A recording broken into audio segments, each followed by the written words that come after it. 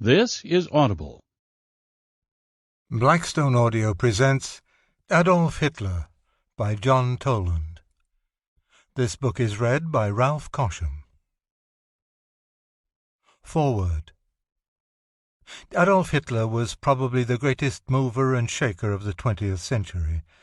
Certainly no other human disrupted so many lives in our times or stirred so much hatred. He also inspired widespread adoration and was the hope and ideal of millions. The passage of more than 30 years since his end has done little to alter the perspective of either enemies or true believers.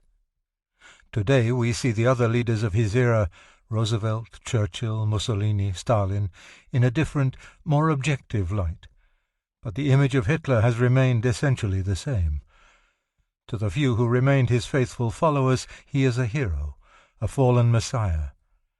To the rest he is still a madman, a political and military bungler, an evil murderer beyond redemption whose successes were reached by criminal means.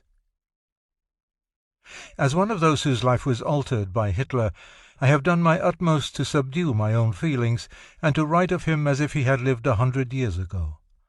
I interviewed as many as possible of those who knew Hitler intimately, both worshippers and deriders.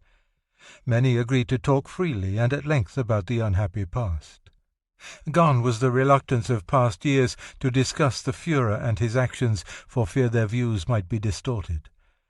I conducted more than 250 interviews with his adjutants, Puttkamer, Below, Engel, Gönche, Wunsch and Schulze, his secretaries, Traudl Junge and Gerda Christian, his chauffeur, Kempka, his pilot, Bauer, his doctors, Giesing and Hasselbach, his favourite warriors, Skorzeny and Rudel, his favourite architects, Speer and Giesler, his first foreign press secretary, Hanfstengel, his military leaders, Manstein, Milch, Dönitz, Manteuffel and Warlimont, the women he most admired, Leni Riefenstahl, Frau Professor Trost and Helene Hanfstengel.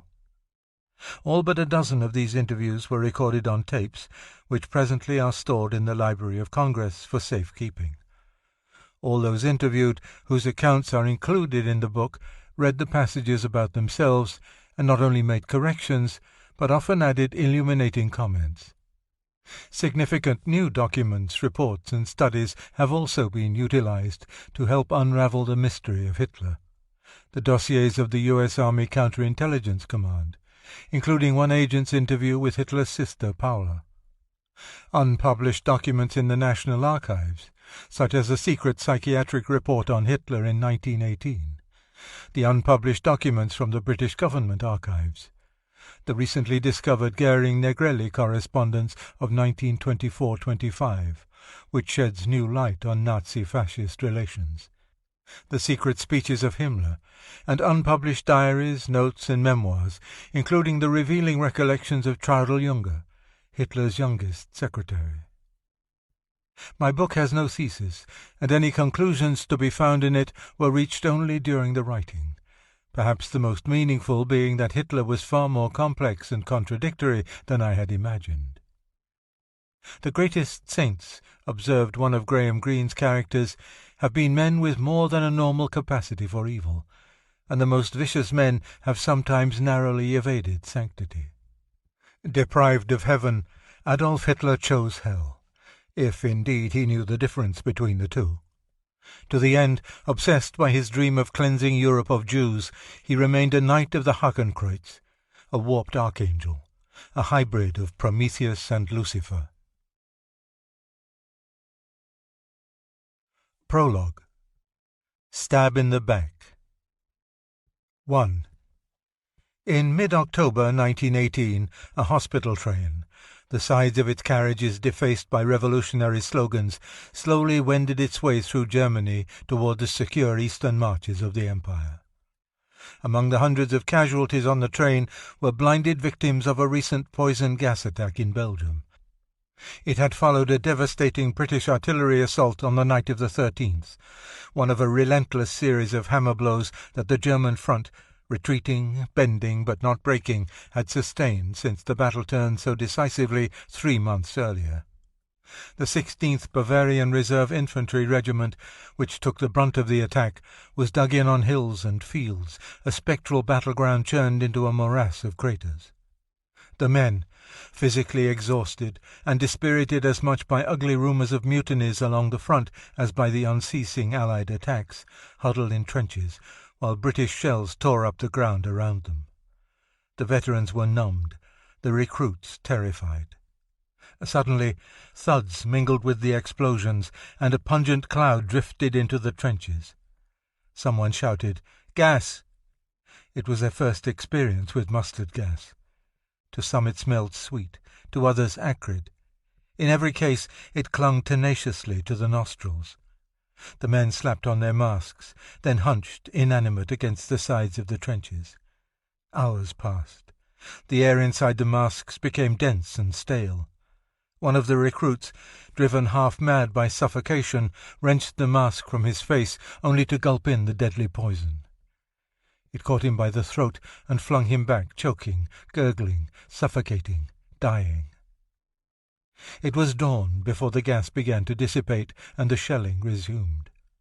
The men tore off the masks and gulped in the morning air. It was still stinking of the stuff, writes one, and reeked again of high explosives, but to us it was the very breath of heaven. The relief was short-lived. In that cruel and unpredictable pattern calculated to reduce the enemy to madness, gas bombs again mingled with high explosives. Those too slow in putting on their filthy masks keeled over and died, as the young recruit had. Those who escaped with their lives were painfully blinded. All but one, who still could see faintly. He suggested to the others that they hang on to each other's coat-tails, as he attempted to lead them to safety. Thus they stumbled in goose file, the half-blind leading the blind, until they reached a first-aid station. Among the men thus rescued from a choking death was a 29-year-old Gefreiter, corporal, named Adolf Hitler. Still blinded as the train carried him eastward, Hitler was in a state bordering on collapse. Like the other victims, his eyes were swollen, his face puffed up. The voices of these men were ghost-like, without timbre, and they irritably rejected the care of their nurses. They would not allow their inflamed eyes to be treated. They would not eat. In vain the doctors told them that they would soon regain their vision. These men had been deceived too long. They wanted only to lie still and moan and be delivered from pain, even if by death. This wounded and demoralized corporal, who 15 years later would be the leader of the Reich, was not yet aware of the magnitude of Germany's defeat. 4 years earlier, as the first great German offensive rolled over Belgium, French and British resistance, Hitler's regiment had first been blooded in battle in that same area, losing an almost inconceivable 80% of its personnel in less than a week. To the ardent Hitler, these losses, far from discouraging, had been proof of the fighting spirit of German troops. He wrote to his Munich landlord, "With pride I can say our regiment handled itself heroically from the very first day on. We lost almost all our officers, and our company has only 2 sergeants now. On the 4th day, only 611 were left out of the 3,600 men of our regiment." Many Germans in those early days shared this exultant view of Teutonic heroism. But as the months passed, the war degenerated into deadlocked trench warfare, the armies facing each other across a scarred no-man's land, clashing as one or the other tried to effect a breakthrough, counting advances in a few miles or even yards, with casualties in the millions. The early mood of enthusiasm faded. Defeatism and despair corroded the morale of the men who lived rat-like in their dugouts and trenches. Hunger and misery stalked the homeland, as the British blockade cut off the flow of essentials to the German people. As the war extended into its 3rd and then 4th year, the soldiers' thoughts turned from victory to survival. They would assail the stupidities of their high command and the futility of further fighting. Hitler was one of those few who scornfully rejected such defeatist talk. Despite repeated acts of heroism, he was still a corporal, but was not distressed by this lack of recognition. He railed at his comrades, particularly the youthful recruits who brought with them the poison of the hinterland. And if anyone argued with him, he would, according to one comrade, become furious, and then jam hands into his pockets and pace back and forth with long strides, abusing the pessimists. And perhaps the pessimists were wrong after all. As 1918 dawned, the Germans, after nearly 4 years on the defensive, were poised to return to the attack. For the Western Front was stalemated. On all the other battlefields, German arms had conquered. Serbia, Romania, and finally Russia had succumbed, the last one as much to revolution as to the German assaults. The peace treaty with the new Soviet regime had put the Germans in command of the vast Ukrainian plain, the breadbasket of Europe. And over 1 million men released by the collapse of enemy resistance in the east now streamed into France to bring the deadlocked issue of the Western Front to a decision. The Emperor's Battle, as General Erich Ludendorff, the junior but dominant member of the German High Command, called it, was at hand. Throughout the spring, in 4 mighty assaults, the Germans forced first the British and then the French to retreat. The British, with backs to the wall, were ordered to fight to the last man. When the final big battle began on July 15th near the city of Reims, both sides were aware that the outcome of the war was at stake.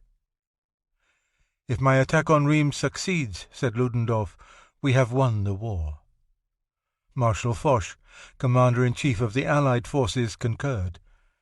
"If the German attack at Reims succeeds," he was reported to have said, "we have lost the war." The attack failed. No German reserves were left. The Allies, on the other hand, were fortified not only by fresh American divisions, but by supplies and provisions streaming from the United States. In the German army, desertions multiplied. Everywhere there was talk of mutiny and revolt, and when the British launched a surprise attack near Amiens in early August, the German lines caved in practically without resistance. The Kaiser's men surrendered en masse, at times to a single enemy infantryman. Retreating men shouted to reinforcements coming up to the front, "Strikebreakers!" Yet it was not the end. The Germans retreated, but the line held. For every defeatist, there still were hundreds of soldiers ready to do their duty. But at home, faith was fading. There were numerous strikes, and everywhere in the cities radical socialists were talking revolution. To stout spirits like Hitler, the secure and unmolested home front, its laggards, its profiteers, its malingerers, its traitors, its Jews who had no love or respect for the German fatherland, had betrayed the fighting front in its gravest hour. In fact, it was Ludendorff who lost his nerve and pressed the civilian government for an armistice. Even at this late hour, the ardent spirits like Hitler were convinced that some solution, if not victory, was possible, so long as resistance continued. The front had not broken, and was retreating in an orderly fashion. It was these profiteers, these malingerers, these Jews who would bring defeat from within. 2. The tragedy to which Hitler was a blinded witness, the collapse of the authority which he held in such unquestioning respect, would eventually open the road for his own astounding rise to power. The world he had known was one ruled by the elite, the descendants of ancient royal houses. High state offices, diplomatic posts, army commissions were all held by men of ancient lineage, aristocrats of superior breeding and education. The war had changed all that. In the trenches, men of high and low births fought side by side. The depleted ranks of noble officers were gradually filled with commoners. Throughout Europe, royalty was clinging to hollow power. From the untitled masses were emerging men like Hitler, who would come to wield the substance of power, men of common and often vulgar beginnings, riding the relentless wave of popular revolt against a war which had demanded sacrifices for goals no one could define. As the train took Hitler to a hospital in the Pomeranian town of Pasewalk, his own pain and despair obliterated any such aspiration. But after several weeks of medical treatment, he began to regain his sight. Inflammation of the mucous membrane and swelling of the eyelids had receded. The piercing in my sockets began to diminish, and, Slowly I succeeded in distinguishing the broad outlines of things about me. With sight came an end to depression and the mental instability that had required special treatment from a consulting psychiatrist, Professor Edmund Forster, chief of the Berlin University Nerve Clinic. Little was known about mustard gas, and Hitler's inexplicable recovery confirmed Dr. Forster in his diagnosis of the blindness as hysteria. In fact, the patient had experienced the usual symptoms of moderate mustard gas poisoning: burning, swelling, moaning, depression, and recovery in several weeks. Sight also brought Hitler hope and renewed interest in the events of the day. Berlin itself was in a state of virtual siege, as the new chancellor urged the Kaiser to abdicate so that an armistice could be signed. Hitler had heard stories of rebellion throughout Germany, but discounted them as rumour, until a delegation of Red German sailors burst into his ward early that November in an attempt to convert the patients to the revolution. Hitler's detestation of Bolshevism was heightened by the fact that 3 of the leaders were young Jews, none of whom, he was sure, had been at the front. Now they raised the red rag in the homeland. Indignation was followed by shock. Hitler took to his bed. I lay there broken with great pains, although I did not let on how I felt, for it was repugnant to me to cry out at a time when you could feel that the collapse was coming. A little later, on November 9th, a dignified elderly pastor arrived at Pasewalk Hospital to confirm news of the uprisings. Revolution had even broken out in Munich. The patients were gathered in a little hall, and the pastor, so Hitler recalled, seemed all a-tremble as he informed us that the House of Hohenzollern should no longer bear the German imperial crown, that the fatherland had become a republic. As the aged speaker eulogized the services rendered by the Hohenzollerns, he began to sob gently to himself. In the little hall the deepest dejection settled on all hearts, and I believe not an eye was able to restrain its tears. The pastor went on to say that the war must now be ended, that all was lost, and they had to throw themselves upon the mercy of the victorious Allies. To Hitler the revelation was intolerable. It became impossible for me to sit still 1 minute more. Again everything went black before my eyes. I tottered and groped my way back to the dormitory, threw myself on my bunk, and dug my burning head into my blankets and pillow. It was the first time he had wept since, standing at his mother's grave 11 years earlier, she had died in agony of cancer, in the churchyard of the Austrian village of Leonding. He had borne the fear of blindness in dull silence, endured the loss of so many good comrades. But now I could not help it. Only now did I see how all personal suffering vanished in comparison with the misfortune of the fatherland. Out of his black despair came a decision. The great vacillation of my life, whether I should enter politics or remain an architect, came to an end. That night I resolved that, if I recovered my sight, I would enter politics. There was no medical reason for Hitler's second blindness, and Dr. Forster was reinforced in his initial conclusion that his patient was definitely a psychopath with hysterical symptoms. Hitler, however, was convinced that he was permanently blind. The shame of Germany's surrender on November 11th in the forest of Compiègne overwhelmed him. Life seemed unbearable, but that night or the next, Hitler was abruptly delivered from his misery as he lay in despair on his cot by a supernatural vision, perhaps deliberately induced by Dr. Forster.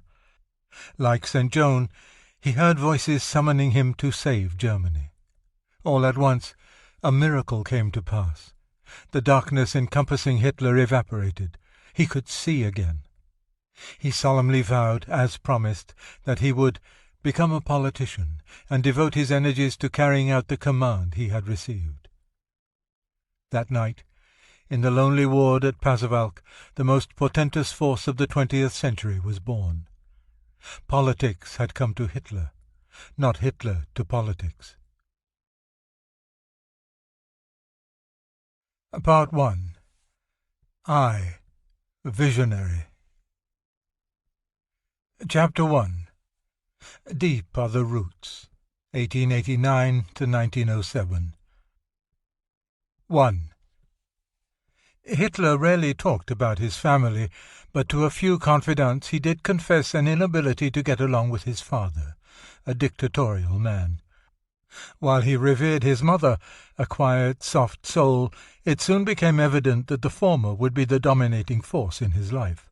Both parents came from the Waldviertel, a rural area of Austria northwest of Vienna, not far from the present Czechoslovakian border, and, according to one member of the family, there was Moravian blood in the line. Hitler was an unusual name for an Austrian, and quite possibly it was derived from the Czech names Hidlar or Hidlarczyk. Variants of these names had appeared in the Waldviertel since 1430, and changed from Heidler to Hitler to Hitler. In 1650, a direct ancestor of Adolf Hitler on his mother's side was called Georg Hiedler. His descendants occasionally spelled their name Hüttler and Hitler. In those days, spelling was as unimportant and erratic as in Shakespearean England.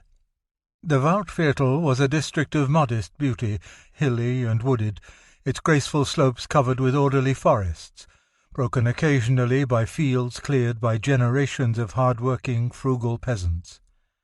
Hitler's father was born on June 7, 1837, in the village of Strones. His mother was a 42-year-old unmarried woman, Maria Anna Schicklgruber. Strones was too small to be a parish, and so the baby was registered in Dollersheim as Alois Schicklgruber, illegitimate. The space for the father's name was blank, generating a mystery that remains unsolved. He probably was a man from the neighborhood. There is the slight possibility that Hitler's grandfather was a wealthy Jew named Frankenberger, or Frankenreiter, that Maria Anna had been a domestic in this Jewish household at Graz, and the young son had got her pregnant. When Alois, as his name would be spelled henceforth, was almost 5, Johann Georg Hiedler, an itinerant mill worker from nearby Spital, married Maria. But her little son continued to have a blighted family life. She died 5 years later, and the stepfather apparently resumed his drifting. Alois, consequently, was brought up by Hiedler's brother Johann Nepomuk at house number 36 in Spital. This farmhouse and the one next door would play an important role in the life of young Adolf Hitler, for here, in this isolated village, he spent half a dozen pleasant summer holidays.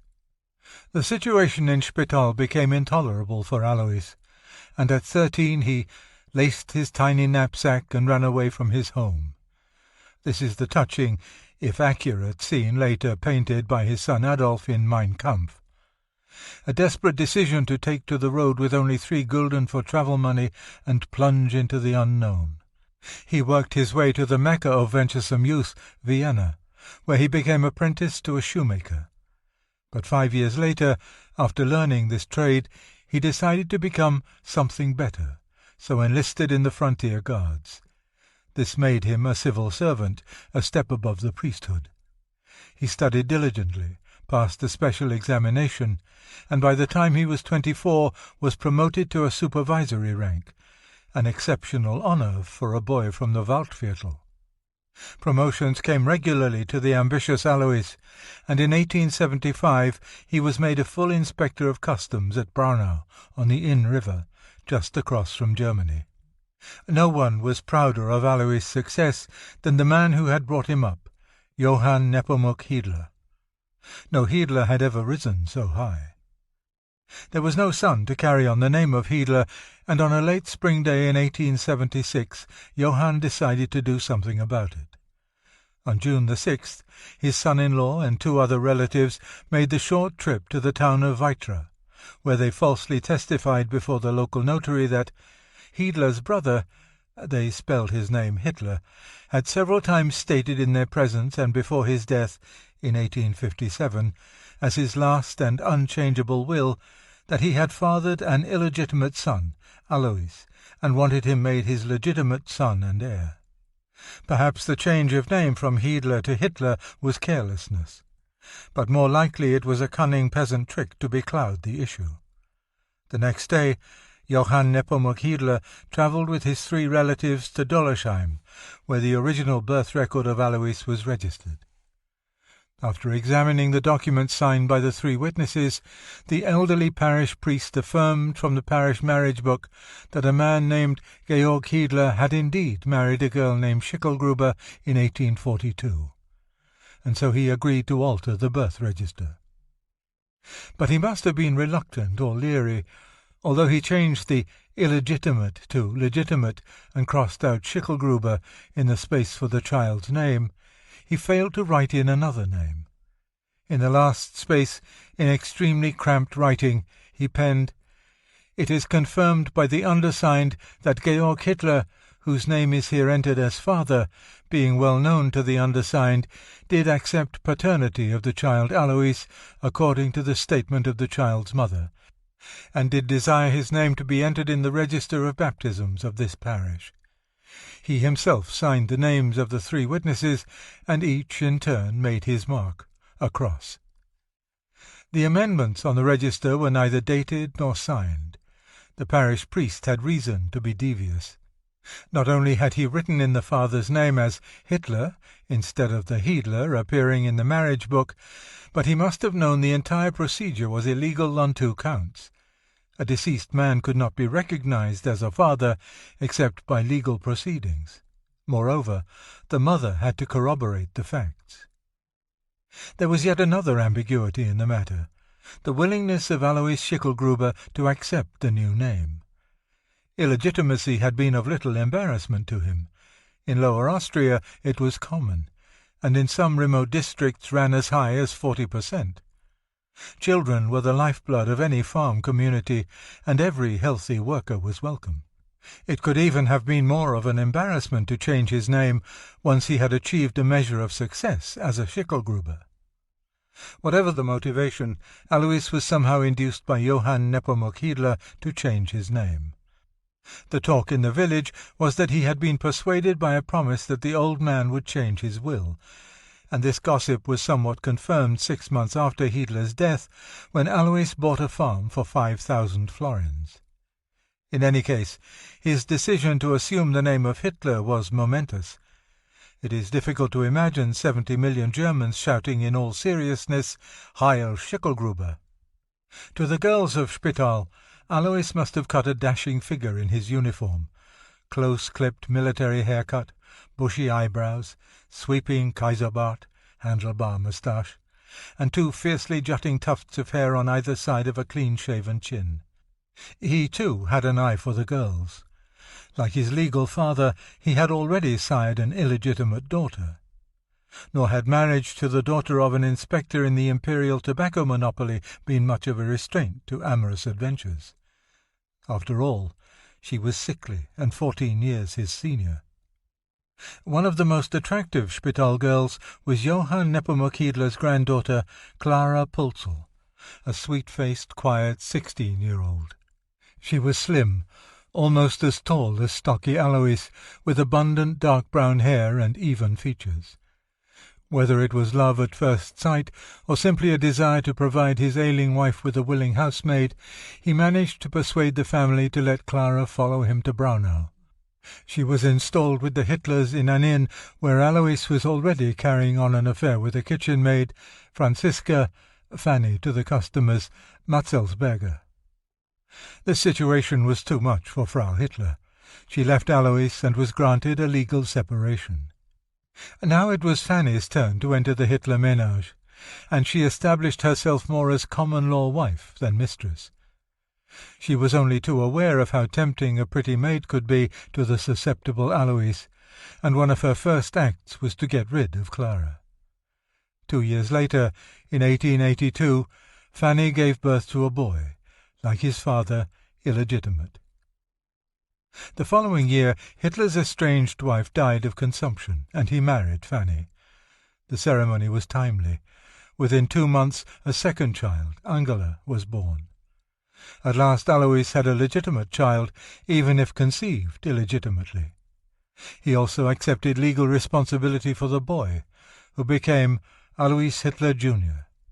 Fanny, restored to respectability, was no happier since Alois Senior once more showed signs of wandering affections. Like her predecessor, she contracted a serious lung ailment and was forced to leave Braunau for the country air of a nearby village. Since this left Alois alone on the top floor of the Pommer Inn with 2 infants, it was only logical for him to seek help from his attractive niece. Once more the compliant Clara was installed in the Pommer Inn, and this time she became housemaid, nursemaid, and mistress. Adolf Hitler's mother-to-be was such a good-hearted girl, she also did her best to help restore Fanny to health, visiting her frequently.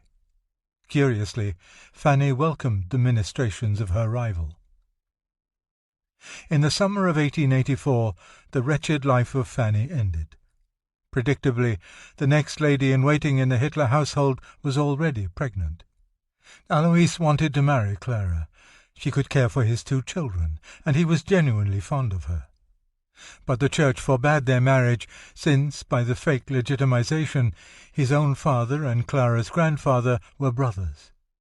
Alois appealed to the local priests for a special dispensation from Rome. It was granted within the month, undoubtedly because of Clara's pregnancy. And at the first possible moment, on the morning of January 7, 1885, Alois and his niece were married at the Pommer Inn. Present were the 2 children, Alois Jr. and Angela, and 3 witnesses, Clara's younger sister Johanna and 2 customsmen. Their new maid had taken care of all the arrangements. In her enthusiasm she overheated the parlour, and throughout the ceremony Alois teased her for it. There was no honeymoon, and after a simple meal Alois returned to the custom station. Before noon, as Clara later wistfully recalled, my husband was already on duty again. Remarkably, the untidy private life of Alois had never interfered with his professional duties. He continued to be an efficient and honest public servant, esteemed by colleagues and superiors alike. He held himself in the same high esteem, although his local reputation was not good. Extramarital affairs in such a small town inevitably became common gossip. Among the ugly rumours was one that he had bought a coffin for his first wife while she was still alive. Clara flourished in her new role as housefrau. She was a model housekeeper and completely devoted to Alois Jr. and Angela, treating them as if they were her own. 4 months after the ceremony she gave birth to a son, and within 2 years to a girl and another boy. The youngest died within a few days of birth, and shortly afterward both of the older children contracted diphtheria and succumbed. The tragedy was hard for Clara to bear. Fortunately, she had an outlet for her affections in Alois Jr. and Angela, but relations with her husband were strained. From the first, she had regarded Alois as a superior being, and the road from housemaid to mistress to wife was so complicated for a simple girl from Spital that she still addressed her husband as uncle. The death of 3 children apparently affected her regular rate of pregnancy, and it was not until April 20th, 1889, that the 4th child was born.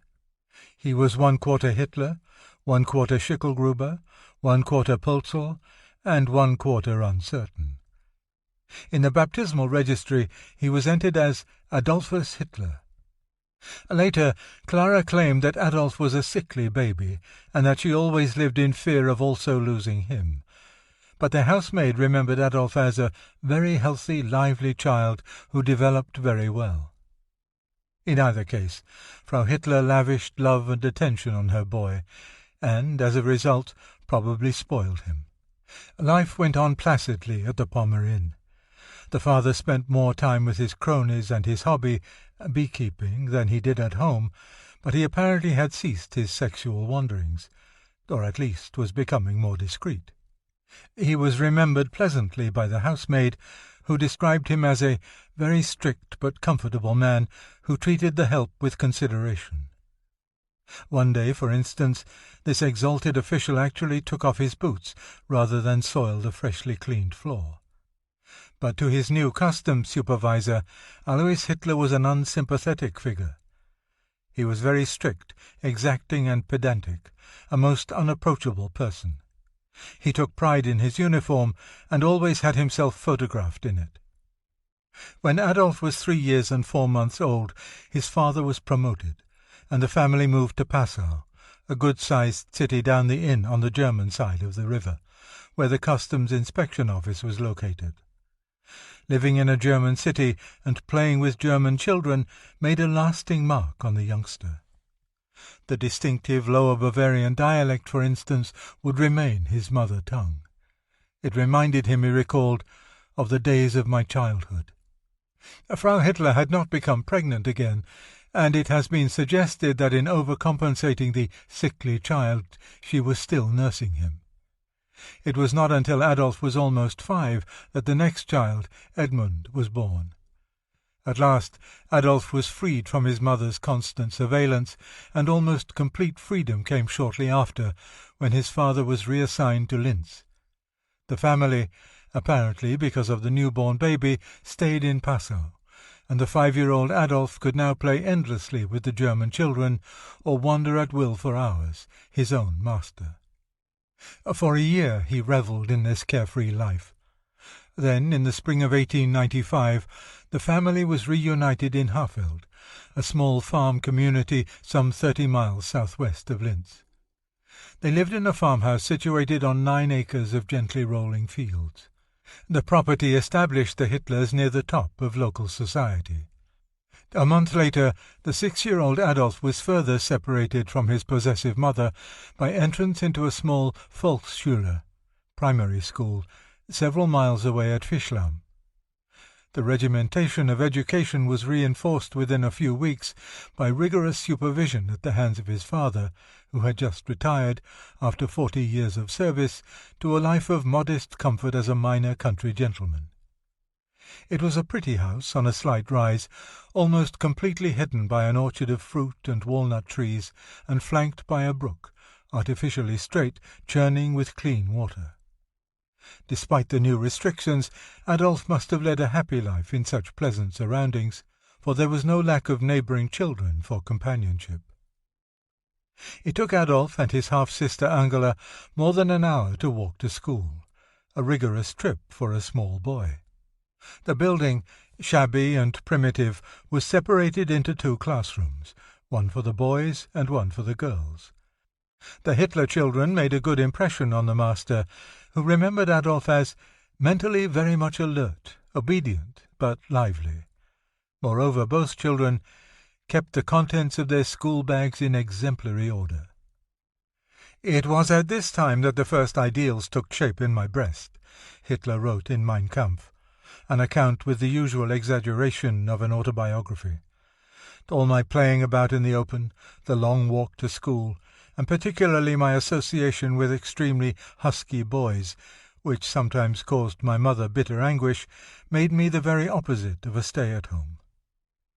Even at this age he could express himself vocally, and before long he became a little ringleader. In the months to come, his position at home became increasingly difficult. Retirement was proving to be a drudgery for Alois, since he had no talent for farming. To add to the aggravation, another child, Paula, was born in the late fall of 1896. With 5 children, including a crying infant in the cramped quarters, Alois probably drank more heavily than usual, and certainly became quarrelsome and irritable. His main target was Alois Jr. For some time the father, who demanded absolute obedience, had been at odds with the son, who refused to give it. Later, Alois Jr. complained bitterly that his father frequently beat him unmercifully with a hippopotamus whip. But in the Austria of those days, severe beatings of children were not uncommon, being considered good for the soul.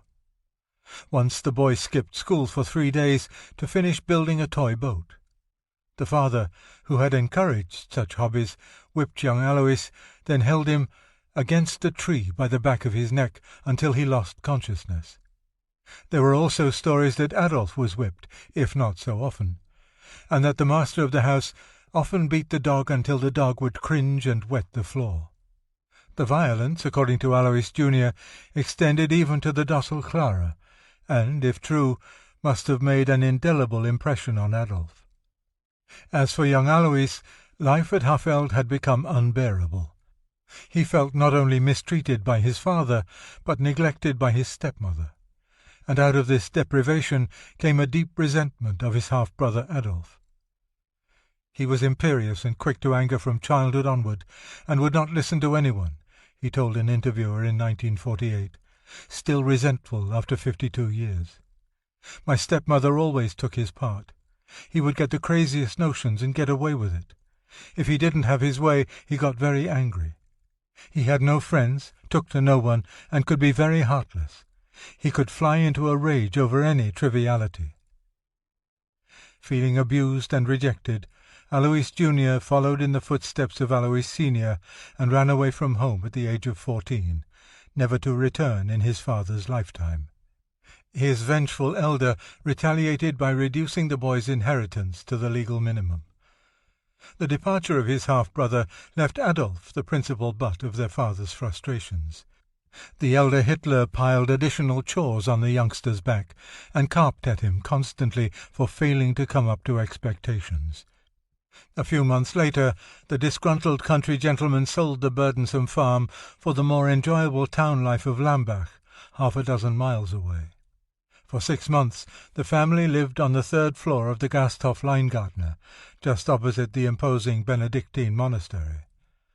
Freed from farm chores, Adolf's existence also became more palatable, and he did well at the modern school. His marks were excellent, and in the last quarter of the school year, 1897-98, he had 12 ones, the highest grade. He also had a good natural singing voice, and on certain afternoons attended the choir school at the monastery, under the tutelage of Padre Bernhard Gröner. On the way he had to pass by a stone arch in which was carved the monastery's coat of arms, its most prominent feature a swastika. At this time he became intoxicated with that solemn splendour of brilliant church festivals. The abbot became his idol, and he hoped to join the church himself, one aspiration that curiously met his anti-clerical father's approval. Adolf later told Frau Helene Hanfstengel that, as a small boy, it was his most ardent wish to become a priest. He often borrowed the large kitchen apron of the maid, draped it about his shoulders in vestment fashion, climbed on a kitchen chair, and delivered long and fervent sermons. His devout mother would certainly have welcomed such a career, but Adolf's interest in things priestly ended as quickly as it began. Before long he was caught smoking. The family was now living in pleasant quarters on the 2nd floor of a spacious house connected to a mill. It was an ideal headquarters for the venturesome boy, providing him with a variety of arenas for his favourite game of cowboys and Indians. To the couple who owned the mill, Adolf was a little rogue, rarely at home but always where something was happening, usually as the leader in raids on pear trees and other pranks. When the wild boy did come home, his trousers were torn, his hands and legs scratched and bruised from his adventures. Lambach proved to be as dull as the farm to the restless Alois, and in 1899 he bought a snug house across from the cemetery wall in Leonding, a village on the outskirts of Linz. The house was no larger than usual, but the location was far more to Alois' taste. Leonding had 3,000 inhabitants, and took on an air of civilization from its proximity to Linz, with the latter's theatres, opera house, and imposing government buildings. The local companionship was more congenial. With Alois Jr. gone from home, it was Adolf who bore the brunt of the father's discipline. It was he, recalled Paula Hitler, who challenged my father to extreme harshness, and who got his sound thrashing every day. He was a scrubby little rogue, and all attempts of his father to thrash him for his rudeness and to cause him to love the profession of an official of the state were in vain. How often, on the other hand, did my mother caress him, and try to obtain with her kindness where the father could not succeed with harshness. In a show of rebellion, Adolf decided to run away from home.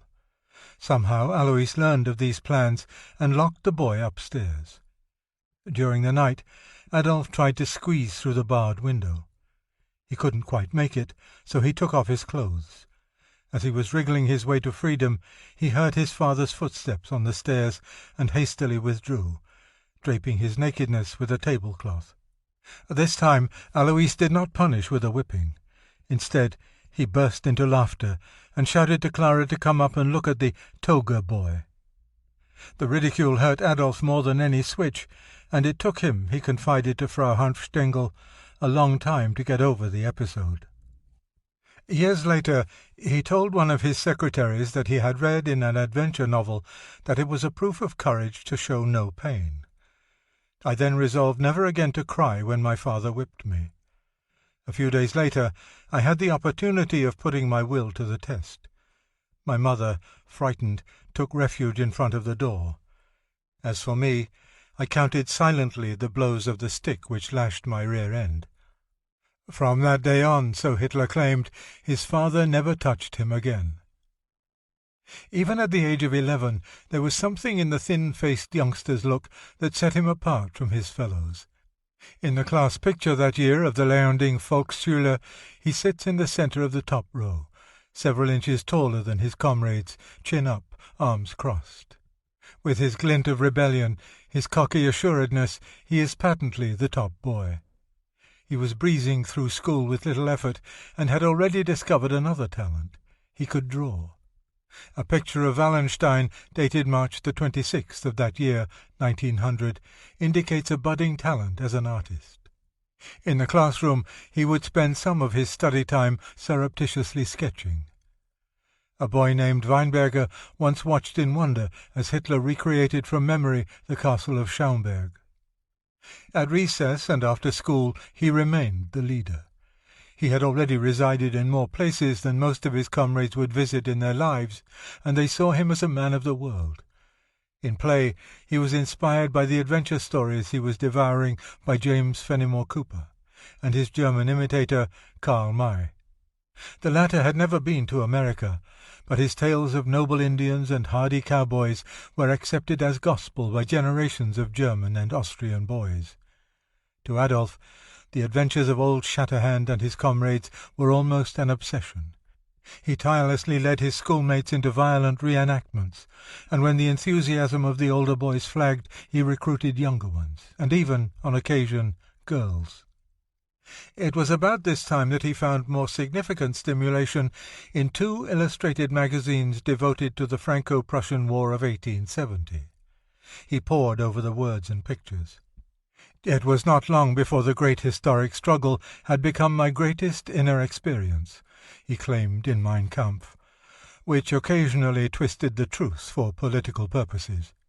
From then on, I became more and more enthusiastic about everything that was in any way connected with war, or, for that matter, with soldiering.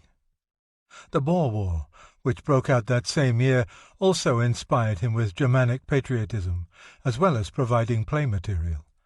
For hours he led his Boers into hot battle against those unfortunate ones who had to portray the English. Often he would become so involved that he kept his father waiting an hour or so for the tobacco he was supposed to pick up at the store. The result, recalled Weinberger, was a hot reception at home. These adventurous days perhaps helped shape the course of Hitler's career. Woods and meadows, he once wrote, were the battlefields on which the conflicts which exist everywhere in life were decided. That year, 6-year-old Edmund died of measles. 4 deaths were almost too much for Clara to bear, and, with Alois Jr. gone, there was only one son to carry on the family name. Coming as Adolf was completing his last year at the Volksschule, this latest domestic tragedy heightened the conflict between father and son. Alois wanted the boy to follow his example and try to inspire him with stories from his own life as a civil servant. His son yearned to be an artist, but for the time kept this revolutionary plan to himself, and, without argument, accepted his father's plan for the next step in his education. He was eligible to enroll either in a gymnasium, which placed emphasis on classical education and prepared a student for university, or in a Realschule, which was more technical and scientific. The practical Alois decided on the latter, and Adolf acquiesced, since such a school also had a course in drawing. The nearest Realschule was in Linz, and on September 17, 1900, he set out for the first time, green rucksack on his back. It was a long trip, more than 3 miles, and halfway there he could see the city lying below him, flanked by the Danube River. It must have been a magic yet formidable sight to a boy raised in villages and small towns. There, on a rise, jutted the famous Kernberg Castle, where the Nibelungenlieder were said to have been composed. Below stretched a forest of church spires and clusters of impressive buildings. His road wound down a steep hill to the heart of the city, and the Realschule, a gloomy 4-story building on a narrow street. Utilitarian and forbidding, it looked more like an office building than a school. From the beginning, Adolf did poorly. No longer the leader, the brightest, the most talented, he was overwhelmed by his surroundings. The other students tended to look down on boys from a country suburb, and the personal interest and attention he had received from teachers in the smaller schools were not to be found in such a large institution. In that year's class picture he again was perched on the top row, but gone was the cocky Adolf.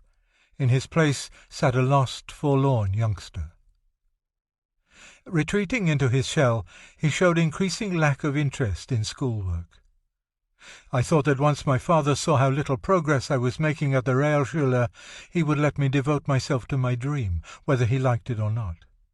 This explanation in Mein Kampf could be either an excuse or a reason for his failure to be promoted because of deficiencies in mathematics and natural history.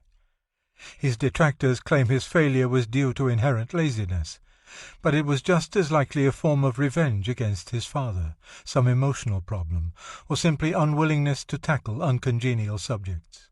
The next year, however, Adolf changed tactics and showed a marked improvement in the classroom. Older than his mates, he once more became the leader.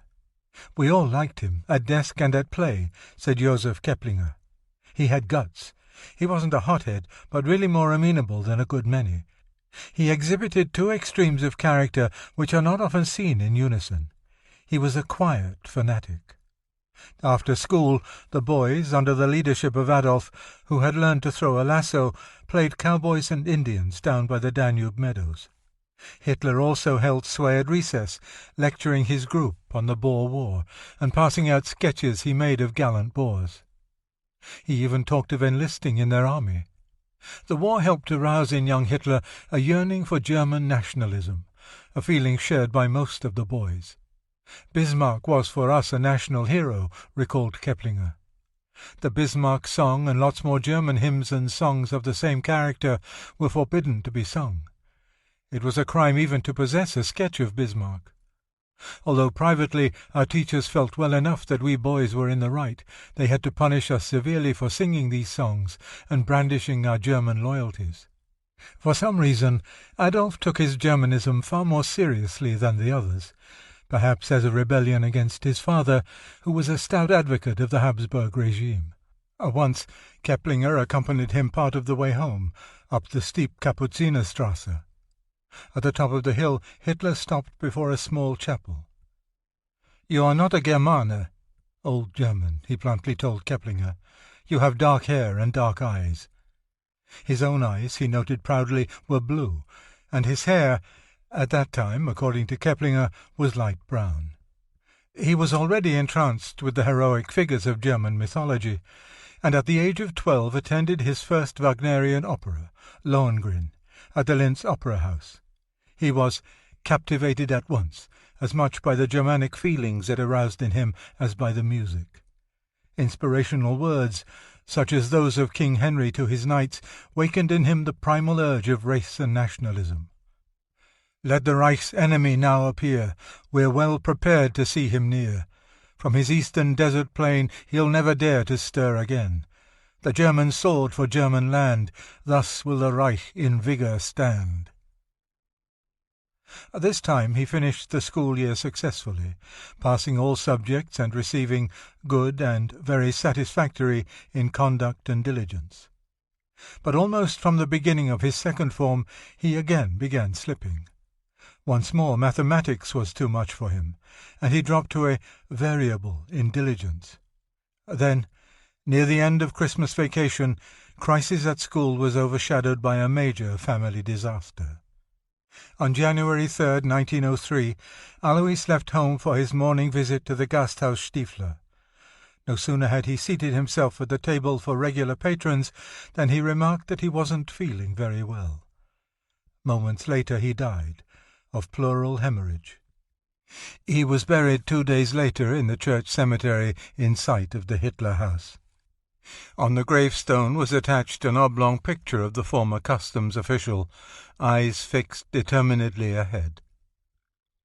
The sharp word that fell occasionally from his lips could not belie the warm heart that beat beneath the rough exterior, read the commendatory obituary notice in the Linz Tagespost.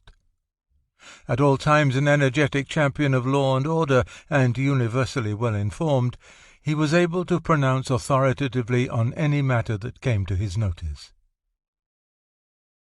2. Contrary to popular belief, Alois did not bequeath his family a life of penury. At the time of his death, he was receiving a pension of 2,420 kronen, a sum considerably more substantial than that received, for example, by the principal of a Volksschule. The widow was granted half of this amount, as well as a lump sum equivalent to a quarter of 1 year's pension. In addition, each child would receive 240 kronen annually until its 24th birthday or until it becomes self-supporting, whichever shall be the earlier. The remarkable change in the little house was the absence of tension. Gone was the authoritarian shadow cast by Alois. Adolf, almost 14, was the man of the family. Clara attempted to carry out the wishes of her husband concerning the boy, but her only weapon was entreaty. Needless to say, this was no deterrent to Adolf's dream. Whenever anyone asked what he was going to be, the answer was invariably, a great artist. Even the gentle influence of his mother was diminished at the beginning of the spring term, when Adolf was permitted to room in Linz, so that he wouldn't have to endure the long daily trip to school. He was installed in the home of an elderly lady, Frau Zekira, with 5 other schoolboys. Here he became known for his reserve, always using the formal Sie, not only with his landlady, but with his peers. While this change of locale did little to improve his low standing in school, it did give him more time for drawing and reading. According to Frau Zekira, he used an inordinate amount of candles for night work. Once she found him bent over a map which he was decorating with coloured pencils. "Why, Adolf, what on earth do you suppose you are doing?" she asked. The curt answer was, "Studying maps." The desultory school year ended with a failure in mathematics, and Frau Hitler was informed that her son would again have to repeat a year unless he passed the special examination in the fall. This cast only momentary gloom on the household, for that summer they were all invited to Spital for a vacation. With 2 large old-fashioned trunks filled with clothes and dishes, the Hitlers set off by train for the country. They were met in Weitra by Clara's brother-in-law, Anton Schmidt, who drove them to the tiny settlement of Spital in his ox-cart. It was a pleasant summer. Clara found companionship and sympathy in her family, and Adolf, who contrived to avoid work in the fields, would occasionally play with the Schmidt children. Once he made them a large dragon kite, with a long colourful tail from different coloured paper, which rose beautifully in the air. But more often he spent his time reading and drawing. The last 2 pursuits already had marked him as a peculiar youngster. He preferred living in his own dream world. When it rained, Adolf was forced to stay in the children's room. On such occasions, recalled Maria Schmidt, he often paced up and down, or drew or painted, and was very angry if he was interrupted. He pushed me out of the room, and if I cried outside, he tried to get his mother to give me some tea or something else. We often teased Adolf Hitler, and threw something against the window when he was inside, whereupon he quickly jumped out and chased us. Shortly after the return to Leonding came another change in the family. Angela, a jolly person who enjoyed life and loved to laugh, married a Linz tax official, Leo Raubel. Adolf intensely disliked Leo, and later claimed he drank too much and gambled. But the youngster probably objected more to the fact that his new brother-in-law, a civil servant, heartily disapproved of art as a profession. Adolf had succeeded in passing his make-up exam and was now involved in the demanding work of the third form. His most difficult subject was French, which he would condemn years later as a complete waste of time. Professor Humer, the French teacher, had mixed feelings about young Adolf. He had definite talent, though in a narrow field, he recalled. But he lacked self-discipline, being notoriously cantankerous, wilful, arrogant, and irascible.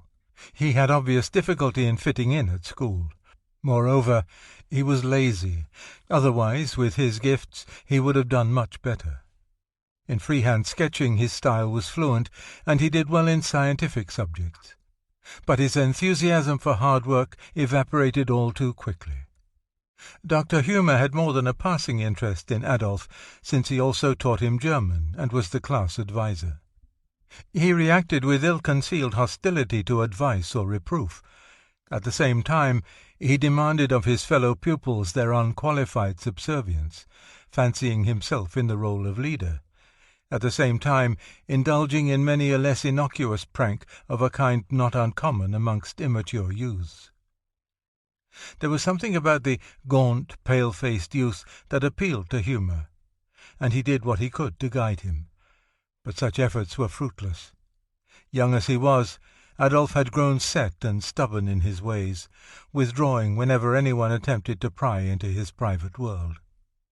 The history professor, Leopold Putsch, did manage to make an impression on the secretive youngster. Adolf was fascinated by his lectures on the ancient Teutons, which were illustrated by coloured slides.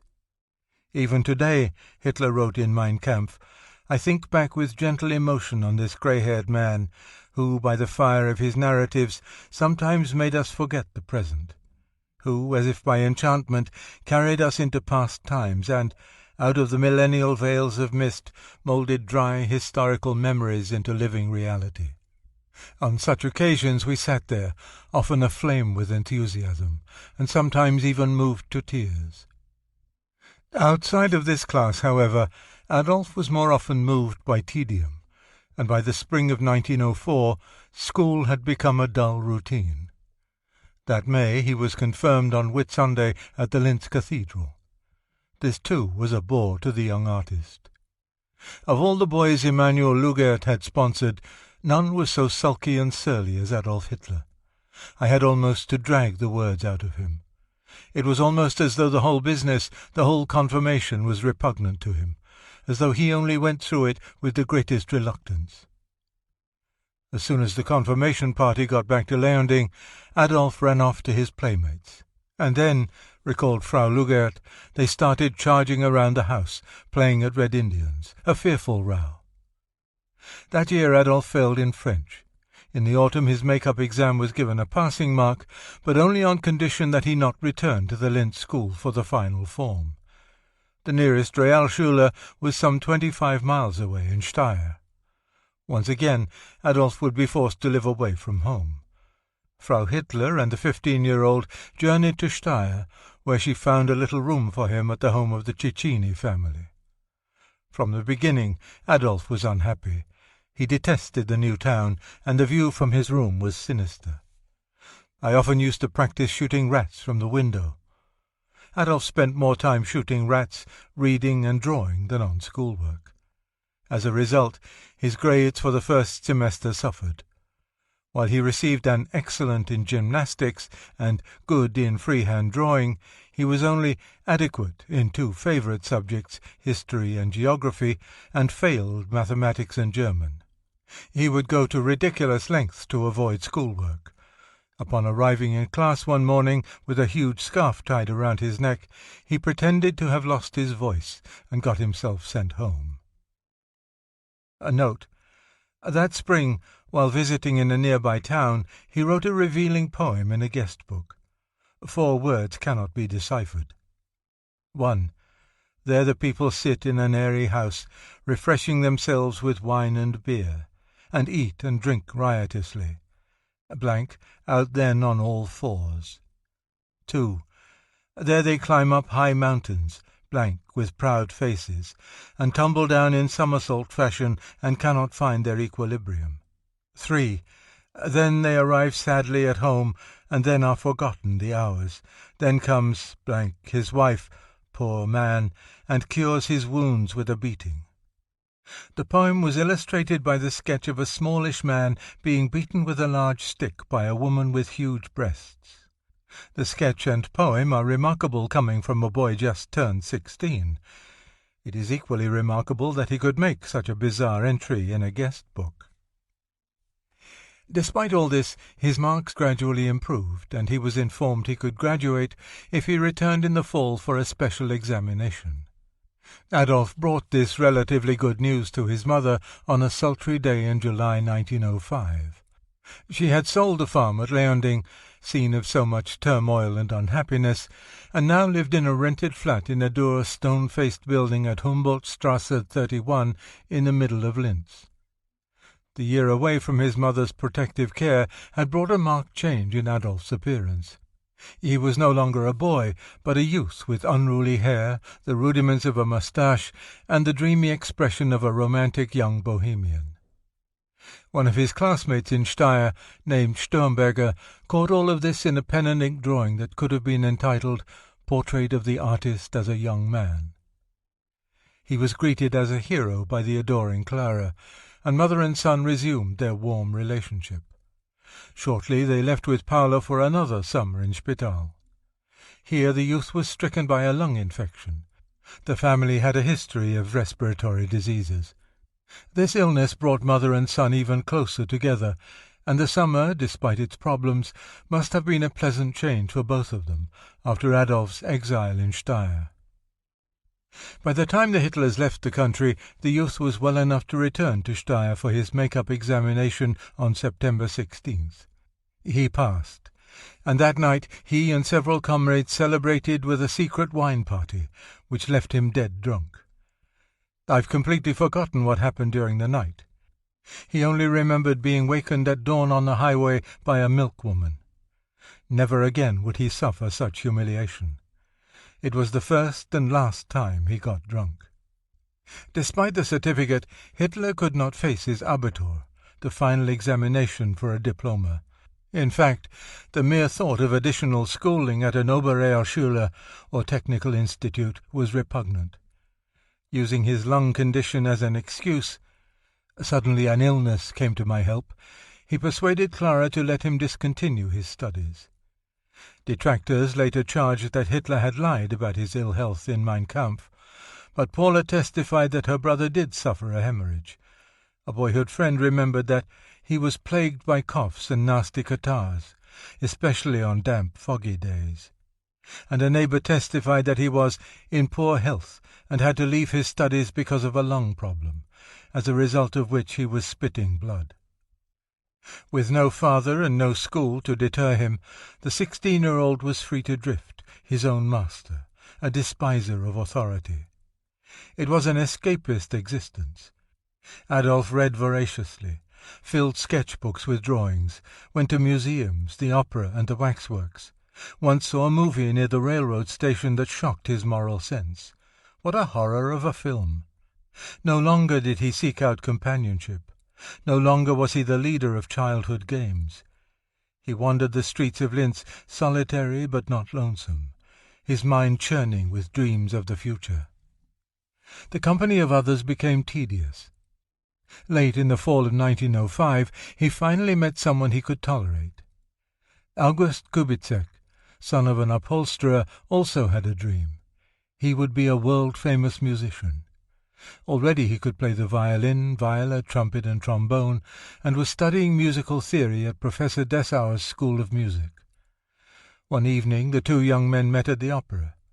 Kubizek noted that Hitler was reserved, meticulously dressed. He was a remarkably pale, skinny youth, about my own age, who was following the performance with glistening eyes. Kubitschek himself had a sensitive look, and with his high forehead, curly hair, and dreamy eyes, seemed destined for an artist's life. Together, Adolf and Gustl, Hitler refused to call his new friend August, began attending almost every opera performance. Other nights they would stroll along the Landstrasse, Adolf twirling his ever-present black ivory-handled cane. Once Kubitschek got up the nerve to ask his uncommunicative companion if he worked. "Of course not," was the gruff reply. A bread-and-butter job was not for him. Since Hitler did not like talking about himself, their conversation centered on music and art in general. One day, however, Adolf abruptly drew out a black notebook to read a poem he had just written. A little later he showed his new friend several drawings and designs, then confessed he was going to be an artist. Determination at such an age impressed Kubitschek. I was thrilled by the grandeur which I saw here, and from that moment his admiration for Hitler approached hero worship. Although his recollections, consequently, are often exaggerated and sometimes even fictionalized, no comrade knew the young Hitler so intimately. While the two had much in common, they were of conflicting temperaments. Kubitschek considered himself adaptable and therefore always willing to yield, while Hitler was exceedingly violent and high-strung. These differences only solidified the friendship. Kubitschek, a patient listener, relished his own passive role, for it made me realize how much my friend needed me. Hitler warmed to such a sympathetic audience and would often make speeches, accompanied by vivid gestures for my benefit alone. These orations, usually delivered when they were walking through the fields or on some deserted woodland path, reminded Kubitschek of an erupting volcano. It was like a scene on the stage. I could only stand gaping and passive, forgetting to applaud. It took some time before Kubitschek realized his friend was not acting but was in dead earnest. He also discovered that all Hitler could stand was approval, and Kubitschek, enthralled more by Adolf's oratory than by what he said, readily gave it. On fair days during this seminal period, the two young men would occupy a bench on the Turmleitenweg, where Adolf read, sketched, and painted watercolours, or they would perch themselves on a rock ledge far above the Danube. In such seclusion, Hitler poured out hopes and plans, giving his vivid imagination free rein. It was no one-sided relationship. Adolf seemed to know exactly how Kubitschek felt. He always knew what I needed and what I wanted. Sometimes I had a feeling that he was living my life as well as his own. While Adolf was enjoying the carefree existence of a young bohemian dandy, he occupied humble quarters. The apartment on the third floor at Humboldtstrasse was rather pleasant, if restricted. The kitchen, its single window looking out on the courtyard, was small but homey. Paula and Clara slept in the living-room, which was dominated by a portrait of Alois, the personification of the dignified civil servant. The third room, hardly larger than a closet, was occupied by Adolf. Unlike the previous homes, this was a peaceful one, run largely for the young master, whose present each Christmas to his mother was, typically, a theatre ticket. To Clara he was a young prince with slumbering talent, obviously destined for fame, and she resisted the practical suggestions of relatives that Adolf learn a respectable trade so he could contribute to the family income. In the spring of 1906, one of Adolf's dreams was realized. His mother allowed him to visit Vienna, the Mecca of art, music, and architecture. For a month he roamed the romantic old city. He probably stayed with his godparents, Johann and Johanna Prinz, totally enthralled. He kept Gustl posted. "Tomorrow I go to the opera to see Tristan, the day after to Flying Dutchman, etc." he wrote on a 3-sectioned postcard on May 7th. "Even though I find everything very fine, I am longing for Linz again. To the Stadttheater today." A second postcard, sent the same day, pictured the Royal Opera House. Adolf found the interior uninspiring. Only when the mighty waves of sound roll through space and the whistling of the wind yields to the frightful rushing billows of sound does one feel nobility, and forget the golden velvet with which the interior is overloaded. These lines were typical of the budding artist. Atrocious grammar mixed with poetic imagery, grandiose but sensitive sentiments. Adolf returned to Linz more dedicated than ever to a life of art and architecture. He insisted that Gustl share this dream, finally persuading him to go into partnership on a 10-kronen state lottery ticket. Hitler talked endlessly of how their winnings should be spent. They would rent the entire second floor of a large house across the Danube and work in the 2 rooms farthest apart so that Gustl's music should not be a distraction. Adolf himself would furnish every room, create the murals and design the furniture. Their apartment, he daydreamed, would become the headquarters for a circle of dilettantes. There we would make music, study, read, above all learn. The field of German art was so wide, said my friend, that there could be no end to the study of it. There was a final delightful and revealing provision. A lady of exquisite culture would preside over the house as chatelaine. But this educated lady would have to be sedate in temperament and years, in order that no expectations or intentions should be aroused of a kind unwelcome to us. This fantasy, like most, was dissolved by reality. Their ticket did not win. After another uneventful summer vacation in Spital, highlighted by his present of a magic lantern to the Schmidt children, Adolf resumed his existence as a budding artist and dreamer. In early October he began taking piano lessons from Gustl's teacher. Paula recalled her brother, sitting for hours at the beautiful Heitzmann grand piano my mother had given him. No expense was too great for such a son. It was about this time that Hitler revealed himself to Kubizek in a startling new role. It occurred on the evening they first saw Wagner's Rienzi. The story of the hero's rise and fall as tribune of Rome had a curious effect on Adolf. Ordinarily, he began criticizing the performers or musicians once the final curtain dropped. This night he not only said nothing, but rebuked Kubizek to silence with a strange, almost hostile glance. Hitler strode into the street, silent, paler than usual, the collar of his black overcoat turned up against the November chill. Looking almost sinister, he led his puzzled companion to the top of a steep hill. Suddenly he grasped Kubizek's hands tightly. Eyes feverish with excitement, he began speaking in a hoarse, raucous voice.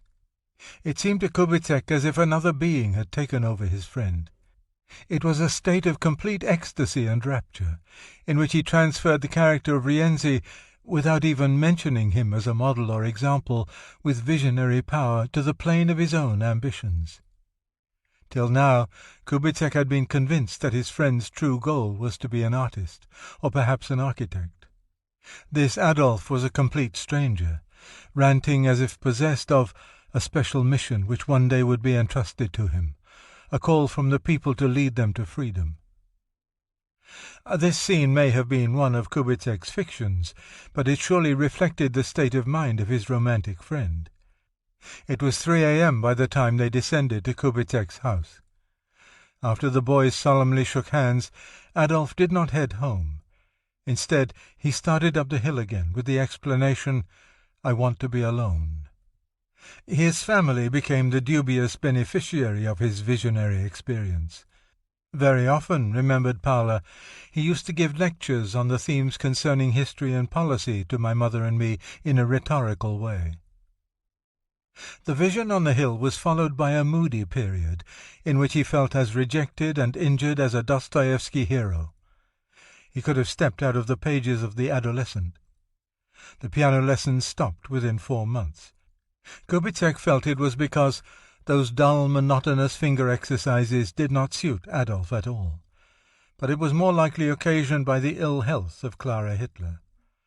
On January 14, 1907, 2 weeks before Adolf's last piano lesson, his mother called on Dr. Eduard Bloch, a Jewish physician known locally as the poor people's doctor. In a quiet, hushed voice, she complained of a pain in her chest. It kept her awake night after night. An examination indicated that Frau Hitler had an extensive tumour of the breast. Dr. Bloch did not tell the patient she had cancer, but the following day he summoned Adolf and Paula. Their mother was a gravely ill woman, and the only hope, and that but a slight one, was surgery. Bloch was touched by Adolf's reaction. His long, sallow face was contorted. Tears flowed from his eyes. Did his mother, he asked, have no chance? Only then did I recognize the magnitude of the attachment that existed between mother and son. The family decided to risk an operation, and Clara Hitler entered the hospital of the Sisters of Mercy in Linz on January 17th. The next day, Dr. Karl Urban removed one of her breasts. By this time Aunt Johanna, a hunchback, irascible but always on hand, had arrived from Spital to keep house for the children. For 19 days Clara recuperated in a third-class ward at 3 kronen a day. She could have afforded more comfortable quarters, but typically economized on herself.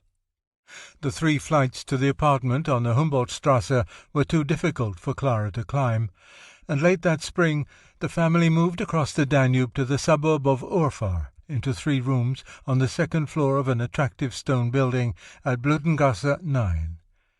It was a quiet, pleasant neighborhood, a short ride on the streetcar across the long bridge to Adolf's favorite haunts. The youth had a new preoccupation. He fell in love. Until then, his relationship with girls had been trifling. During one vacation in Spital, for example, there had been a brief encounter in a barn with a girl who was milking a cow. But when she showed a willingness to go further, Adolf had rushed off, knocking over a large pot of fresh milk. While strolling the Landstrasse with Kubicek, they had approached a distinguished-looking girl, tall and slim, with thick fair hair swept into a bun, a young Valkyrie. Adolf excitedly gripped his companion's arm. "You must know," he said resolutely, "I'm in love with her." Her name was Stephanie Jansten, and she too lived in Urfahr. He composed numerous love poems to her, including one entitled Hymn to the Beloved, and read them all to his faithful Gustl. Adolf confessed he had never spoken to her, but that eventually everything would be clear without as much as a word being exchanged.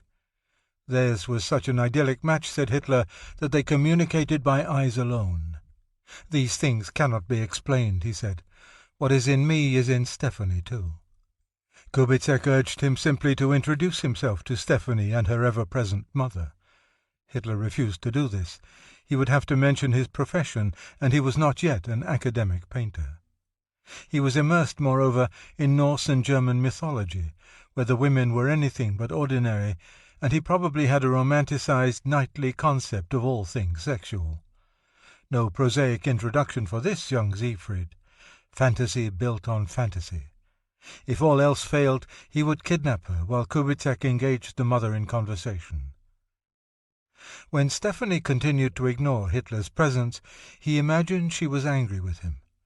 She was about to become engaged to a lieutenant, and it would come as a complete surprise to learn years later that Hitler had been her devoted admirer. Despondent, he swore he could bear it no longer. "I will make an end of it." He decided to jump off the bridge into the Danube, but Stephanie would have to go with him in a suicide pact. He devised a plan complete in every detail, with appropriate dialogue for everyone, including Kubicek, who must witness the tragic event. It was a convenient love affair for a susceptible youth of imagination. Success would have led to marriage and the end of an artistic career. Failure only contributed to another pleasurably painful fantasy. More important matters soon put Stephanie in the background. Adolf's creative drive had made a turn from art to architecture. He was still an indefatigable watercolorist, but these paintings, while pleasantly executed with a degree of talent, could not satisfy the ideas and emotions seething inside him. Adolf never took painting seriously, said Kubicek. It remained rather a hobby outside his more serious aspirations. His architectural designs, on the other hand, gave expression to an irresistible urge to create, as well as a sense of order that was almost obsessive. He was driven to alter the shape of Linz. He would stand in front of the new cathedral, praising some features, criticizing others. He redesigned structure after structure in a passion for improvement. He gave his whole self to his imaginary building and was completely carried away by it. As he ranged the streets with his one-man captive audience, Hitler pointed out features that must be changed, then explained in detail what had to be done. The town hall was uninspiring, and he envisioned in its place a stately modern structure. He would also completely remodel the ugly castle, restoring it to its original grandeur. The new museum did please him, and he returned time and again to admire its marble frieze, which depicted historical scenes. But even this had to be changed. He would double the length to make it the longest frieze in Europe. His plans for a new railroad station showed a flair for city planning. To rid the growing Linz of tracks that were ugly as well as a traffic hindrance, he set his station on the edge of town, running the tracks under the city. The public park would spill over onto the old station site. His imagination was boundless. He planned to run a cog railway up to the top of the Lichtenberg, where he would place a spacious hotel and a 300-foot steel tower which, in turn, would look down upon a magnificent new high-level bridge spanning the Danube. His life had become one of isolation. Hitler slept late and stayed in the house most of the day, reading, painting, and designing. The downstairs neighbour, the wife of the postmaster, would see him leave the house after 6 p.m. and, on his return from his adventures with Kubizek, hear him pace around the living room until early morning. One day her husband suggested Adolf enter the postal service, but he replied that he was going to be a great artist some day.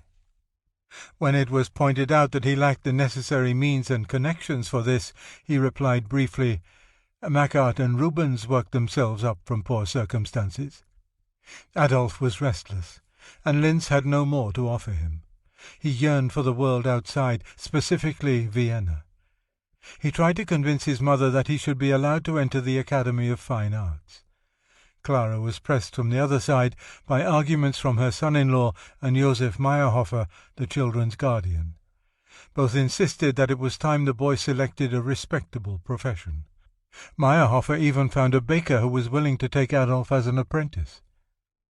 But Clara could not resist her son's passionate pleas, and that summer he was allowed to withdraw his patrimony, some 700 kronen, from the mortgage bank of Upper Austria. This was enough for a year in Vienna, including tuition at the academy. Adolf's victory was marred by a deterioration in his mother's health, and he probably left home with emotions of guilt, regret, and exultation. But examinations for the Academy of Fine Arts were held only in early October, and if he didn't go to Vienna now, his career would have to be postponed another year. On a late September morning in 1907, Kubizek appeared at Blutengasse 9. Both Clara and Paula were weeping, and even Adolf's eyes were wet. His suitcase was so heavy it took both youths to carry it down the stairs and to the streetcar. During Adolf's first trip to Vienna he had deluged his friend with postcards. But 10 days passed without a word. Kubizek conjured up scenes of illness, accident, and even death. He decided to find out what had happened from Frau Hitler. Her first words were, "Have you heard from Adolf?" Her face was more careworn than ever. Her eyes were lifeless, her voice listless. With Adolf gone, she seemed to have let herself go and become an old, sick woman. She began repeating all the laments he had heard so many times. Why hadn't Adolf chosen a proper profession? He would never earn a decent living painting or writing stories. Why was he wasting his patrimony on this crazy trip to Vienna? Why did he refuse to take any responsibility for raising little Paula? Adolf was living near the Westbahnhof on the second floor of Stumpergasse 29, in the flat of a Polish woman named Zachris. He was depressed. He had taken his exam at the academy with confidence. The verdict was shocking. Test drawing unsatisfactory. When the stunned young man asked for an explanation, the rector assured him that his drawings showed my unfitness for painting, and that my ability obviously lay in the field of architecture. It took the downcast Hitler a few days to realize what Kubitschek had already guessed. His painting was only a hobby, and his true destiny was as an architect. The road ahead seemed insurmountable. Entrance in the Academy's School of Architecture depended on a diploma from the building school, and to enter this institution he needed a diploma from Realschule. Determined to succeed, yet depressed by the difficulties, he spent the next weeks aimlessly, reading for hours in his little room, attending the opera, and wandering the streets to admire the buildings. In Urfahr, Clara Hitler was dying. The postmaster's wife wrote Hitler, and he rushed back. On October 22nd, he again consulted Dr. Bloch, who revealed that drastic treatment was necessary to save the patient's life. Clara, it seemed, had been operated on too late, and there were already metastases in the pleura. The treatment, continued Dr. Bloch, was not only dangerous, large doses of iodoform on the open wound, but extremely expensive. Money was no object to Adolf, and he agreed to remunerate Dr. Bloch for the iodoform in advance, while promising to pay for the treatment itself later. Kubitschek was startled when Adolf unexpectedly turned up at his home, deathly pale, eyes dull. After explaining what had brought him from Vienna, Hitler burst into a diatribe against doctors. How could they say his mother could not be cured? They simply were incapable of curing her. He was staying home, he said, to help take care of his mother, since his half-sister Angela was expecting a second child. Kubitschek was surprised that his friend didn't even ask about Stephanie, nor did Adolf mention her for some time, so deeply engrossed was he with his mother. By November 6th, she was receiving an almost daily dosage of iodoform. It was an agonizing procedure. Gauze was saturated with iodoform, which had a nauseating, clinging hospital odor, and then folded around the open wound. Not only did the iodoform burn its way into the tissues, but once it entered the system, the patient could not swallow. Clara's throat burned, and yet she could not quench this burning thirst, since all liquids tasted like poison. Hitler devoted himself to his mother, sharing the household duties with the postmaster's wife, Paula, and Aunt Johanna. Clara had been installed in the kitchen, since it alone was heated all day. The cupboard had been removed and replaced by a couch. Adolf slept here, so he could be in constant attendance. During the day he was part-time cook, and Frau Hitler confided to Kubitschek with pride that her appetite had never been better. At these words her usually pale cheeks coloured. The pleasure of having her son back and his devotion to her had transfigured the serious, worn face. In the cold, damp days that followed, Kubitschek could not believe the change in Hitler. Not a cross word, not an impatient remark, no violent insistence on having his own way. Adolf lived only for his mother, and even took over as man of the house. He would scold Paula for doing poorly at school, and one day made her swear solemnly to their mother that she would henceforth be a diligent pupil. Kubitschek was deeply impressed by this uncharacteristic behavior. Perhaps Adolf wanted to show his mother by this little scene that he had meanwhile realized his own faults. Each waking hour was filled with pain for Clara. She bore her burden well, recalled Dr. Bloch, unflinchingly and uncomplaining. But it seemed to torture her son. An anguished grimace would come over him when he saw the pain contract her face. On the evening of December 20th, Kubitschek found Frau Hitler, mouth drawn and eyes sunken, sitting up in bed, supported by Adolf to ease the pain. Hitler motioned his friend to leave. As he started out, Clara whispered, "Gustl." Usually she addressed him as Herr Kubitschek. "Go on being a good friend to my son when I'm no longer here. He has no one else." By midnight it was apparent that the end was near, But the family decided not to disturb Dr. Bloch. Clara was beyond his help.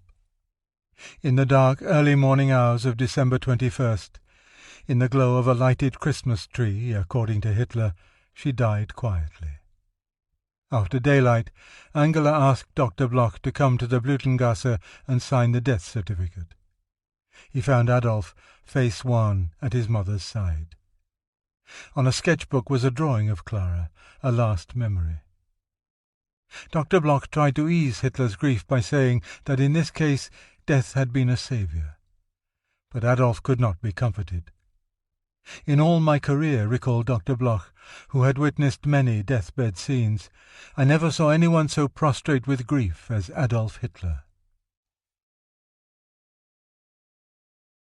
Chapter 2.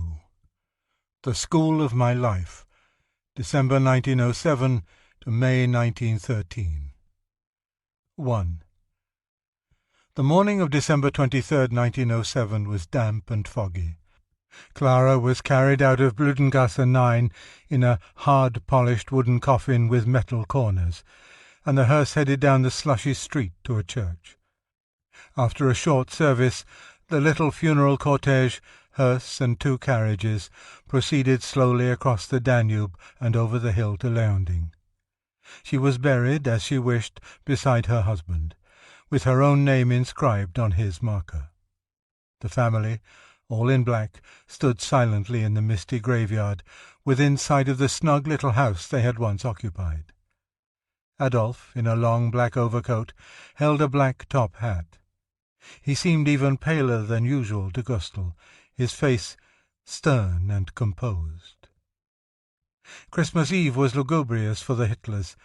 The family made a formal visit to Dr. Bloch to settle the medical bill. The total was 359 kronen, of which 59 kronen had already been paid on account.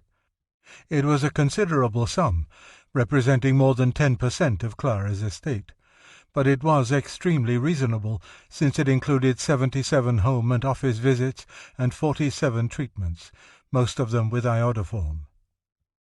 The balance was paid with profuse thanks. The sisters talked, while Adolf, wearing black suit and loosely knotted tie, stared at the floor, a shock of hair tumbling over his forehead. Finally he grasped the doctor's hand and looked directly at him. "I shall be grateful to you forever," he said, and bowed. "I wonder if today he recalls this scene," wrote Dr. Bloch 33 years later in Collier's. "I am quite sure that he does, for in a sparing sense Adolf Hitler has kept his promise. Favours were granted to me which I feel were accorded no other Jew in all Germany or Austria." Both Adolf and Paula had been invited to spend the rest of the day with the Raubels, and Adolf turned down the invitation. He was becoming increasingly uneasy with brother-in-law Leo, who couldn't resist taking every opportunity to urge him to abandon his foolish dream of becoming an artist.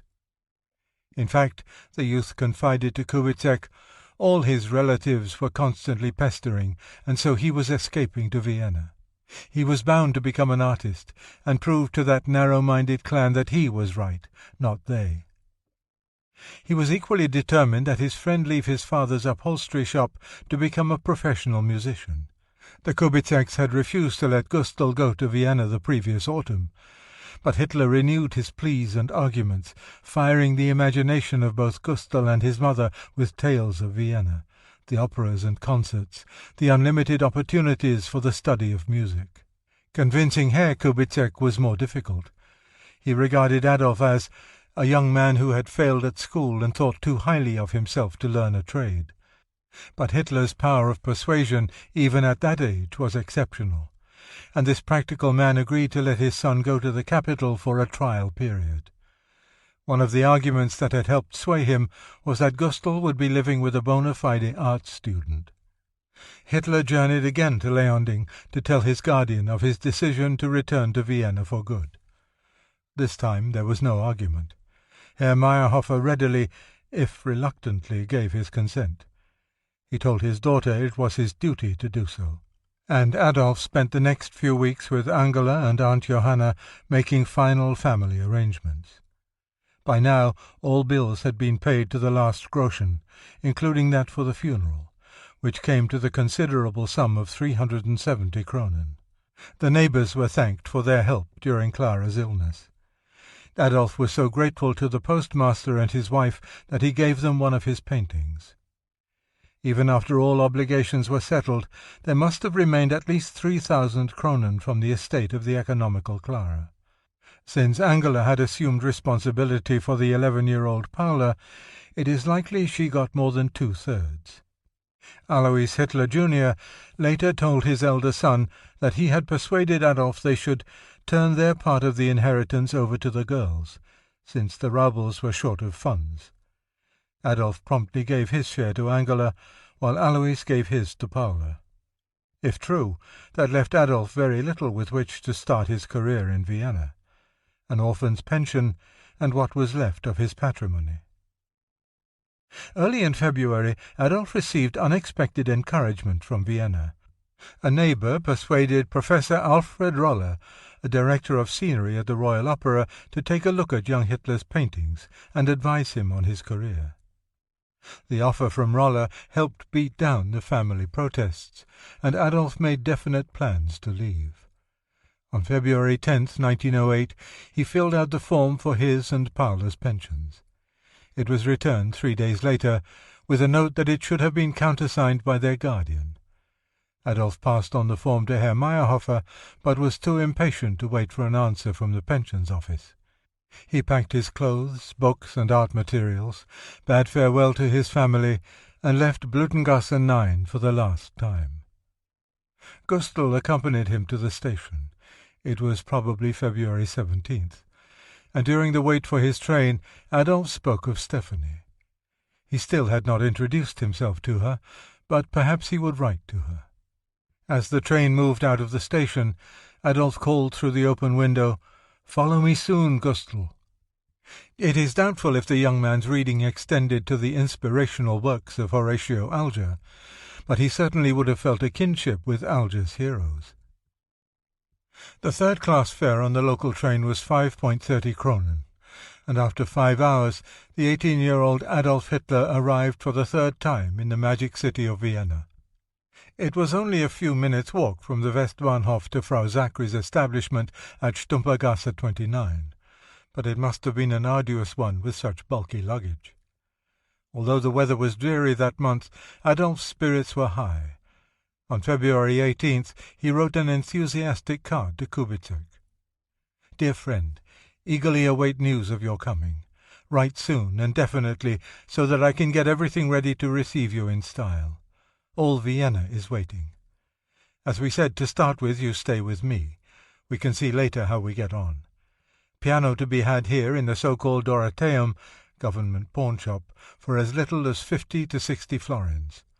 Well, many greetings to you, also to your esteemed parents, from your friend Adolf Hitler. Once again, please come soon."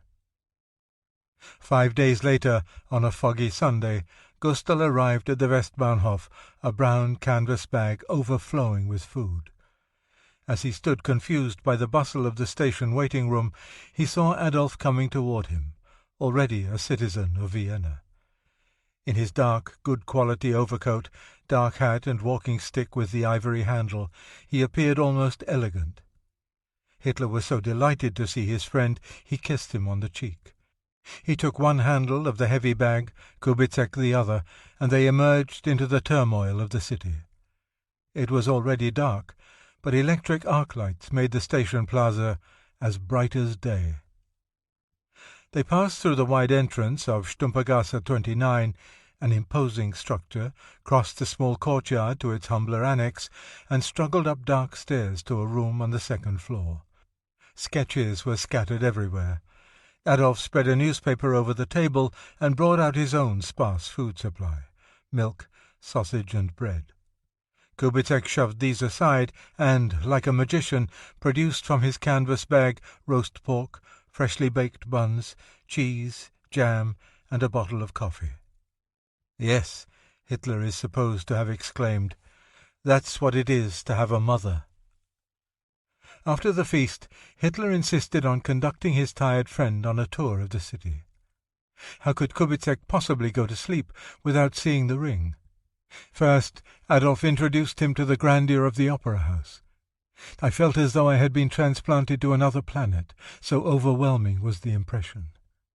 Then came the graceful spire of St. Stephen's, and finally Adolf insisted on something else special, the delicate St. Maria am Gestade church. But it was so misty that Kubizek could see little, and he was grateful when they finally got home well after midnight, and he crawled into the bed the landlady had made up on the floor. Since the room was too small for two and a piano, the persuasive Adolf convinced Frau Zachries to give up her own large room and move into his. The young men agreed to pay 20 kronen a month, double the original rent. The grand piano took up more space than imagined, and, since pacing was a requirement for Adolf, the furniture had to be rearranged to give him a promenade 3 strides in length. Within 2 days, Gustl had registered at the Academy of Music and passed the entrance examination. "I had no idea I had such a clever friend," was Hitler's curt comment. Nor was he interested in hearing about Kubizek's progress in the weeks to follow. He made a scene when Gustl was visited by a fellow student, a pretty young girl, and after she left, delivered a tirade as he paced back and forth about the senselessness of women studying. Kubizek had the impression that Adolf had become unbalanced. He would fly into a temper at the slightest thing. Nothing Gustl did seemed to suit Adolf, and he made our life together very hard to bear. He was at odds with the world. Wherever he looked, he saw injustice, hate, and enmity. The underlying reason was Hitler's own rejection, and this came into the open when he suddenly burst into a bitter denunciation of the Academy of Fine Arts. A lot of old-fashioned, fossilized civil servants, bureaucrats, devoid of understanding, stupid lumps of officials. The whole academy ought to be blown up. His face was livid. His eyes, there was something sinister about them, glittered with hatred. Then he finally revealed that he had been thrown out, turned down. "What now?" asked the concerned Kubizek. Hitler sat down at the table and began to read a book. "Never mind," was the calm reply. Despite his talk of determination to succeed, he had yet to take advantage of Professor Roller's offer of help. Several times, portfolio in hand, he had gone to the studio of the noted stage designer, but could never get up the nerve to knock on the door. At last he tore up the letter of introduction, so he would not be tempted again. He could have been afraid his work was not good enough, or been driven by some inner urge for failure, or simply have been overwhelmed by Roller's fame and feared meeting him. About a week after Hitler left Linz, Herr Meyerhofer was informed by the pensions office that the 2 orphans, Paula and Adolf Hitler, would each be granted 300 kronen a year until they reached the age of 24. Meyerhofer was authorized to divide the entire 600 kronen a year as he saw fit, and he decided to give each orphan 25 kronen a month. This regular sum, equivalent to some 6 current American dollars, undoubtedly gave renewed hope to Hitler, but, assuming that he still had most of the 650 kronen from his patrimony, life would still have been Spartan. His roommate later insisted that Hitler often went hungry. For days on end he could live on milk and bread and butter only. Kubizek never knew how much money Adolf had, and assumed he was secretly ashamed of how little it was. Occasionally anger got the better of him, and he would shout in fury, "Isn't this a dog's life?" The money Hitler saved on food and other economies, he pressed his trousers, for example, under the mattress, enabled him to go to the Burgtheater or the opera several times a week. Nor would Hitler sit in the gallery with girls. All they were after was flirting. He made Kubizek stand with him in the promenade, where women were not admitted, at the considerable cost of 2 kronen a ticket. They never saw the end of the longer operas, since they had to leave at 9:45 p.m. in time to get home before the entrance to Stumpergasse 29 was closed. Otherwise they would have to tip the concierge. Back in their own room, Hitler would force Kubizek to play on the piano what they had missed. Hitler never tired of hearing Wagner. Even when Gustl wanted to see a first-class production of Verdi at the Royal Opera, Adolf insisted on dragging his friend to the People's Opera for a second-rate Wagner production. The music would transport him and was that escape into a mystical world which he needed in order to endure the tensions of his turbulent nature. Together they saw Adolf's favourite opera, Lohengrin, 10 times. Die Meistersinger similarly entranced Hitler, who never tired of quoting the lines from the second act. And still I don't succeed. I feel it, and yet I cannot understand it. I can't retain it, nor forget it, and if I grasp it, I cannot measure it. Kubizek did manage to inveigle Adolf to several Verdi operas, but he only approved of Aida. He objected to the trick theatrical effects. What would these Italians do if they had no daggers? One day they heard an organ grinder playing La Donna è mobile, and Hitler exclaimed, "There's your Verdi. Can you imagine Lohengrin's narration on a barrel organ?" The two young men also spent many evenings at concerts for which Kubizek, as a student at the Academy, got free tickets. Gustl was surprised when Adolf began developing a taste for symphonic music, and a particular fondness for the Romanticists, Weber, Schubert, Mendelssohn, and Schumann. Other favourites included Bruckner, Beethoven, and Grieg, whose piano concerto in A minor never failed to move him. Lack of money did not dim the lustre of their Vienna. It was the golden era for opera and music. Gustav Mahler had just quit the Royal Opera for the Metropolitan in New York City, but had left behind magnificent productions, many designed by Roller. Particularly notable were the collaborations on Rienzi and the first 2 parts of The Ring.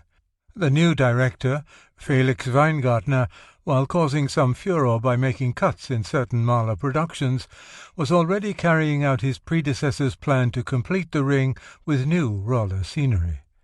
Both directors, incidentally, were Jews, as were many Viennese luminaries of literature and the theatre, such as Hugo von Hofmannsthal, Arthur Schnitzler, Richard Beer Hoffmann, and Hermann Bahr. Vienna was the capital of an empire in its final years of flowering, a polyglot centre with no common tongue, and a population gathered from the 4 corners of Austria-Hungary. It was a brilliant cosmopolitan city, where joy of life ran hand in hand with a sense of impending doom. This seat of the Habsburg dynasty was German in tradition, yet unique among metropolises. It was a capital not only of banking and finance, but also of fashion and culture. Unlike Germany, it was a melting pot of incongruous peoples.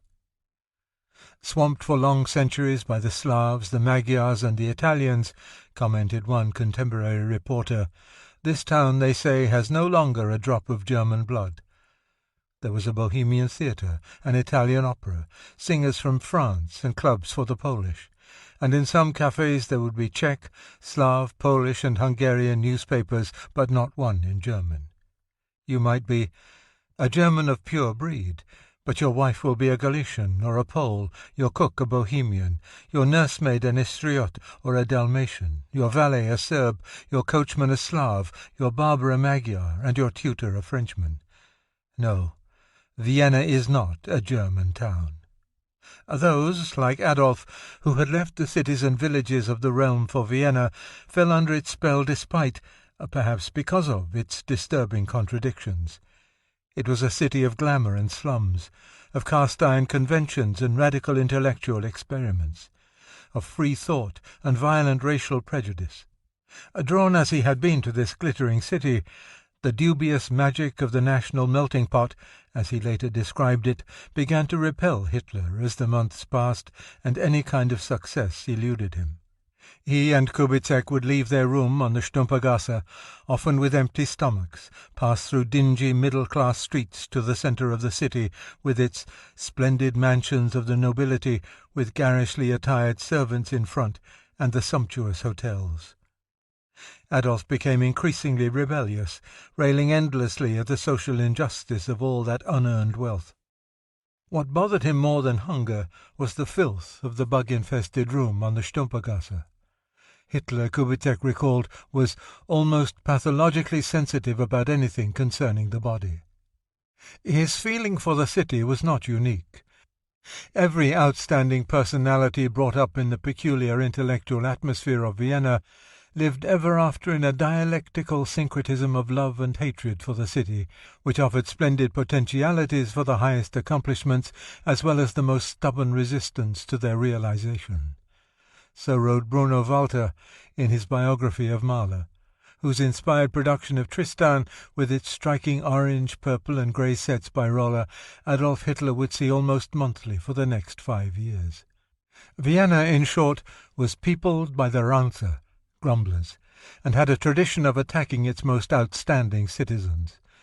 It derided Freud's psychoanalysis, hissed at the too modern sounds of Arnold Schoenberg and the too bright colours of Oskar Kokoschka, and found much to criticize in the works of Hofmannsthal and Schnitzler.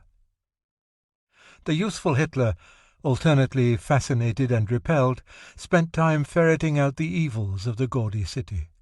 According to Kubizek, who saw him as a young Werther with a social conscience, he followed an erratic program of self-education, wandering the Meidling section to research the housing conditions of the workers. He haunted the Ringstrasse, inspecting it and adjoining areas by the hour, before returning to his dingy hole of a room to redesign large sections of the capital. The youth was as much city planner as architect, and, as he strode up and down the narrow passage between door and piano, he forced Kubizek to listen to endless lectures on conscientious planning. Once he disappeared for 3 days, returning with the announcement that the tenements will be demolished, and proceeded to work all night on designs for a model workers' settlement. Adolf would also sit at the table until late at night, writing in the uncertain glow of their single source of illumination, a smoky kerosene lamp. Curious, Kubizek finally asked what he was doing, and Hitler handed over several scribbled sheets. Holy Mountain in the background, before it the mighty sacrificial block surrounded by huge oaks. 2 powerful warriors hold the black bull and press the beast's mighty head against the hollow in the sacrificial block. Behind them, erect in light-coloured robes, stands the priest. He holds the sword with which he will sacrifice the bull. All around, solemn, bearded men, leaning on their shields, their lances ready, are watching the ceremony intently.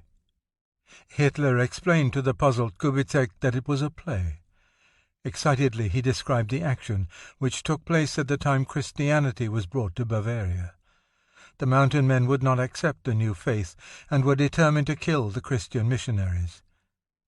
This play was probably never finished, and others, such as a drama about the painter Murillo, were envisaged and occasionally started, their plots usually lifted from Germanic mythology or history. Adolf would write until dawn, then toss the results on Gustul's bed or read aloud a page or 2. Each of these dramas required expensive productions, with scenes ranging from heaven to hell, and Gustul suggested that Adolf write something simpler, for example, an unpretentious comedy. This adjective infuriated Hitler, and he put his mind to an even more ambitious project. It was inspired by a casual remark of Kubizek's that the outline of a music drama about Wieland the Smith had been discovered in Wagner's posthumous papers. The following day, Kubizek returned from lunch to find Hitler at the piano.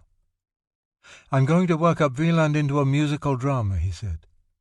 Adolf's plan was to compose the music and peck it out on the piano to Gustl, who would put it on paper, adapt where necessary, and finally write the score.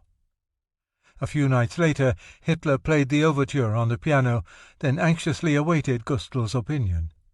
Kubizek thought it was second-hand Wagner, but the basic themes were good, and he offered to put the music into proper metric form. While Hitler was never satisfied with his friend's changes, he continued to compose day after day, as well as to design the scenery and costumes, and sketch the hero in charcoal.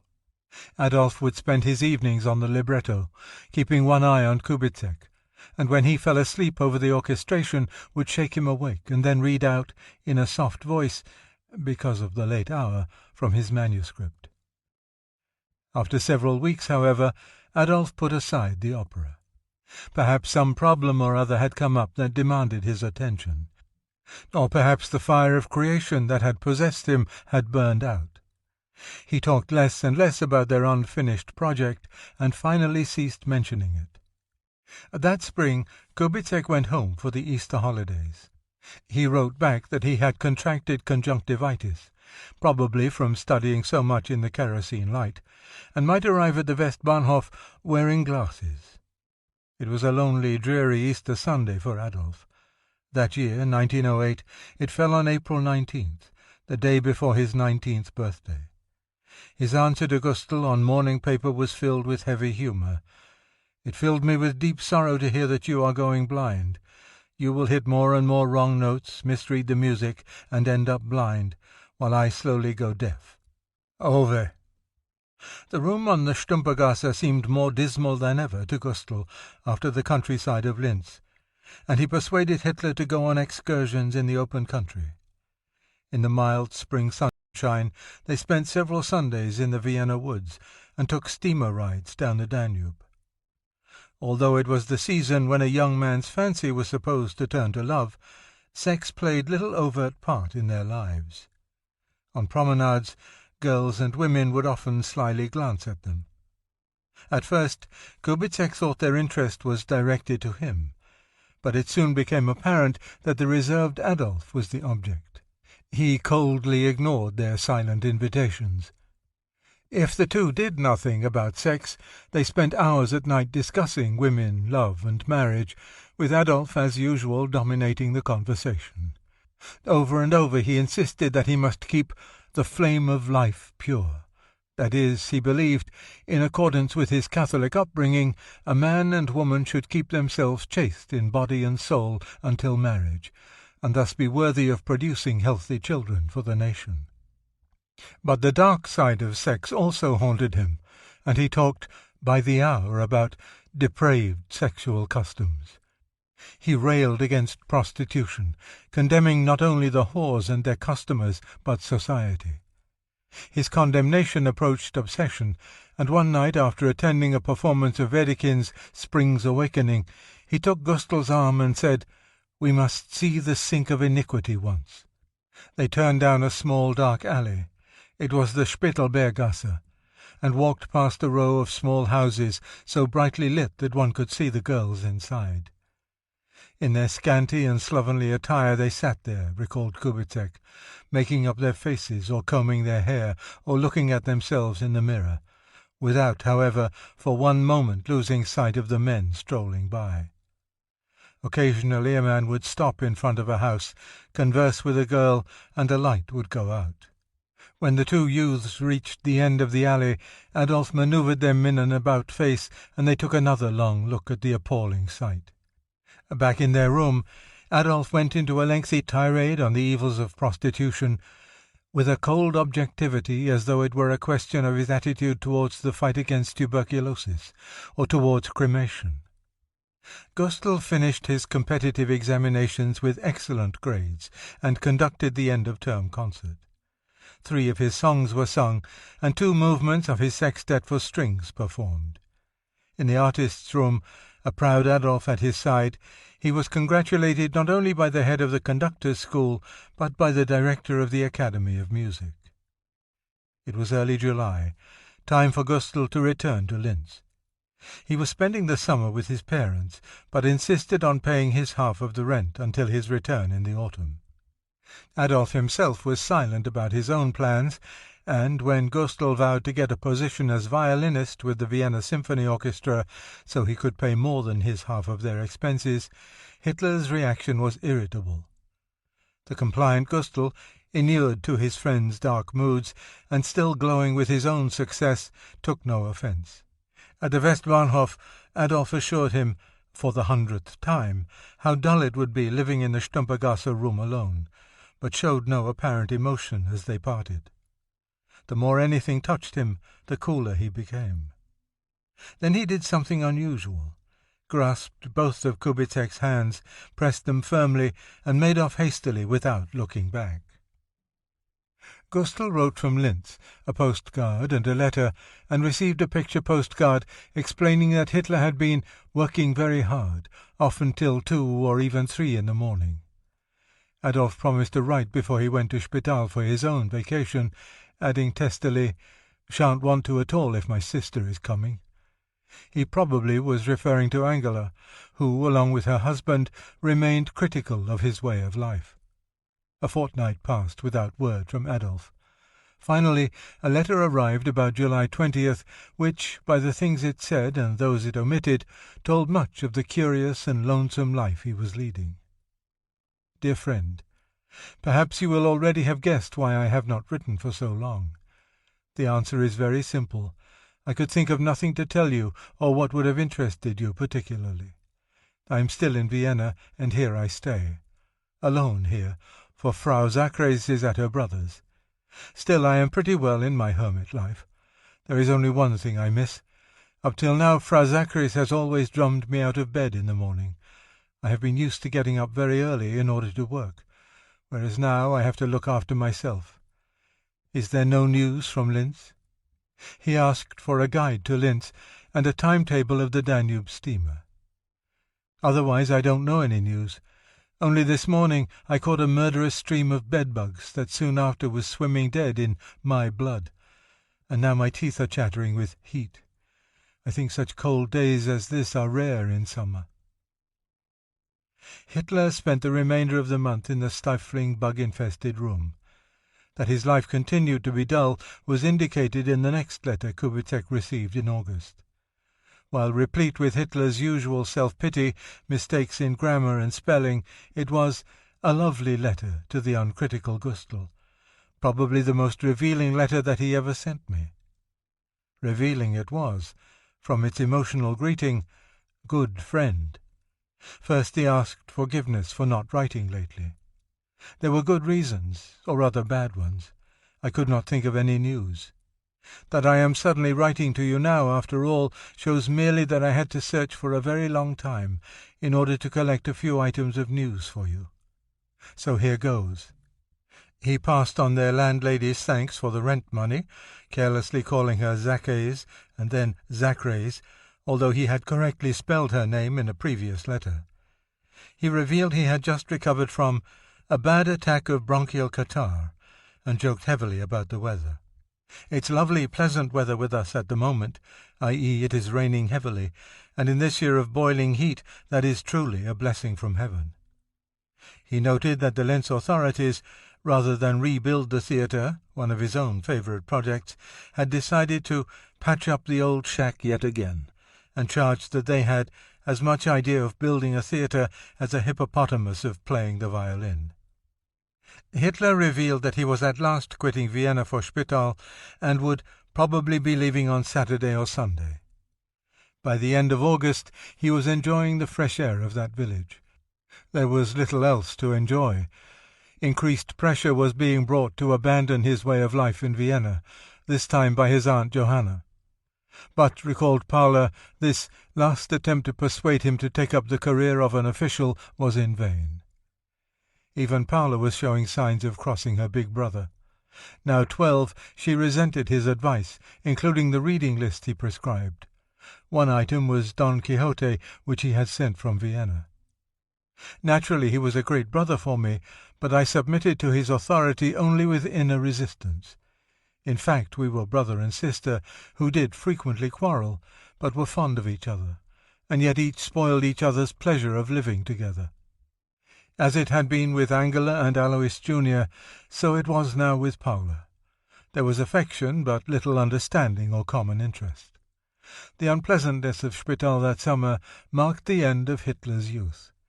His refusal to consider a more practical profession cut him off from his family. Never again would Spital, the scene of so much pleasure in his boyhood, be a refuge. For the 4th time he set off for Vienna, this time truly on his own. In mid-September, Hitler once more applied for admission to the Academy of Art. But the drawings he submitted, the labour of a year's solitary study, were so lowly regarded that he was not allowed to take the test. Along with the crushing blow of a second rejection, Hitler was faced with the problem of survival. His stay at the Stumpergasse room had probably exhausted his patrimony. Even if he had accepted his share of his mother's inheritance, and this is doubtful, it could have amounted to no more than enough to last another year in Vienna. His first economy was a cheaper room. In mid-November he gave Frau Zachary's notice and paid his share of the rent for the month. Without leaving a note for Kubizek, who was expected momentarily, he moved to the other side of the Westbahnhof to a gloomy building on the Felberstrasse, overlooking the railroad yards. On November 18th he registered his new address with the police, a regulation in both Austria and Germany whenever one moved, listing his occupation as student rather than artist. Several days later Kubizek arrived in Vienna. Adolf had sent him a picture postcard from Spital with a one-line message, "Best wishes for your esteemed name day." Though Kubizek had received no word since, he was accustomed to Adolf's long silences, and, upon arriving at the Westbahnhof, he expected to see his friend on the platform. There was no Hitler. He checked his heavy case and hurried to Stumpergasse 29. He couldn't understand why Adolf had moved without leaving a message, and gave Frau Zachreis his own present address. Week after week passed without word from Hitler. Kubizek was puzzled. Had he somehow offended Hitler without knowing it? But they had parted the best of friends, and Adolf's letters had certainly not been cool. On his next trip to Linz, Kubizek visited Adolf's older sister. When he asked for Hitler's new address in Vienna, Angela crossly replied that she didn't know. He hadn't written. She began criticizing Kubizek for contributing to her brother's flight from reality. He defended his friend vigorously, believing she was only mouthing Leo's prejudices, and, when the conversation grew unpleasant, left abruptly. Adolf had cut himself off from Kubizek, from everything that reminded him of Linz and home. His feeling for Kubizek was not as strong as Gustul's for him. As far as Hitler was concerned, their relationship had run its course, at least for the time being. Moreover, Gustl had succeeded and he had failed. He celebrated his 20th birthday alone on April 20th, 1909, in the forbidding building on the Felberstrasse. Month after month he endured the cheerless surroundings, continuing the dream life he had led in Linz. He lived a quiet, solitary existence, rarely breaking out of his isolation. His neighbours remembered only that he was polite and distant. The cashier of a nearby restaurant, the Café Kubata, however, was deeply impressed by Hitler, because he was very reserved and quiet, and would read books, and seemed very serious, unlike the rest of the young men. She esteemed him so highly that she always gave Dolfel an extra-large portion of Mehlspeisen, a meatless flour-based dish. By late summer, Hitler had to face another crisis. Except for the 25 kronen a month pension, he had reached the end of his resources. He moved from the Felberstrasse to a smaller building on the south side of the Westbahnhof. The address was Sechshauserstrasse 58, and he occupied another small room, number 21. It was just about as noisy as the last place, with the streetcars running down the narrow street. On August 22nd, Hitler registered his change of address at the police station, this time listing himself as writer. But in less than a month he left this last refuge of respectability and disappeared into the underworld of poverty. He left behind no word, and on his police form there was a blank for future address, and unknown marked the question, when moved out. Without funds and unable or unwilling to work, he wandered for the next 3 months a tramp. He slept in parks and doorways. For a time his home was a bench in the Prater, the famed amusement centre on the other side of the Danube, and in rain he found refuge under the arches of the rotunda, using a jacket as pillow. Winter came early that year, and by late October 1909 he was forced to find refuge indoors. He slept in bars, in dingy rooms, in cheap flop-houses, in a coffee-house on the Kaiserstrasse, in the crowded warming room on Erdbergstrasse, established by a Jewish philanthropist. Once he found a strange shelter in a labourer's barracks, a dirty refuge that had to be shared with other homeless people. He could not sleep for the fetid air and the constant noise of crying children, or of some drunk beating his wife. "Even now I shudder," he later wrote, "when I think of those pitiful dens, the shelters and lodging-houses, those sinister pictures of dirt and repugnant filth, and worse still. Vienna, which had once been an enchantment out of the 1,001 Nights, had been transformed into a jungle of misery, and represented, I am sorry to say, merely the living memory of the saddest period of my life." He turned to the church for help, and would queue up mornings at 9 at the convent near his old room on the Stumpergasse for soup. To tramps this was calling on Katya, because it was either the name of the Mother Superior or that of St. Katharina's convent itself. By late fall he had sold most of his clothes, including his black winter overcoat, and so the snow and cold drove him to further humiliation. Huddled in a light jacket late one afternoon just before Christmas, he trudged all the way to Meidling in the outskirts of town. It took 2.5 hours to reach his destination, the Asyl für Obdachlose, a shelter for the destitute, and by the time he arrived he was exhausted, his feet sore. Run by a philanthropic society whose principal supporter was the Epstein family, it was originally constructed in 1870 and had been extensively rebuilt and reopened the year before. Here, for a modest fee, the homeless, including entire families, were accommodated. Each physically able occupant was expected to help in the housework or tend the grounds. It was a large, modernized structure, sitting alone in a large open field. Its dormitories were spacious and airy, with beds lined in military precision, each with its number above a metal clothes rack. The main dining hall, which served a substantial soup with bread, was a model of efficiency, yet had a pleasant atmosphere. There were numerous showers, wash-bowls, and toilets, all spotlessly clean. On that cold December evening, Hitler lined up with the other shivering, dejected ones outside the main gate of the Asyl. At last the door opened, and the mob of homeless quietly filed in to be segregated by sex, with children accompanying mothers.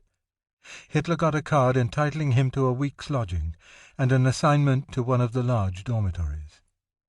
To a young man who cherished privacy, it must have been a harrowing experience. First he had to endure the humiliation of showering in public, and having his bug-ridden clothes disinfected. Then his group was trooped like prison inmates to the main dining hall for soup and bread.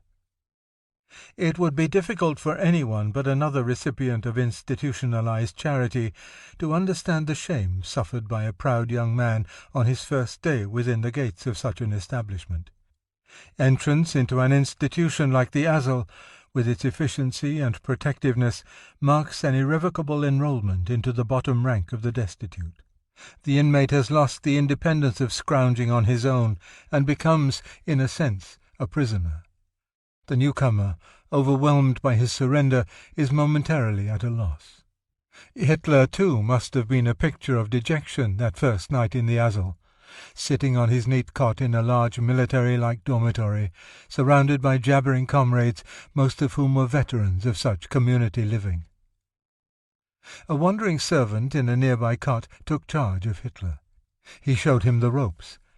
To stay at the Asyl more than the prescribed week, for example, one had only to buy for a few kreuzer the unused portions of admittance cards of those leaving.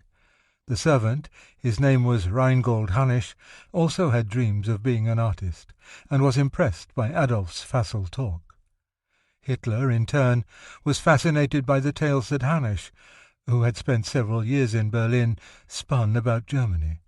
Hannisch, we met every night and kept up our spirits in spite of our troubles, taught his new friend the words to "watch on the Rhine," noting how Hitler's eyes sparkled at such words as, "We Germans fear God, but nothing else on this earth."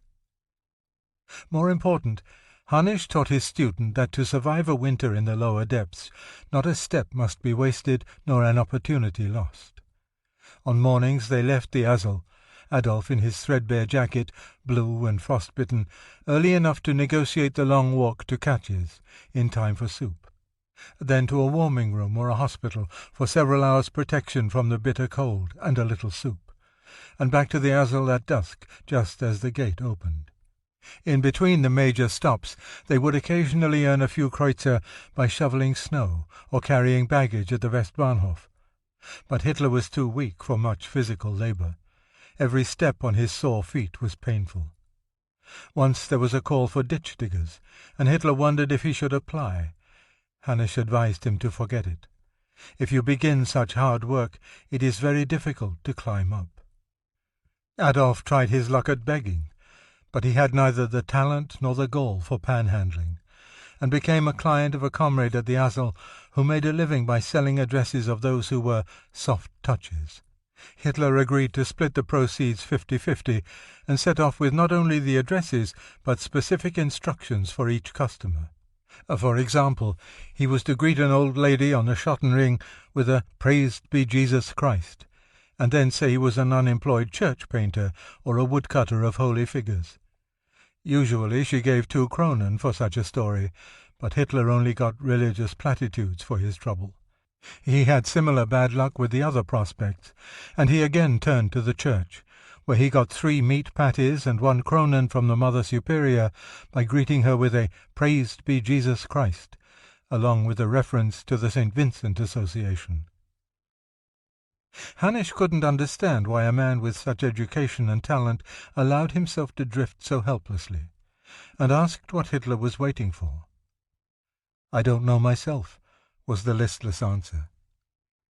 Hannes had never seen such apathy in the face of distress, and decided to do something about it. His interest was not purely altruistic. Seeing a potential meal ticket in the skinny, woebegone Adolf, he encouraged him to make money painting postcards. Hitler protested that he was too shabbily dressed to sell them on the street or door to door. "No problem," said Hannes. He would do it for 50% commission.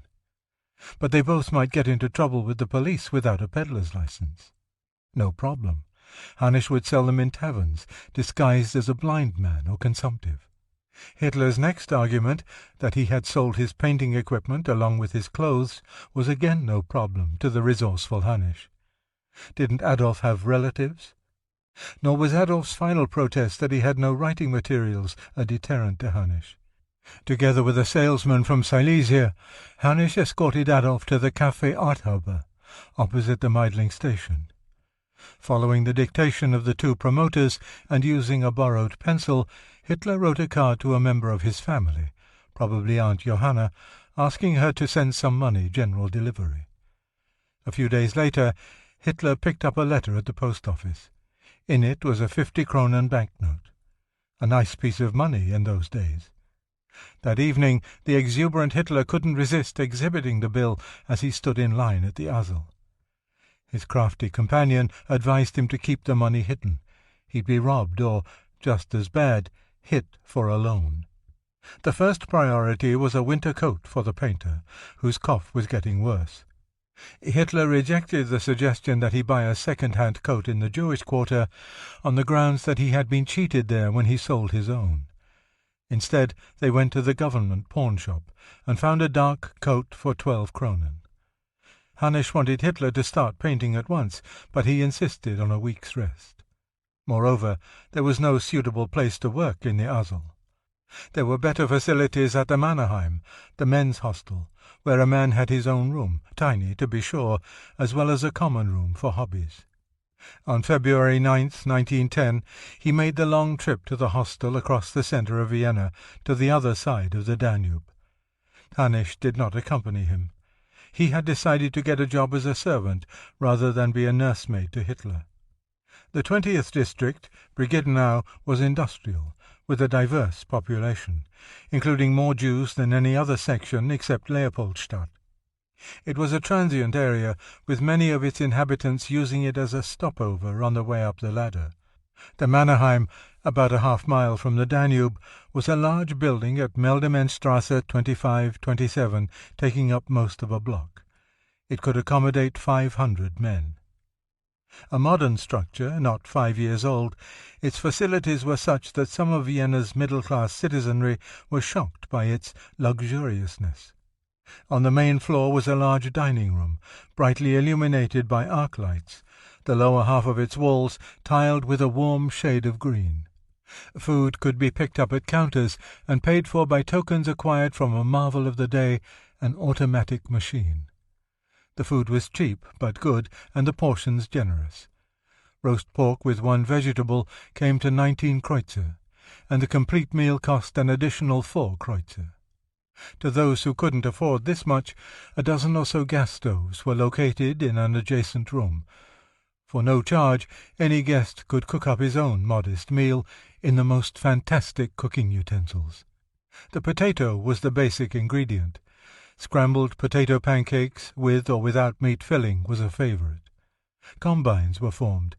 Those without jobs stayed at home to do the cooking, while others worked and paid for the materials.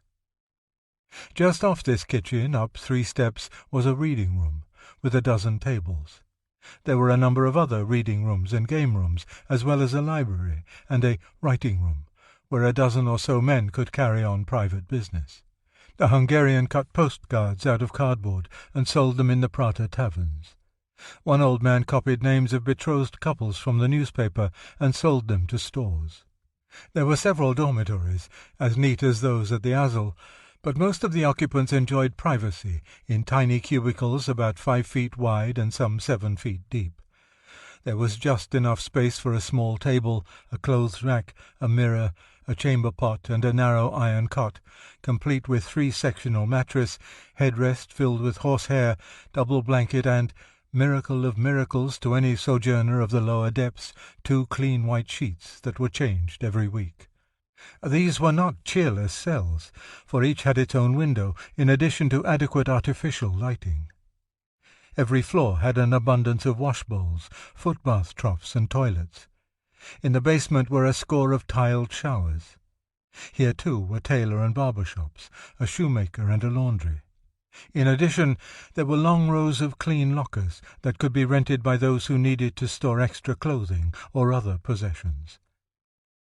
The director was noted as a disciplinarian. He insisted that certain rules be adhered to strictly. The men were to be out of their rooms during the daytime.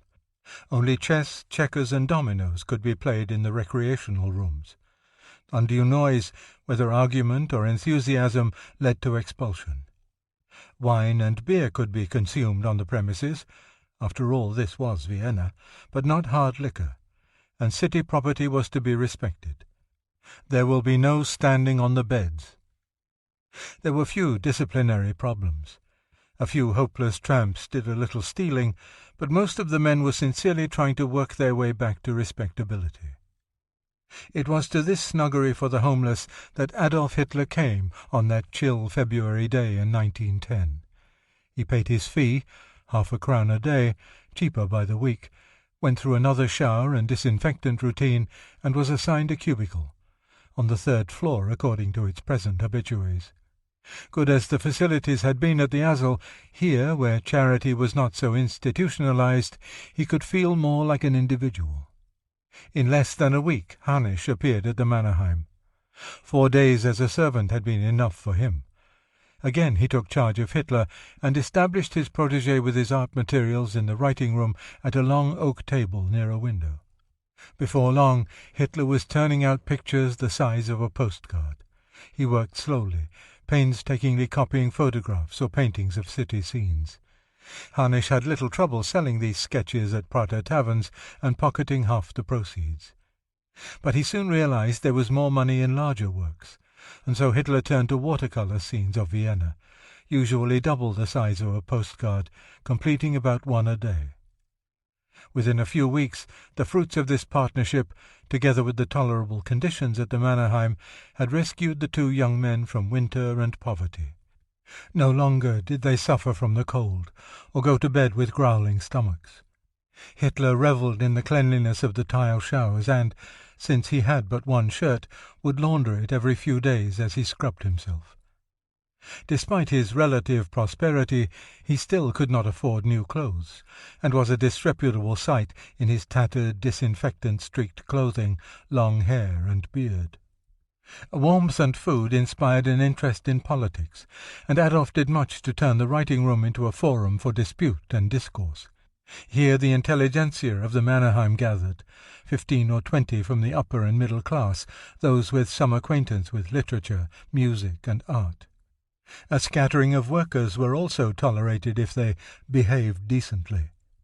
Adolf became a leader of this group, holding forth at length on political corruption, just as other down-and-outers in skid rows throughout the world were doing. These lectures, which occasionally degenerated into shouting matches, were sometimes held during the workday. If a political discussion started in the other end of the room while Hitler was at work, he couldn't resist the call of battle and would join in, waving his T-square or brush like a knight bound for combat. If Hannes returned from his peddling during one of these sessions, he would disarm his client and coax him back to his seat. But once Hannes left, Adolf would be on his feet again, denouncing the villainy of the Social Democrats or praising Karl Lueger, the anti-Semitic Christian Socialist Party leader, whose mass appeal impressed Hitler. When he got excited, Hannes recalled, Hitler couldn't restrain himself. He screamed and fidgeted with his hands. But when he was quiet, it was quite different. He seemed to have a fair amount of self-control and acted in quite a dignified manner. Adolf became so interested in politics that he spent hours in the magnificent House of Deputies, listening entranced to the colourful debates, which often degenerated into a babble of multilingual arguments and even brawls. He would return to the writing-room and carry on his own harangues, which involved a hodgepodge of pan-Germanism, along with denunciation of the Social Democrats for their atheism, their attacks on the state, and their efforts to seize total power. Hannes never heard his friend rail at the Jews during these tempestuous debates or in private, and he remained convinced that Hitler, most of whose favourite actors and singers were Jewish, was by no means anti-Semitic. On the contrary, Adolf would express gratitude for the Jewish charities of which he had been a beneficiary, along with admiration for Jewish resistance to persecutions, and once denied that Jewish capitalists were usurers. Hannes remembered only one derogatory comment Hitler made when someone wondered why Jews had remained strangers in the land. His answer was that they were a different race with a different smell. Two of Hitler's closest friends at the Mannerheim were Jewish, a one-eyed locksmith named Robinson, who often helped him, and a part-time Hungarian art dealer, Josef Neumann, who took pity on Adolf's tattered attire and gave him a long frock coat. Hitler highly esteemed the latter, and once remarked that he was a very decent man. He also expressed great regard for the 3 Jewish art dealers who bought most of his work, and more than once told Hannes, still his agent, that he preferred doing business with Jews because only they were willing to take chances.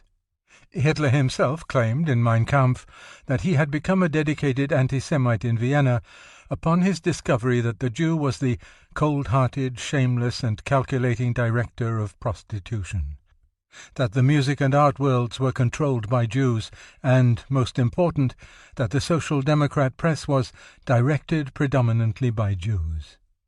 More likely, these revelations came much later, and his prejudice was little more than that of the average Viennese. Almost every Gentile in the Austrian capital was an anti-Semite. Organized groups worked tirelessly to spread hate against Jews, and young Hitler became an avid reader of the trash literature which filled the newsstands. There is evidence that he was a regular reader of such magazines as Ostara, the creation of Lanz von Liebenfels, a mystical theorist who shared many of Hitler's own theories and attitudes. The magazine itself was a concoction of the occult and erotic, its editorial policy the practical application of anthropological research for the purpose of preserving the European master race from destruction by the maintenance of racial purity. Liebenfeld's recurring theme was that Aryans must rule the earth by destroying their dark, racially mixed enemies. The latter were damned as inferiors, and yet the pages of Ostara abounded in lurid illustrations of Aryan women succumbing to the sexual power and allure of these hairy, ape-like creatures. The magazine appealed simultaneously to superiority and fear, featuring such headlines as Are you blonde? Then you are a culture creator and a culture supporter. Are you blonde? If so, dangers threaten you. Ostara stirred in its readers the primal fear of the limitless power of Jews, their control of money, their ascendancy in the world of art and theatre, their strange attraction for women. How the erotic pictures in Ostara of blonde beauties embracing dark men must have inflamed Adolf. But as yet all these ideas were unrealized, unfocused, and his anti-Semitism would wane as new ideas and projects pushed it into the background. Later, Hitler would tell Frau Hanfstengel that his hatred of Jews was a personal thing, and his sister Paula that he was convinced his failure in painting was only due to the fact that trade in works of art was in Jewish hands. One can only guess at the personal thing which Hitler claimed motivated his hatred of all things Jewish. Perhaps an art dealer or pawnshop operator, perhaps an official at the Academy of Art, perhaps some combination of these things, or even something which lay dormant in the recesses of his mind. There could have been a dawning hatred of Dr. Bloch, even though Hitler sent him cordial New Year's wishes a year after Clara's death, and signed it, "Your ever grateful Adolf Hitler." It is not at all uncommon for a bereaved son to blame a doctor, consciously or unconsciously, for the death of a beloved parent. How much more reason in a case involving a Jewish doctor and a dangerous treatment already in disrepute. Bloch himself later eliminated all mention of iodoform in his accounts of Clara Hitler's treatment. During this seminal period in Vienna, Hitler wrote a letter to a friend revealing not only the possible physical effects of such a submerged obsession — I often grew sick to my stomach from the smell of those kaftan wearers — but a disgust with doctors and a feeling of his own destiny. It was probably no more than a little stomach colic, and I am trying now to cure myself by a diet, fruit and vegetables, since all the physicians are idiots anyway. I find it absolutely ridiculous to speak of a nervous ailment in my case, when I am the healthiest of men otherwise.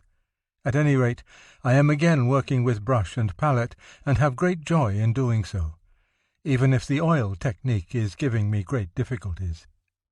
You know, without exaggeration, I always believe that the world has lost a great deal in that I could not attend the academy and learn the technical end of the art of painting. Or has fate chosen me for something else?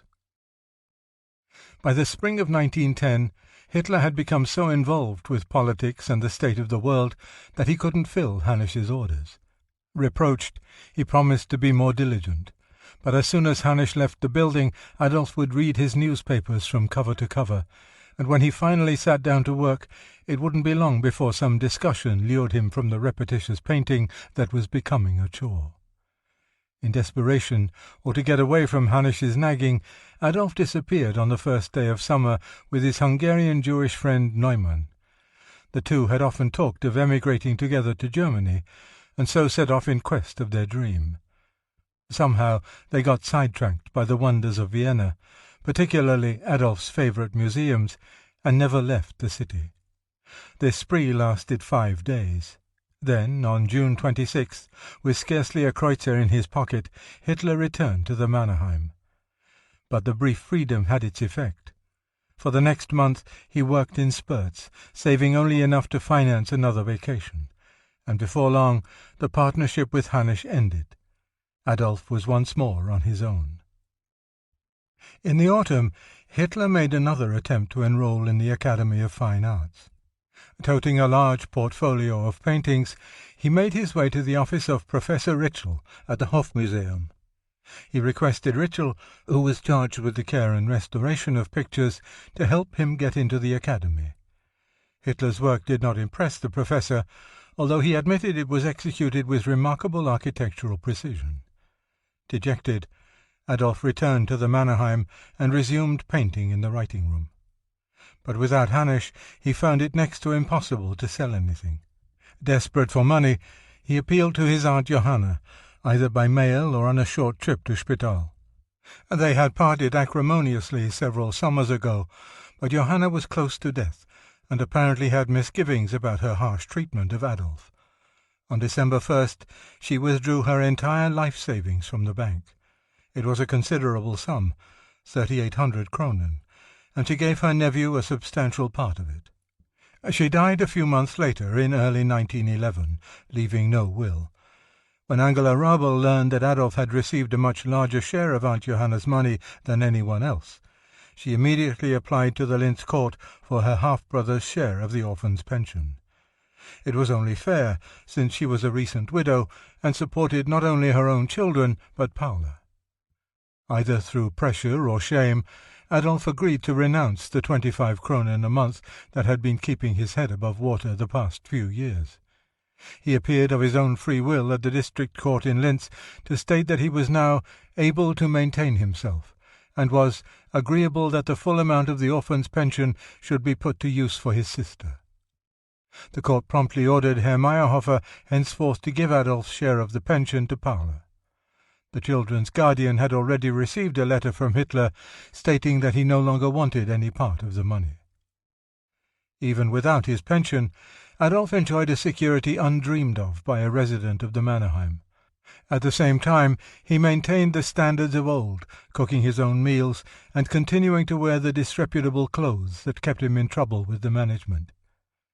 We will never know if the money from Aunt Johanna had gone into splurges at the opera and theatre, or if he had lost it in some plan concocted by one of his comrades.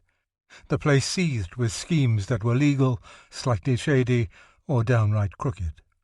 Or if he had made a foolish display of his money, as he had done once before at the Adolf, and been robbed, or if he had given some of it to his sisters in atonement. More likely, he had hidden away the money and was doling it back to himself.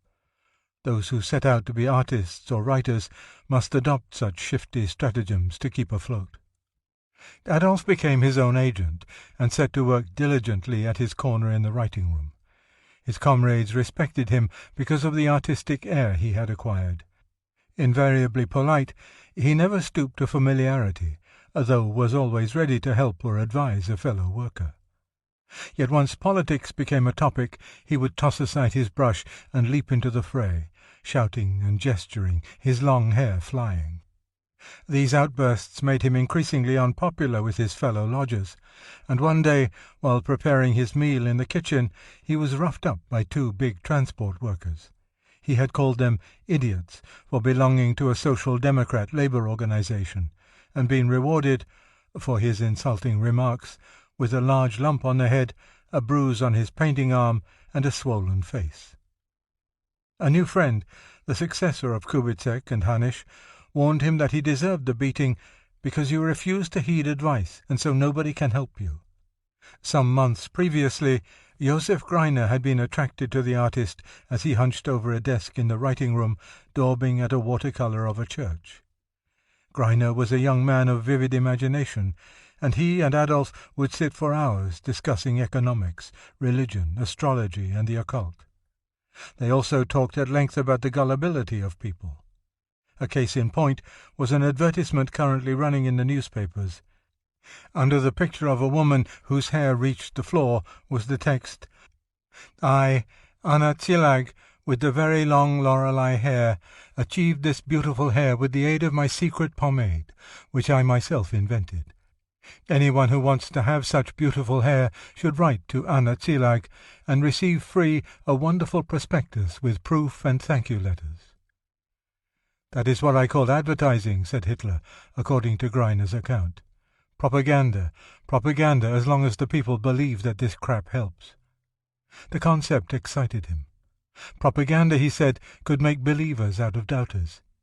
He was convinced he himself could sell the most preposterous item, such as a salve guaranteed to make windows unbreakable. Propaganda. Only propaganda is necessary. There is no end of stupid people. During the remainder of 1911 and into the following year, Hitler settled into a more stabilized routine. He spent less time in fruitless argument and more at painting. The quality of his work improved. His watercolour of the Minorita Church of Vienna, for example, was so accurate in every aspect that it could have been traced from a photograph. Technically his pictures were quite professional, surprisingly so for a young man without formal art training. While Hitler was blessed with a natural talent for rendering structures, he had virtually none for the human form. When he introduced figures into a composition, they were poorly drawn and badly out of proportion. A number of his pictures were pleasant to the eye, even if they lacked the artistry that separates competence from professionalism.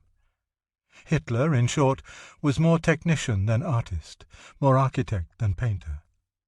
It was apparent by 1912 that he could draw competently with pencil, paint well with watercolours, and even better in oils. He worked steadily, and sold almost everything he completed to Jacob Altenberg and other dealers. Yet Hitler himself no longer boasted of his accomplishments. His comrades in the writing room would cluster around a finished picture and admire it, but he would reply, in a disdainful way, that he was only a dilettante, and had not yet learned how to paint. His real talent, he thought, was in architecture. He later confided to a friend that he only painted to make money, and those few pictures that he did cherish were of architectural subjects. With modest financial success came improvement in appearance. His worn clothes were clean, gone was the beard. He had grown so respectable that the director of the Mannerheim would chat with him, an honour seldom granted to an inmate. In manner, too, he had become more circumspect, and, while he continued to argue politics, he had received a valuable lesson. I learned to orate less, but listened more to those with opinions and objections that were boundlessly primitive. He had discovered one does not gain control of other men's minds by antagonizing them. Nowhere was Hitler's measure of maturity more evident than in the writing room. As a mark of respect, no one thought of occupying his favourite seat at the window. If a newcomer tried to take this place, someone would say, "This place is occupied. This is Herr Hitler's place." One newcomer, Karl Honisch, soon recognized his uniqueness. We all lived pretty thoughtlessly through the days. I believe that Hitler was the only one among us who had a clear vision of his future way. He told Honisch that although he had been refused admission at the Academy of Fine Arts, he was going to Munich soon to finish his studies there.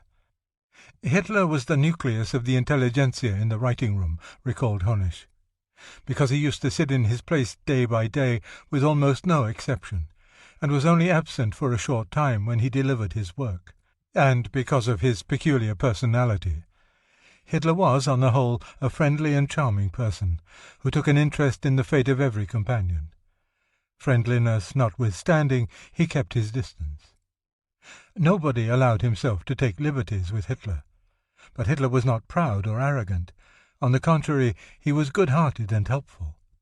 If someone needed 50 heller for another night at the hostel, he readily contributed his share, and I saw him several times starting such collections with a hat in his hands. During ordinary political debates, Hitler kept at work, if occasionally throwing in a phrase or two. But once the key words Reds or Jesuits came up, and someone made a remark that rubbed him the wrong way, he would leap to his feet and give argument, not avoiding vulgarisms, in a very impetuous way.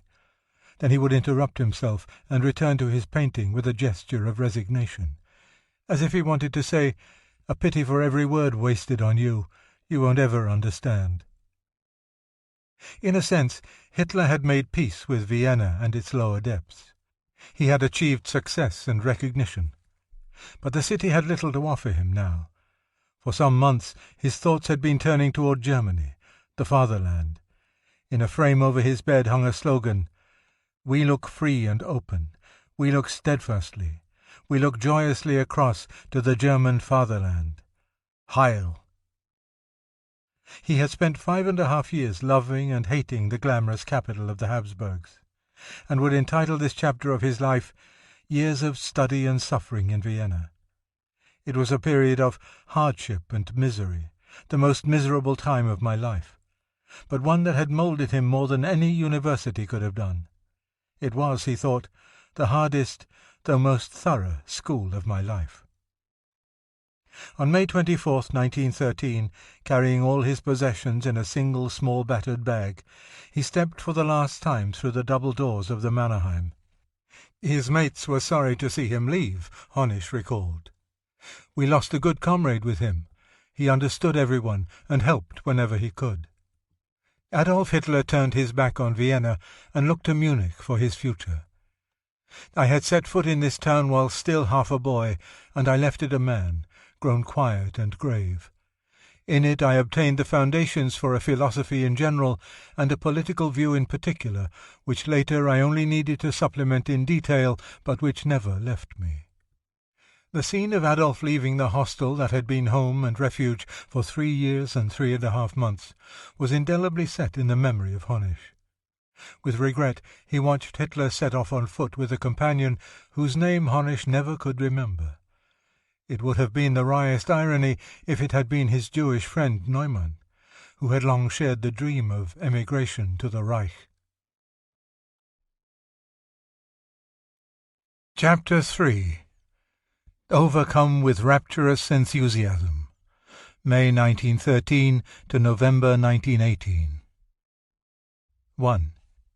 He stepped off the train from Vienna and climbed the stairs into the hubbub of Munich's Hauptbahnhof. From that first moment, almost everything about the capital of Bavaria struck a responsive note. This was home. Even the chatter of the people was pleasing to his ears after the polyglot noise of Vienna. The city itself was as familiar to me as if I had lived for years within its walls. It was a pleasant spring day with the sun shining brightly, and the air, washed by winds from the nearby Bavarian Alps, seemed much cleaner than that of Vienna. It was a Sunday, May 25th, and, except for sightseers, the streets were almost deserted.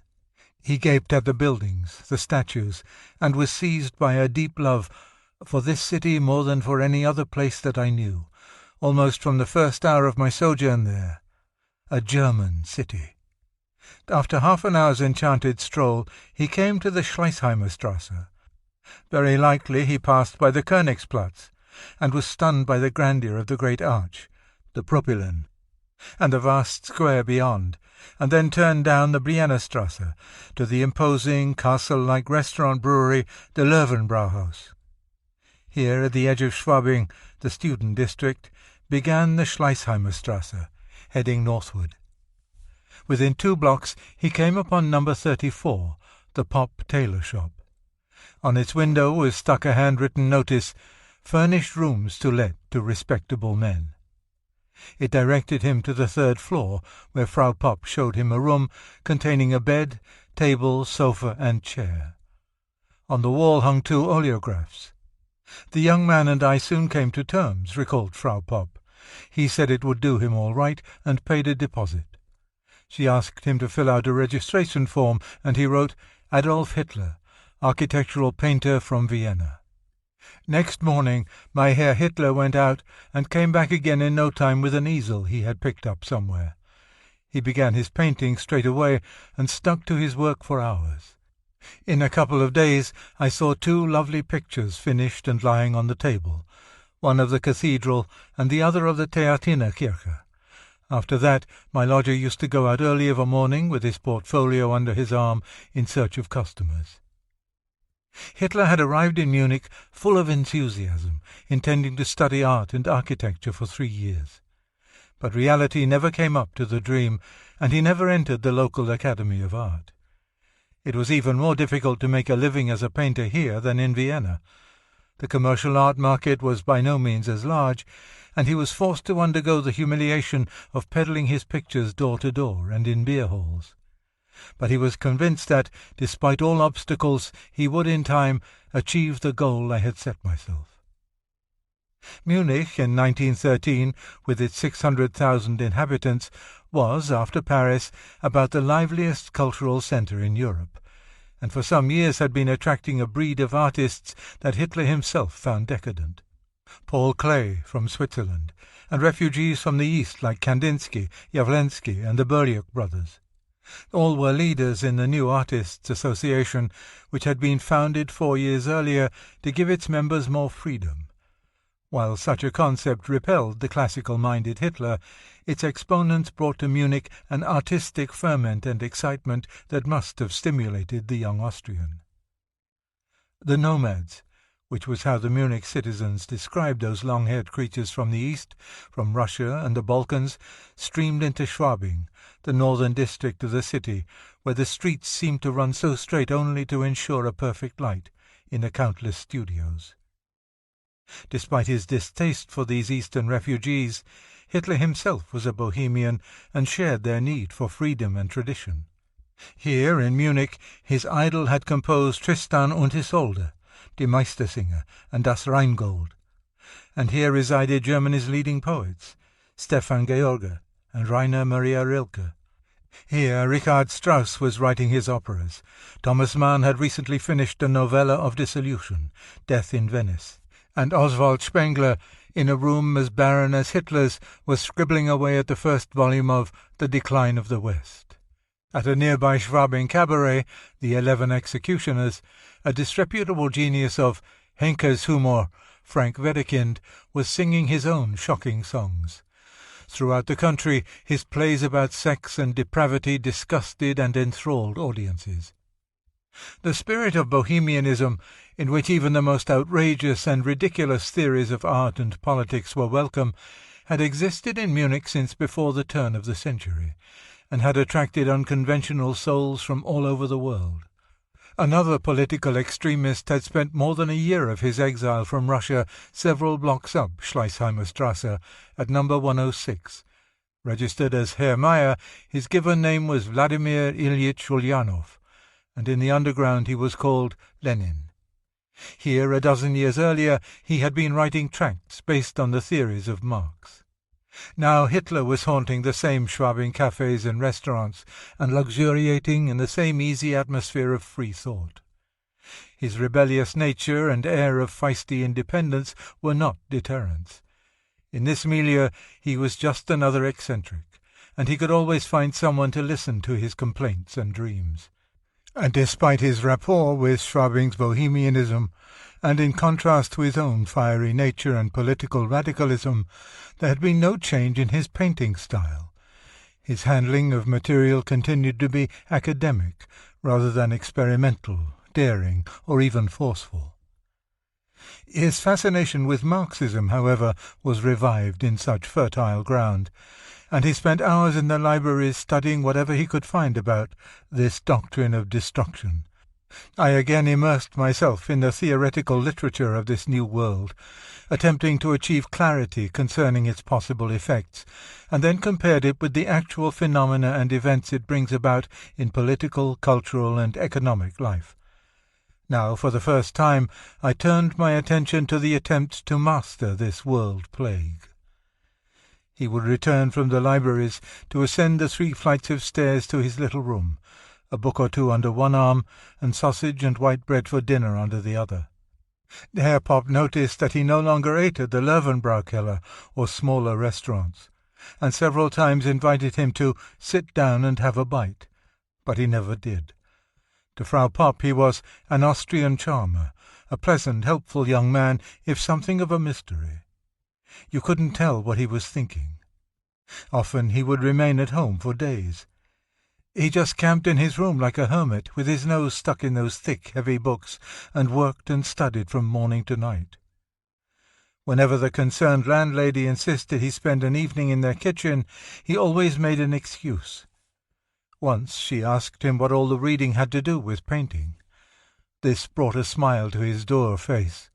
He took her arm and said, "Dear Frau Popp, does anyone know what is and what isn't likely to be of use to him in life?" After these periods of study, he would go to a beer hall or cafe, and without any trouble find a receptive ear. And once he started talking, someone else would inevitably object, touching off a vociferous political debate. In such arenas and against such antagonists, Hitler sharpened his ideas and theories. The winter brought Hitler increased hardship, since there were fewer customers for his pictures. Even so, this period was the happiest and by far the most contented in his life. Where Vienna had turned sour under the adverse conditions, Munich would never lose its magical allure.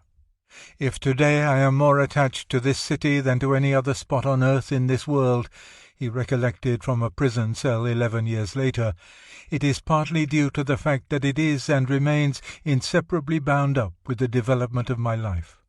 If even then I achieved the happiness of a truly inward contentment, it can be attributed only to the magic which this miraculous residence of the Wittelsbachs exerts on every man who is blessed, not only with a calculating mind, but with a feeling soul." This rewarding, if arduous, existence was abruptly threatened on a Sunday afternoon early in 1914. At 3:30 p.m. on January 18th, he answered a peremptory rap at his door to find a stern-faced officer of the Munich criminal police. The officer, his name was Herle, produced an official document from Austria, a notice for Hitler to present himself for military service in Linz at Kaiserin Elisabeth Quay 30 on January 20th, 1914. If he failed to comply, he was liable to prosecution and a fine. More ominous, he was warned that he would be fined heavily and imprisoned up to a year if found guilty of having left Austria with the object of evading military service. Adolf was overwhelmed. 3 years earlier, while residing at the Mannerheim, he had requested permission to report for service in Vienna, and had heard nothing since. Officer Herle demanded that Hitler sign a receipt for the induction notice, and the young man was so flustered he shakily wrote, "Hitler, Adolf." Then Herle arrested him and took him to police headquarters. Next morning he was taken under guard to the Austrian Consulate General. It speaks for Hitler's state that by then the police were sympathetic. The Consul General also took pity on the young artist with pinched face, gaunt frame, and shabby clothes, and allowed Hitler to send Linz a telegram requesting a postponement until early February. The reply arrived next morning, "Must report on January 20th. It was already that date, and, moved to further compassion by Hitler's alarm, the Consul General permitted him to write a letter of explanation to Linz. It was a plea for mercy, replete with grammatical mistakes and misspellings, revealing the fright and desperation of a young man cornered by fate and circumstances. He complained that the summons gave him an impossible short interval to settle his affairs, not even enough time to take a bath. I am described in the summons as an artist. The title is mine by right, but only in a limited sense is it correct. I do earn a living as a freelance artist, since I am completely without private means. My father was a civil servant. I do so only to be able to continue my studies. I can devote only a portion of my time to earning a living, as I am not yet past the training stage as an architectural painter. Therefore my income is very small, in fact only sufficient to make both ends meet. His monthly income fluctuated, and was presently very low, since the art market in Munich was in its winter sleep about this time, and nearly 3,000 artists live, or at least try to live here. He explained how he had applied in 1910 for permission to report for service in Vienna, then painted a pathetic picture of his struggles in that city.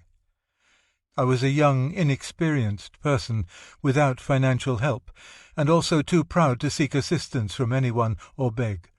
Without any support, depending only on myself, the kronen and heller received for my work were often only enough to provide a place to sleep. For 2 years my only girlfriend was sorrow and need, and I had no other companion except constant, unsatisfied hunger. I never learned to know the beautiful word, youth. Today, after 5 years, my memories are still in the form of frost-bitten fingers, hands, and feet. And yet I cannot recall those days without a certain joy, now that I have come out of the worst of it. Despite great need, amidst my often very questionable surroundings, I kept my name clean, and am not guilty in the face of the law, and have a clear conscience, except for the omitted military report, of which I did not even know at the time. That is the only thing about which I feel responsible, and for that a modest fine should be sufficient, and I would not protest the payment of same. His excuses were flimsy, but he so successfully played on the sympathies of the Consul General that his letter was dispatched along with a note of the Consul's own, stating that both he and the Munich police were convinced of Hitler's honesty. Since the young man seemed extremely deserving of considerate treatment, the consul recommended that he be allowed to report to Salzburg rather than go all the way to Linz. The Linz authorities agreed, and on February 5th, at the expense of the consulate, Hitler journeyed to Salzburg. He was found unfit for combatant and auxiliary duties, too weak, unable to bear arms. His generally run-down condition apparently was sufficient to disqualify him. Adolf returned to his room on the Schleißheimer Strasse, where he continued to eke out a living designing posters and selling pictures. But his life as a struggling artist and hopeful architect came to an end on June 28th. From his room he heard a hubbub in the streets below. As he started down the stairs, Frau Popp exclaimed excitedly, "The Austrian heir, Archduke Franz Ferdinand, has been assassinated." Hitler brushed past her and into the street. He pushed his way through a crowd clustered around a placard to read that the killer of the Archduke and his wife Sophie had been a young Serb terrorist, Gavrilo Princip. Hitler's rooted hatred of all things Slavic, begun at his first visit in Vienna to the House of Deputies, was resurrected. In Vienna, angry mobs were already converging on the Serbian legation, yet few political experts felt this tragedy would lead to a European crisis. The Kaiser, however, secretly began pressing the Habsburgs to invade Serbia. Germany was ready for war, he told them, and the first country that would rush to Serbia's aid, Russia, was not. Under such pressure, Austria declared war on Serbia on July 28th. This was followed by a general mobilization of Russia against Austria, whereupon Wilhelm appeared at the balcony of his palace to proclaim a state of imminent threat of war. An ultimatum was sent to Russia demanding the cessation of mobilization by noon of the following day. There was no answer, and at 5 p.m. on the 1st of August, the Kaiser signed the order for Germany's general mobilization against Russia.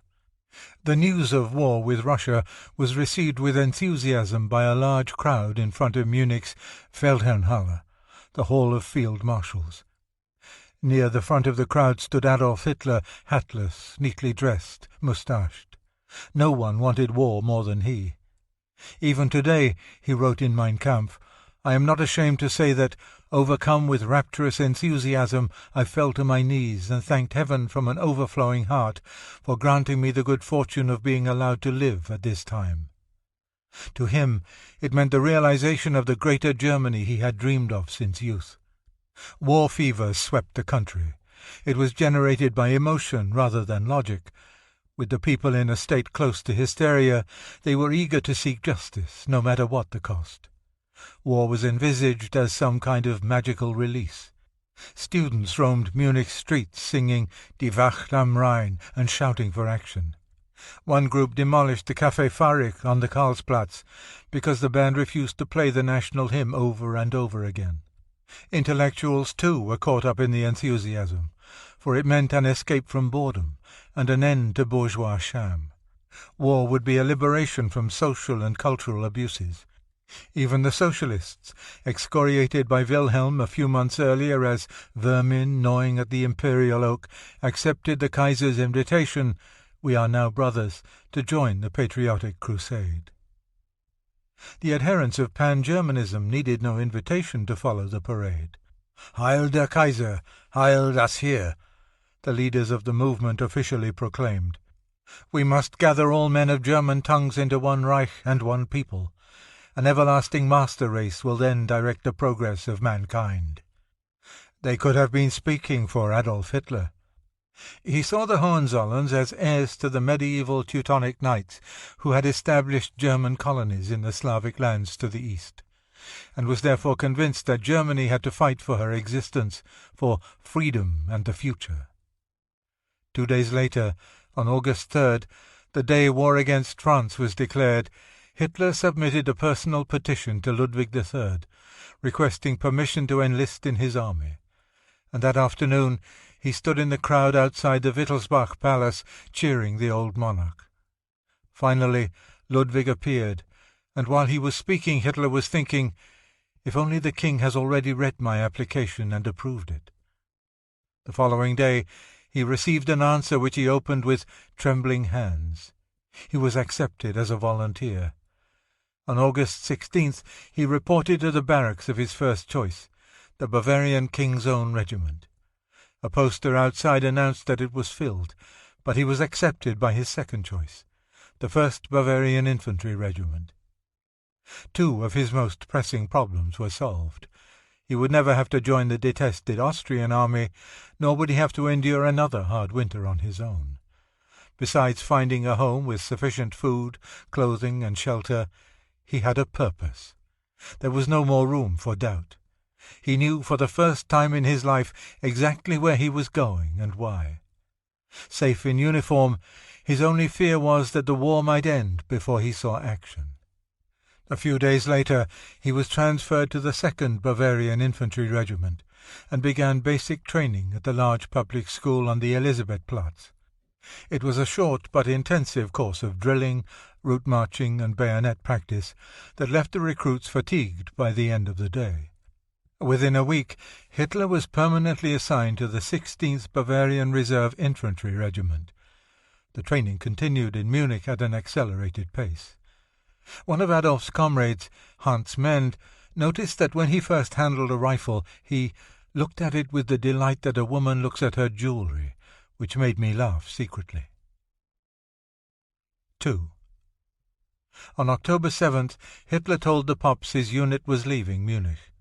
He shook hands with Herr Popp and asked him to write his sister if he died. Perhaps she would like his few possessions. If not, the Pops were to keep them. Frau Popp burst into tears as Hitler hugged the 2 children, then turned tail and ran. The next day the regiment was marched to the barracks of the elite King's Own Regiment for a solemn ceremony. In the presence of Ludwig III, the men swore allegiance to him as well as to Kaiser Wilhelm. Then Hitler and a few other Austrians were required to swear allegiance to their own monarch, the Emperor Franz Joseph. The only record of Hitler's reaction to this memorable occasion was his remark to comrades that October 8th would always remain in his memory because on that day they received double rations, as well as a special noonday meal of roast pork and potato salad. Early next morning the regiment marched out of Munich, bound for Camp Lechfeld, 70 miles to the west. Carrying packs, the men plodded for almost 11 hours, most of it in the teeming rain.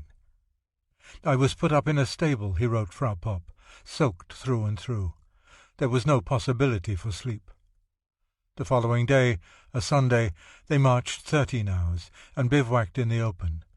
But it was so cold they spent another sleepless night. It was mid-afternoon of Monday by the time they finally reached their destination.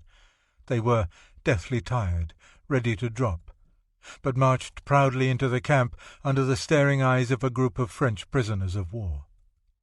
The first 5 days at Lechfeld were the most strenuous in his life, with lengthy practice sessions, as well as extra night marches in connection with brigade manoeuvres. This was all part of the amalgamation of their regiment with another to form the 12th Brigade, and the recruits were kept so occupied that it was not until October 20th that Hitler found time to write all this to Frau Popp and inform her that they were moving out that evening for the front. "I'm terribly happy," he concluded. "After arrival at our destination, I will write immediately and give you my address. I hope we get to England." That night the recruits were loaded onto trains, and Adolf Hitler, the arch-patriot from Austria, was at last on his way to do battle for the fatherland. A brigade lieutenant, a professional soldier named Fritz Wiedemann, watched with mixed feelings as Hitler and his comrades loaded into the cars. The regimental commander had not been on active service for years. Most of the companies were led by reserve officers, and the men had had only perfunctory training. There were few machine guns. The telephone equipment had been originally manufactured by a Nuremberg firm for the British Army, and the men didn't even have iron helmets. Instead, they were going off to combat in oilcloth caps, as did the volunteers of the 1812-1813 Wars of Liberation. What the brigade lacked in equipment and training, it made up for in enthusiasm. As each train pulled out, the occupants laughed and sang. It was as if they were bound for a glorious party. There would be a few weeks of gallant and exciting fighting, and then victory by the new year. At dawn, Hitler's train was running along the Rhine, a sight most of the Bavarians had never seen. The sun, drawing up the mist from the river, suddenly revealed the gargantuan statue of Germania, looking down from the Niederwald. All along the train the men spontaneously burst into Die Wacht am Rhein. I felt as though my heart would burst, recalled Hitler. 8 days later, Hitler's company was thrown into battle near Ypres. As the recruits started forward in the morning fog to relieve a hard-pressed unit, English and Belgian shells began dropping into the woods ahead. Now the first shrapnel hisses over us and explodes at the edge of the forest, splintering trees as if they were straws, he wrote an acquaintance in Munich, Assistant Judge Ernst Hepp. We watch with curiosity. We have no idea as yet of the danger. None of us is afraid. Everyone is waiting impatiently for the command, forward. We crawl on our stomachs to the edge of the forest. Above us are howls and hisses, splintered branches and trees surround us. Then again shells explode at the edge of the forest and hurl clouds of stones, earth and sand into the air, tear the heaviest trees out by their roots, and choke everything in a yellow-green, terribly stinking steam. We cannot lie here forever, and if we have to fall in battle, it's better to be killed outside. Finally, it was the Germans' turn to attack. 4 times we advance and have to go back. From my whole batch only one remains, beside me. Finally he also falls. A shot tears off my right coat sleeve, but like a miracle I remain safe and alive. At 2 o'clock we finally go forward for the 5th time, and this time we occupy the edge of the forest and the farms. The battle went on for 3 more days. The regimental commander was killed, and his deputy, a lieutenant colonel, seriously wounded. Under heavy fire, Hitler, now a regimental dispatch carrier, found a medic, and the two dragged the deputy back to the dressing station. By mid-November, the 16th Regiment, according to Hitler, had but 30 officers and less than 700 men. Only 1 in 5 recruits remained, but still came orders to attack. The new commander, Lieutenant Colonel Engelhardt, accompanied by Hitler and another man, ventured far into the front to observe the enemy lines. They were detected, and the area was sprayed with machine-gun fire. The 2 enlisted men leaped in front of their commander, pushed him into a ditch. Without comment, Engelhardt shook hands with the 2 recruits. He intended recommending them both for the Iron Cross, but the next afternoon, while he was discussing the citations, an English shell smashed into the regimental headquarters tent, killing 3 men and seriously wounding Engelhardt and the other occupants. Moments earlier, Hitler and the 3 other enlisted men had been forced to leave the tent to make way for 4 company commanders. It was the first of a series of narrow escapes verging on the miraculous for Adolf Hitler. "It was the most terrible moment of my life," he wrote Judge Hepp. "We all worshipped Lieutenant Colonel Engelhardt." The unsuccessful attempts to take Ypres ended the German offensive, and the battle degenerated into static trench warfare. This meant a relatively quiet existence for those attached to the regimental headquarters, now located in a rest area near the village of Messines. At last, Hitler found time to paint. He had brought along some equipment, and he finished several watercolours, including one of the ruins of a cloister near Messines and another of a trench near the village of Dictator. He was called on to do a different kind of painting by Lieutenant Wiedemann, the adjutant of the new regimental commander. The colour of the officers' dining room, a small room in a commandeered villa, clashed with a romanticized painting of a dying soldier lying across barbed wire. Wiedemann asked Sergeant Max Amann to find someone on the staff who could repaint the room. Amann brought back Hitler. Wiedemann wondered if the walls should be painted blue or pink. Hitler observed that the sun gave the picture a light violet tone, and suggested blue. He fetched a ladder, paints, and a brush, and, as he worked, conversed with the lieutenant. "What I noticed first," recalled Wiedemann, "was his unmilitary manner and his slight Austrian accent, and, most of all, that he was a serious person who obviously had been through quite a lot in life. Wiedemann and Sergeant Ammann now had time to make up the decoration list. They recommended Hitler for the Iron Cross First Class, but since he was on the staff, put his name at the bottom of the list. For this reason alone, Hitler was turned down, and instead given a second-class award. Even so, Hitler was delighted, and 2 days later wrote Herr Popp, "It was the happiest day of my life. Unfortunately, my comrades who also earned it are mostly all dead." He asked Popp to keep the newspapers describing the action. "I want to save them for reminiscences, if the dear Lord spares my life." He was also promoted to corporal, and no longer was called Kamerad Schnurschuh, an insulting Bavarian epithet, Comrade Laced Boots.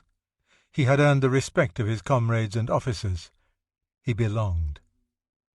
Private Hans Mendt hadn't seen Hitler since their recruit days in Munich. There he seemed too slight even to carry a full field pack. But now, as he slouched around, rifle in hand, helmet askew, moustache drooping, a lively glow in his eyes, he was the picture of the front-line fighter. The other messengers respected his apparent fearlessness, but couldn't understand why an Austrian should take such risks. "He is just an odd character," one remarked to Mendt, "and lives in his own world, but otherwise he's a nice fellow." Despite his lectures on the evils of smoking and drinking, Adi was generally liked because of his reliability in a crisis. He never abandoned a wounded comrade or pretended to be sick when it came time for a perilous mission. Moreover, he was a good companion during the long, tedious stretches awaiting action. Being an artist actually drew him closer to his barracks mates. He would draw cartoon sketches on postcards illustrating comical moments of their life. Once, for instance, a man shot a rabbit to take home on leave, but left with a parcel containing a brick, which someone had exchanged for the animal. Hitler sent the victim of the prank a postcard with 2 sketches, one of the soldier unwrapping a brick back home, and the other of his friends at the front eating the rabbit. Unlike the others, Hitler got almost no packages from home, and to satisfy his insatiable appetite he was forced to buy extra food from the cooks and kitchen help, thus earning the title of the unit's biggest Vielfraß, glutton. At the same time, he was too proud to share his comrades' packages, and would brusquely refuse on the grounds that he couldn't repay the favour. He was almost as brusque in his rejection of Lieutenant Wiedemann's offer at Christmas of 10 marks from the mess hall funds. The regiment went back to the lines soon after the holidays, but there was not enough action for Adolf. "Now we are still in our old position and harass the French and English," he wrote Popp on January 22, 1915. "The weather is miserable, often for days in water up to our knees under very heavy artillery fire. We are looking forward to a few days of relief. Hopefully there will soon come a general offensive along the whole front. It can't go on like this forever." It was during this military stalemate that a small white terrier, apparently the mascot of an English soldier, leaped into Hitler's trench and began chasing a rat. Hitler caught the dog, which at first kept trying to escape. With exemplary patience — he didn't understand a word of German — I gradually got him used to me. Hitler named him Füchsel, Little Fox, and taught him a variety of circus tricks, such as climbing up and down a ladder. Füchsel never left his new master's side during the day, and at night slept beside him. Late in January, Hitler, in another letter to Popp, drew a graphic picture of the static but deadly warfare. Because of the constant rain — we do not have winter — the closeness of the ocean, and the low-lying terrain, the meadows and fields are like bottomless morasses, while the streets are covered with slimy mud, and through these swamps run the trenches of our infantry, a mass of shelters and trenches with gun emplacements, communication ditches and barbed wire barricades, wolf lairs, landmines, in short, an almost impossible position. The following month he also wrote Judge Hepp about his battle experiences, but then ended the letter, somewhat surprisingly, on a political note. "I think so often of Munich, and each of us has but one wish, that it may soon come to a settling of accounts with the gang, that we'll come to blows, no matter what the cost, and that those among us who have the luck to see our homeland again will find it purer and cleansed from foreign influence, so that by the sacrifice and agony which so many hundreds of thousands of us endure every day, that by the river of blood which flows here daily, against an international world of enemies, not only will Germany's enemies from the outside be smashed, but also our domestic internationalism will be broken up. Whenever anyone asked where he came from, Hitler would reply that his home was the 16th Regiment, not Austria, and after the war he would live in Munich. But first they had to win. On this point he was fanatic, and if one of his mates jokingly remarked that the war would never be won, he became incensed, and would pace back and forth, asserting that England's coming defeat was as certain as the Amen in the prayer. As long as his comrades talked of food or women, Hitler kept to his reading or painting. But once the conversation turned to serious subjects, he would stop and deliver a lecture. His simple comrades were entranced by his fluency, and loved to hear him spout on art, architecture, and the like. His reputation as an intellectual was enhanced by the fact that he always had a book spread out in front of him. He carried several in his pack, one by Schopenhauer. I learned a great deal from him. This philosopher's recurrent affirmation of the strength of blind will, the triumph of that will, must have struck a responsive chord.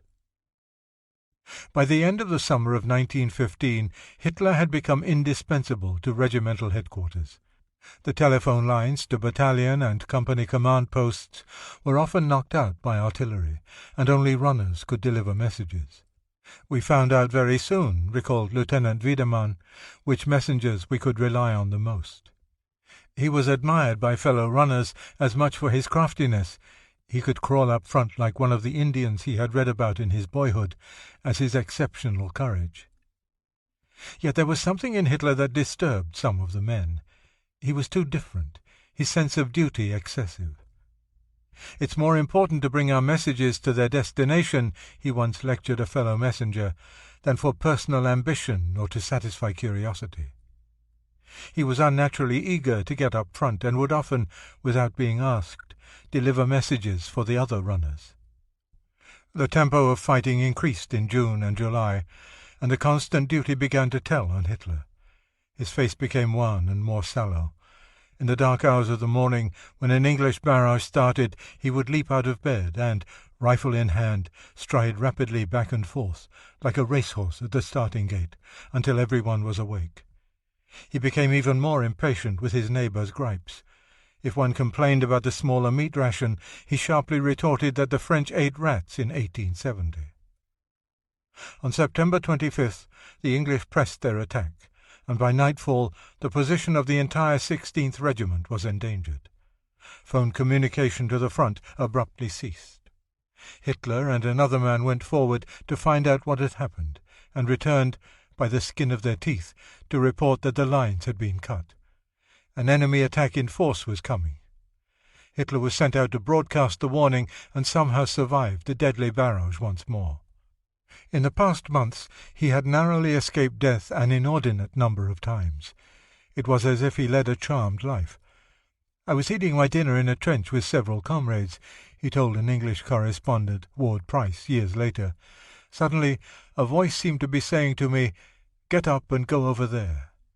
It was so clear and insistent that I obeyed mechanically, as if it had been a military order. I rose at once to my feet and walked 20 yards along the trench, carrying my dinner in its tin can with me. Then I sat down to go on eating, my mind being once more at rest. Hardly had I done so when a flash and deafening report came from the part of the trench I had just left.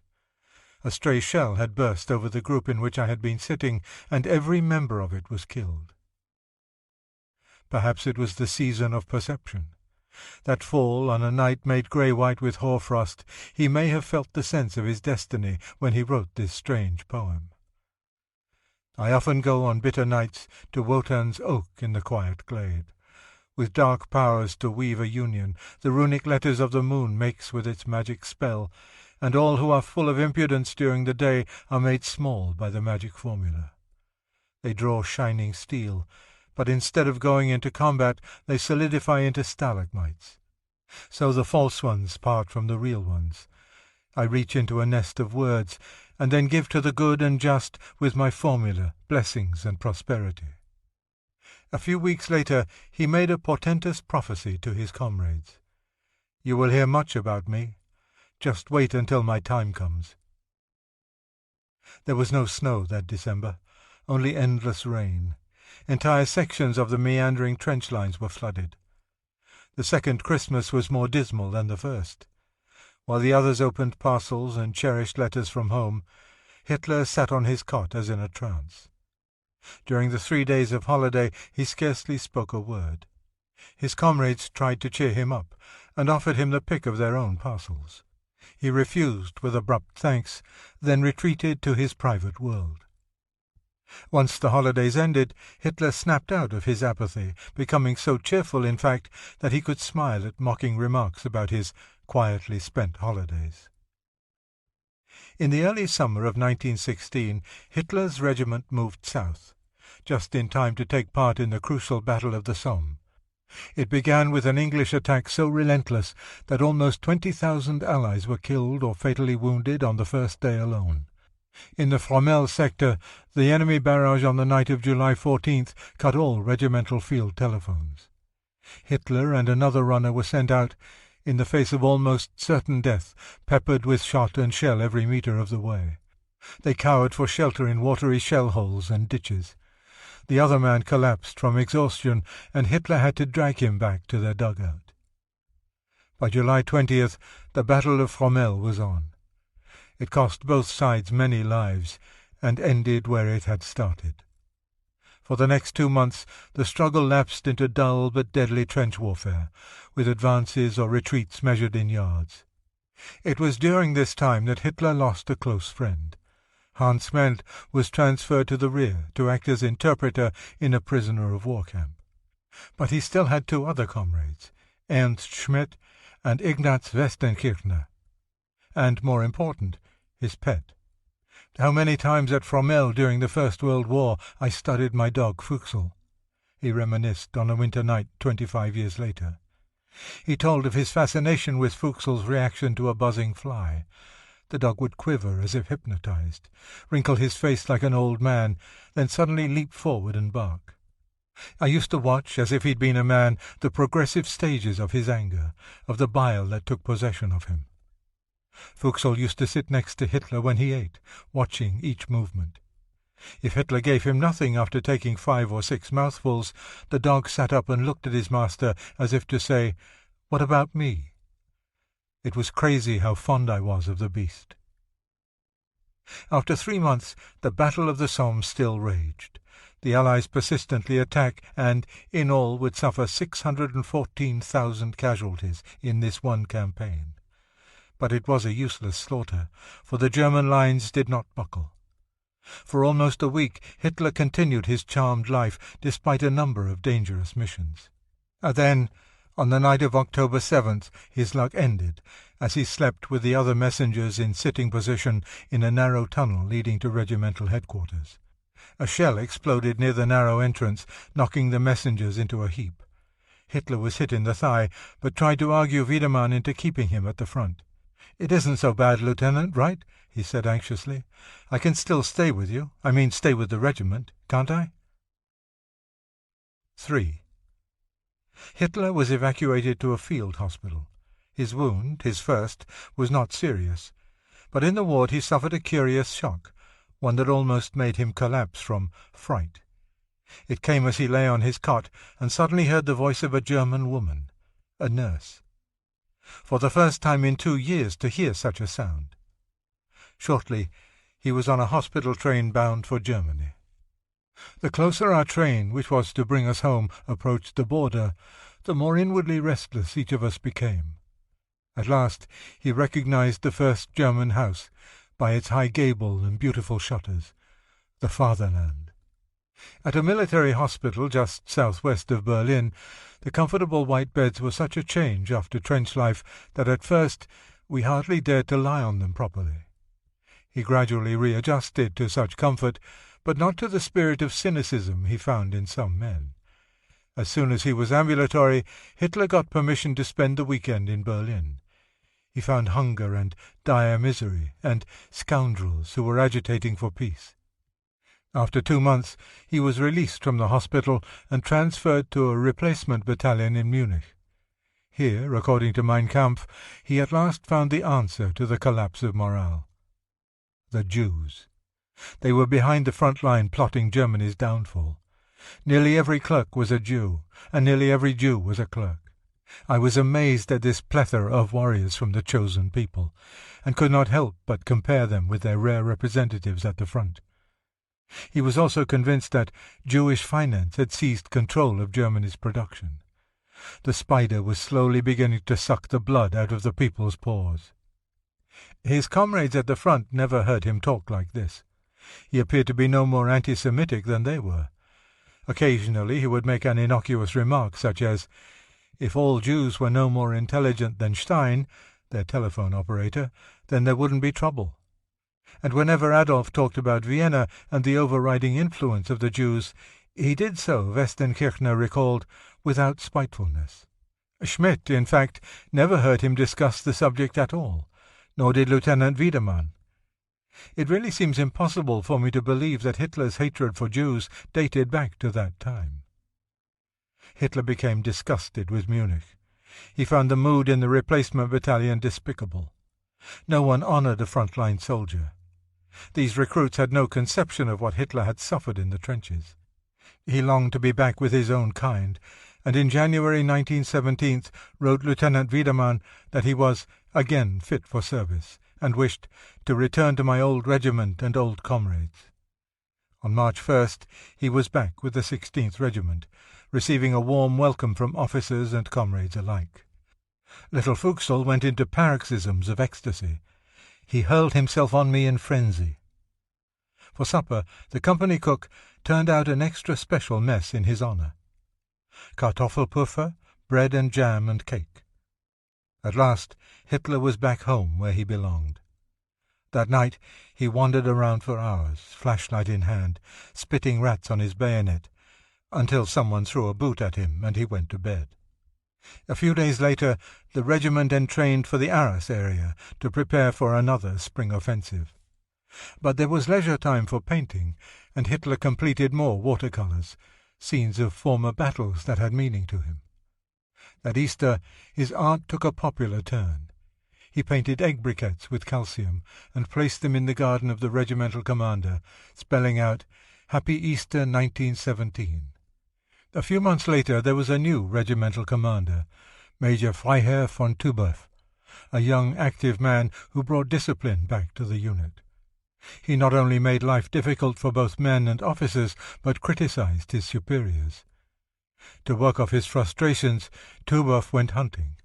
Hitler was one of the beaters, and he spent 2 hours crawling around in the brush just behind the front lines, flailing away with a long stick and shouting, while his commander, whom he would promote to general in 16 years, fired away at rabbits. Despite long and gallant service, Hitler was still a corporal. One reason, according to Wiedemann, was that he lacked the capacity for leadership. Another was his sloppy bearing. He held his head somewhat lopsided toward his left shoulder and slouched around. Although he bathed whenever possible, and called a comrade who didn't a living dunghill, he disliked polishing his boots. Nor would he snap heels at the approach of an officer. More important, there were no authorized spaces as corporal for a messenger. If promoted, Hitler would have had to give up the duty he preferred, and the regiment would have lost one of its best runners. That summer the regiment returned to its first battlefield in Belgium, and participated in the third battle for Ypres. It was as deadly as the first. In mid-July they were bombarded for 10 days and nights. When it slackened, they could hear under them the ominous sound of digging. The enemy was boring tunnels. Overhead came the drone of planes, then the crash of bombs. In addition, there was the constant threat of gas, and the men sometimes had to keep their suffocating masks on for 24 hours at a stretch. On the last day of July, the defenders were confronted with a new terror: tanks. Fortunately, torrential rains turned no man's land into a quagmire, and the tanks were bogged down. In August, the shattered 16th Regiment was relieved. They were sent to Alsace for a rest, and it was at this time that Hitler suffered two grievous losses. A railroad official, captivated by the antics of Fuchsel, offered Hitler 200 marks for the terrier. "You could give me 200,000 and you wouldn't get him," was Hitler's indignant reply. But as the troops were disembarking, Hitler couldn't find Fuchsel. His column was already on the move, and he had to follow. I was desperate. The swine who stole my dog doesn't realize what he did to me.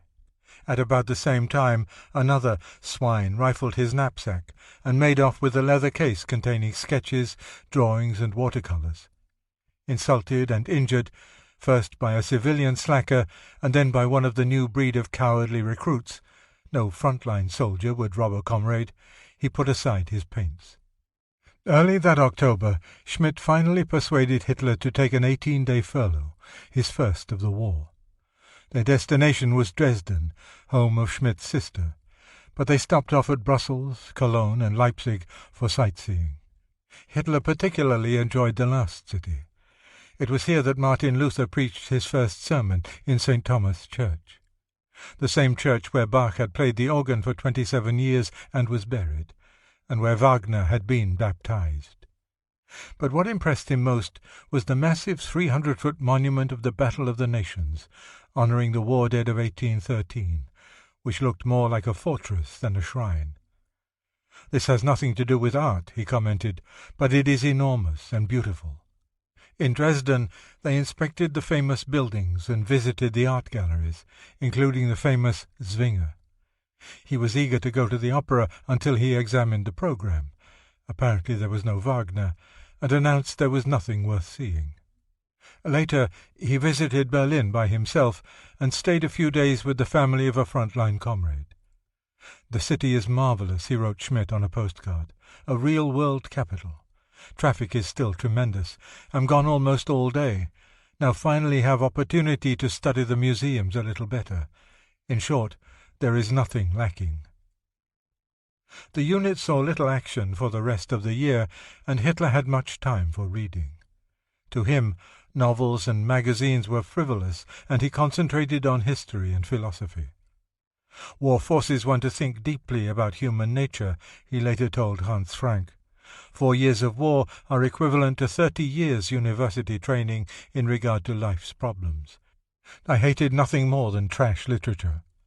When we are concerned with the fate of mankind, then one can only read Homer and evangelical works.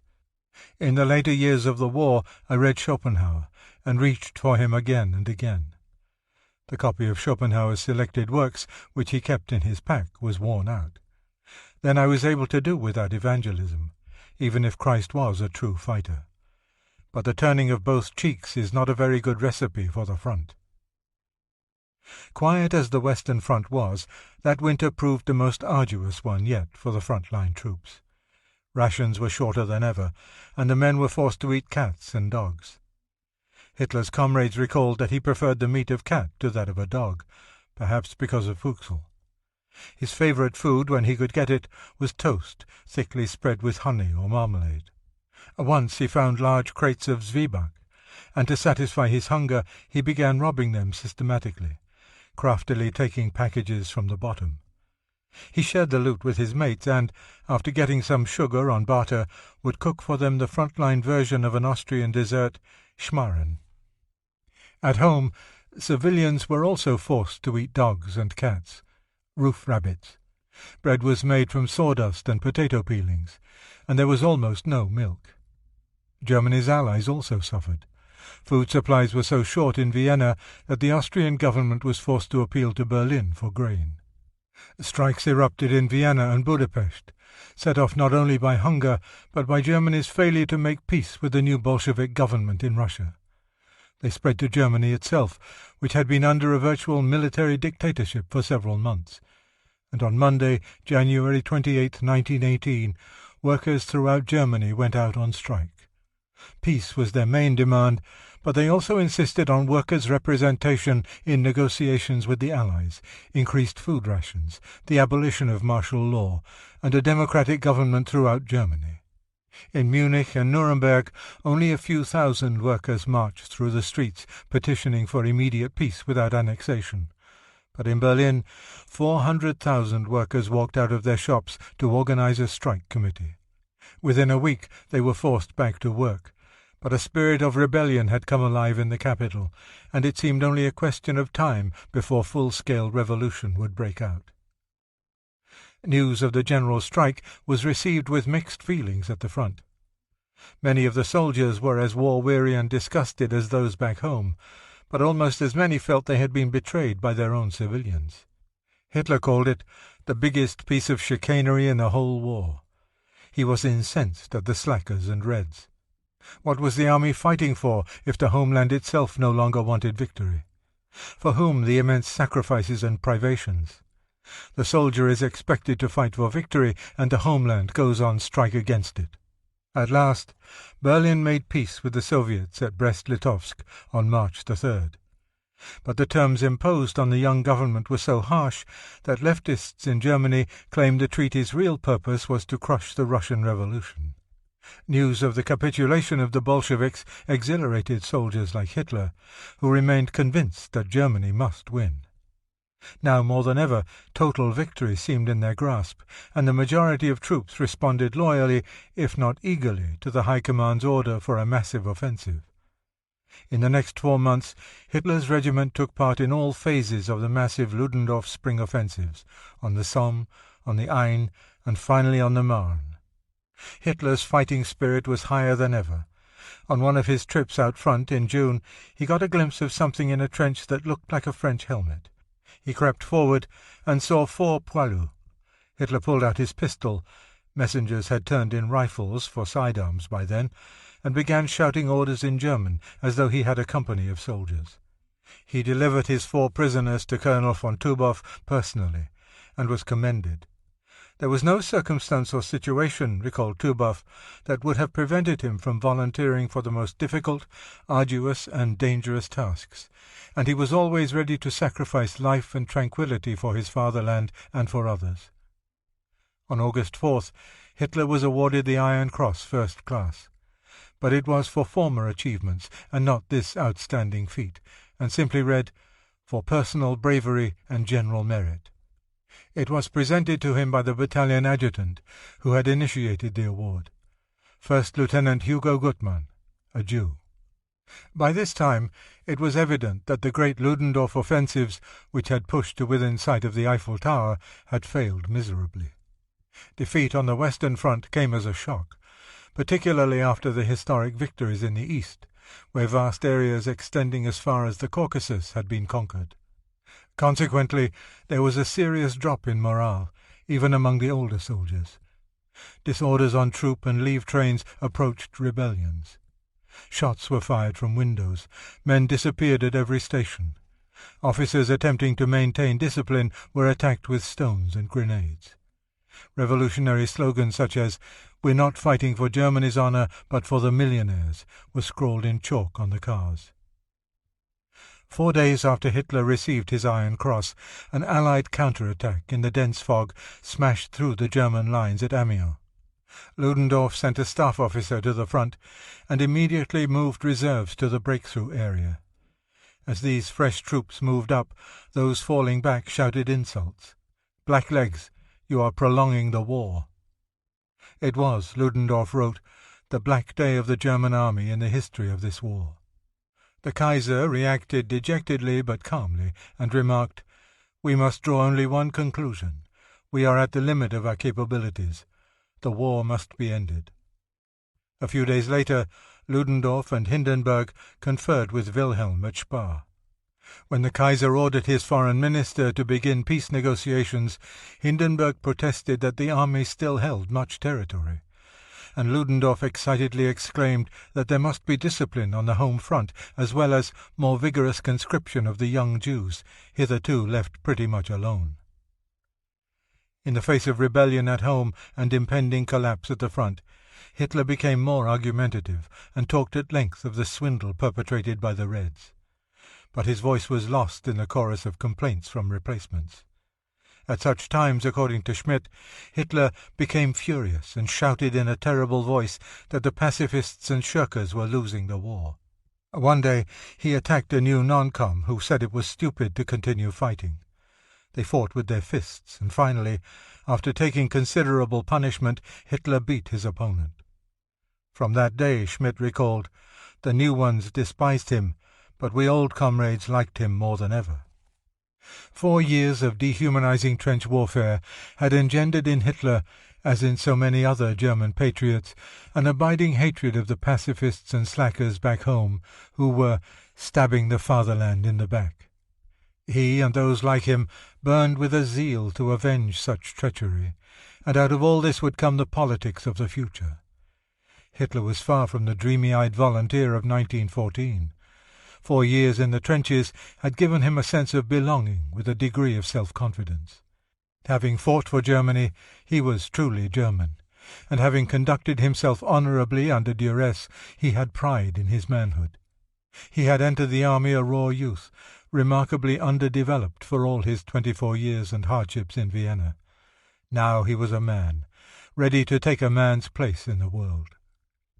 Early in September, the 16th Regiment was moved back to Flanders.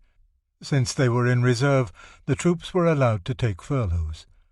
With a comrade named Arendt, he returned to Berlin, where he must have been repelled by the rising spirit of discontent in the capital. He also spent a few days at the family farm in Spital. Several weeks after his return, the 16th Regiment marched a third time to the area below Ypres.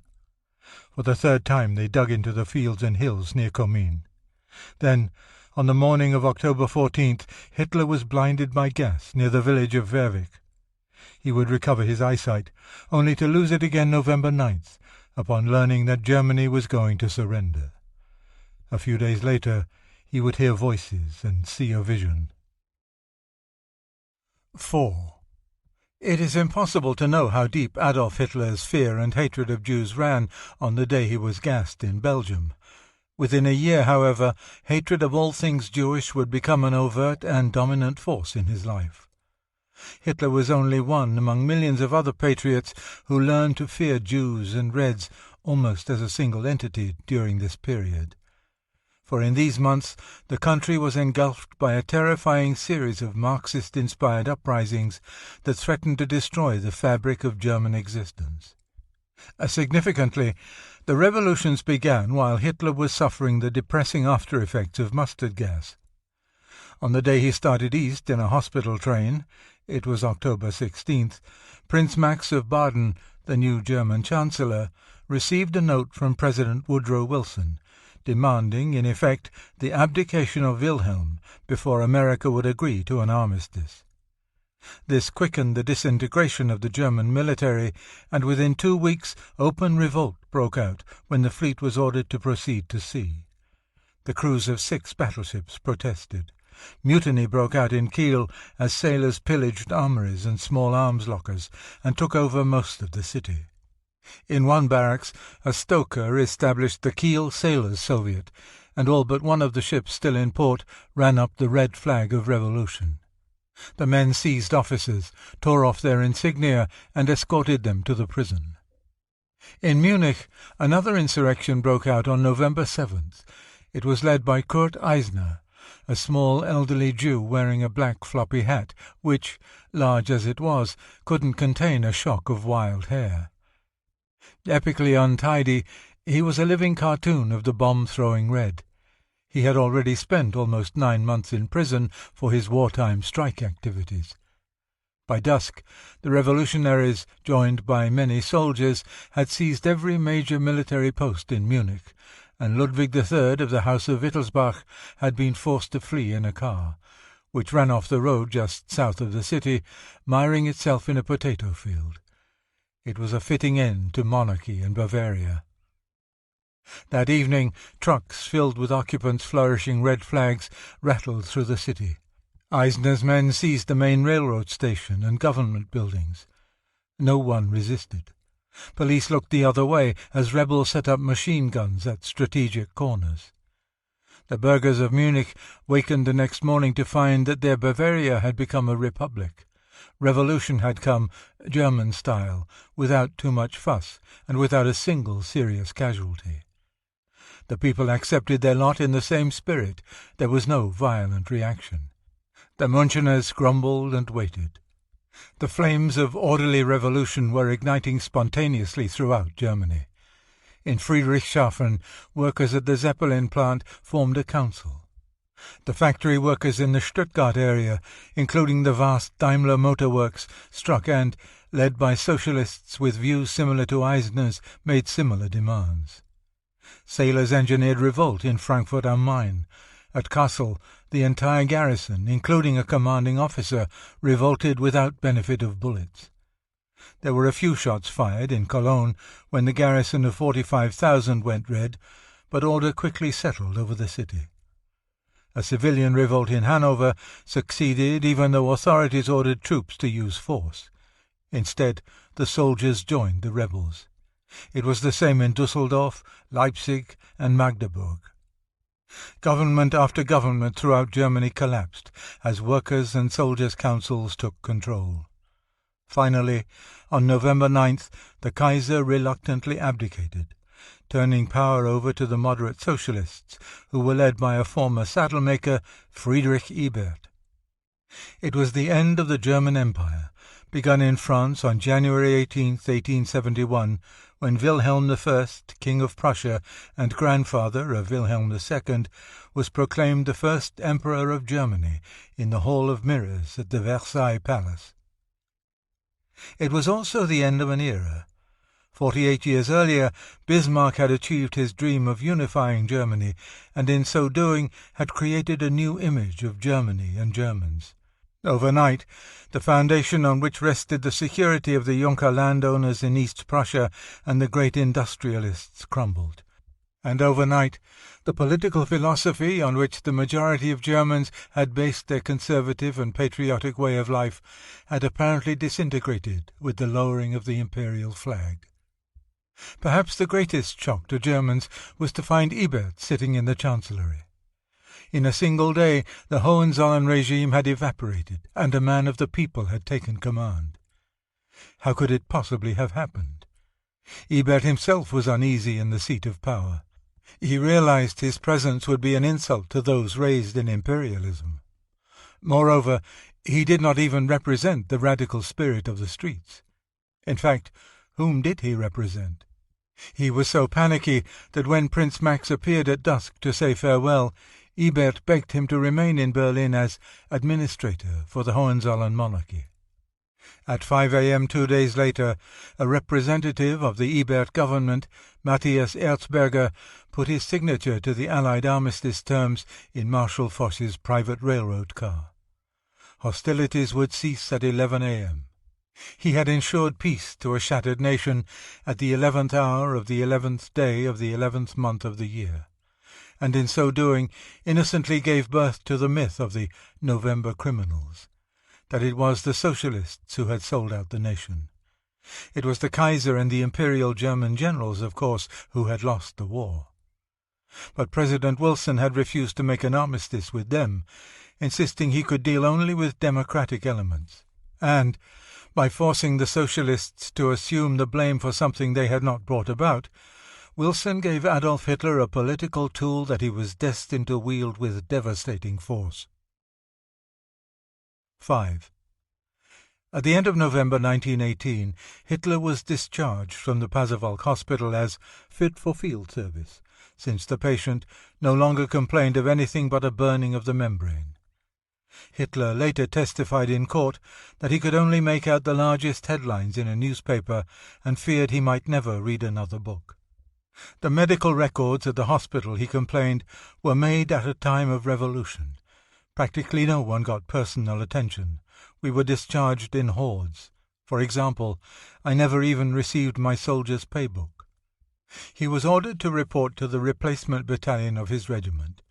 This was located in Munich, and on his way he must have passed through Berlin, which was in the hands of the Executive Council of the Workers' and Soldiers' Councils, a coalition not only of soldiers and workers, but of majority and independent socialists. This conglomeration had already enacted social reforms which would have seemed impossible a few months earlier.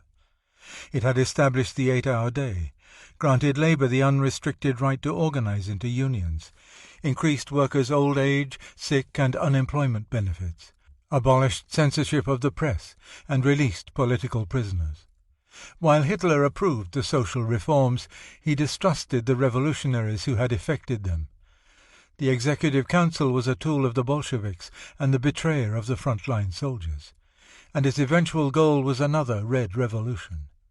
When Hitler checked in at the Turkenstrasse barracks of Munich's Schwabing area, he encountered the same spirit of rebellion.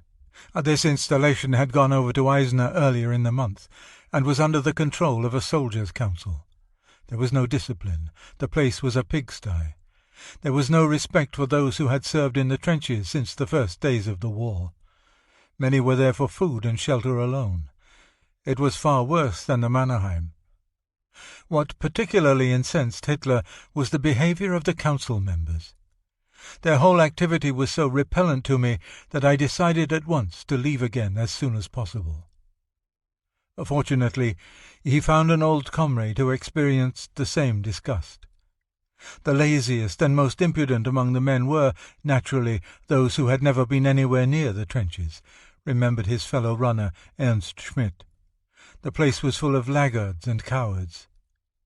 Some 2 weeks later, when guards were sought for a prisoner of war camp at Traunstein, 60 miles to the east on the road to Salzburg, Hitler suggested to Schmidt that they volunteer. Their group, comprised mostly of so-called revolution men, was met at the railroad station by an officer. The men treated his order to fall in as a joke. Didn't he know drill had been abolished? The next day, the contingent, except for a few who had seen service in the trenches, were shipped back to Munich. Hitler and Schmidt remained. 6. In Berlin, the Spartacists, a far leftist group named after the slave who led the rebellion against the Romans, had taken to the streets to make revolution with the help of revolting sailors. This was no Gemütlich Munich uprising. By Christmas Eve the capital was close to anarchy. Other cities followed suit, if not as dramatically, and throughout Germany the structure of the military and police began to crumble. With their abdication of authority, a new force made an abrupt appearance, a phenomenon known as the Freikorps, bands of idealistic activists from the armed forces who shared Hitler's passion to defend Germania from the Reds. The Freikorps, spawned from the German generation born in Hitler's time, had been prepared for today's action by 2 previous experiences. First had come the pre-war youth movement, the Wandervögel, birds of passage. These youngsters tramped around the land, often wearing colourful costumes, in their search for a new way of life. For the most part from the well-to-do middle class, they despised the liberal bourgeois society they sprang from, and were convinced that parental religion was largely sham, politics boastful and trivial, economics unscrupulous and deceitful, education stereotyped and lifeless, art trashy and sentimental, literature spurious and commercialized, drama tawdry and mechanical. They regarded family life as repressive and insincere. They also were concerned that the relations between the sexes, in and out of marriage, were shot through with hypocrisy. Their goal was to establish a youth culture for fighting the bourgeois trinity of school, home, and church. They would sit around campfires under the direction of a Führer and sing the Song of the Freebooters, while silently gazing into a campfire in quest of messages from the forest, or listening to someone read hortatory passages from Nietzsche or Stefan George, who wrote, "The people and supreme wisdom yearn for the man, the deed. Perhaps someone who sat for years among your murderers and slept in your prisons will stand up and do the deed." These young people, thriving on mysticism and impelled by idealism, yearned for action, any kind of action. They found it in the Great War. Perhaps that is why they were as convinced as Hitler of the righteousness of the fatherland's cause. Life in the trenches brought officers and men close together in a brotherhood of suffering and blood. The men worshipped the one who led them into desperate hand-to-hand combat. To them he was not their commanding officer, he was their Führer, and they were his comrades. They trusted him blindly, and would have followed him into hell itself if it were necessary. Together they formed a frontline relationship of democracy hitherto unknown in Germany. The miles of trenches were isolated from the rest of the world and became, in effect, a monastery with walls of flame. These comrades of the front lines, these former birds of passage, shared with Hitler the shame of surrender and distrust of a home front degenerating into Bolshevism.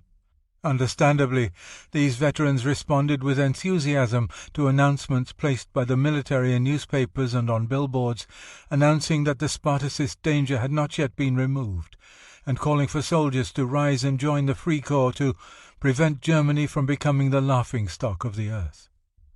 While this illegal army was forming, the Spartacists, with the approval of many Berliners, were taking over the capital.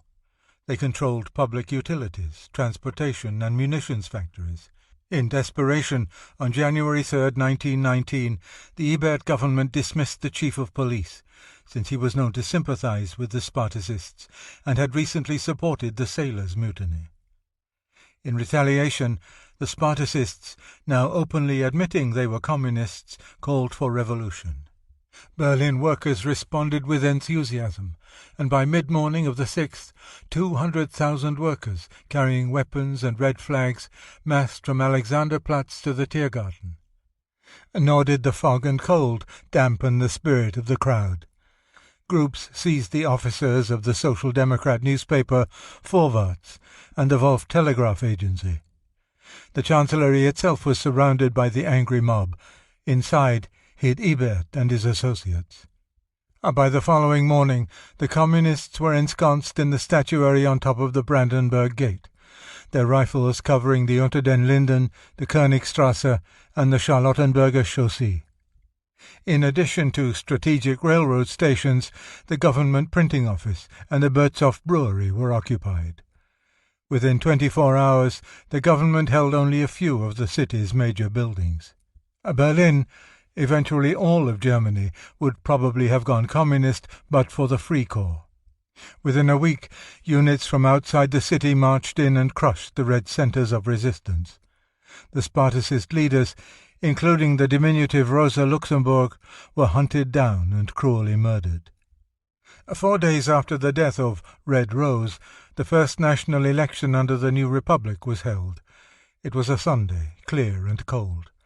For the first time in German history, women were allowed to participate, and 30 million citizens out of an electorate of 35 million cast their votes for 423 deputies to the National Assembly. The results, while surprising, should have been predictable. The two rightist parties, which wanted a return of the Hohenzollerns, yet pretended they didn't, got about 15% of the assembly seats. The two centrist parties, which favoured the Republic, won almost 40%, as did Ebert's majority socialists. And the far-left independent socialists took only 7%. The result, as much a victory against revolution as it was for a republic, doomed socialization. Since strife-torn Berlin was not considered safe, Weimar, some 150 miles southwest of the capital, was made the home of the National Assembly. Its selection was a cultural as well as geographical choice, for Weimar had been the home of Goethe, Schiller, and Liszt. The Assembly met on February 6th in the new National Theatre, but the convocation lacked the pomp and ceremony of a Hohenzollern event. There were no bands, cavalry escorts, or dazzling uniforms. After 5 days, a working government was organized, with Ebert named first President of the Reich by a large majority. He appointed a chancellor who, in turn, selected his own cabinet. The most significant choice was a strong-willed man named Noske. He called himself the Bloodhound, as Minister of Defense. It meant that the illegal Free Corps would now operate with the blessing of the infant Weimar Republic and continue to defend the nation from Reds and riot. 7. Traditionally, Bavarians detested Prussia and all things Prussian, and the events in Weimar were largely ignored in Munich. One of the city's leading intellectuals, as yet unrecognized by the world, was contemptuous of the attempts of the Ebert government to establish democracy throughout Germany. The lonely and impoverished bachelor Oswald Spengler, misogynist and misanthropic, had finally published the first volume of The Decline of the West in the spring of 1918, and, though still unreviewed, the book was making an impact throughout the country. Like the French in 1793, we must go right through to the end in our misfortune. We need a chastisement compared to which the 4 years of war are nothing, he wrote a friend, until finally the terror has brought to a head such a degree of excitement and despair that a dictatorship resembling that of Napoleon will be regarded universally as a salvation. Hitler, who considered himself born for and destined to politics, was preparing his return to Munich. The prisoner of war camp at Traunstein was about to close, and he was being reassigned to the 2nd Infantry Regiment barracks in Schwabing, along with his comrade Schmidt. Another young man with similar aspirations was already established in Munich.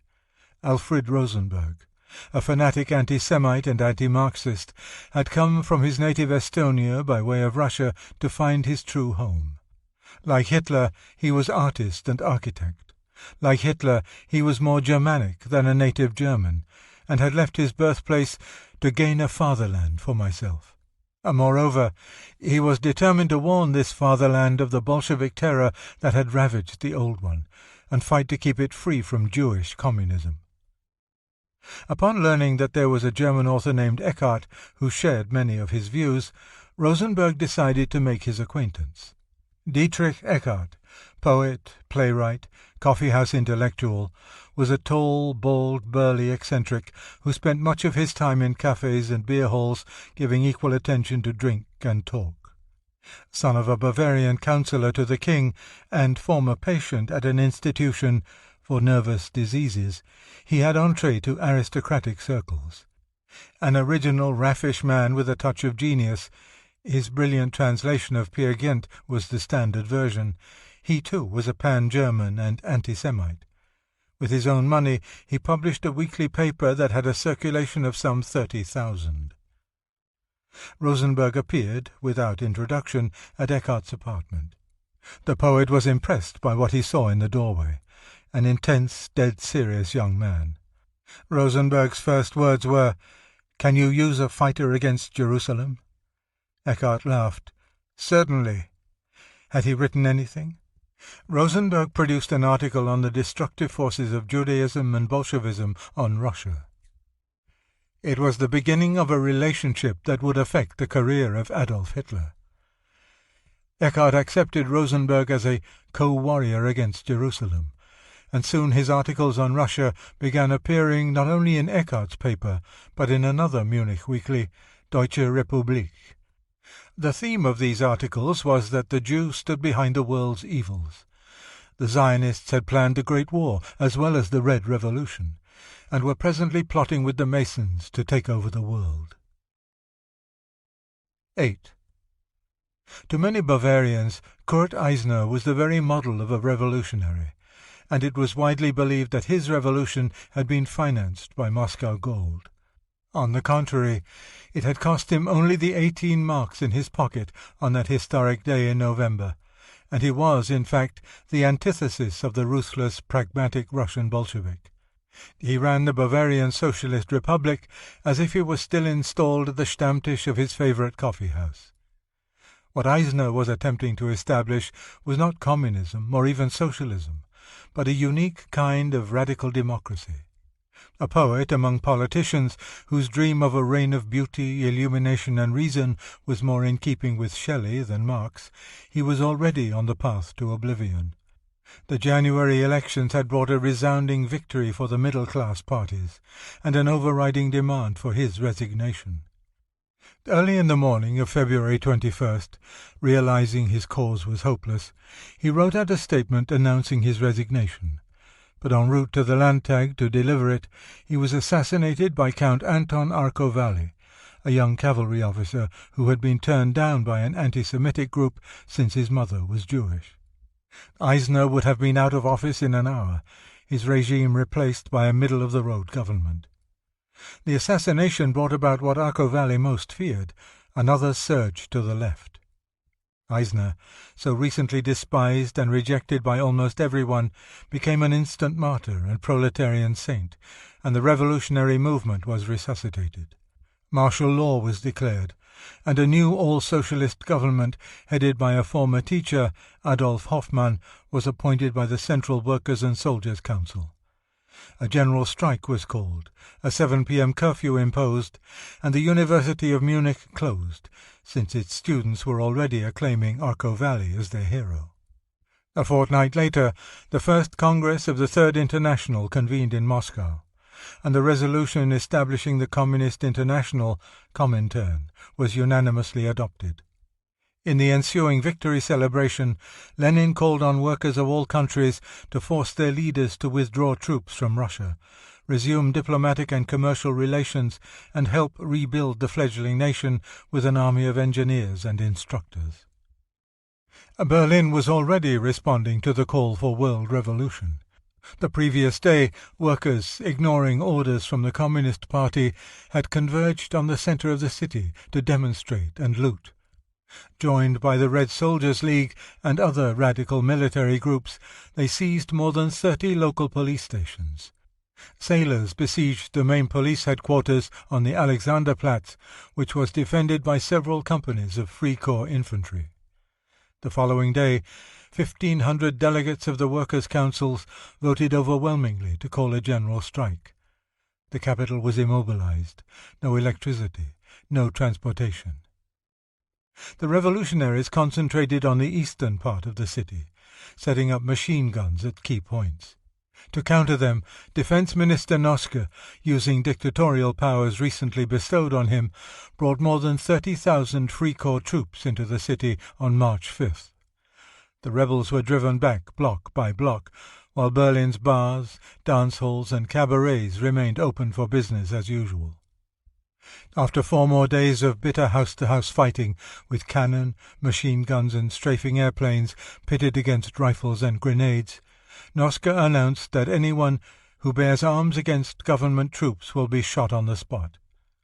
Scores of workers were lined up against walls and executed without trial. It was all over by the 13th. More than 1,500 revolutionaries were dead and at least 10,000 wounded. The spirit of revolt, however, continued to spread throughout the country. Radicals were in power in Saxony, and a state of siege existed in the Ruhr Basin.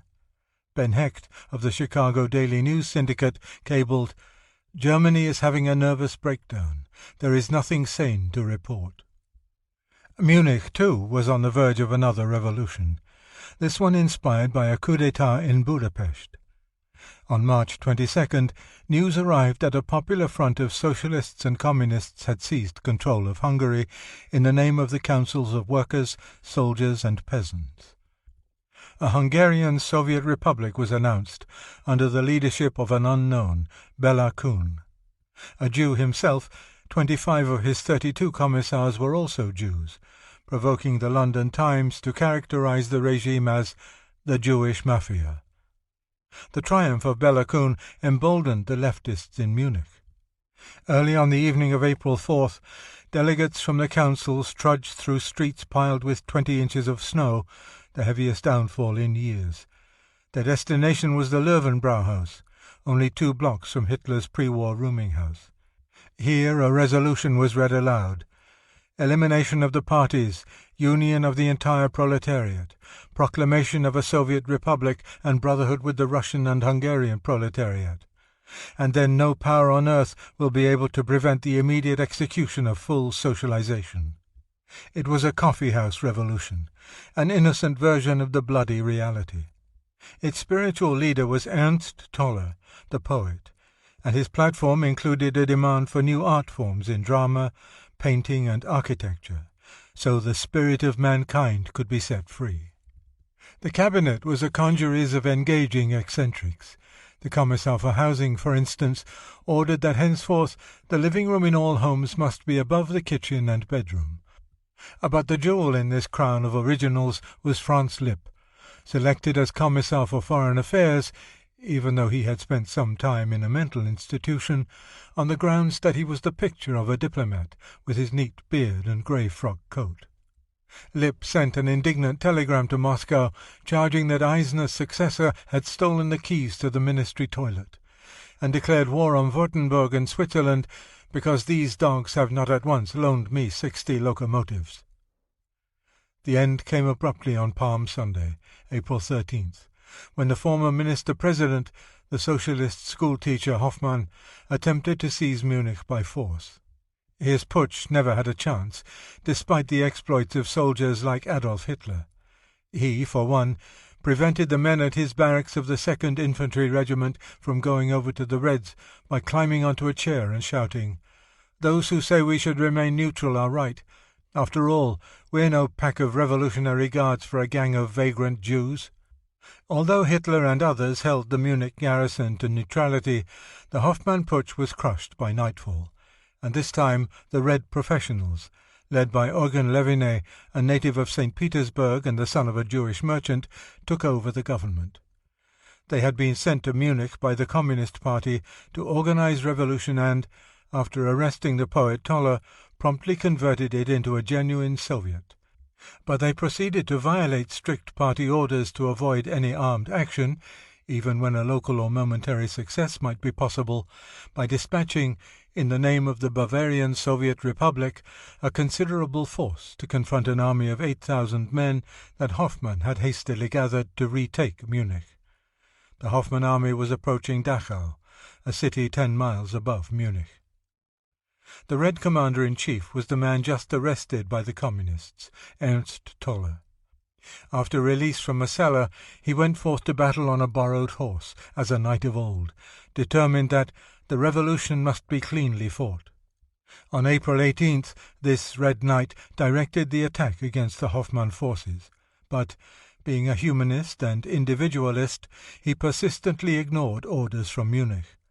First, he refused to shell Dachau, and instead attempted to avoid conflict by negotiation. When firing erupted and the issue was forced, he led his men to an almost bloodless triumph. The Hoffmann forces retreated in panic. The Soviet leaders ordered Toller to shoot the officers he had captured. Naturally, he released them, and once more he was imprisoned.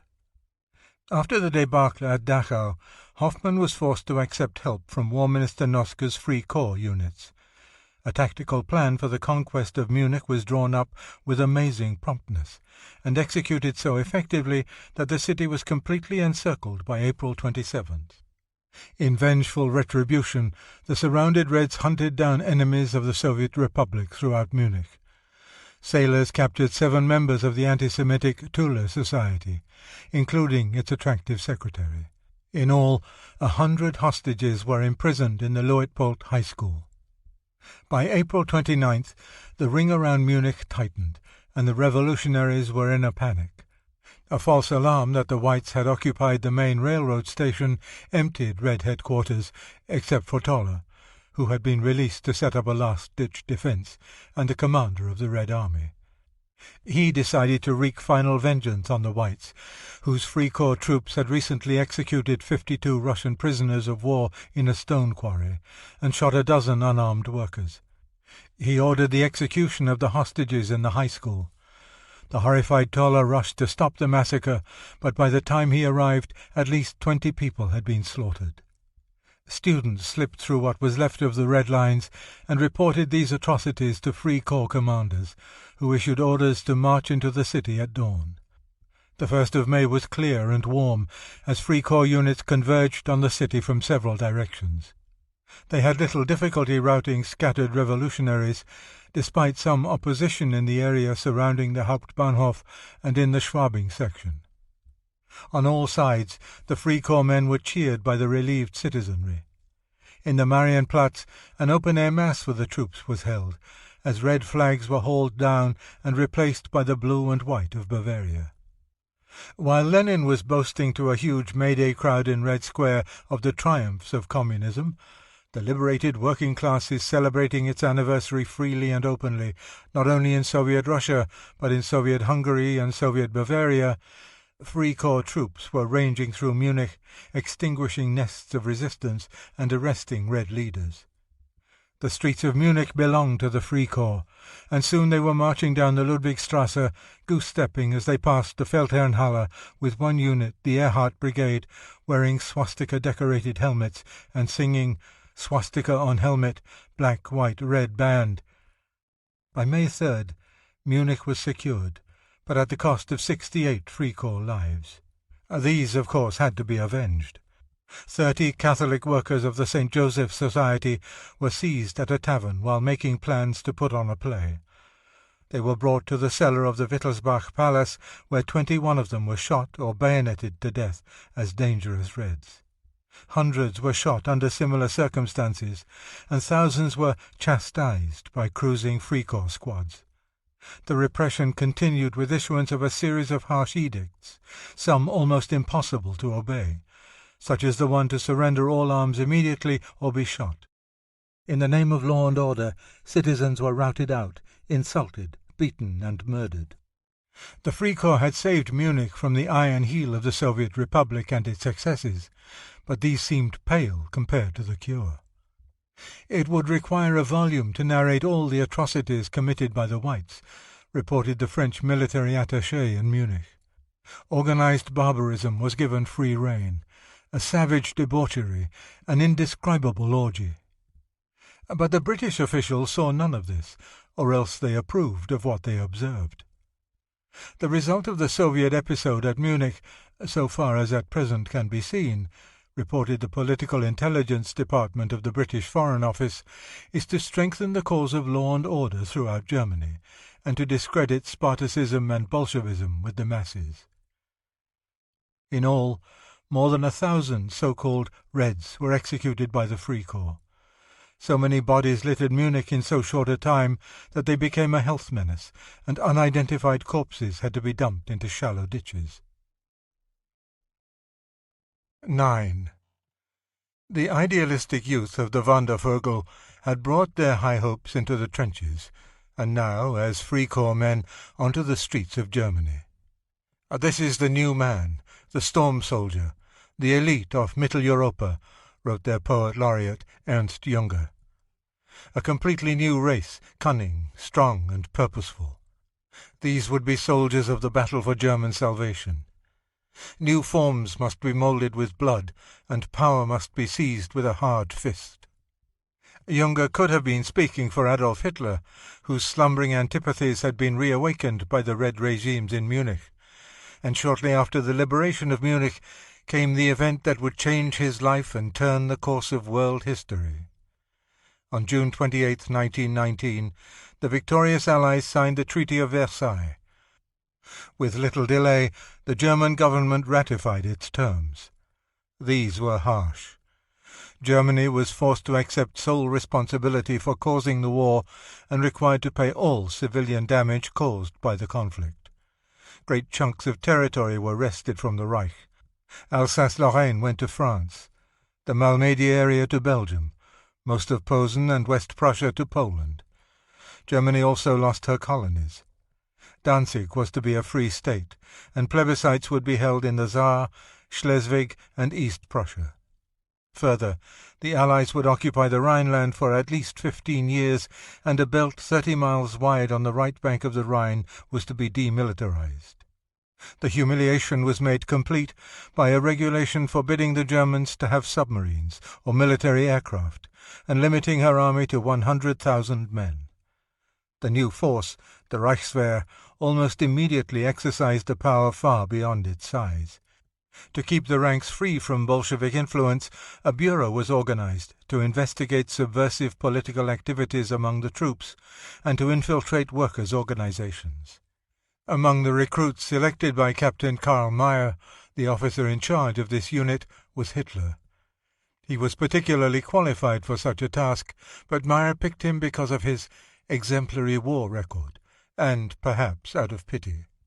When I first met him, he was like a tired stray dog looking for a master. Meyer got the impression that Hitler was ready to throw in his lot with anyone who would show him kindness, and that he was totally unconcerned about the German people and their destinies. In truth, Hitler was in a state of ferment and turmoil because of the epidemic of revolution. Never had he been so concerned for the state of his adopted country.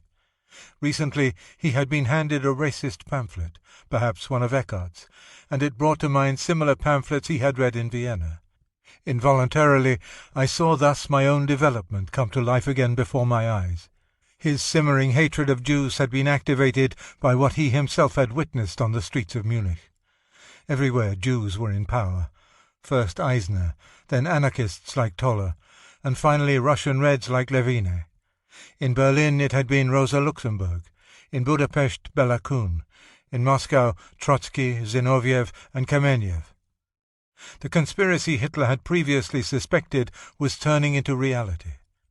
Before embarking on their duties, he and his fellow political agents were ordered to attend a special indoctrination course at the University of Munich, with instructors such as Professor Karl Alexander von Müller, a conservative with right radical leanings.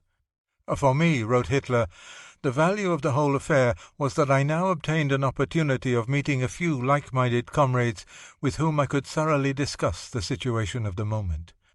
All of us were more or less firmly convinced that Germany could no longer be saved from the impending collapse by the parties of the November crime, the Centre and the Social Democracy, and that the so-called bourgeois national formations, even with the best of intentions, could never repair what had happened.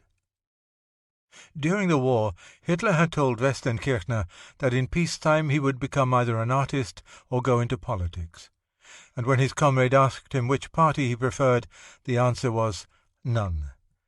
His circle at the indoctrination course had also come to the conclusion that only an entirely new movement could answer their needs. They decided to call it the Social Revolutionary Party, because the social views of the new organization did indeed mean a revolution.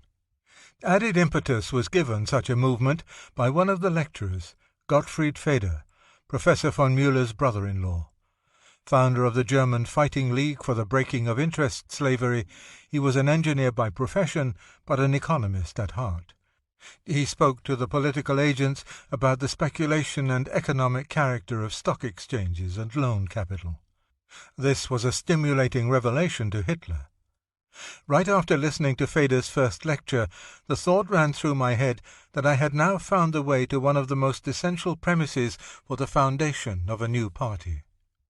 Inspired by Feder's demand to end interest slavery, he restudied Marxism, and now for the first time really achieved an understanding of the content of the Jew Karl Marx's life effort. At last his Kapital was intelligible. After one of his lectures, Professor von Müller noticed a small group in lively discussion. The men seemed spellbound by one of their number, who was haranguing them with increasing vehemence in a strange guttural voice. I had the odd feeling that their excitement was his work. I saw a pale, small face under an unsoldierly flowing lock of hair, with close-cropped moustache and remarkable large light blue eyes that shone fanatically. "Do you know you have a natural orator among your students?" Müller told Captain Meyer, indicating the pale-faced soldier. Meyer called out, "You, Hitler, come up here." Hitler approached awkwardly, with a kind of defiant embarrassment. His talent for oratory led to an assignment in a Munich regiment as a lecturer. I started out with the greatest enthusiasm and love, for all at once I was offered an opportunity of speaking before a larger audience, and the thing that I had always presumed from pure feeling without knowing it was now corroborated. I could speak.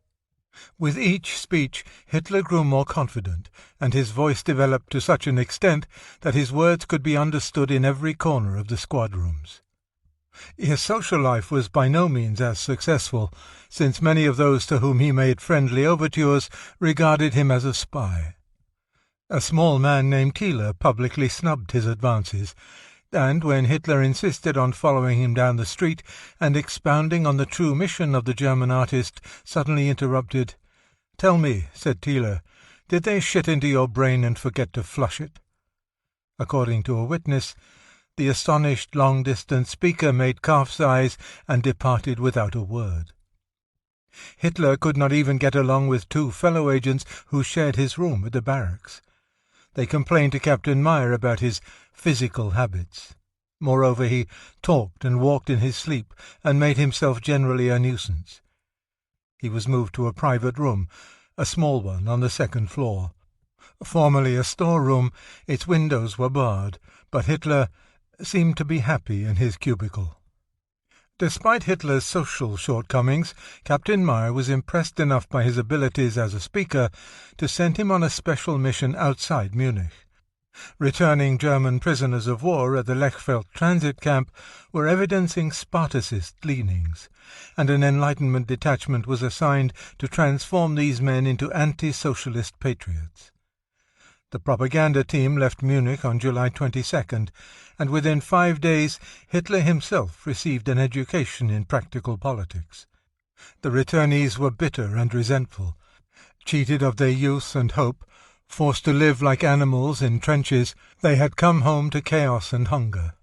Hitler offered them targets for their hatred as he spoke eloquently of the Versailles disgrace, the November criminals, and the Jewish Marxist world plot. His flair for such work was duly noted in a series of commendatory reports. Herr Hitler, if I might put it this way, commented one observer, is the born people's speaker, and by his fanaticism and his crowd appeal he clearly compels the attention of his listeners and makes them think his way. He returned to Munich and speeches in the squadron. Another duty was to help investigate the 50 or so radical organizations that had recently sprung up in Munich. These included racists, communists, rabid nationalists, anarchists and super-patriots, covering the political spectrum from the bloc of revolutionary students and the Society of Communistic Socialists to the Ostara-Bund and the New Fatherland. Early that autumn, Hitler was ordered to attend a meeting of a tiny political group calling itself the German Workers' Party. The evening made so little impression on him that he did not mention it in Mein Kampf, even though, according to one of the 23 participants present, he addressed the gathering in the discussion period and, indeed, spoke very well. It is doubtful if he took the trouble to find out that the party had been founded earlier that year by a toolmaker in the Munich railroad works, Anton Drexler. Its program was a bizarre combination of socialism, nationalism, and anti-Semitism. Its background was shrouded in mystery, seeded as it was by a small group called the Political Workers' Circle, the brainchild of Rudolf Freiherr von Sebottendorf, himself a man of mystery. He was a short, corpulent man with slightly protruding eyes, who was an artist rather than a pedant, a sybarite rather than a Platonist, and had a certain predilection for firearms, but did not openly exhibit it. Like Hitler, he believed in the Germanic wave of the future, and so threw his considerable energies into the formation of a Bavarian branch of the Teutonic Order. Membership was restricted to Germans who could establish the purity of their blood for 3 generations, and every candidate had to pledge he would join energetically in the struggle against internationalism and Jewry. The revolutions throughout the country forced Sebottendorf to give his organization the innocent title of Thule Society as a cover. By this time he had decided to implement an idea he had long entertained. To win workers to his folkish cause, he instructed one of the members of Thule, a down-at-the-heel sports writer, to form a political workers' circle. This man sought out Anton Drexler. He had already organized a small, ineffectual group of workers called the Free Labour Committee for a Good Peace, and they joined forces to found a new political organization. The preliminary meeting of the German Workers' Party was held at a little restaurant, the Furstenfelderhof, early that January. Some 24 workers, Most of them railwaymen of Drexler's shop were on hand to hear Drexler outline the dual purpose of the party: to liberate the workers from Marxist internationalism by ending the divisive class warfare, and to make the upper classes aware of their responsibility to the workers. All they really wanted, said Drexler, was to be ruled by Germans. Drexler suggested calling their group the German National Socialist Party, the same name of a similarly motivated party founded a year earlier in Bohemia, whose emblem, incidentally, was the swastika. But there was objection that the word socialist might be misinterpreted. Painstakingly, Drexler penned out notes for a program. The skilled worker should not consider himself to be a proletariat, but a middle-class citizen. And the middle class itself had to be enlarged and strengthened at the cost of big capitalism. The program also included a cautiously anti-Semitic declaration that religious teachings contrary to the moral and ethical laws of Germany should not be supported by the state, or in fact even tolerated. Within 2 weeks a foundation meeting was held in the Toland headquarters. The CD sports writer Karl Harrer was elected chairman, with Drexler as his deputy. It could hardly be called a party, since it consisted of little more than a 6-man committee. Our meetings were private because of this red threat, recalled Drexler, a serious, undistinguished, sickly man. We could do little but discuss and study. I embodied my own ideas in a slight brochure called My Political Awakening, from the Diary of a Working Man. His dream was to find someone with energy and nerve who could make something out of his pamphlet, and contrive a real driving force behind us. It would need to be an outstanding personality anyhow, who could even attempt to do such a thing, a man of intense conviction, single-eyed, and absolutely fearless. On September 12th, Hitler was ordered by a Major Hirl to attend another meeting of the Little Workers' Party.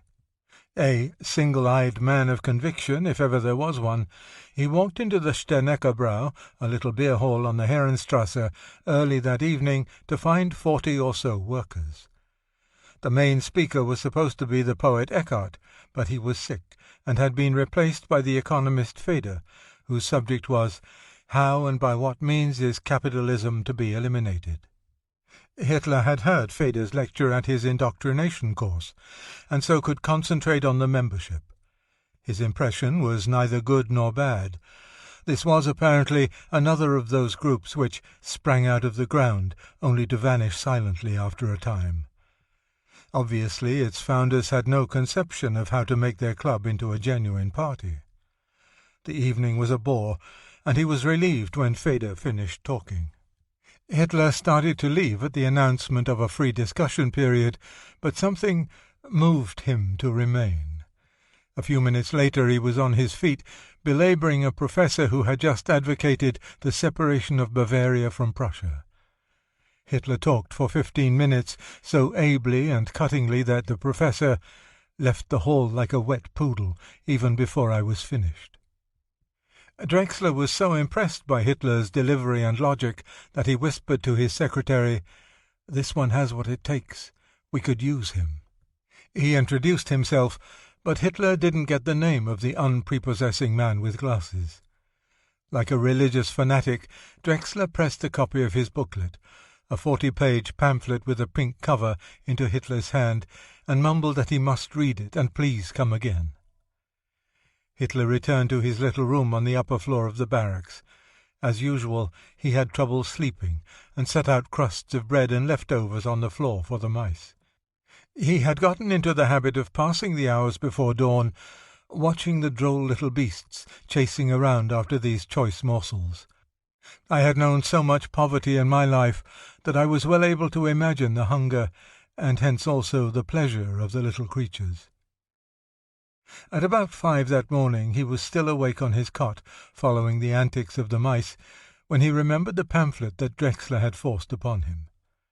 Hitler was surprised to find himself enthralled from the first page. Involuntarily I saw my own development come to life before my eyes. The ideas and phrases of the little book kept intruding into his thoughts the following day. He was struck by the phrases National Socialism and New World Order, as well as the prediction that a new political party would capture the disillusioned and disinherited among not only the workers, but civil servants and the solid lower middle class. But his interest waned quickly, and he was surprised to receive a postcard informing him that he had been accepted as a member of the German Workers' Party. He was requested to attend a committee meeting the following Wednesday. He had no intention of joining a ready-made party, since he wanted to found his own, and he was about to send off an indignant refusal when curiosity won out, and he decided to have another look at the queer little group. This meeting took place in another run-down restaurant on the Herrenstrasse, the Altes Rosenbad.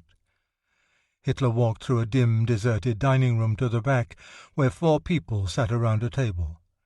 He recognized the too eager author of the pamphlet, who enthusiastically welcomed him as a new member of the Deutsche Arbeiterparty. "Now we have an Austrian with a big mouth," he had told a fellow committeeman. Drexler explained that they were waiting for the chairman of the national organization, Harrer. At last the sports writer arrived. He was club-footed, ungainly, and shabby. The minutes of the previous meeting were read, and the treasurer reported there were 7 marks 50 pfennig on hand. Letters were read and discussed at intolerable length. It was worse than Hitler had imagined. Terrible, terrible. This was club life of the worst manner and sort. Was I to join this organization? When they began to discuss new membership, Hitler asked a number of questions about the practical aspects of organization. He learned there was no program, not a leaflet, not even a rubber stamp, only good intentions. He quickly glanced through their few directives. They were unclear or vague. He left depressed by what he had seen, but still undecided whether to join or not. It was the hardest question of his life, and he debated with himself for the next 2 days. Reason told him to decline, but his feeling argued for acceptance. He had vowed to enter politics, and this absurd little club had one transcendent advantage. It had not frozen into an organization, but left the individual an opportunity for real personal activity. Being so small, it could also be more easily shaped to his needs.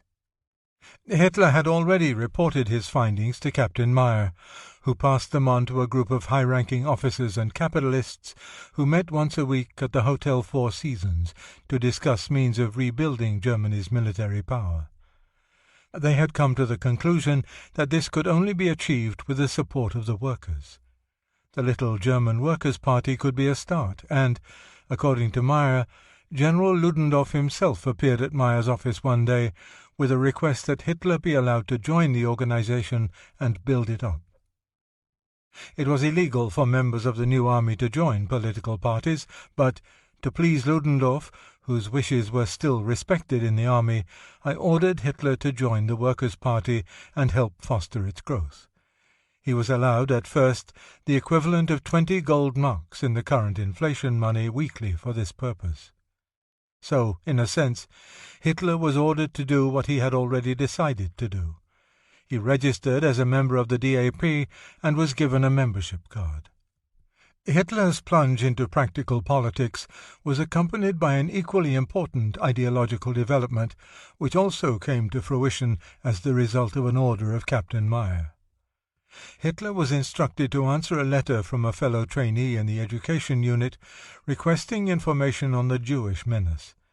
His lengthy answer, 4 days after the meeting at the Sterneckerbrau, revealed a surprising progression in his own solution of the Jewish question. It was replete with denunciations of Jews that would become all too familiar. He burrows into the democracies, sucking the goodwill of the masses, crawls before the majesty of the people, but knows only the majesty of money. His activities result in racial tuberculosis of the people. The anti-Semitic program, he concluded, should start with legal attempts to deprive Jews of certain privileges on the grounds that they were a foreign race. But the final aim must unquestionably be the irrevocable Entfernung of the Jews. This word could be translated as removal, and merely mean expulsion from Germany, but it is more likely he meant amputation, that is, liquidation of Jewry. This was Hitler's first known political document, and for the first time he had succeeded in transforming his hatred of the Jews into a positive political program. Part 2. In the beginning was the Word. Chapter 4. Birth of a Party, 1919 to 1922. 1. When I entered the circle of these few men, there could be no question of a party or a movement.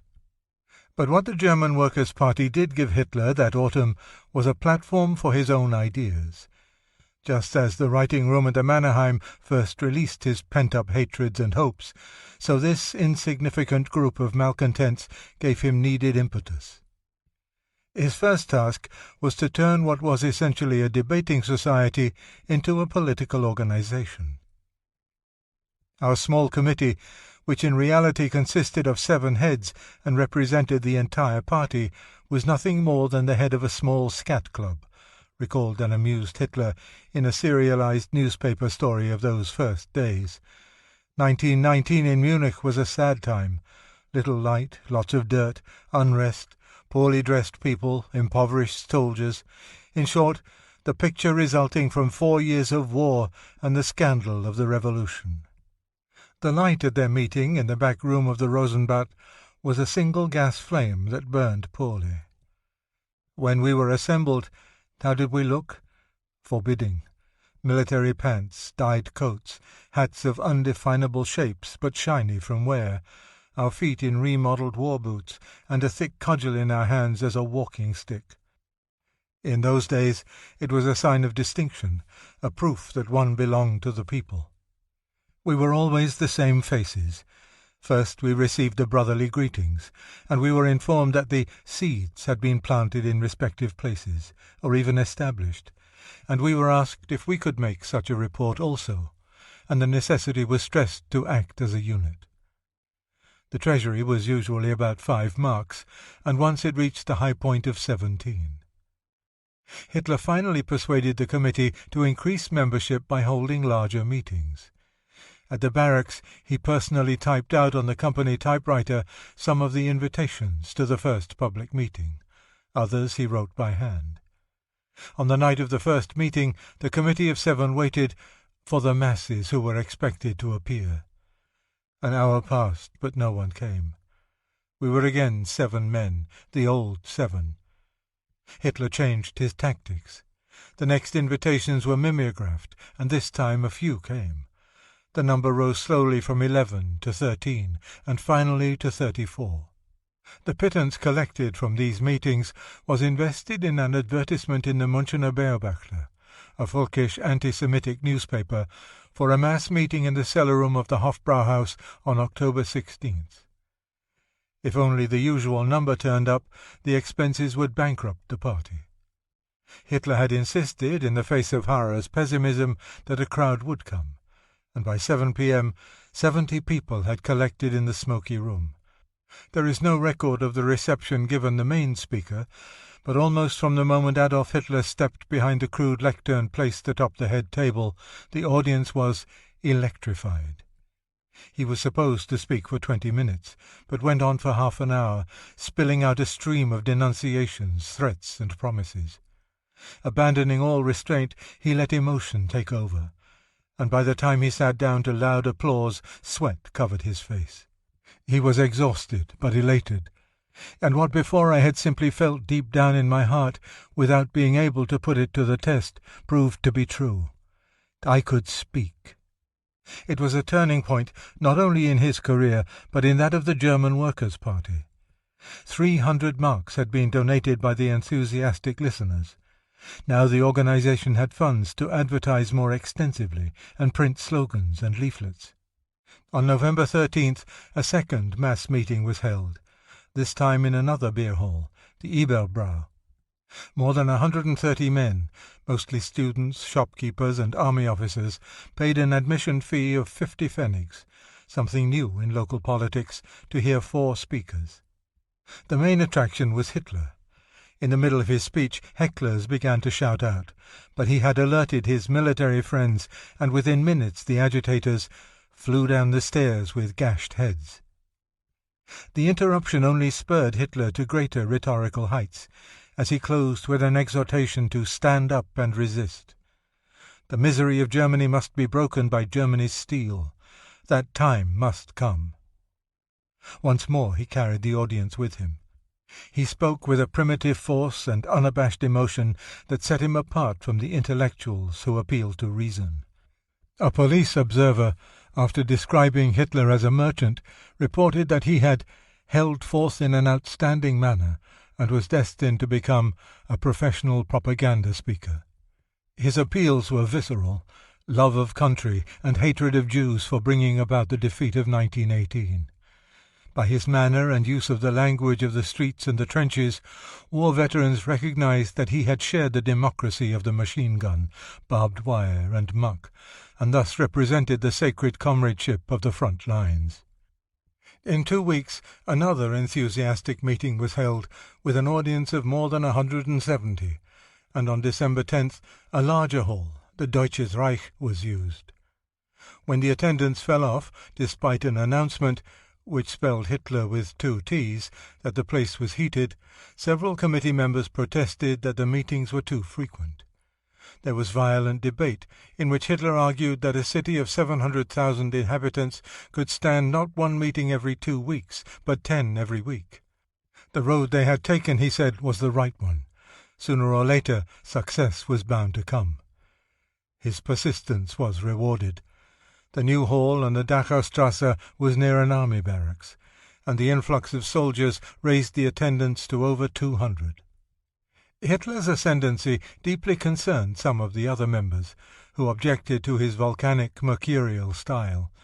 Moreover, he was changing the entire face of the organization with the influx of his rough-mannered army friends, and they feared it would all end in ruin.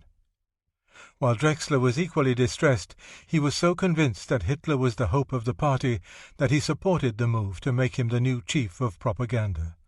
Promotion only made Hitler more critical of the inefficiency of the party's business procedures. How could one administer properly without an office and equipment? On his own, he found an office at the Sterneckerbrau, scene of his introduction to the party. It was small and had once been a tap room. The rent was so little, 50 marks a month, that the committee didn't even complain when the landlord removed the wood panelling and left the room looking more like a funeral vault than an office. Using funds he got from Captain Meyer, as well as those from the party treasury, he had an electric light installed, along with a telephone, a table, a few borrowed chairs, an open bookcase, and 2 cupboards. Hitler's next step was to insist on a paid business manager who would work full-time. He found one in his barracks, a sergeant, upright and absolutely honest, who also brought along his small Adler typewriter. That December, Hitler called for a complete reform of the party's organization from a debating society to a genuine political party. A majority of committee members, content to remain just another extreme rightist group, opposed these changes. They could not see, as Hitler clearly did, that propaganda was not an end in itself, only a means to overthrow the Weimar Republic. Once again the plodding Drexler supported Hitler, and the two spent hours in the Drexler apartment discussing plans and programs. Their chief bond was a common distrust and hatred of Jewry. Having lost several jobs, so he said, because of Jews and trade unionists, Drexler had become a radical anti-Semite and anti-Marxist. He lived in the pleasant Nymphenburg district, and Hitler would travel there by trolley car. They would become so involved in work that Frau Drexler usually had to call them to supper several times. "My little girl used to climb on Hitler's knee," remembered Drexler. She knew she was always welcome. He was Uncle Adolf to her. One evening in the last days of 1919, Hitler arrived at the Drexlers armed with a sheaf of manuscript, on which he had roughly sketched out the official party program. They worked for hours, boiling it down to make it as pithy as possible. "We cracked our brains over it, I can tell you," recalled Drexler. By the time they finished, it was morning. Then Hitler sprang up and banged his fist on the table. "These points of ours," he exclaimed, "are going to rival Luther's placard on the doors of Wittenberg." There were 25 points to the programme, and Hitler wanted to present them to the public at a mass meeting. Predictably, there were objections from the committee, not only to a number of the points, but to an open meeting. At first dubious, Drexler was finally carried away by the idea, and at the next meeting gave Hitler his full support. Those who objected were overruled, and a date was set: February 24th, 1920. Leaflets and posters printed in bright red were plastered all over Munich, but by this time Hitler himself began to fear he might be speaking to a yawning hall. The meeting was to start at 7:30 p.m., and when Hitler entered the great Festsaal of the Hofbrauhaus at 7:15, he found it jammed with almost 2,000 people. His heart burst with joy. What particularly pleased him was that more than half the crowd appeared to be communists or independent socialists. He was confident that the true idealists among this hostile group would swing over to his side, and he welcomed any disturbance they might provoke. The meeting opened quietly, with the main address by an experienced folkish speaker named Dingfelter. He attacked Jews, but did so obliquely. He quoted Shakespeare and Schiller, and was so bland that even the communists weren't offended by anything he had to say. Then Hitler got to his feet. There were no catcalls. He looked anything but an orator in his worn, old-fashioned blue suit. He opened quietly, without emphasis, outlining the history of the past 10 years. But as he told of the post-war revolutions that swept through Germany, passion crept into his voice. He began to gesture. His eyes flashed. Angry shouts came from all parts of the large hall. Beer mugs flew through the air. Hitler's army supporters, swift as greyhounds, tough as leather, and hard as Krupp steel, eagerly went into battle, armed with rubber truncheons and riding whips. Troublemakers were hustled outside. At last, some degree of order was restored, and Hitler resumed speaking, undismayed by the continuing chorus of derisive shouts.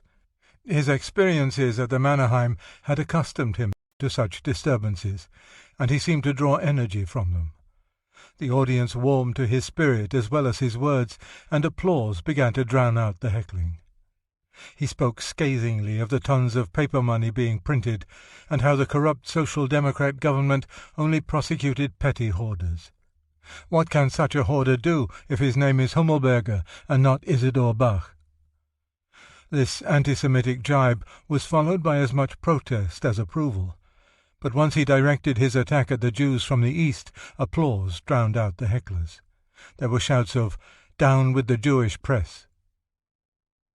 Unaccustomed to speaking to such a large audience, his voice would be loud one moment, weak the next. But even his inexperience was appealing. A 20-year-old law student named Hans Frank was struck by his obvious sincerity. The first thing you felt was that there was a man who spoke honestly about how he felt, and was not trying to put something across of which he himself was not absolutely convinced. After the polished phrases of the first speaker, his words had an explosive effect. They were often crude, always expressive, and even those who had come to hoot him were compelled to listen. He spoke simply and so clearly that those at the farthest tables could hear. What particularly impressed young Frank was that he made things understandable, even to the foggiest brain, and went to the core of things. Finally, he submitted to the audience the 25 theses of the program, asking them to pronounce judgment on them point by point. There was something for almost everyone but Jews, for the patriotic union of all Germans in a greater Reich, colonies for excess population, equality for Germany among nations, revocation of the Versailles Treaty, creation of a people's army, and a ruthless battle against criminals to ensure law and order. For the workers, abolition of all income unearned by work, confiscation of war profits, expropriation of land without compensation for communal purposes, and profit-sharing in large industrial enterprises. For the middle class, the immediate socialization of the great department stores and their lease at low rates to small tradesmen. Generous development of old-age national health standards. For the folkish-minded, the demand that Jews be treated as aliens, denied the right to hold any public office, deported if the state found it impossible to feed its entire population, and expelled immediately if they had emigrated after August 2nd, 1914. After each point, Hitler would pause to ask if everyone understood and agreed.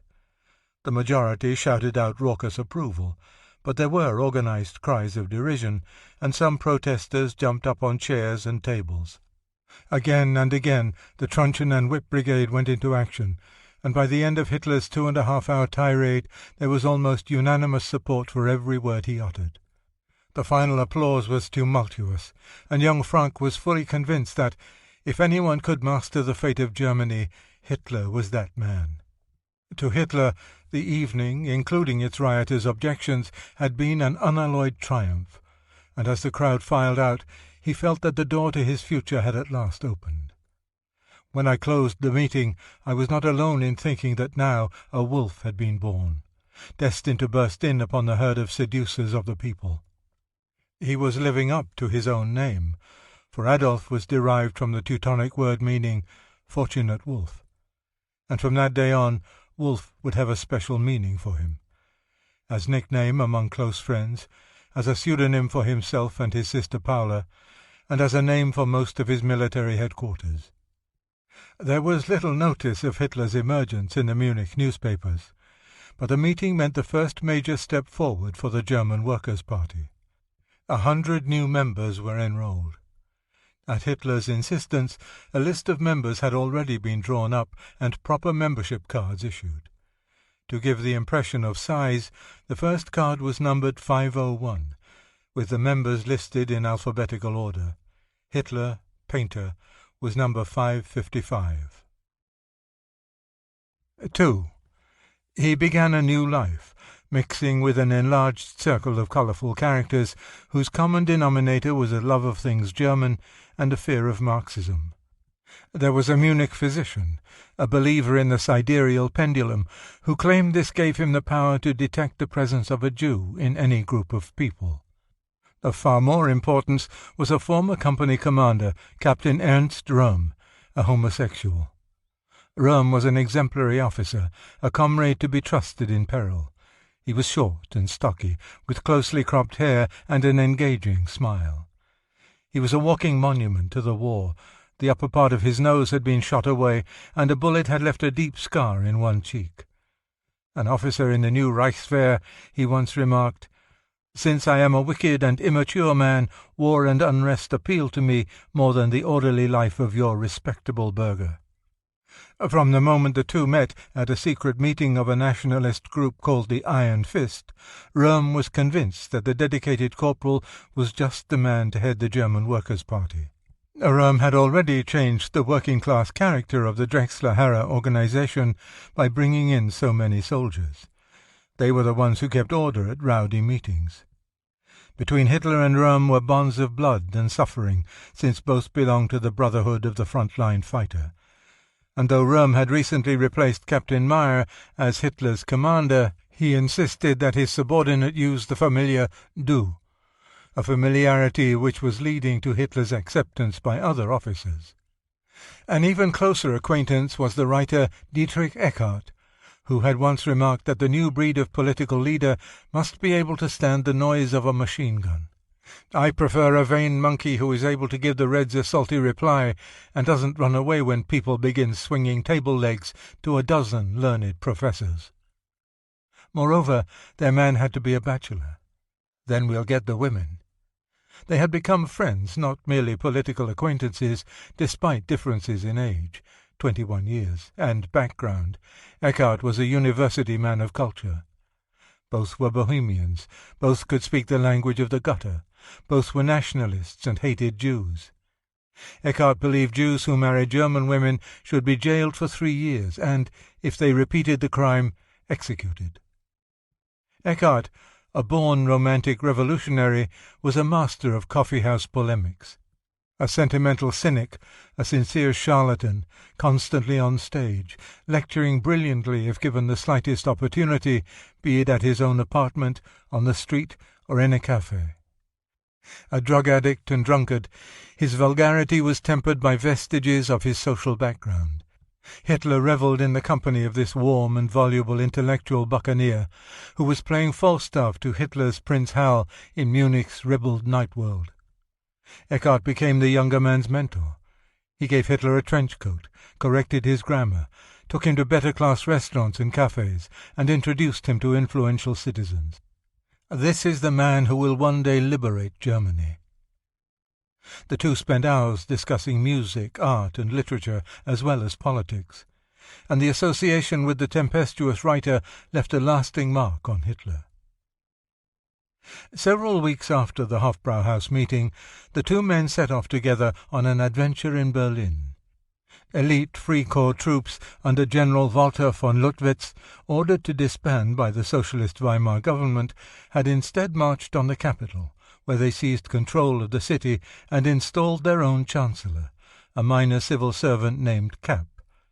Both Hitler and Eckart saw the potentialities of the right-wing Kapp putsch and volunteered to go to Berlin and determine whether there was any possibility for joint revolutionary action in Bavaria. Captain Röhm approved the project, and they were sent off in an open sports plane.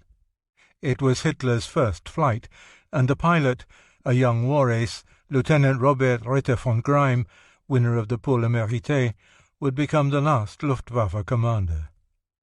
The weather was so turbulent that despite Greim's skill, Hitler kept vomiting. For a time it appeared as if the mission was aborted, since the airport at their interim stop was occupied by striking workers. But Hitler snapped on a fake goatee, and Eckart posed as a paper dealer, and the party was permitted to proceed to Berlin. When they touched down at Berlin, the one Hitler vowed that he would never, never fly again. Although Berlin had surrendered to the Free Corps on March 13th without a shot being fired, theirs was a hollow victory. No one of stature would accept a position in Chancellor Kapp's cabinet. From the beginning, his hastily planned putsch was a fiasco, and what brought it down was not a counterattack or acts of sabotage. Berliners, joining the rest of the nation in a wave of anti-militarist feeling, had apparently concluded that another revolution was too much, and when a general strike was called by the Ebert government, the workers responded so wholeheartedly that it was impossible for the Kapp regime to function.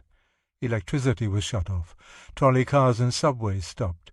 There was no water, garbage rotted in the streets, shops and offices were closed. Only Berlin's nightlife went on unimpeded, in darkness or candlelight. It was corruption out of an overdone movie, with heavily rouged girl prostitutes of 11 competing with whip-toting Amazons in high-lacquered boots. There were cafes for every taste and perversion: homosexuals, lesbians, exhibitionists, sadists, masochists. Nudity had become boring, and art itself was plumbing the nadir of obscenity, disillusionment, and cynicism.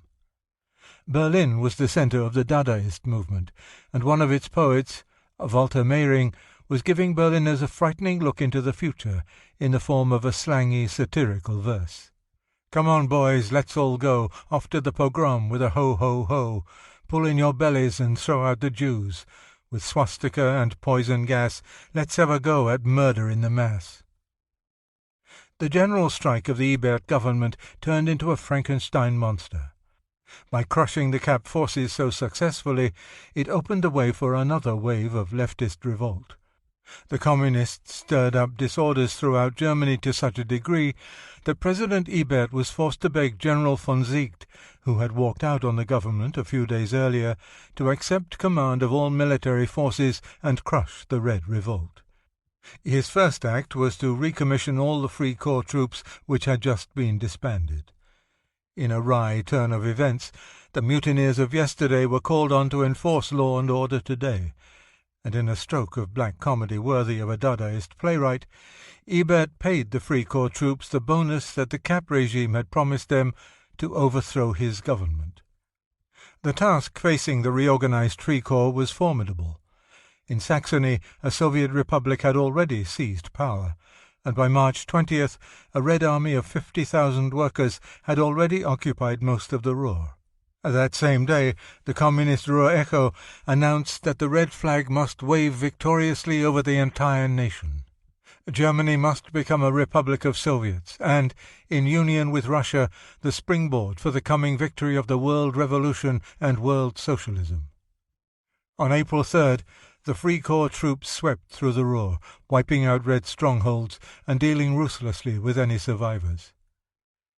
"If I were to tell you everything," a youthful volunteer of one Free Corps unit wrote his family, "you would say I was lying to you. No pardon is given. We even shot 10 Red Cross nurses on sight because they were carrying pistols. We shot these little ladies with pleasure. How they cried and pleaded with us to save their lives. Nothing doing. Anybody with a gun is our enemy." By the time Hitler and Eckart arrived in Berlin after their sickening plane ride from Munich, the Kapp Putsch was nearing its end. From the airport, they proceeded to the Reich Chancellery, where they talked with Kapp's press representative Trebitsch Lincoln, a Hungarian Jew. An adventurer and something of a rascal, he was arrested in New York as a spy for the Kaiser, he informed them that Kapp had already fled, and they had better stay under cover lest they be arrested. Eckart, unhappy at finding a Jew in charge, reputedly seized Hitler's arm and said, "Come on, Adolf, we have no further business here." But the two stayed on in the capital to meet their hero, General Ludendorff, who was preparing to flee south in disguise, and to confer with a number of North Germans who shared their dreams, members of the Stahlhelm, Steel Helmet, a supranationalist group of veterans, and with leaders of folkish organizations who were getting substantial financial backing from industrialists. Eckart also introduced his pupil to the salon of Helene Bechstein, wife of the piano manufacturer. She was instantly enthralled by Germany's young messiah and promised to present him to others in her influential circle. Hitler returned to Munich on March 31st. That same day he became a private citizen, perhaps of his own accord, more likely because he was ordered to do so. He packed his belongings, received his demobilization pay of 50 marks, along with a coat, cap, jacket, pants, a suit of underwear, a shirt, socks, and shoes. He sublet a small back room at Tierstrasse 41, a middle-class district near the Isar River, dominated by 3- and 4-story buildings with shops and offices on the ground floor and small apartments and rooms above. Hitler's was a tiny cell, 8 by 15 feet, not much bigger than his cubicle at the Mannerheim. It was the coldest room in the house, and, according to the landlord, Herr Erlanger, some lodgers who've rented it since got ill. Now we only use it as a storeroom. Nobody will have it any more. It was no accident that Hitler had chosen a room a few doors from the offices of the Münchener Beobachter. It had a new name, the Völkische Beobachter, and continued to be the mouthpiece for anti-Semitic and anti-Marxist sentiments. Hitler's opinion of Jews was largely reflected in this newspaper. Recently, for instance, a story on page 1 had carried this headline, "Do a real job on the Jews." The author recommended that Germany be cleared of all Jews, no matter how ruthless the measures. From such articles, most of them written by refugees from Russia, Hitler absorbed new information concerning the rising peril of communism. His own chief targets were Jews and the peace treaties. Next on his list was the fight against Marxism. Both he and Eckart had a grudging admiration for the dedication of German communists, and did their best to win them over. In an article entitled "German and Jewish Bolshevism," Eckart had even recommended what he called German Bolshevism. And once, with Hitler on the platform beside him, he told a party meeting that the German communists were idealistic men unconsciously working for Germany's salvation. The Russian exiles resisted such a compromise, and their articles and conversations on the peril of Bolshevism were having an increasing effect on Hitler. The most persuasive of these apostles of doom from the East was Alfred Rosenberg, the young architect-artist from Estonia. At their first meeting, neither was much impressed by the other. "I would be lying if I said I was overwhelmed by him," recalled Rosenberg. "It was only when he heard Hitler speak in public that he became enthralled. Here I saw a German front-line soldier embarking on this struggle in a manner as clear as it was convincing, counting on himself alone with the courage of a free man. That was what drew me to Adolf Hitler after the first 15 minutes." The attraction and admiration became mutual in the next few months, with the appearance of Rosenberg's articles in Eckart's weekly paper and other nationalist racist publications. What particularly impressed Hitler was Rosenberg's revelations that Bolshevism was but the first step in a vast global Jewish plot to conquer the world. Final proof of this was revealed the day after the historic Hofbrauhaus meeting, with publication in the Völkische Beobachter of the Protocols of the Elders of Zion. This purported to be the verbatim report of 24 secret sessions of the Elders of Zion in Basel, Switzerland, in a conspiracy to conquer the world. This book was supporting evidence of Hitler's own prejudice and fears. It was also a turning point in his relations with Rosenberg. Hitler began taking his warnings of Bolshevism to heart, and the communist issue, till now subsidiary, gradually took on more import in the party credo. Hitler was not alone in acceptance of the Protocols.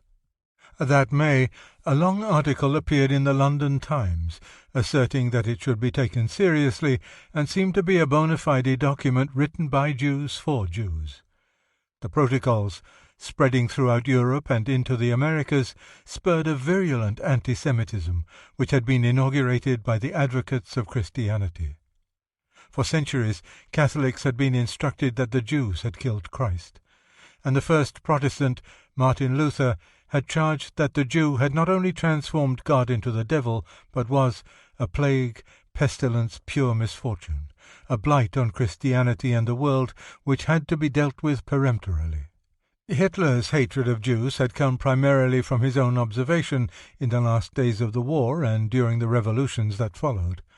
What he learned from Rosenberg, the Tula Society, or from Gobineau, Luther, and other famous anti-Semites merely buttressed his own conclusions. He borrowed only what he wanted from such sources. He probably had been much more influenced by pamphlets and freakish right-wing newspapers that breathed venomous anti-Semitism. Since his early days in Vienna, he had devoured such gutter literature, and its seed came to fruition on Friday the 13th of August 1920, at a mass meeting in Munich's famous Hofbrauhaus. For 2 hours he expounded on the subject of why we are against the Jews, and from the beginning made it clear that his party alone will free you from the power of the Jew. In great detail he told how the Jews had polluted society since medieval days. While distinguished by neither originality nor rhetoric, his speech was a marvel of propaganda. Although his own anti-Semitism was personal rather than historical, Hitler demonstrated a genius for amalgamating facts with events of the day in a manner calculated to inspire resentment and hate. He was often interrupted by shouts of approval and laughter. 18 times the audience burst into loud applause, and the reaction was particularly boisterous when he referred to the Jew as a nomad involved in highway robbery. His earlier attacks on Jews had been low-key in comparison to this carefully prepared denunciation. For the first time in public, he charged that the Jewish conspiracy was international, and that their advocacy of equality of all peoples and international solidarity was only a scheme to denationalize other races. Previously he had called the Jew despicable, immoral, and parasitic. Tonight the Jew was a destroyer, a robber, a pest with the power to undermine entire nations. Hitler called for an all-out struggle to the death. There was no difference between the East and West Jews, the good or bad ones, the rich or poor ones. It was a battle against the entire Jewish race. The slogan, "Proletarians of the world unite," no longer applied. The battle cry must be, "Anti-Semites of the world unite. People of Europe, free yourselves." Hitler demanded, in short, a thorough solution, which he vaguely but ominously described as the removal of Jews from the midst of our people. He had taken a long step forward on the road of anti-Semitism. Earlier in the year, the Münchener Post had been amused by his comic impersonations of Jews. Adolf Hitler behaved like a comedian, and his speech was like a vaudeville turn. But this present speech brought a more sober recognition from the same newspaper of his platform magic. One thing Hitler has, you must give him credit: he is the most cunning rabble-rouser in Munich, practising such mischief. Yet he was far more than a mischief-maker whose appeal was merely to racists. His call for active anti-Semitism was also being heeded by those whose ultimate dream was a greater Reich. Respectable, middle-class, middle-aged burghers who had subscribed to the words of Heinrich Class, president of the Pan-German League back in 1913. The Jewish race is the source of all dangers. The Jew and the German are like fire and water. In time, preached Class, a man would arise to lead them in this fight against Jewry. We await the Führer. Patience, patience, he will come. Persevere, work and unite. Scribbled outlines of other speeches delivered by Hitler during this period indicate the depth of his obsession. The bloody Jew, butchering of spiritual leadership of people, the Russian funeral parlor. The Jew as dictator and today's Germany? Battle between democracy and dictatorship? No, between Jew and Germanic. Who understands this? Hunger in peace, inflation through stock market and speculation, need for luxuries, etc. Who profits? The Jews. Genocide preparation for this mass insanity can be proven through mass need, hunger as a weapon at all times, hunger to serve the Jews. The world revolution means subjugation of the entire world under the dictatorship of the world exchange and its masters, Judai. As can be seen from these excerpts, Hitler's obsessive hatred was developing into an encompassing political philosophy. At the same time, his hitherto obscure concept of foreign policy was taking shape. By September of that year, he had reached a point where he told one audience, "We are tied and gagged. But even though we are defenseless, we do not fear a war with France." In addition, he was considering the possibility of a foreign ally, and recently had declared, "For us, the enemy sits on the other side of the Rhine, not in Italy or elsewhere." Also, for the first time, perhaps inspired by Rosenberg and the protocols, Hitler publicly assailed the Jews for their internationalism. His equation of Jews and internationalism, and his selection of Italy as an ally against France, were still tentative concepts, but did indicate his striving for a logical and practical foreign policy. He had come out of the war with the conventional beliefs and prejudices of the front-line soldier, and emerged from the traumatic series of Red Revolutions with many of the conventional beliefs and prejudices of the man in the street. At last he was putting his own system in order. But his primary goal, hatred of Jews, which had been surfacing and submerging erratically since the days of struggle in Vienna, was not at all conventional. Adolf Hitler was advancing faster in the field of practical politics. Almost single-handedly, he had broadened the base of the party, which now bore the name of Nationalsozialistische Deutsche Arbeiterparty, NSDAP, the National Socialist German Workers' Party. It was a name he hoped would inspire and incite, that would scare off the timid and attract those willing to bleed for their dreams. In this same spirit, Hitler insisted upon a party flag that could compete with the flaming red communist banner. "We wanted something red enough to out-Herod, recalled Drexler. Something to outdo the Reds, but quite different." Finally, a dentist from Stamberg submitted a flag which had been used at the founding meeting of his own party local, a swastika against a black-white-red background. The swastika, originally a Sanskrit word meaning all is all, long a symbol of the Teutonic Knights, had been used by Lance von Liebenfels, the Tulis Society, and a number of Free Corps units. For centuries it had represented not only for Europeans, but also for certain North American Indian tribes, the wheel of the sun, or the cycle of life. From now on, and perhaps forevermore, the swastika would have a sinister connotation. 3. The Kapp Putsch and the annihilation of communist regimes in central Germany had left the cause of socialism in disarray. Ebert and his majority socialists had widened the breach between themselves and the left-wing independent socialists by the opportunistic use of free corps units against the workers of the Ruhr. In early autumn of 1920, the dissidents, who themselves were divided almost equally between pro-communists and anti-communists, met for 5 days in Halle to determine the future course of the Independent Socialist Party and its relationship to the Third International. The most inspiring speaker at the Congress, Grigory Zinoviev, president of the Third International, came from Moscow. The Soviets had sent him to swing the almost 900,000 German socialists to the far left. He spoke for hours, in a somewhat broken German, which only heightened the effect of his talk. It was received tumultuously by the pro-communists. Bitter debates between right and left ensued, and some observers felt the former had the better argument. But the idea of world revolution was too exhilarating to resist. 237 voted to join the Third International under the conditions laid down by Lenin. 156 voted no, and then walked out of the hall in a body. But of those who remained, most became communists. One delegate who left Halle alarmed as well as disillusioned was Otto Strasser. He had listened to Zinoviev with mounting annoyance and concern. What he said sounded like a new Messiah doctrine, with Moscow dominating Germany. Strasser and an elder brother, Gregor, had long followed the socialist dream. Both were prepared to face drastic reforms, but not those directed by a foreign power.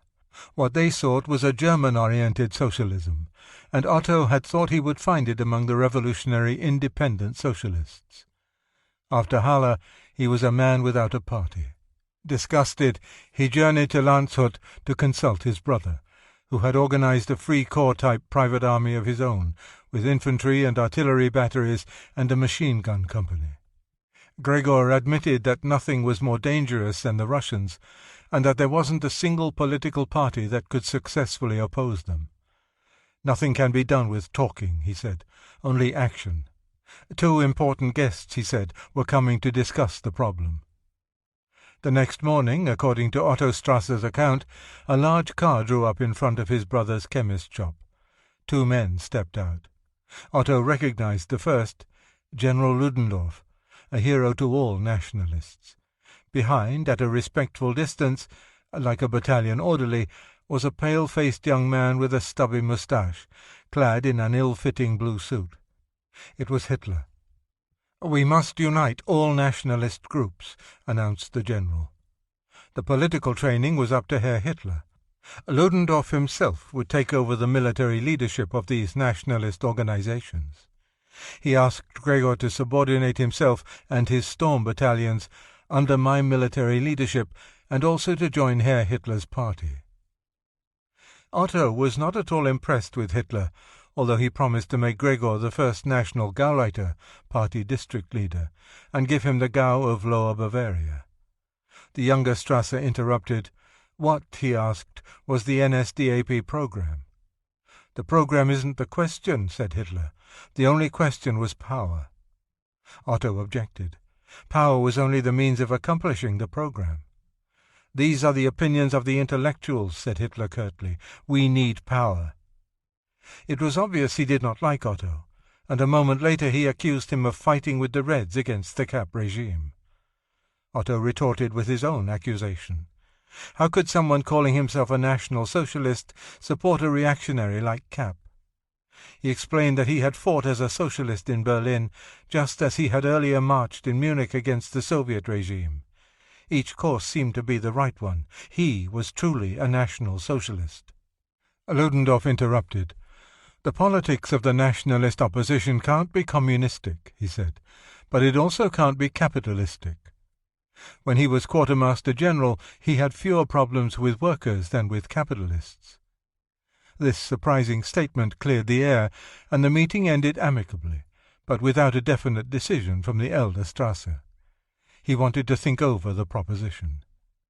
That evening Gregor told his brother that he had made up his mind to join forces with Ludendorff and Hitler, even though he also had not been too impressed with the latter.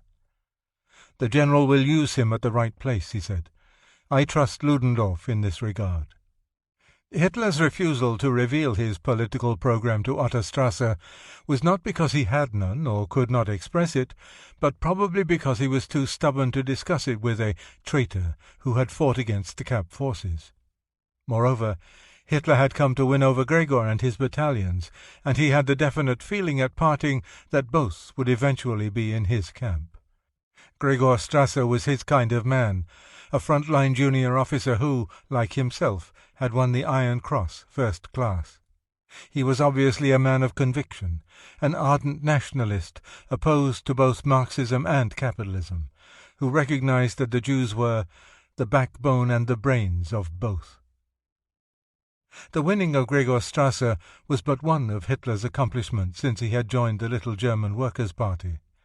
In less than a year he had not only transformed the character of the organization, but raised its membership to almost 3,000. All his time was devoted to the NSDAP, and he had travelled widely, making himself and the party fairly well known.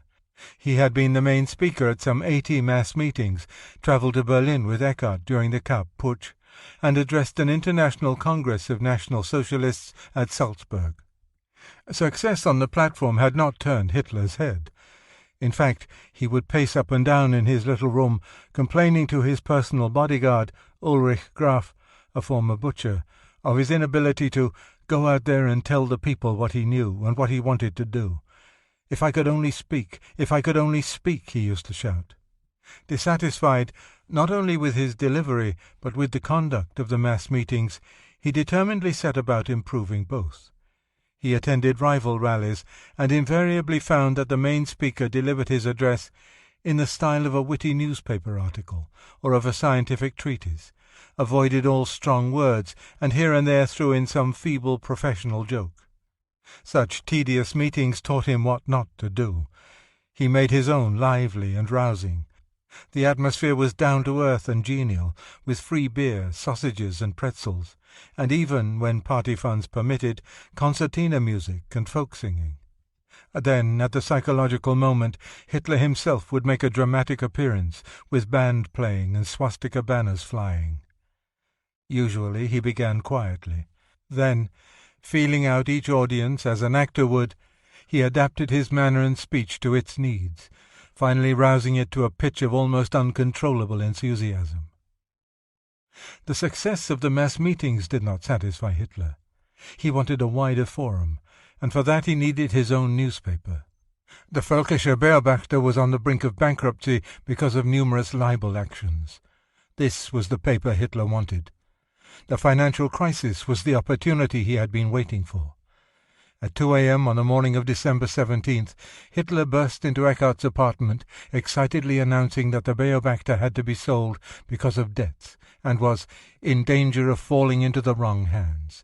A separatist leader intended buying it as a platform for his program. The party must get it instead. The asking price was reasonable, only 180,000 marks, and Hitler was positive Eckart could raise this from wealthy friends. At 8 the next morning, Drexler was at Eckart's door. It was an unspeakable hour for a man of the latter's habits, and, at first, recalled Drexler, he was bad-tempered. Then we started off. By noon they had collected 60,000 marks from General von Epp, whose Free Corps unit helped overthrow Munich's Soviet government in 1919, and 30,000 more from other contributors, including an anti-Semitic doctor. Drexler himself signed a note for the paper's debts of more than 100,000 marks, and at 4 that afternoon the purchase of the Beobachter was properly registered. Now Hitler and the NSDAP, thanks primarily to an eccentric author and a toolmaker, were prepared for the next leap forward. 4. A month later, on January 22, 1921, the First National Congress of the NSDAP was held in Munich. In little more than a year, the party had become a respected force in Bavarian right-wing politics, largely because of Hitler's magnetic personality and obsessive drive. His abilities as an orator, moreover, had turned the original organization from discussion to action. Most of the founders, including Drexler, viewed this transformation with growing concern. While they appreciated the vitality Hitler brought to their lethargic group, they were beginning to wonder if it was worth it. In a remarkably short period of time, Hitler had become the dominant force, backed by his fervently faithful entourage. These followers, Röhm, the Strassers, Rosenberg, brought with them the undeniable aura of violence. Many of Hitler's private friends and associates were just as repugnant to the old guard, who felt he had too many bohemian comrades. And what genuine socialist would have intimate connections with bankers, industrialists, and socialites such as the Bechsteins? The first Congress would seem to have been the logical place for Hitler to stage a revolt and openly seize power that seemed his for the asking. But he restrained himself, since only 411 members answered the call to Munich. Nor was the widening split in policy and tactics yet well enough known to rank-and-file members. On the surface there was unity at the Congress, obvious as it was to insiders that a confrontation was in the offing, and everyone joined in the effort to make Hitler's first appearance 12 days later at the Circus Krone a success. The winter had been a severe one, with food riots rampant throughout Germany. These public disorders were heightened by a demand of the Allied Supreme War Council in Paris for exorbitant war reparations. Germany, close to bankruptcy, was expected to pay 134 billion gold marks. A large segment of the population already lived with little or no heat and went to bed hungry, and the annual payment was believed to hold out a bare subsistence for the workers as well as hardships for the middle class. The spirit of indignation was so general that all the major political parties considered holding a common protest demonstration on the Königsplatz. This was cancelled lest it be broken up by the Reds. On February 1st, Hitler demanded a final decision. The inappropriately named Action Committee put him off until the following day, and he was informed they intended to hold the meeting in a week. With this the cord of my patience snapped, and I decided to carry through the protest demonstration alone. That noon, Hitler reserved the Circus Krone for the following evening. The manager was a party member, and he reportedly charged Hitler little or nothing, and then dictated copy for a flashy poster. Many of the party faithful had qualms.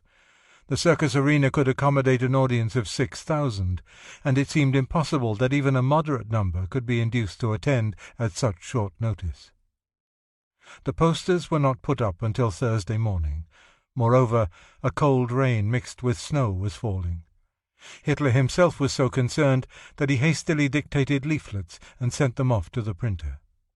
That afternoon, 2 hired trucks covered with red festoons and flying large swastika flags cruised the city. Each vehicle was manned by a score of party members who tossed out the leaflets and shouted slogans. It was the first time that propaganda trucks had been used by non-Marxists in Munich streets, and in some working-class sections they were greeted with raised fists and angry shouts. By 7 that evening, Hitler got a depressing telephone report from the Circus Krone. The auditorium was far from filled. 10 minutes later came a more favourable report, and at 7:45 he was informed that 3/4 of the seats were occupied, with long lines queuing at the box office windows. As he entered the building, the same joy seized him as it had a year before at the Hofbrauhaus. Like a giant shell, this hall lay before me, filled with thousands and thousands of people. The ring itself was black with humanity.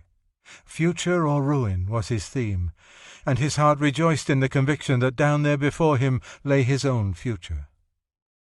After the first half-hour, he had the feeling that contact had been established, and the audience was his.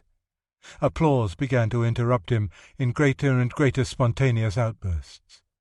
This was finally succeeded by a remarkable hush, a solemn stillness. And then you could hardly hear more than the breathing of this gigantic multitude, and only when the last word had been spoken did the applause suddenly roar forth to find its release and conclusion in the Deutschland song, sung with the highest fervour. The man who had released this flood of emotion was himself intoxicated, and he remained on the platform for 20 minutes, watching the arena empty. Then, overjoyed, he went out into the sleet to his dingy, unheated little room on the Tierstrasse. Hitler's performance at the Circus Krone was pilloried and praised in the Munich press, and he was as pleased by the vituperation as by the approbation. It was not only that he thrived on opposition, but that the violence of the attacks against him showed he was rousing visceral feelings. Despite the turbulence he generated, Hitler was becoming the darling of the respectable nationalist forces then making Munich their capital, and receiving considerable secret support from the police president and his subordinate, who headed the department's political division. These two officials did their best to suppress complaints to the police against party breaches of peace, and to protect Nazis when police action could not be forestalled. We recognize that this movement, the National Socialist Party, should not be suppressed. They would testify 3 years later at Hitler's trial. We did do that, and we refrained deliberately because we saw in the party the seeds of Germany's renewal, because we were convinced from the start that this movement was the one most likely to take root among workers infected with the Marxist plague and win them back into the nationalist camp. That is why we held our protecting hands over the National Socialist Party and Herr Hitler. The Bavarian government also gave him a measure of official recognition. Hitler and other party leaders were received by Gustav Ritter von Kahr, the right-wing minister-president, who was devoted to the preservation of Bavaria's peculiar status against encroachment by the Weimar regime. Bavaria still retained much of its autonomy, such as its own postal service, and its citizens continued to resent any directives from benighted northerners. Upon this issue, Hitler and Kahr found common ground, and although the minister-president disagreed with the raging Austrian on many points, he felt the leader of the NSDAP could be useful as a propagandist in his own battle with Weimar. Kahr's friendly reception gave public notice that Hitler was now a political force. Such recognition was welcome, since his differences with the old guard in the party were coming to a head. Hitler's transformation into a personality because of his magnetism and crowd appeal indicated that he had not only altered the original purposes of the party, but intended to seize complete control. His adversaries, therefore, took advantage of his absence in Berlin, where he was consolidating ties in that area with conservatives, nationalists, and right-wing radicals, to engineer an alliance with a group of socialists from Augsburg. It seemed innocent, but Hitler realized this was a sly tactical move to weaken his influence. He hastened back home and launched a startling counterattack. On July 11th, he announced his resignation from the party. 3 days later, he put his cause before the general membership in an ultimatum. He would not return to the party unless he was made first chairman and given dictatorial powers. "I make these demands," he said, "not because I am power-hungry, but because recent events have more than convinced me that without an iron leadership the party will, within a short time, cease to be what it was supposed to be, a National Socialist German Workers' Party, and not a Western association." It was the first manifest appearance of the concept Adolf Hitler had brought from the war, the Führerprinzip, the leadership principle, absolute obedience to the commander. Hitler gave the committee 8 days to act, but Drexler was so incensed that he refused to compromise. The situation was exacerbated by distribution of an anonymous pamphlet to party members, entitled Adolf Hitler, Traitor? It was a libelous concoction of fact and fancy, but most charges, such as the ones that Hitler called himself the King of Munich and wasted large sums of money on women, and that he was in the pay of the Jews, were so ridiculous that it is difficult to believe the author himself took them seriously. The 8-day deadline passed. Still, Drexler and the committee refused to act. It looked as if Hitler's bluff had failed, but in a last-hour secret session, Eckart persuaded Drexler to compromise. He, in turn, brought around the rest of the executive committee on the grounds that they would still be a minor group but for Hitler. The latter was presented with a formal, flowery notice granting him the dictatorial powers he demanded, and offering to make him chairman in recognition of Your exceptional knowledge, your unusual sacrifice and honorable accomplishments for the growth of the movement, and your unusual oratorical abilities. A special congress was convened for July 29th to formalize Hitler's selection as new chairman. The meeting was opened by a left-wing Bavarian named Hermann Esser, who had become one of the Führer's closest advisers despite his youth. Widely known as a ladies' man, Hitler described him as a greyhound you must keep on a leash. He introduced Hitler, who proceeded to declare that he had fought repeatedly to keep the organization from turning into a tea club. "We do not wish to unite with other organizations," he said, "but insist that they annex themselves to us so that we can retain the leadership. Anyone who cannot accept this can leave." This went for the Augsburg group and any other out-of-towners. Our movement came from Munich and stays in Munich. In closing, he reaffirmed his friendship for Drexler and said he was prepared to take on the position of chairman. A poll was taken. There were 543 votes for Hitler and 1 against. With Hitler and his armed bohemians now in absolute control of the NSDAP, all the traditions of the German Workers' Party were dumped overboard, since the elitists were dedicated to the proposition that a new order could not be built on old foundations. There would be no more parliamentary debate and democratic procedures. Henceforth they would follow the Führer principle. At the same time, Hitler did his best to placate the old guard by making no display of power. He issued no general orders and refrained from enforcing the strict discipline he might have. Instead, he spent the summer consolidating inner-party support in Munich and quietly expanding the rough and ready group which kept order at political meetings into a cohesive, uniformed paramilitary unit. It was established early in August under the innocent name of Gymnastic and Sports Division, and, according to a party proclamation, was intended to serve as a means for bringing our youthful members together into a powerful organization for the purpose of utilizing their strength as an offensive force at the disposal of the movement. 2 months later, it was given a more descriptive name, Sturmabteilung, Storm Detachment. To Hitler, the essay was merely a political weapon to keep order and to march around in uniform to impress the discipline-loving burghers. But its leader, Captain Röhm, regarded it as a genuine armed force, his private army. The nucleus came from Free Corps units, and one of their early battle songs was revised. Swastika on helmet, armband black, white, red, Storm Detachment Hitler is our name. With the establishment of a private army and the party apparatus under his complete control, Adolf Hitler was now ready to set the NSDAP on a new, more revolutionary course. In the next months he instigated a series of public provocations.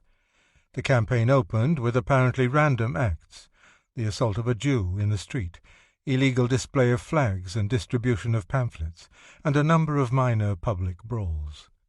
These petty disturbances of the peace were succeeded on the evening of September 14, 1921, by one of significance.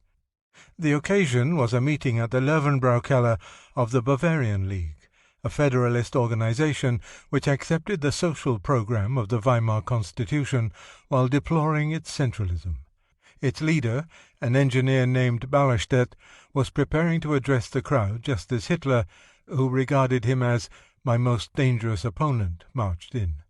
Scores of SA troops sans uniform had been planted in the audience near the podium, and they leaped to their feet to give Hitler a raucous demonstration. Hundreds of other party adherents, planted throughout the audience, joined in. Then Hermann Esser climbed on a chair, shouting that Bavaria was in its present low state because of the Jews. This brought a chorus of demands that Ballerstedt give the floor to Hitler. Someone threw the light switches in an effort to prevent a brawl. It only created tumult. When the lights went on again, the SA flooded onto the stage, engulfing Ballerstedt. After beating him up, the SA group shoved him off the stage into the audience. At an examination by the police commission investigating the fracas, Hitler expressed no regrets. "It's all right," was his dogged comment. "We got what we wanted." Ballerstedt did not speak. The matter did not end with an inquiry. Hitler and Esse were both informed they would be tried for violating the peace. The impending trial only inspired violence, which erupted on the evening of November 4th during a Hitler speech at Munich's Hofbrauhaus. By the time he entered the vestibule at 7:45 p.m., the hall was overflowing with more than 800 occupants. The women were told to take seats near the front, as far from the doors as possible. The warning didn't faze Frau Magdalena Schweier, proprietor of a vegetable and fruit shop opposite Hitler's dwelling, and his faithful adherent. I was too excited really to be frightened. It was plain there'd be some trouble. Half the people in the place belonged to the Reds. In fact, hostile workers from the Maffei factory, the Azaria meter works, and other shops far outnumbered Hitler's followers. Moreover, the party no longer enjoyed the secret protection of the Bavarian government, since Minister-President von Kahr had been forced to resign in favour of a more moderate man. When Hitler saw that the Social Democrats had come early and taken most of the places, he ordered the doors closed. He told the SA bodyguard, there were less than 50 on hand, that this was their chance to show loyalty to the movement, and that not a man of us must leave the hall unless we are carried out dead. They were to attack at the first sign of violence, on the theory that the best defence was a good offence. The answer was a threefold Heil that sounded rougher and hoarser than usual. This romanticized account by Hitler was mirrored in the recollections of his followers, who saw him as he undoubtedly saw himself, the pure man of iron will from the trenches, come to lead the fatherland back to honour and glory. As Hitler started toward the speaker's platform, workers shouted threats. Hitler ignored them and pushed forward. Hermann Esse was now standing on the front table, calling the meeting to order. He jumped down, and Hitler took his place. At first there were boos, but even those who had come to jeer listened to his arguments, and he was able to talk for more than an hour without interruption. But his opponents were only biding their time as they downed numerous mugs of beer, storing the empty ones under the tables for ammunition. All at once, someone interrupted Hitler, and he shouted a retort. There were isolated angry shouts throughout the room. A man jumped on his chair and yelled, "Freiheit!" Freedom. A beer stein hurtled at Hitler's head, then half a dozen more. "Duck down," the young monitors up front shouted to the women. Frau Schweier obeyed. One heard nothing but yells, crashing beer mugs, stamping and struggling, the overturning of heavy oaken tables and the smashing of wooden chairs. A regular battle raged in the room. Curious, she looked up to see Hitler still standing atop a table, despite the barrage of heavy mugs flying past his head. The outnumbered SA fought so ferociously that within half an hour the enemy had been driven down the stairs. It looked as if a shell had exploded in the hall, demolishing chairs, tables, and beer mugs. Finally, above the din came the voice of Hermann Esse. "The meeting goes on. The speaker has the floor." Hitler resumed his speech, even as his stormtroopers were bandaged or carried out of the room. He finished to an outburst of applause, moments before an excited police officer entered and shouted, "The meeting is dismissed." 5. The brawl at the Hofbrauhaus was evidence to Hitler that success comes to one unafraid to use force.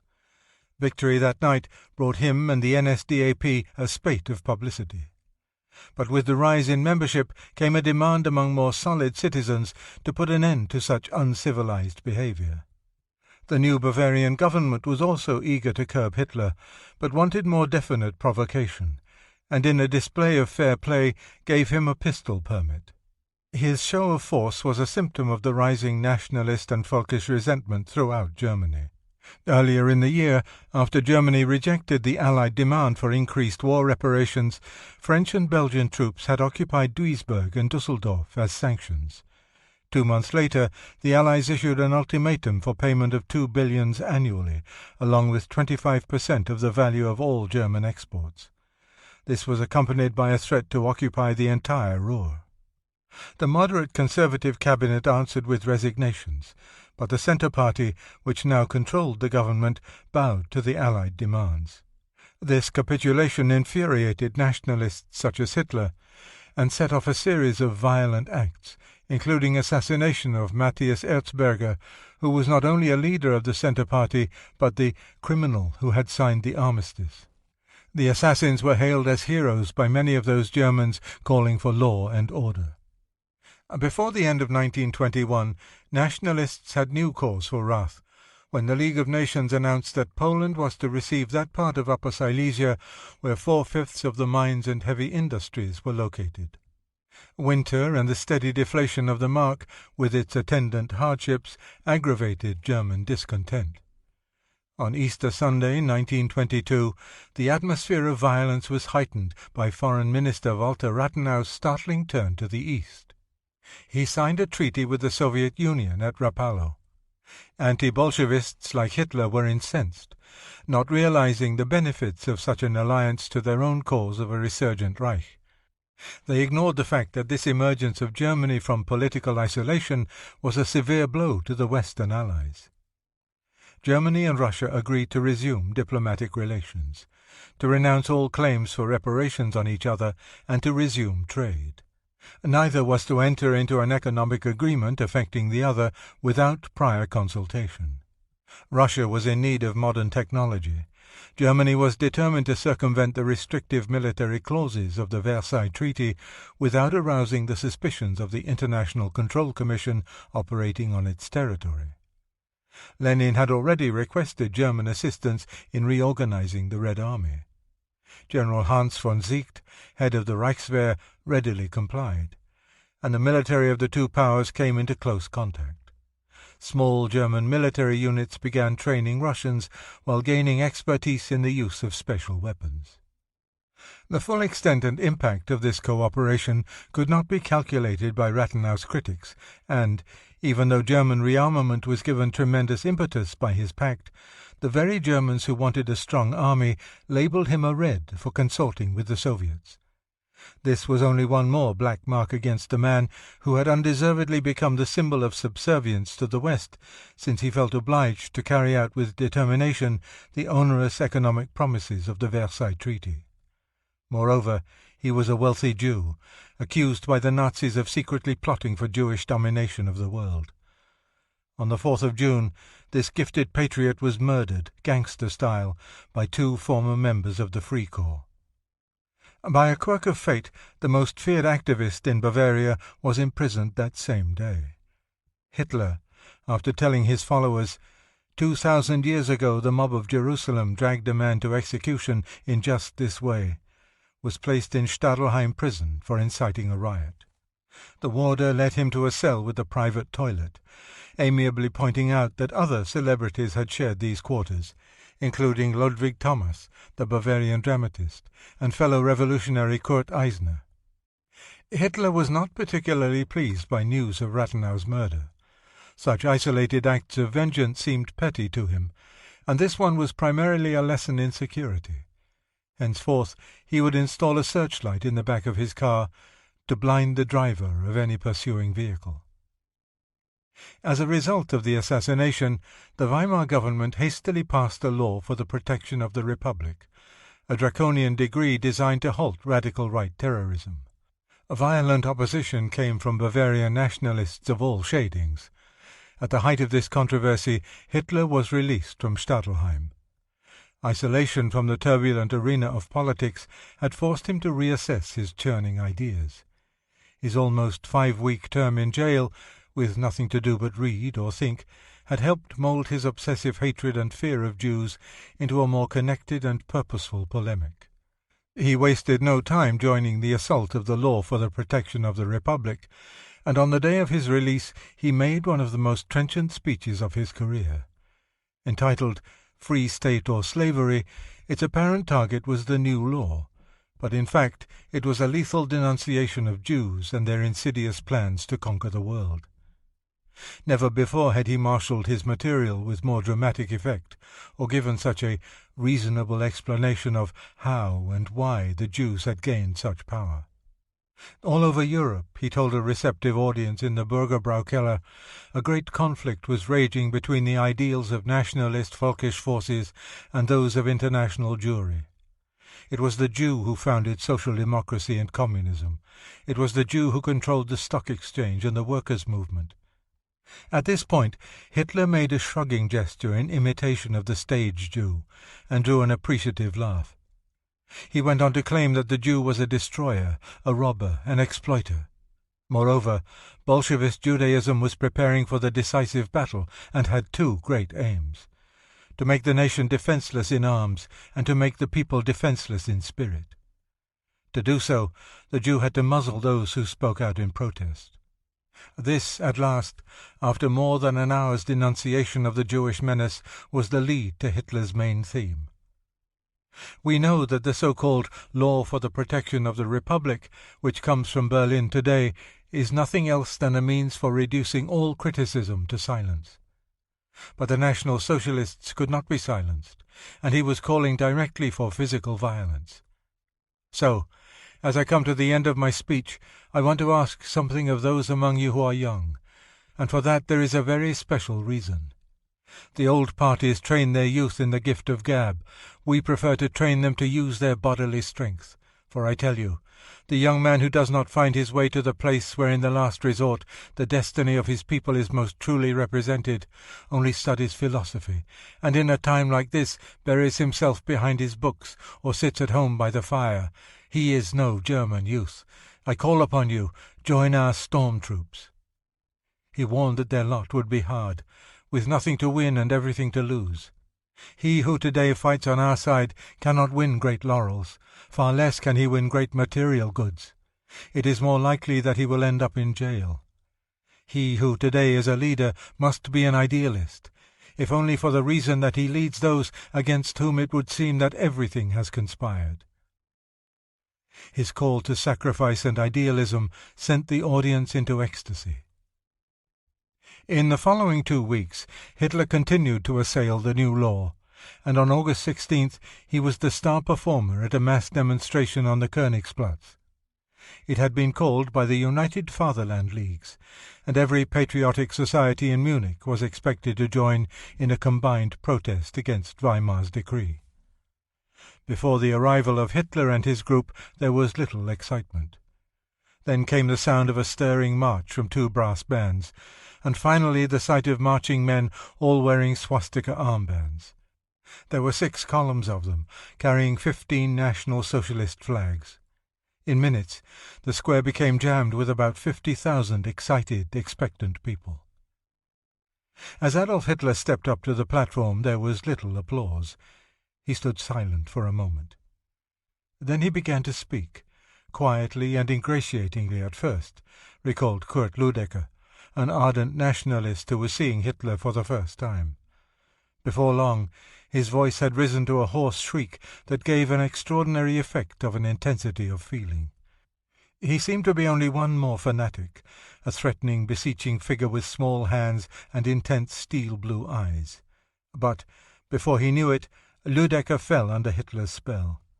As if hypnotized, he suddenly saw the fanatic turn into a patriot hero, another Luther. His appeal to German manhood was like a call to arms, the gospel he preached a sacred truth. Hitler had gained another uncritical convert. That evening Lüdecker heard Hitler again, this time at the Circus Krone.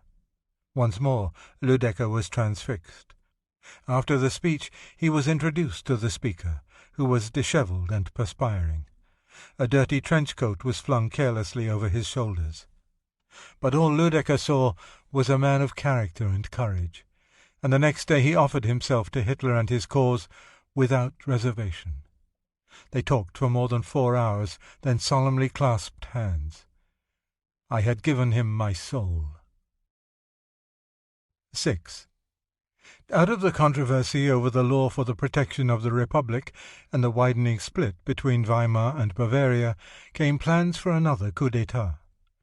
Its instigator was an obscure Munich public health official, Dr. Otto Pittinger, who planned to overthrow the Bavarian government with the support of the NSDAP and other nationalist organizations and replace it with a dictatorship under former Minister-President von Kahr. Hitler's new convert, Kurt Lüdecker, was given the task of relaying final instructions to possible co-conspirators in the Berlin area. He ranged through North Germany, envisaging himself as the German Paul Revere, rousing nationalists from bed, until he learned that nothing at all was happening in Bavaria itself. He took the train back to Munich. It was late September 1922, and drove at once to Pittinger's headquarters, where the doctor was just emerging. "Is this the coup d'etat?" said Lüdecker accusingly. But Pittinger, looking very haughty in his goggles, ignored him and sped off in a Mercedes for a vacation in the Alps. His uprising had fizzled out. Only the National Socialists were ready to march, and their leader had been forced to go into hiding. Lüdecker found Hitler in a shabby attic room, his only companions a large dog and Graf, his bodyguard. "I was ready. My men were ready," he angrily told Lüdecker. "From now on, I go my way alone." Even if not a soul followed, he would go it alone. No more Pittingers, no more fatherland societies, one party, one single party. These gentlemen, these counts and generals, they won't do anything. I shall. I alone. Earlier that year, Hitler had confessed to Arthur Müller-Vandenbroek, who was writing a book called The Third Reich, "You have everything I lack. You create the spiritual framework for Germany's reconstruction. I am but a drummer and an assembler. Let us work together." Envisaging a nationalistic socialist corporate state, Müller refused Hitler's offer, then told a colleague, "That fellow will never grasp it. I would rather commit suicide than see such a man in office." The lesson learned in the ignominious Pittinger putsch convinced Hitler that he must act alone as Führer. It was a concept that excited Lüdecker, and he suggested the party copy the technique of Benito Mussolini, who was striving to be the leader of Italy. His fascist movement was nationalistic, socialistic, and anti-Bolshevik. His black shirts had recently occupied Ravenna and other Italian cities. Lüdecker volunteered to go to Italy as Hitler's representative to see if Mussolini might prove to be a valuable ally. In Milan, Il Duce received Lüdecker graciously, even though he had never heard of Hitler. He agreed with Hitler's views on the Versailles Treaty and international finance, but was evasive about the measures that should be used against Jews.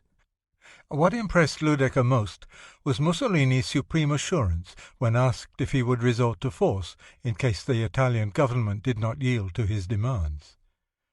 "We shall be the state," he said as if he were royalty, "because it is our will."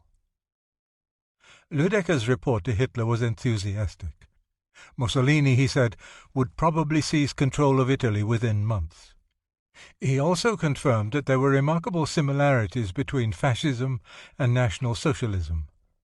Both were ardently nationalistic, anti-Marxist, and anti-parliamentarian. Both were dedicated to a radical new order. In addition, the two leaders were alike. Both came from the people and were war veterans. Hitler was particularly interested in Mussolini's use of brute force to gain political power. His eyes grew thoughtful, recalled Lüdecker, when he heard how the blackshirts marched into Bolshevized towns and took possession, while the garrisons kept benevolently neutral or, in some cases, even quartered the fascisti. It only proved what could be achieved by nerve. Inspired by Mussolini's success and reassured by his own growing support throughout Bavaria, Hitler decided to make his show of force that autumn. He selected Coburg, a town in Upper Bavaria more than 160 miles north of Munich. The occasion was a German Day celebration, which had been organized by a group of folkish societies. The guests of honor were to be the Grand Duke and Duchess of Coburg. Both were openly nationalistic, and she was a relative of the late Tsar. Hitler was invited to attend and to bring some escort. Choosing to interpret this invitation broadly, he left Munich in a special train on Saturday morning, October 14, 1922, with some 600 SA men, many of whom were paying their own expenses. There was a festive air as the storm-troopers, equipped with rations for 2 days, piled into the special train to the music of their 42-piece brass band. It was a rollicking party, more like an excursion tour, and even in Hitler's compartment there was a holiday air. With him were 7 men, the brains and brawn of the inner circle. A former sergeant, Max Amann, a wrestler, Graf, a horse trader and ex-barroom bouncer, Christian Weber, a pamphleteer and ex-communist, Esser, an architect, Rosenberg, an author, Eckart, and a self-styled sophisticate, Ludecker. To the last mentioned, the 2 most interesting were the ebullient Eckart, who outshone all the others with his wit and common sense, and Rosenberg, a block of ice, who gazed toward him with pale, lacklustre eyes as though he weren't there. The train stopped for half an hour in Nuremberg to pick up more adherents. The band struck up again, and the men shouted as they waved swastika flags from the windows. Curious bystanders gathered to see what kind of a circus train it was. Jews in another halted train jeered at the swastika flags, until Julius Schreck, who would later become Hitler's chauffeur, leapt into the midst of them and started laying about him. By the time the train pulled into the Coburg station, there were 800 storm-troopers. Grim-faced, Hitler stepped out to the platform. He had chosen Coburg as a battleground because of its preponderance of socialists and communists. He would emulate Mussolini and drive them from their own stronghold. The people of Coburg, Bavarians for only 2 years, were taken aback by the noisy group that piled out behind Hitler onto the platform with their large band and red banners. The brass band struck up a march, and then, with military precision, the SA paraded into town. In the van were 8 husky Bavarians in leather shorts carrying alpenstocks. Just behind a row of men carrying large red and black flags came Hitler and his entourage of 7, followed by 800 men armed with rubber bludgeons or knives. Some wore faded and mended field-grey uniforms, some their Sunday best. Their only common distinction was a swastika band on the left arm.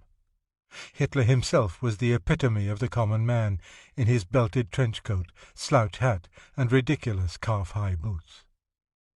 A mob of workers pressed from both sides, shouting, "Murderers! Bandits! Robbers! Criminals!" The National Socialists ignored the epithets, never breaking step. Local police guided the line of march to the Hofbrauhauskeller in the very centre of town, then locked the gates. But Hitler insisted on quartering his men in a shooting gallery. To the beat of drums, the storm-troopers marched back through the hostile mob toward the outskirts of town. As cobblestones began to fly at the columns, Hitler signalled with a wave of his whip, and his men turned on the attackers with their bludgeons. The crowd fell back, and the storm-troopers continued their march, strutting like soldiers after their first battle. One of the proudest was the bon vivant Ludecker, who felt as if he had been finally accepted by the rank and file. Seeing that one brawls as well in an English suit as in shoddy clothes, they forgave me my tailor. The following morning, Sunday, leftists called a mass demonstration to throw out the Nazis. 10,000 protesters were expected to collect at the square, but the size of the opposition only spurred Hitler to defiance. Resolved to dispose of the Red Terror for good, he ordered the SA, whose ranks had grown to almost 1,500, to march on the fortress of Coburg by way of the square. At noon, the storm-troopers, with Hitler in the lead, paraded into the centre of the city, but there were only a few hundred demonstrators at the square. Yesterday, the citizens had stood on the sidewalks, watching the SA pass by with silent disapproval. Today, hundreds of imperial flags hung from the windows, and friendly crowds lined the way, cheering the National Socialists with their strange emblem. Today they were heroes. They had ended red domination of the Coburg alleys and streets. "That's typical of your bourgeois world," Hitler remarked to the men marching at his side. "Cowards at the moment of danger, boasters afterwards." Coburg proved to Hitler that he and his SA could emulate Mussolini. In little more than 2 weeks, the latter set another example. On October 28th, Il Duce's black shirts marched into Rome. He took the train and seized control of Italy. 4 days later, Esser, in his usual role as introducer of the Führer, dramatically announced at the banquet hall of the Hofbrauhaus, "Germany's Mussolini is called Hitler." Chapter 5. Such a logical and fanatical man. 1922 to 1923. 1. By 1922, Adolf Hitler had surrounded himself with a diverse group from every class, which embraced a wide spectrum of cultures and occupations. All shared, to varying degrees, his nationalism and fear of Marxism.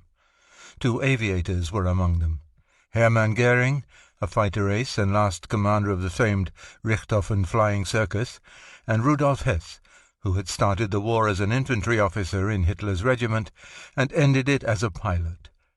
Although both were convinced that Hitler was the answer to Germany's future, and both came from well-to-do families, they differed strikingly in appearance, character, and temperament. Goering was buoyant, theatrical, an extrovert, who made friends easily and nearly always dominated them.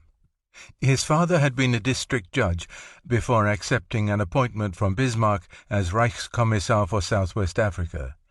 He was married twice and had 8 children. Hermann, the next to youngest, was an indifferent scholar whose dream was to serve his country in battle. Through the offices of his godfather, he was admitted to the Royal Prussian Cadet Corps.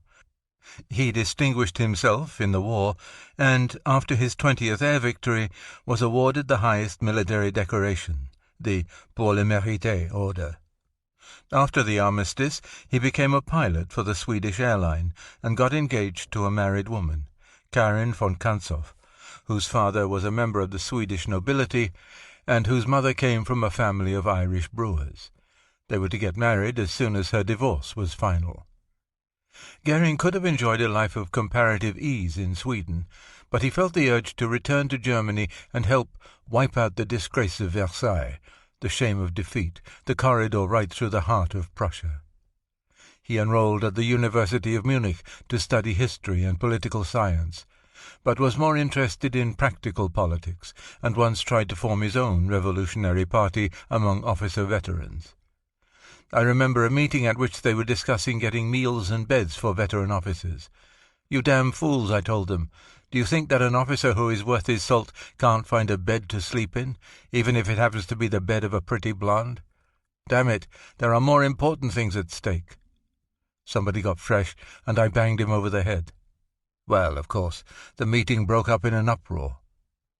That ended his attempt to head a revolution, and it wasn't until the fall of 1922, at a mass meeting, that he found someone worth following. It was a meeting at the Königsplatz, protesting Allied demands to hand over alleged war criminals. A series of speakers from various parties took the platform. Then the crowd began calling out, "Hitler." By chance he was standing near Goering and Karin, who had been married early that year, and they overheard him remark that he wouldn't think of addressing these tame bourgeois pirates. Something about the man in the belted trench coat impressed Goering so much that he went to a party meeting at the Café Neumann. I just sat unobtrusively in the background. I remember Rosenberg was there. Hitler explained why he hadn't spoken. "No Frenchman is going to lose sleep over that kind of harmless talk," he said. "You've got to have bayonets to back up your threats." Oh, well, that was what I wanted to hear. He wanted to build up a party that would make Germany strong and smash the Treaty of Versailles. Well, I said to myself, that's the party for me. Down with the Treaty of Versailles, goddammit, that's my meat. At party headquarters, he filled out a membership application. The appearance of such a war hero in the shabby office must have caused a stir. Anyway, he recalled, somebody tells me that Hitler would like to see me immediately. One look at the imposing Goering was enough for Hitler.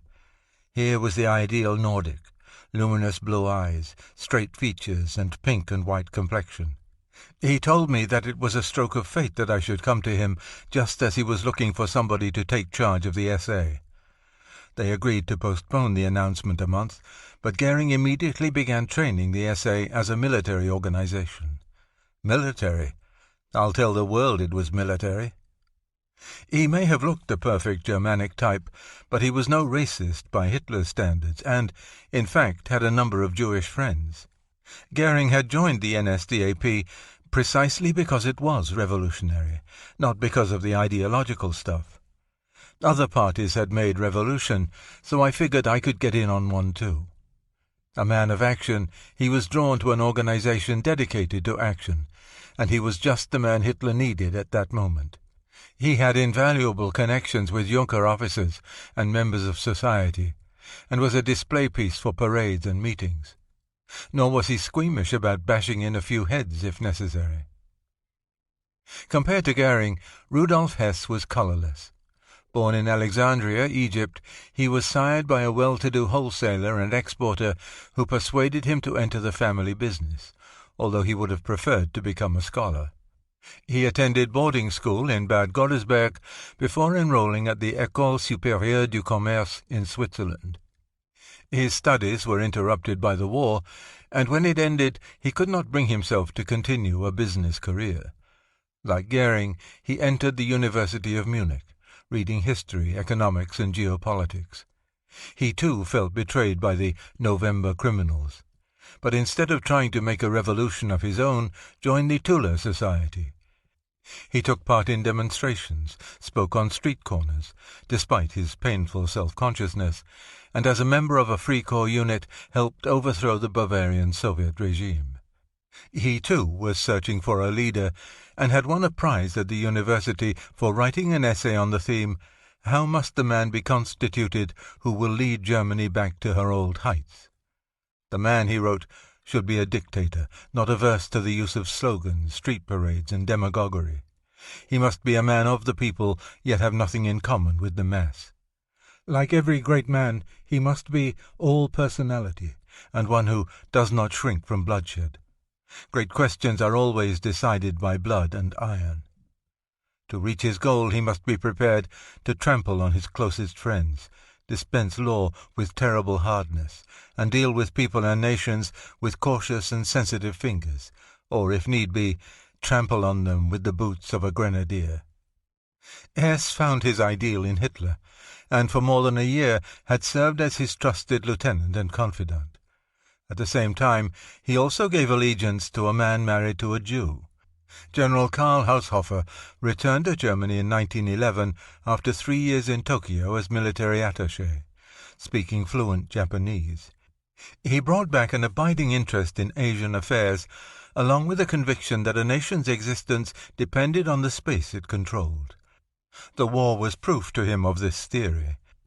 An encircled and suffocated Germany had gone down to humiliating defeat because she lacked Lebensraum, living space. After the armistice, he became professor of geopolitics at the University of Munich, teaching his students that national salvation lay in self-sufficiency, and for this Germany must have not only autarky, national economic independence, but Lebensraum. Hess was almost as enthralled by Professor Haushofer as he was by Hitler, and his hope was to bring the two together. One impediment was Frau Haushofer, whose father was a Jewish merchant. And while Hess followed the letter of racist doctrine, he was a man of sentiment, as devoted to her as he was to the Herr Professor. Hess was a retiring man, modest and unassertive. Although he had fought well on the battlefield and in the streets, and his prize-winning essay breathed blood and iron, he was far from bloodthirsty. Yet while he preferred books and music to brawling, he was never found wanting in beer-hall battles, and had won Hitler's affection by his action in the bloody fracas at the Hofbrauhaus. With his solid, square face, bushy black eyebrows, intense and clenched lips, he was the picture of a man prepared to trample on his closest friends. Only when he broke into a smile was the true Hess revealed, an ingenuous, buck-toothed young idealist. Ilse Hess, then Ilse Pröll, recalls that he rarely smiled, did not smoke, despised alcohol, and had no patience with young people enjoying dancing and social life after a war had been lost. An enigma, except to those who knew him intimately, Hess was the ideal disciple. Too bashful and unaspiring to strive for power, he was prepared to follow Hitler wherever he led. Another blind follower was Julius Streicher. Where Hess and Goering lagged far behind their leader in anti-Semitism, Streicher surpassed Hitler in the virulence of his language. A stocky, primitive man with bald head and gross features, he gave off an aura of raw energy. He had excessive appetites alike at table and in bed. He could be bluffly jovial or blatantly brutal, shifting effortlessly from maudlin sentimentality to ruthlessness. Like Hitler, he was rarely seen in public without a whip, but where the former draped his from the wrist like a dog-leash, Streicher flaunted his as a weapon. In younger days he had restlessly wandered from place to place with a rucksack full of anti-Semitic books and pamphlets. His speech was glutted with sadistic imagery, and he relished attacking personal enemies in the foulest terms. Convinced that the Jew was plotting against the Aryan world, he had an endless catalogue of abuse at the tip of his tongue. He was made for the NSDAP, and soon after founding the Nuremberg branch of the party in 1922, he spawned a newspaper dedicated to the damnation of Jews. Der Stürmer went a long step beyond Ostara, the Viennese magazine that exercised such influence on the youthful Hitler, in filth and virulence, and was already a source of dismay to many of those close to Hitler. The Führer himself was repelled by pornography, disapproved of Streicher's sexual activities, and was concerned by the incessant intra-party quarrels this erratic disciple instigated. Yet, at the same time, he admired Streicher's boundless energy and fanatic loyalty. More than once, Dietrich Eckart told me that Streicher was a schoolteacher, and a lunatic to boot, from many points of view. He always added that one could not hope for a triumph of National Socialism without giving one's support to men like Streicher. Hitler had an unexpected answer for those who reproached Streicher for his gross exaggerations in Der Stürmer. The truth is the opposite of what people say. He idealized the Jew. The Jew is baser, fiercer, more diabolical than Streicher depicted him. Such were the men close to Hitler. His movement cut across all social classes, and so all types were drawn to him. The intellectual, the street fighter, the fanatic, the idealist, the hooligan, the condottiere, the principled and the unprincipled, labourers and noblemen. There were gentle souls and the ruthless, rascals and men of goodwill, writers, painters, day labourers, storekeepers, dentists, students, soldiers and priests. His appeal was broad, and he was broad-minded enough to accept a drug addict like Eckart, or a homosexual like Captain Rome. He was all things to many, while he himself was ready to accept anyone who offered fealty in the battle for Germany's resurrection against the machinations of Jewish Marxism. My happiest memories are of this time, he recalled in a sentimental flood of recollections on a winter evening 19 years later. He talked fondly of his early supporters. Today, when I happen to meet one of them, it moves me extraordinarily. They showed a truly touching attachment towards me. Small stall-keepers of the markets used to come running to see me, to bring a couple of eggs to Herr Hitler. I'm so fond of these unpretentious fellows. Never one to underrate a follower, no matter how humble, and, perhaps remembering the miserable days in Vienna, Hitler opened up the new, more spacious party headquarters on Corneliusstrasse to those down-at-heels followers who needed refuge from the cold. In the winter-time, recalled Philipp Buller, the anteroom was a place to warm up for unemployed party members and supporters who, loud and freezing, played cards there. You often couldn't hear yourself speak, and from time to time Christian Weber, who was in charge, appeared with a long horsewhip to clear out the room. 2.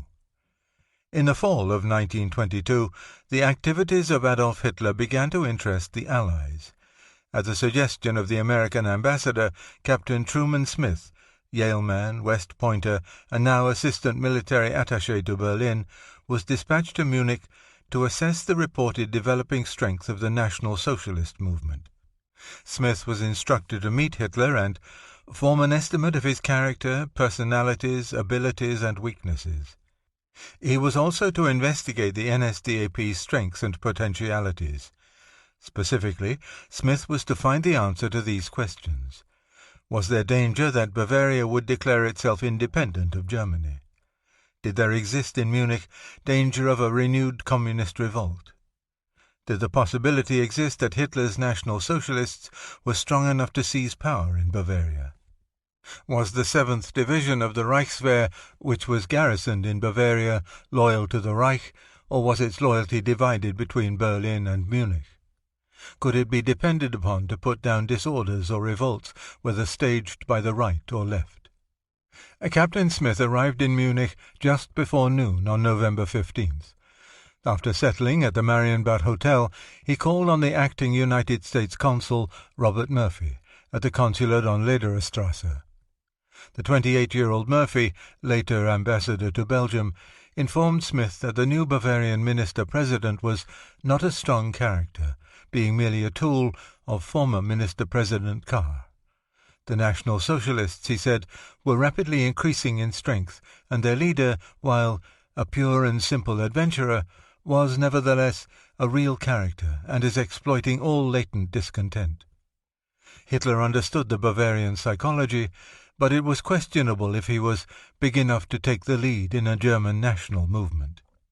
In the next few days, Smith talked with generals, civil officials, Crown Prince Ruprecht, certainly no genius, but still seems to possess considerable political ability, a liberal newspaper editor, and Max Erwin von Scheubner-Richter, a refugee of German origin from a Baltic state who had borrowed his wife's title. The last, a close friend of Rosenberg's, was beginning to exert considerable influence on Hitler. Scheubner-Richter assured Smith that the party's anti-Semitism was purely for propaganda, and then invited him to attend a review of stormtroopers before the new National Socialist headquarters. A remarkable sight indeed, Smith noted down in his hotel room that evening.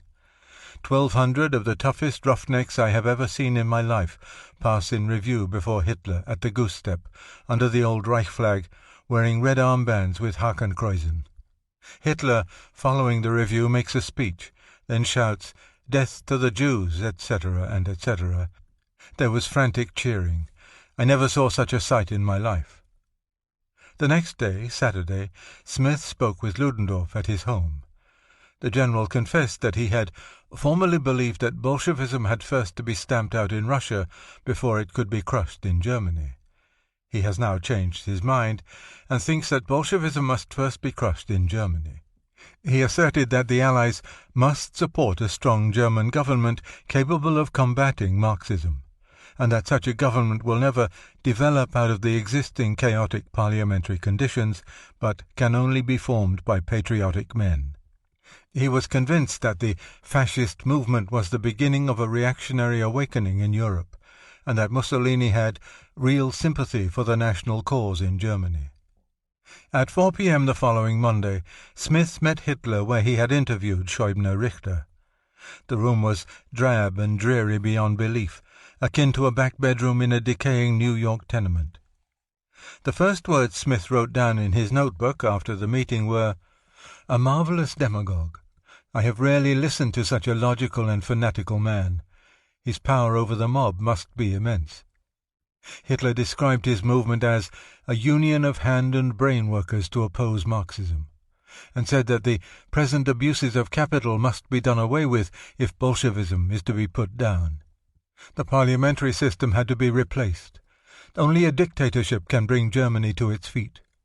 He stated that it was much better for America and England that the decisive struggle between our civilization and Marxism be fought out on German soil, rather than on American and English soil. If we, America, do not help German nationalism, Bolshevism will conquer Germany. Then there will be no more reparations, and Russia and German Bolshevism, out of motives of self-preservation, must attack the Western nations. He discoursed on other subjects, but did not even mention Jews until Smith queried him point-blank about anti-Semitism. And then Hitler replied disarmingly that he merely favoured the withdrawal of citizenship and their exclusion from public affairs. By the time Smith left the dingy room, he was convinced Hitler would be an important factor in German politics. He accepted a ticket for Hitler's next speech on November 22nd, and, upon being unexpectedly summoned back to Berlin, passed it on to Ernst Hanfstaengl, a towering lantern-jawed eccentric who had graduated from Harvard. Would Hanfstaengl be kind enough to take a look at this fellow Hitler and pass on his conclusions? "I have the impression he's going to play a big part," said Smith, "and whether you like him or not, he certainly knows what he wants." He was relying on Hanfstaengl's judgment because of the latter's unusual background. His mother came from a well-known New England family, the Sedgwicks. Two of his ancestors were Civil War generals, one of whom helped carry Lincoln's coffin. 2 generations of Hanfstaengls had served as privy councillors to the Dukes of Saxe-Coburg-Gotha, and were connoisseurs and patrons of the arts. The family owned an art publishing house in Munich, well known for its excellent reproductions. Hanfstaengl had been brought up in an atmosphere of art and music, the home a rendezvous for Lilli Lehmann, Wilhelm Busch, Sarasate, Richard Strauss, Felix Weingartner, Wilhelm Backhaus, Fridtjof Nansen, and Mark Twain. He himself played the piano with verve, and his 6'4" frame hunched over the keyboard like an impish bear was a common sight in the best Bavarian salons. His nickname was Putzi, little fellow. On the 22nd, Hanfstaengl took a streetcar to the Kindkeller, a large L-shaped beer hall filled with a conglomerate audience. There were a few ex-officers and minor civil servants, some small shopkeepers, and numerous young people and workers. Many wore the Bavarian national costume. From the press table, Hanfstaengl searched in vain for someone he knew. He wondered where Hitler was, and a journalist pointed to a trio on the platform. The short one was Max Amann, the one with the glasses was Anton Drexler, and the third was Hitler. He wore clumsy, ankle-high shoes, a dark suit. His white collar was starched, and he reminded Hanfstaengl of a waiter in a railway station restaurant. But after Drexler introduced him to the audience, and Hitler strode swiftly and confidently past the press table, he was the unmistakable soldier in mufti. The applause was deafening. Hitler stood like a sentry, legs firmly stretched, hands folded behind his back, as he began reviewing the events of the past few years in a quiet, reserved voice. Methodically, he built up his case against the government, never stooping to histrionics or vulgarisms. He spoke carefully in literary High German, occasionally allowing a Viennese accent to creep in. Hanfstaengl, not a dozen feet away, was particularly impressed with the speaker's clear, blue, guileless eyes. There was honesty, there was sincerity, there was suffering, and the dignity of mute entreaty. After about 10 minutes, Hitler had the audience's complete attention. Now he relaxed his position, and used his hands and arms like a trained actor. He began to insinuate with sly malice in Viennese coffee-house style, and Hanfstaengl noticed that the women nearby were enjoying the performance enormously. Finally one of them called out, "That's right, bravo!" and, as if in acknowledgment, Hitler raised his voice, and with a sweeping gesture began condemning war profiteers. There was a roar of applause. Hitler wiped the sweat from his brow, and took a mug of beer from a man with a dark moustache. It was a telling touch of theatre for the beer-drinking Muncheners. When he resumed speaking, his gestures became more sweeping. Every so often someone would shout out an insult, and he would calmly raise his right hand slightly as if catching a ball, or fold his arms and spit out a brief rejoinder that would crush the heckler. His technique resembled the thrusts and parries of a fencer, or the perfect balance of a tightrope walker. Sometimes he reminded me of a skilled violinist, who, never coming to the end of his bow, always left just the faint anticipation of a tone. A thought spared the indelicacy of utterance. Gone was all caution as he stormed at his favourite enemies, the Jews and Reds. Our motto shall be, "If you will not be a German, I will bash your skull in," for we are convinced that we cannot succeed without a struggle. We have to fight with ideas, but, if necessary, also with our fists. As Hanfstaengl emerged from his fascination, he looked around and noted with astonishment how the audience's behaviour had changed. The muffled restlessness of the masses who, an hour ago, had shoved against me and uttered all manner of nasty remarks, had become a deeply moved community. People were sitting listening breathlessly, who had long since forgotten to reach for their beer mugs, and instead were drinking in the speaker's every word. Nearby, a young woman was staring at Hitler, as though in some devotional ecstasy she had ceased to be herself and was completely under the spell of Hitler's despotic faith in Germany's future greatness. The speech built to a climax that was an orgasm of words. Suddenly it was over. The audience cheered frenziedly, clapped and pounded the tables. Hitler's exhaustion reminded Hanfstaengl of a great artist at the end of a grueling concert. His face and hair were soaked, and his starched collar had wilted. Whenever I make a speech of great importance, I am always soaking wet at the end, and I find I have lost 4 or 6 pounds in weight. On the spur of the moment, Hanfstaengl approached the committee table, where Hitler was receiving compliments with a self-assured smile free of any arrogance. "Captain Truman Smith asked me to give you his best wishes," said Hanfstaengl. Smith's name piqued Hitler's interest, and he asked how Hanfstaengl liked the speech. "Well, I agree with you," he said, careful not to hurt Hitler's feelings.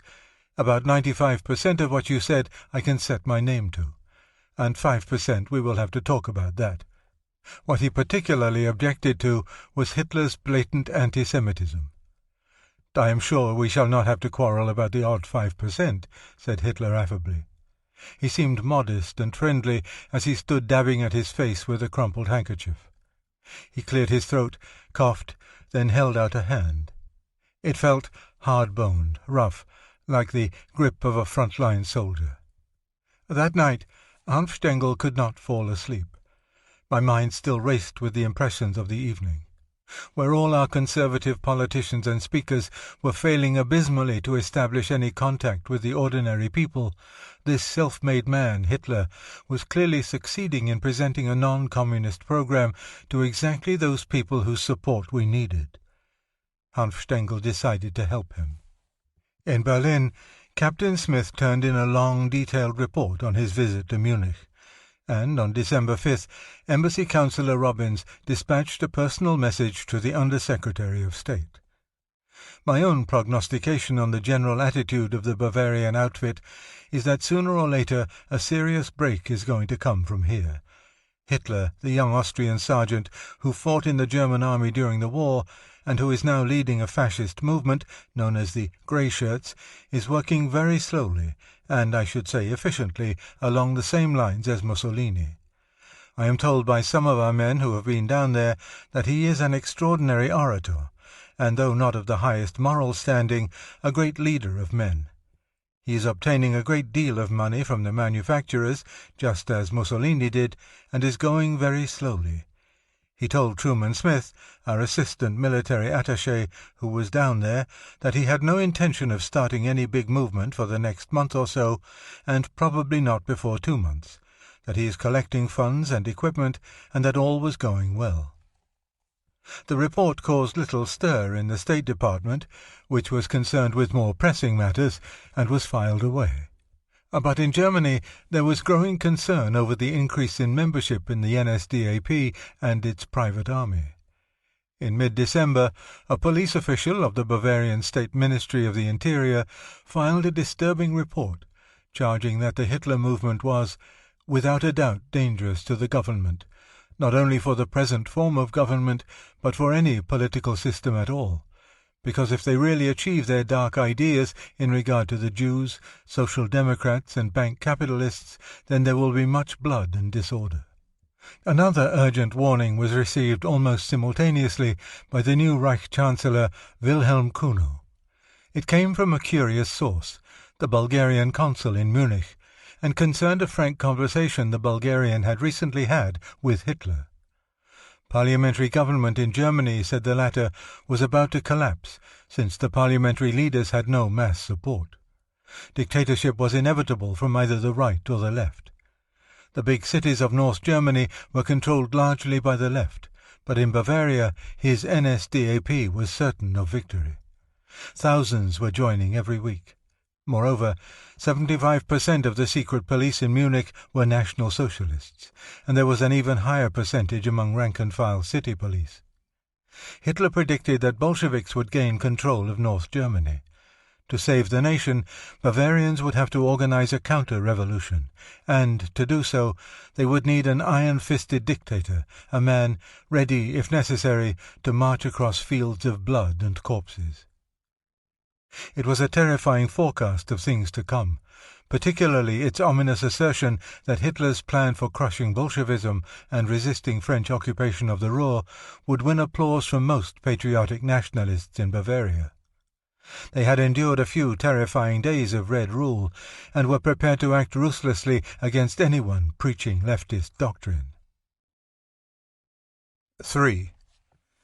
In the first days of 1923, a quarrel between the French and British at the Reparations Commission resulted in the withdrawal of the latter's delegation. This gave France the opportunity to solve the reparations problem by force. On January 11th, French and Belgian troops marched into the Ruhr on the excuse that Germany had failed to fulfill her obligations. This act not only inflamed nationalist spirit throughout Germany, but quickened the descent of the mark, which plunged from 6,750 to the dollar to 50,000 within 2 weeks. On Armistice Day 1918, it was 7.45 to the dollar. The last payment of railway expenses by the Weimar government to the Committee of Guarantees for a trip to Berlin had required 7 office boys with huge wastepaper baskets full of 20-mark notes to carry the full sum from the office down to the railway station. Now it would take 49 office boys. The invasion of the Ruhr, along with inflation and increased unemployment, broadened the base of nationalism and brought Hitler more adherents. Disdaining cooperation with other groups, including the majority socialists, he organized protest meetings of his own and announced that 12 public rallies would be held on January 27th, the first party day of the NSDAP. Although the Bavarian police president informed Hitler that these demonstrations were banned, he defiantly shouted that the police could shoot if they wished, but he himself would be in the first row. He was as good as his word, and on the assigned day hurried from one rally to another by car. Neither during the war nor during the Revolution have I experienced such hypnotic mass excitement, recalled historian Karl Alexander von Müller, who attended the rally at the Löwenbräu-Keller. The audience rose as one man, with shouts of Heil, as Hitler strode down the aisle. I was very close when he marched through, and I saw that this was different from the man I had met here and there in private houses. His small, pale face expressed an inner fanaticism. His eyes glanced from right to left, as if looking for enemies to conquer. Was it the mass which gave him this strange power? Did it flow from him to the mass? I noted down, fanatically hysteric romanticism with a brutal will. The following day, again flaunting a police ban, the trooping of SA colours took place on the Marsfeld, with 6,000 stormtroopers shivering in the snow. Some wore a uniform of ski cap, brown jacket and leggings, while others were in business suits. There was a varied array of flags with swastikas of various sizes. It was a motley group, but once called to attention, the men stood as rigidly as if they were elite troops of the Kaiser. Although the police were ready for trouble, there were no disorders. In fact, the 2-day affair turned out to be an anticlimax. There was no putsch, no public disturbance. Only its repercussions were of import. Hitler's defiance of the police brought a number of middle-of-the-road leaders to his side, and drove the University of Munich students down a much more radical path. More significantly, it lowered the prestige of the Bavarian government itself. In his first serious confrontation with the establishment, Hitler had come out the victor. "He is an extraordinary person," reported an American writer, Ludwell Denny, after attending a Hitler rally a few days later. His speech was intense and brief. He constantly clenched and unclenched his hands. When I was alone with him for a few moments, he seemed hardly normal. Queer eyes, nervous hands, and a strange movement of the head. His personal life was certainly not normal. He still lived in the dingy building on the Tierstrasse, but had sublet a larger room, not as cold as the first, if as scantily furnished. It was 10 feet wide at most, and the head of the bed projected above the single narrow window. The floor was covered with cheap worn linoleum. On the wall opposite the bed there was a makeshift bookshelf. Illustrations and drawings hung on the walls.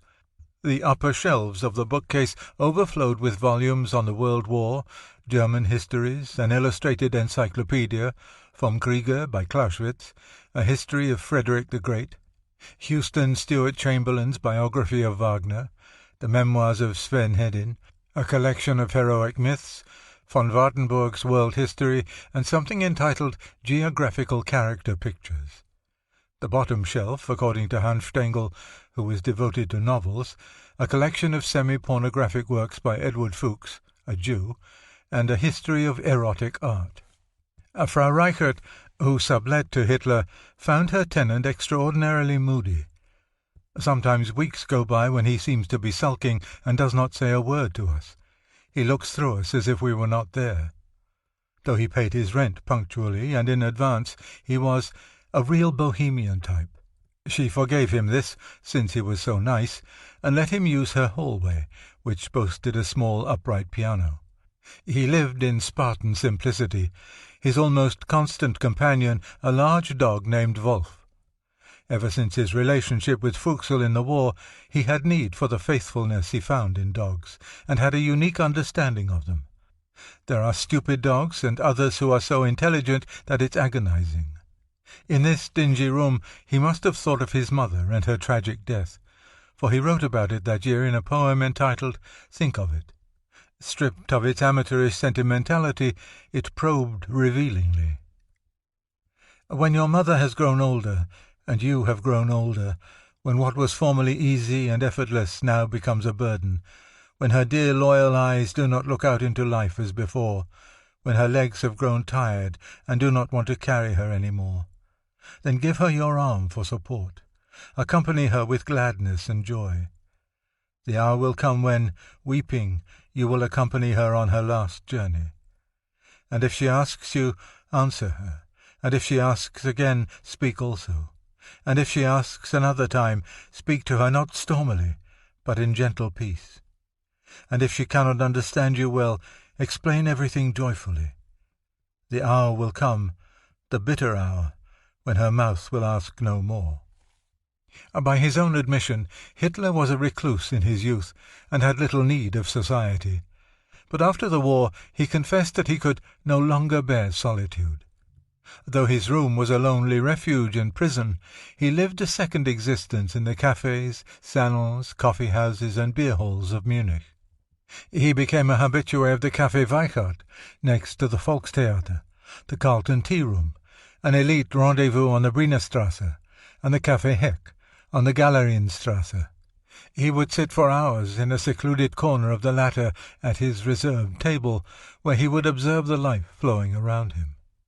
Every Monday he would meet with intimates at the Café Neumeier, an old-fashioned coffee-house at the corner of the Peterplatz and the Viktualienmarkt. It was a long room with panelled walls and built-in benches. Here, at the table reserved for regular customers, he would try out his latest ideas on his adherents, many of them middle-aged couples. Here also they would gossip and joke while eating a frugal supper, some of which they had brought with them. Other evenings were spent at Dietrich Eckart's apartment on the Franz-Josef-Strasse. What a wonderful atmosphere in his home! How he took care of his little Anna! This was his housekeeper, Annerl, with whom he had been living since separating from his wife. Perhaps Hitler's most constant companion these days was his new acolyte Hanfstengel, who introduced him to important people such as William Bayard Hale, classmate of President Wilson at Princeton, and leading European correspondent for the Hearst papers, and Wilhelm Funk, whose salon attracted wealthy nationalist businessmen. Together, Hitler and Hanfstengel often attended the soirees of Frau Elsa Bruckmann, wife of a publisher and born a Hungarian noblewoman, who was greatly impressed by the new political leader. Hitler was dazzled by life at this level. After one visit to the Bechstein suite in a Munich hotel, he told Hanfstengel that he had felt embarrassed in his blue suit. Herr Bechstein had worn a dinner jacket, the servants were in livery, and nothing but champagne was served before the meal. And you should have seen the bathroom. You can even regulate the heat of the water. Hanfstengel became a frequent visitor to the little room on the Tierstrasse, and one day Hitler asked him to play something on the piano in the hallway, to calm him. Hanfstengel found the old upright badly out of tune, but played a Bach fugue. Nodding, Hitler listened absently. Then Hanfstengel began the prelude to Die Meistersinger, hoping the old piano wouldn't fall to pieces under his assault. He played, with plenty of Lisztian fioriture and a fine romantic swing, and Hitler became so excited that he strode up and down the narrow hallway, gesticulating as if conducting an orchestra. This music affected him physically, and by the time I had crashed through the finale, he was in splendid spirits, all his worries gone. Hanfstengel found that Hitler knew Die Meistersinger absolutely by heart, and could whistle every note of it in a curious, penetrating vibrato, but completely in tune. Almost daily, musical sessions took place in the hallway. Hitler had little liking for Bach and Mozart, preferring Schumann, Chopin, and some works of Richard Strauss. His favourites were Beethoven and Wagner. He had a genuine knowledge and appreciation for the latter, and never tired of hearing Hanfstengel's colourful versions of Tristan and Lohengrin. Infatuated with Hanfstengel's style, Hitler would introduce him to all his social circles as a showpiece. Whereas he otherwise kept the different groups in watertight compartments and told no one where he was going or whom he had been talking to, recalled Hanfstengel in his unpublished memoirs, he dragged me around from house to house as his resident musician and had me sit down at the piano to perform. Once, at the home of the photographer Heinrich Hoffmann, he began playing Harvard football marches. When he explained how cheerleaders and marching bands would stir up the crowd to almost hysterical mass shouting, Hitler's interest quickened, whereupon Hanfstengel demonstrated on the piano how German marches could be adapted to the buoyant American beat. "That is it," exclaimed Hitler, and paraded up and down like a drum major. "That is what we need for the movement. Marvellous." Hanfstengel wrote several marches in this style for the SA band, but his most significant contribution was the transference of the Harvard "Fight, Fight, Fight" to "Sieg Heil, Sieg Heil." Hitler often visited the small Hanfstengel apartment in Schwabing, across from the large school where he had done his basic training in 1914. Probably the greatest attraction was Hanfstengel's wife, Helena, an American of German descent who was tall, brunette, and strikingly attractive.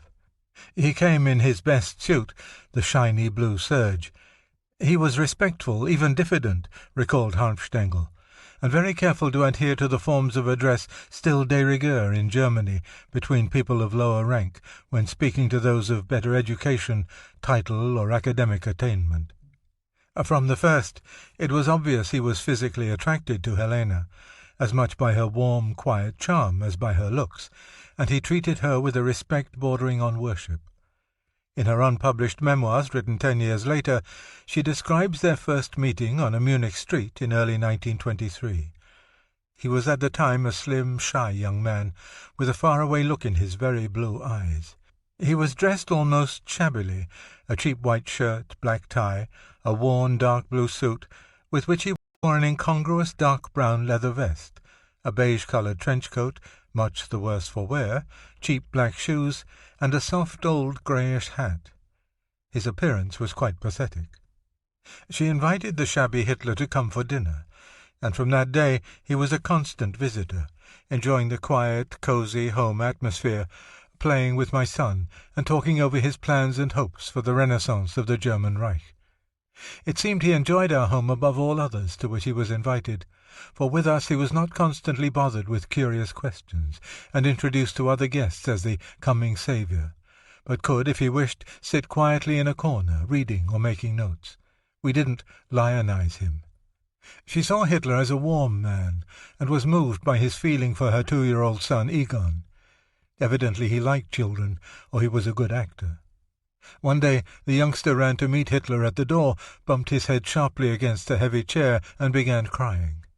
Hitler, with a dramatic gesture, beat the chair severely, reprimanding it for hurting good little Egon. This was a surprise and delight to the youngster, and from that day, each time Hitler came, he would have to repeat this act, Egon urging him, "Please, Uncle Dolf, spank the naughty chair." By spring, Hitler felt so at ease with the Hanfstengels that he would amuse them with imitations of other followers, such as the affectionate Goerings, and play on the floor with Egon. For hours he could idly gossip as he consumed a cup of coffee sweetened with squares of chocolate, or, on occasion, sip a glass of the best dry Johannisberger wine after improving it with a heaping spoonful of caster sugar. Often they went out together in public, and one evening saw the second part of the movie Fredericus Rex. The scene Hitler liked above all was that in which the monarch threatened to behead the crown prince. "It is imposing to think the old king would have beheaded his own son to enforce discipline," he remarked on the way home. "That is the way German justice should be handled, either acquittal or beheading." The lightning change from sentiment to ruthlessness was disconcerting to the Hanfstengels, and they discussed Hitler's private life at length. What, for example, was his true relationship with women? One day he told them, "The mass, the people, to me, is a woman," and likened his audiences to a woman. Someone who does not understand the intrinsically feminine character of the mass will never be an effective speaker. Ask yourself, what does a woman expect from a man? Clearness, decision, power, action. If she is talked to properly, she will be proud to sacrifice, because no woman will ever feel that her life sacrifices have received their due fulfillment. Another time, he asserted that he would never marry. "My only bride is my motherland," he said, referring to a nation commonly known as the fatherland. In that case, Hanfstengel jokingly replied, "Why not take a mistress?" "Politics is a woman," replied Hitler. "Love her unhappily, and she will bite off your head." Some of Hitler's associates felt sure that Jenny Haug, sister of one of his drivers, was his mistress. She was devoted to him, and reportedly carried a small pistol in an armpit holster in her role as voluntary bodyguard. Helena Hanfstengel could not take this story seriously. "A Putzi," she said. "I tell you he is a neuter." One of Hitler's closest companions during these days disagreed. "We chased girls together, and I used to follow him like a shadow," recalled Emil Maurice, who also served as Hitler's chauffeur. The two would spend time at the art academy and in artists' studios, admiring models posing in the nude. Calling himself Herr Wolf, Hitler would occasionally pass an evening with Maurice, roaming the night spots and streets for girls. Since the latter was attractive to women, he would act as go-between. Every so often, according to Maurice, Hitler would entertain one of these conquests by proxy in his little room. He always offered flowers, even when he was penniless, and we used to go and admire the ballet dancers. The NSDAP became practically a full-time occupation for Hanfstengel, and he freely gave out advice ranging from enlarging Hitler's tiny moustache to a more fashionable style. "If it is not the fashion now, it will be later because I wear it," to disparaging his adviser Rosenberg for his humbug philosophy. While Hitler usually rejected advice, he did not hesitate to borrow $1,000 interest-free from Hanfstengel, who had just received part of his share of the sale of the family art shop in New York City. Converted into depreciated marks, this was a tremendous sum, and enabled Hitler to purchase 2 American rotary presses and turn the weekly Völkischer Beobachter into a daily. Hanfstengel's generosity turned out to be a stroke of luck for someone he detested. Hitler made Rosenberg editor of the daily Beobachter, replacing Eckart, who was often absent from his desk for weeks.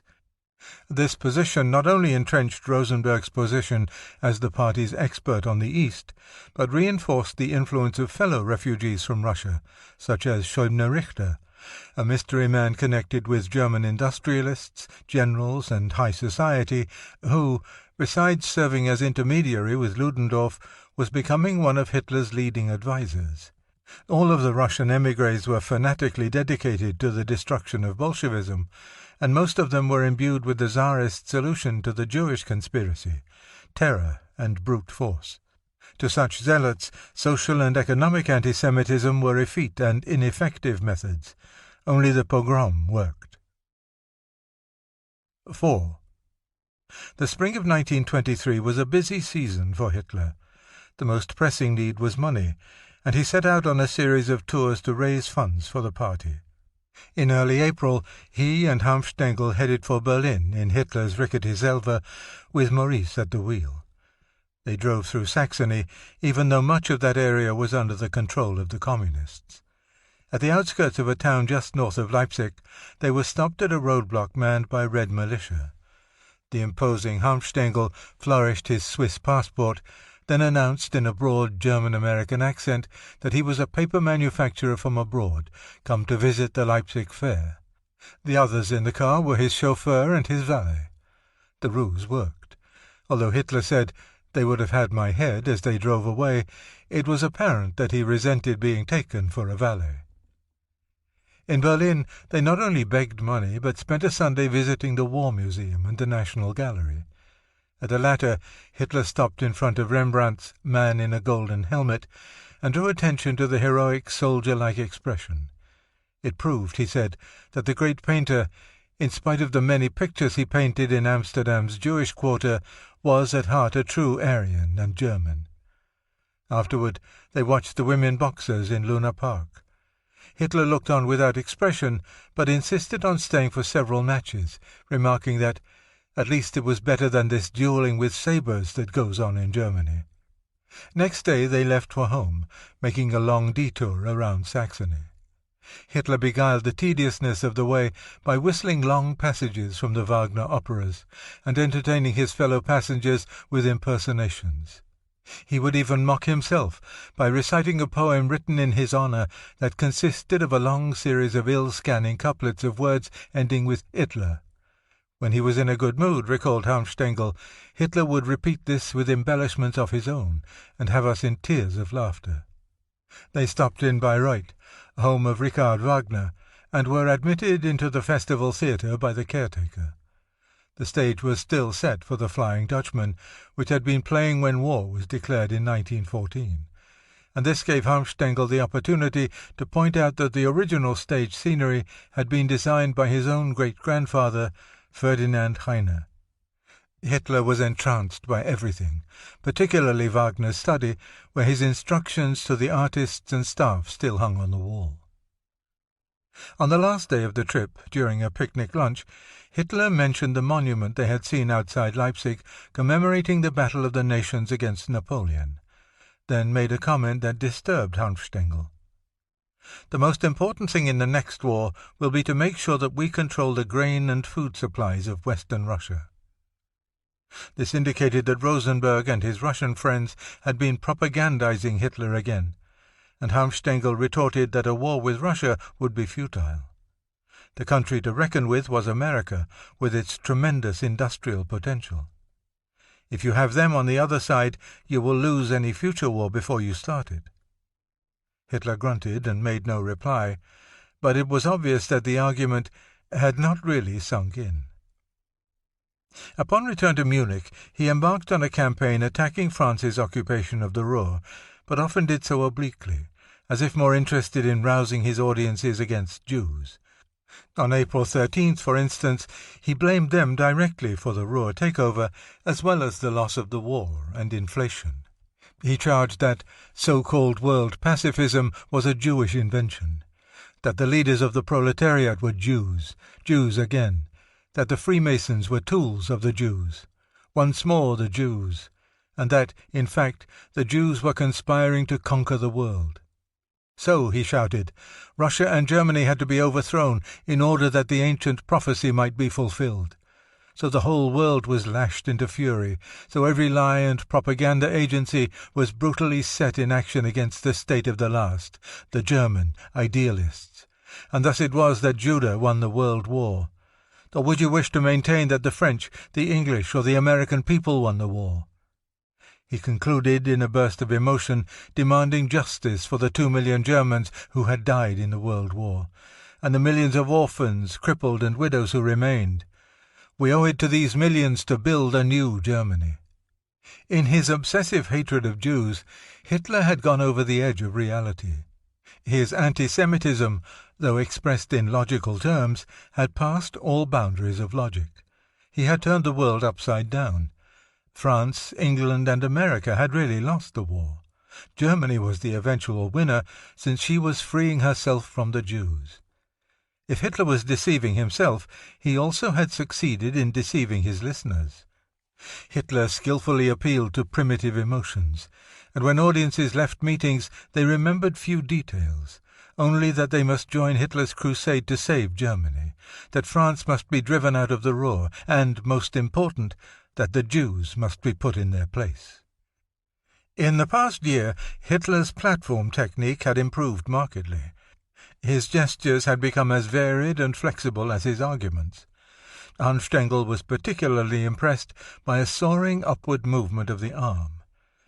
It had something of the quality of a really great orchestral conductor who, instead of just hammering out the downward beat, suggests the existence of hidden rhythms and meaning with the upward flick of his baton. Utilizing his knowledge and feeling for music, Hitler's speeches became musical in tempo.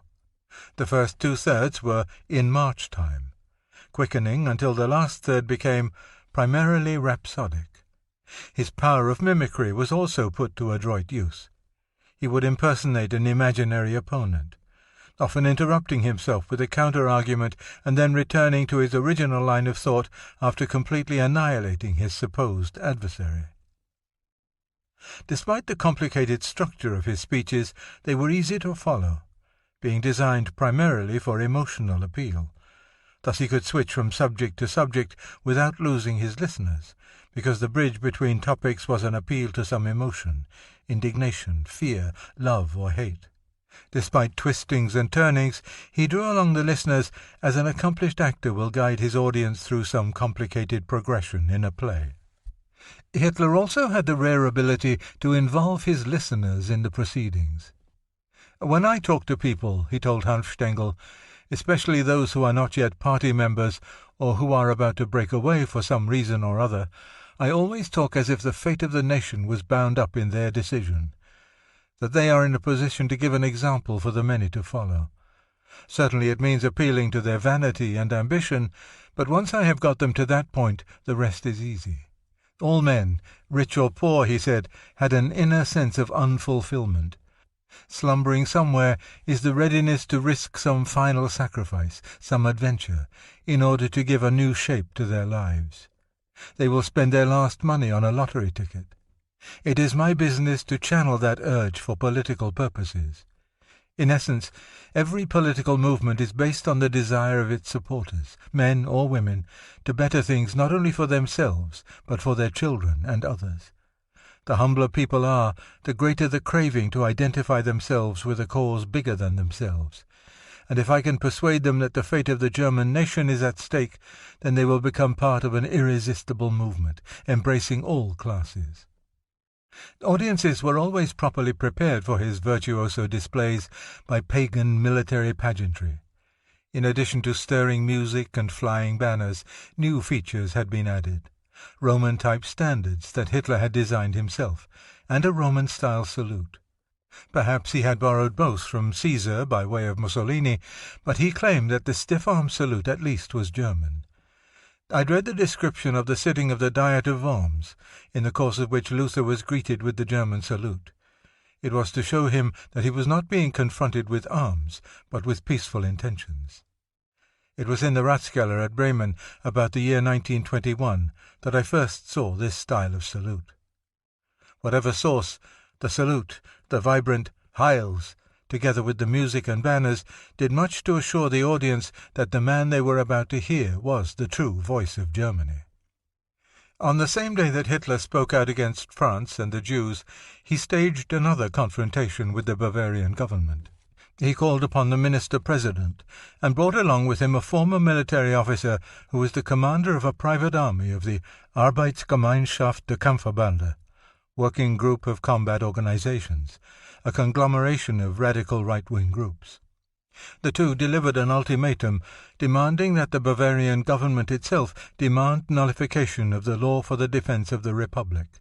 If Weimar refused to comply, then Bavaria must defy the law. This was Friday the 13th, and Hitler wanted the answer by Saturday. It did not come, and the radical right military group held a military exercise on Sunday. It was Easter, and Hitler stood in an open car, arm outstretched, as the stormtroopers and other followers paraded past.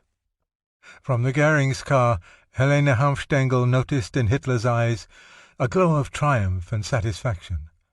After the review, he brought a gorgeous bouquet of roses to the Hanfstaengl apartment as her birthday gift. They all had a jolly tea hour together, marked by Hitler's vivacity and wit. A week later, on his own birthday, he was glumly paranoiac. He warned Hanfstaengl not to eat any of the swastika-decorated cakes, which, along with other gifts, almost filled his little room. "Don't forget," he said, "this building belongs to a Jew, and it is child's play to let the poison trickle down the walls in order to dispose of an enemy." On Monday, the Minister-President finally gave his answer to Hitler. He personally objected to the edict for the defense of the Republic, but since it was the law of the land, he was obliged to enforce it. In protest, Hitler called for a mass demonstration on May 1st.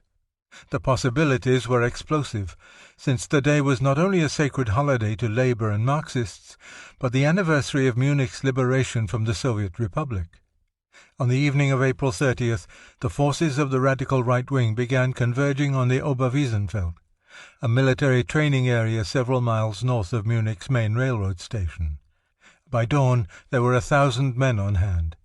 Guards were mounted in expectation of leftist attacks, but hour after hour passed without action. "At 6 o'clock," recalled Hitler, "gangs of Reds gathered to meet us. I sent some men to provoke them, but they didn't react." By 9, all detachments from outside the city had arrived, swelling the Hitler forces to some 1,300. They stood in the warm sun, leaning on rifles, waiting with mixed boredom and anxiety, while a disgusted Hitler strode around carrying a steel helmet by its chin straps and asking, "Where are the Reds?" Just before noon, a detachment of army troops and green-uniformed police appeared and rapidly surrounded the armed demonstrators. With them was a chagrined Captain Röhm. He told Hitler that he had just come from the commanding general of the area, who demanded that the arms be turned over immediately, or Hitler would have to take the consequences. Hitler was incensed, but still withstood the pleas of Gregor Strasser and others to defy the government and charge the troops. The decision to turn over arms must have been a bitter one.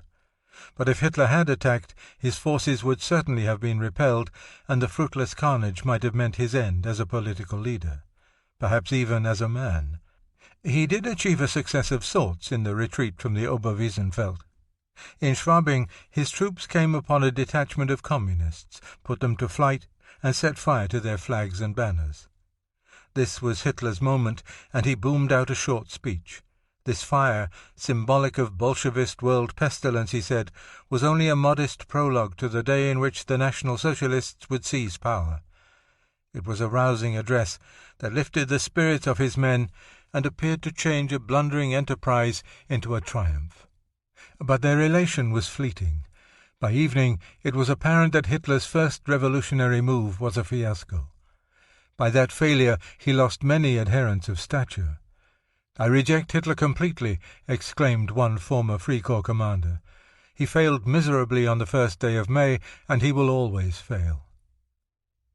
He was not the only loser at the Oberwiesenfeld. It was even more of a defeat and embarrassment for the Bavarian government. When Hitler was called to answer official charges of having endangered public security, he replied with an insolent confidence that put the prosecutor general on the defensive. By refusing to be cowed, Hitler made political capital out of disaster. Rebounding from defeat was becoming a pattern. A number of foreign observers, however, predicted it was the beginning of his end. Robert Murphy, for one, reported that the Nazi movement was now on the wane. The people, he wrote, are wearied of Hitler's inflammatory agitation, which yields no results and offers nothing constructive. His anti-Semitic campaign made many enemies. The rowdy-like conduct of his youthful following has antagonized order-loving members of the community. 5. Murphy was only reflecting the impressions of local officials throughout Bavaria, who misread the resultant political lull after May Day as a definite turn away from Hitler and his movement. This inertia continued, except for a brief flurry caused by the execution of a German nationalist, Albert Leon Schlageter, who had blown up railroad tracks near Duisburg as a protest against French occupation of the Ruhr. He was tried for sabotage by the French and shot on May 26th. When Hanfstaengl heard that a number of patriotic organizations were going to stage a protest demonstration in the Königsplatz the following week, he felt that Hitler should return from his holiday in the mountains and participate. He took the train to Berchtesgaden, a beautiful resort town on the border of Germany and Austria near Salzburg, where he found Hitler. I had fallen in love with the landscape, registered under the name of Herr Wolf at the Pension Moritz, on a steep hill known as the Obersalzberg.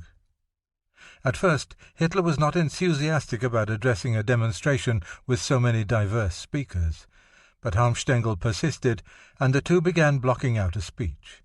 That night, Eckart, who shared Hanfstaengl's bedroom, complained that Hitler would parade around swinging his rhinoceros hide whip in a swashbuckling manner to impress the wife of the pension manager. "The way Adolf is carrying on now goes beyond me," he said. "The man is plain crazy." He told of overhearing Hitler show off to the lady in question by denouncing Berlin in extravagant terms. The luxury, the perversion, the iniquity, the wanton display, and the Jewish materialism disgusted me so thoroughly that I was almost beside myself. I nearly imagined myself to be Jesus Christ when he came to his Father's temple and found the money changers. Whereupon, claimed Eckart, Hitler brandished his whip and exclaimed that it was his mission to descend upon the capital like a Christ and scourge the corrupt.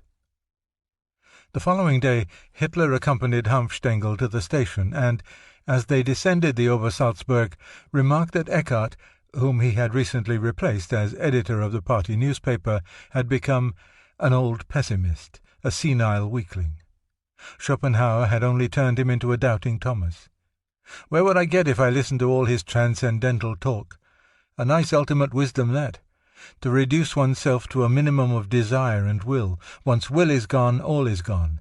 This life is war. He began whistling the swan song from Lohengrin in a curious, soft tremolo. Anton Drexler and his wife also disapproved of Hitler's play-acting on the Obersalzberg. They were equally disconcerted by his growing enthusiasm for revolutionary action.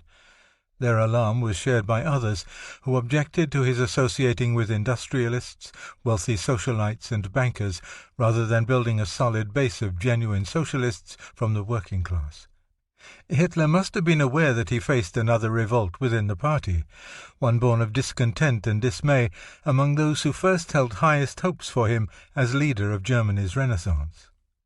Early that September, Hitler attempted to bolster his slipping prestige by a public appearance. The occasion was the German Day celebration in Nuremberg, which took place the first 2 days of September, the anniversary of the Battle of Sedan. More than 100,000 nationalists swarmed into the ancient city, parading through the streets and, according to a state police report, generating such enthusiasm as had not been seen in Nuremberg since 1914. The streets were a sea of Nazi and Bavarian flags, as the crowd roared "Heil!", waved handkerchiefs and tossed flowers and wreaths at Ludendorff and the marching units. It was the unbridled expression of that multitude of defeated, miserable, displaced and shattered people who now saw a ray of hope, of freedom from slavery and need. Many women and men cried, so overcome were they by emotion. The largest number of marchers came from the NSDAP, and after the opening parade Hitler spoke at one of the meetings. He looked more groomed than he had at Coburg, with pressed suit, low-cut shoes, and neatly slicked-down hair. "In a few weeks the dice will roll," he declared prophetically. "What is in the making today will be greater than the World War. It will be fought out on German soil for the whole world." On the second day the German Battle League was formed. Outwardly an association of nationalists, it was a creature of the NSDAP. Its Secretary-General was Schäuble Richter. Its military leader was another Hitler man. One of its main organizations, the Reichsflagge, was dominated by Rome, and its initial proclamation, written by Feder, sounded as if it came out of Hitler's mouth. It declared opposition to parliamentarianism, international capital, the class struggle, pacifism, Marxism, and the Jews. German Day at Nuremberg and the founding of the German Battle League marked Hitler's public return to revolutionary tactics. This became more apparent a month later when he was officially made political leader of the new organization. Its action program called openly for seizure of power in Bavaria, and the rumor spread that Hitler was preparing a revolution. He did, in fact, announce openly that he intended to act rather than allow the Reds to seize power again. The task of our movement, as always, is to prepare for the coming collapse of the Reich, so that when the old trunk falls, the young fir tree may be already standing. Although the Minister-President of Bavaria, Eugen von Knilling, shared some of Hitler's beliefs, he had been pushed to the edge of patience by his rabble-rousing tactics.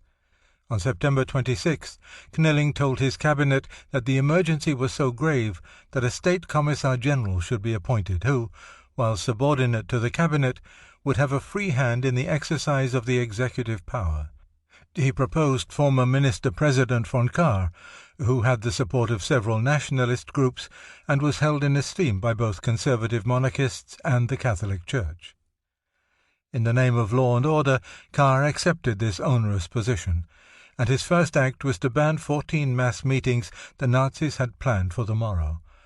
This action was both a threat and an opportunity for Adolf Hitler, who had just returned from a trip to Switzerland to solicit funds. If he submitted, it could mean ruin. If he successfully resisted, he could become a politician of national importance. He was cautioned to retreat and fight another day. The movement was not yet strong enough for action. But those close to the rank and file urged him to act. "If nothing happens now, the men will sneak away," said the head of the SA Regiment, Munich. "In order to keep the men together," said Schäuble Richter, "one must finally undertake something. Otherwise they will become left radicals." These were the urgings Hitler heeded. This impulse for action set him on the road to revolution, and he began searching Munich and its environs for activist allies. His days were filled with interviews and visits to a variety of influential men, military figures, politicians, industrialists, and officials. He talked to the party faithful as well as those who wavered, promising, threatening, and cajoling. The one sentence he continuously used was, "We must compromise these people so that they have to march with us." Absolutely no one could ever persuade him to change his mind once it was made up, recalled Helena Hanfstengel. On a number of occasions when his followers tried to coerce him, I noticed the faraway, unheeding expression in his eyes. It was as though he had closed his mind to all ideas but his own. That autumn, the faraway, unheeding expression in his eyes had a specific meaning. He saw himself emulating Mussolini, and his march would be to Berlin. Nor was this a vision he revealed only to intimates. In a conference with right-wing military men, he called for an attack on Berlin with all Bavaria's forces. Hitler now had definite Napoleonic and messianic ideas, recalled one of those present. He declared that he felt the call within himself to save Germany, and that this role would fall to him, if not now, then later. He then drew a number of parallels with Napoleon, especially with the return of Napoleon from Elba to Paris. Chapter 6. The Beer Hall Putsch, 1923. 1. On the last day of September 1923, Hitler received an unsettling letter from an old member and fanatic member of your movement, who pointed out a startling prediction in the current yearbook of the well-known astrologer Frau Elsbeth Ibertin. A man of action born on the 20th of April 1889, it said, can expose himself to personal danger by excessively uncautious action and very likely trigger off an uncontrollable crisis. The stars showed that this man was to be taken very seriously indeed. He is destined to play a Führer role in future battles. He was destined to sacrifice himself for the German nation. Although no name was mentioned, it was apparent that Frau Ebertin was referring to Hitler, and while she did not specify any particular date, she warned that acting rashly in the near future would endanger his life. Another astrologer, Wilhelm Wolff, years later he would advise Himmler's SS on astrological matters, also cast Hitler's horoscope late that summer and was definite about a date. His prediction was also ominous: violence with a disastrous outcome for the subject during the period of November 8th, 9th, 1923. Such prophecies were seriously regarded in many quarters. Several German psychiatrists and psychologists were already considering the idea of psychological astrology. Dr. O. A. H. Schmitz, an ardent disciple of the Swiss psychiatrist C. G. Jung, had recently suggested that astrology might be exactly what psychology needed. But Hitler's comment on Frau Ebertin's prediction was, "What on earth have women and stars got to do with me?" Whether he believed in astrology or not, Hitler was convinced that his own destiny would eventually lead him to success. And, as Helene Hanfstengel had noticed, he tuned out all but affirmative voices. By coincidence, he found one of them the same day he received Frau Ebertin's astrological warning. It came in Bayreuth, at the Villa Wanfried, Wagner's home, where he was paying homage to Cosima, the 86-year-old widow of the master. Winifred Wagner, the English wife of Wagner's son Siegfried, was already entranced by Hitler and his movement. She welcomed him warmly. Her 6-year-old daughter Friedelind thought he looked funny in his Bavarian leather shorts, thick woolen socks, red and blue checked shirt, and baggy short blue jacket. His sharp cheekbones stuck out over hollow pasty cheeks, and above them were a pair of unnaturally bright blue eyes. There was a half-starved look about him, but something else too, a fanatical glow. Ill at ease, Hitler walked shyly, awkwardly around the music room and library, tiptoeing as if he were in a cathedral. But later, in the garden, as he told the Wagners of his plans for the near future, his voice took on tone and colour, and grew deeper and deeper, until we sat like a circle of little charmed birds listening to the music, although we didn't pay any attention to a word he said. After he left, Frau Wagner said, "Don't you feel that he is destined to be the saviour of Germany?" Siegfried laughed indulgently. So far as he was concerned, Hitler was an obvious fraud as well as an upstart. Hitler was across the street, making a pilgrimage to the home of the aged Houston Stewart Chamberlain, paralysed in his wheelchair. This son of an English admiral had been drawn to Germany, seeing in her people the master race. He was talented and neurotic, and widely regarded as one of the leading men of culture of his day. A worshipper of Wagner, he had married his daughter Eva. The English prophet of racism was so taken by Hitler that he had a longer and more refreshing sleep that night than any since he had been stricken in August 1914. He wrote Hitler a few days later, "With one blow you have transformed the state of my soul. That Germany, in the hour of her greatest need, brings forth a Hitler, that is proof of her vitality." Chamberlain's words must have helped solidify the growing sense within Hitler that he was a man of fate. A week or so later, while motoring in his new car through the Bavarian hills with Rosenberg and the Hanfstengels, fog unexpectedly enshrouded the highway, and the open red Mercedes lurched into a ditch. No one spoke on the way back to Munich. Then he turned to Helena. "I noticed you were not at all frightened by our mishap. I knew we would not be injured. This will not be the only accident which will leave me unharmed. I shall pass through them all and succeed in my plans." 2. Another aspect of fate, in the guise of the inflation, also appeared to be working in favour of Hitler and his march on Berlin. By the beginning of October, it took 6,014,300 marks to equal a single pre-war mark. The price of one egg equaled that of 30 million in 1913. Many municipalities and industrial firms took to printing their own emergency money to meet expenses. The Reichsbank could not refuse to accept this emergency money or to treat it as of equal value with their own notes. The printing of government money itself became farcical. A 1,000-mark note issued in Berlin the previous December was now stamped over in red, "eine Milliarde Mark," and a 500 million mark note printed by the Bavarian State Bank a few weeks earlier was stamped 20 Milliarden Mark. This 20 billion mark note presumably could be exchanged for more than $800, but by the time the holder of the modest-looking little note with the astronomical figure got to the cashier, it would be worth a fraction of that, providing any cashier was willing to surrender hard foreign currency for it. People were frantic. They dared not hold currency for an hour. A missed trolley car to the bank could mean a man's monthly salary was reduced to a quarter or less. The waiter in Baden told a young American reporter, Ernest Hemingway, that he had saved up enough money for a Gasthaus. Now the money wouldn't buy 4 bottles of champagne. "Germany debases her money to cheat the Allies," said the waiter. "But what do I get out of it?" The burden of inflation naturally fell on those who could not pay with notes, the workers and the elderly. The first were reduced to a near-starvation diet, and the latter were brought to poverty level overnight.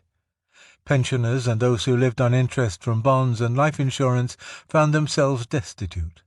Securities bought with gold marks were paid off in paper money that deteriorated in value in one's hand. In America, only Southerners, whose families had suffered a similar fate after the Civil War days, would have understood. About the sole ones who rejoiced were those deeply in debt, who could pay off their obligations with worthless paper. But the greatest beneficiaries were the exchange barons, the profiteers, and opportunistic foreigners who bought up jewelry and real estate at ridiculously low prices. Large estates and buildings went to these vultures for a few $100s. Family heirlooms were exchanged for enough to feed a family a few weeks. There were scenes beyond belief. A woman who had left a basket full of money on the street, returning a moment later to find the money dumped in the gutter and the basket stolen. A worker with a salary of 2 billion marks a week, able to buy his family only potatoes. And when distribution of the most basic food broke down, raids on potato fields in law-abiding Germany became commonplace. By mid-October, Hitler, after drawing almost 35,000 new members into the party since January, was more than ever convinced that the people were ready for revolution. "I can only take action," he told a Nuremberg audience, "where my fanatical belief and love for the entire German people lead me." Never had his speeches been delivered with more passion. "You cannot imagine how silent it becomes as soon as this man speaks," one ardent follower wrote her family that October. It was as if the entire audience was no longer able to breathe. Sometimes it almost seems to me as if Hitler used a magic charm in order to win the unconditional confidence of old and young alike. Another fascinated listener got so close he could see the spit fly under his moustache. For us, this man was a whirling dervish, but he knew how to fire up the people, not with arguments, which are never possible in hate speeches, but with the fanaticism of his whole manner, screaming and yelling, and above all by his deafening repetition and a certain contagious rhythm. This he has learned to do, and it has a fearfully exciting primitive and barbaric effect. In Bavaria, the pressure exerted by such rousing, hypnotic speeches made Kommissar von Kahr's task, despite his dictatorial power, an impossible one. Called upon to restrain Hitler violence, he was under pressure from a large segment of the Bavarian leadership to go easy on him. The temper of Bavaria was conservative and nationalistic, and, while many regretted Hitler's crude tactics and violent language, they shared his dream of a strong, rejuvenated Germany. "There are decent emotions which lead misguided people to the Nazis," commented a liberal member of the Bavarian Democratic Party. "Men who honorably desire to serve their people and their state." Because of this attitude, Bavarian police authorities, aggravated as they were, did little to restrain Hitlerian violence. The head of the army in Bavaria, General Otto von Lossow, was also resisting demands from Berlin to curb Hitler and to ban his newspaper. In the face of Lossow's continued defiance, he was dismissed, an act so infuriating to the Bavarian government that it assumed command of all Reichswehr units in the state. This defiance, tantamount to revolt, was repeated the next day by army men stationed throughout Bavaria. They renounced the Weimar Republic by taking an oath to the Bavarian government until an adjustment between Bavaria and the Reich has been arrived at, and I renew my obligation to obey my superior officers. It was mutiny, executed legalistically, formally, and without violence, but mutiny nonetheless. There will be no civil war, a Bavarian cabinet member confided to Robert Murphy. The ship of state had merely listed too far to the left, and it was and is Bavaria's duty to right it. A Kommissar von Kahr himself attacked the federal government in print. In the Münchener Zeitung he justified Bavarian defiance and called for an overthrow of the new government of Chancellor Gustav Stresemann, a self-made man with liberal faith in freedom and political rights. Stresemann himself was a nationalist. He charged that 33,000 Marxists held official posts in Prussia, and that, as a result, domestic policies are purely Marxist. That is to say, they are directed against the natural order of things and are oriented towards compulsion, agitation, demagoguery, and street fighting. Foreign policy is becoming internationalized, and those who control it are careful to ensure that Germany never becomes powerful again. Here again were thoughts and words that could have come from Hitler. A few days later, General von Lossow, still in command of his troops despite dismissal by the Weimar Republic, was reported to have made a speech declaring that there were only three possibilities: going on as usual, in the old jog-trot way, seceding Bavaria from the Reich, or marching on Berlin to proclaim a national dictatorship. Hitler was dedicated to the last proposal. The secession of Bavaria from the federal government was as distasteful to him as doing nothing, since an independent Bavaria would probably mean a return to a monarchist government with Crown Prince Ruprecht, the Pretender, as king. Yet could he force Kommissar von Kahr and General von Lossow to join him in a march on Berlin without declaring Bavarian independence? The answer was supplied by Rosenberg and Scheubner-Richter. Their plan was to kidnap Prince Ruprecht and Kahr at the ceremony on November 4th celebrating German Memorial Day. Several hundred stormtroopers would seal off the alley near the Feldherrnhalle, where the dignitaries would assemble. Hitler would then politely inform the prisoners that he had seized the government to prevent a red takeover and prevent the separation of Bavaria from the Reich. The putsch would be, according to Rosenberg, both short and painless, since Kahr and Ruprecht would be impelled to cooperate. Hanfstengel thought it was a crazy plan, arguing that any attack on the Crown Prince would surely force the army to retaliate. Emphasizing the impracticability and senselessness of the operation, Hanfstengel turned his warning into a personal attack on Rosenberg.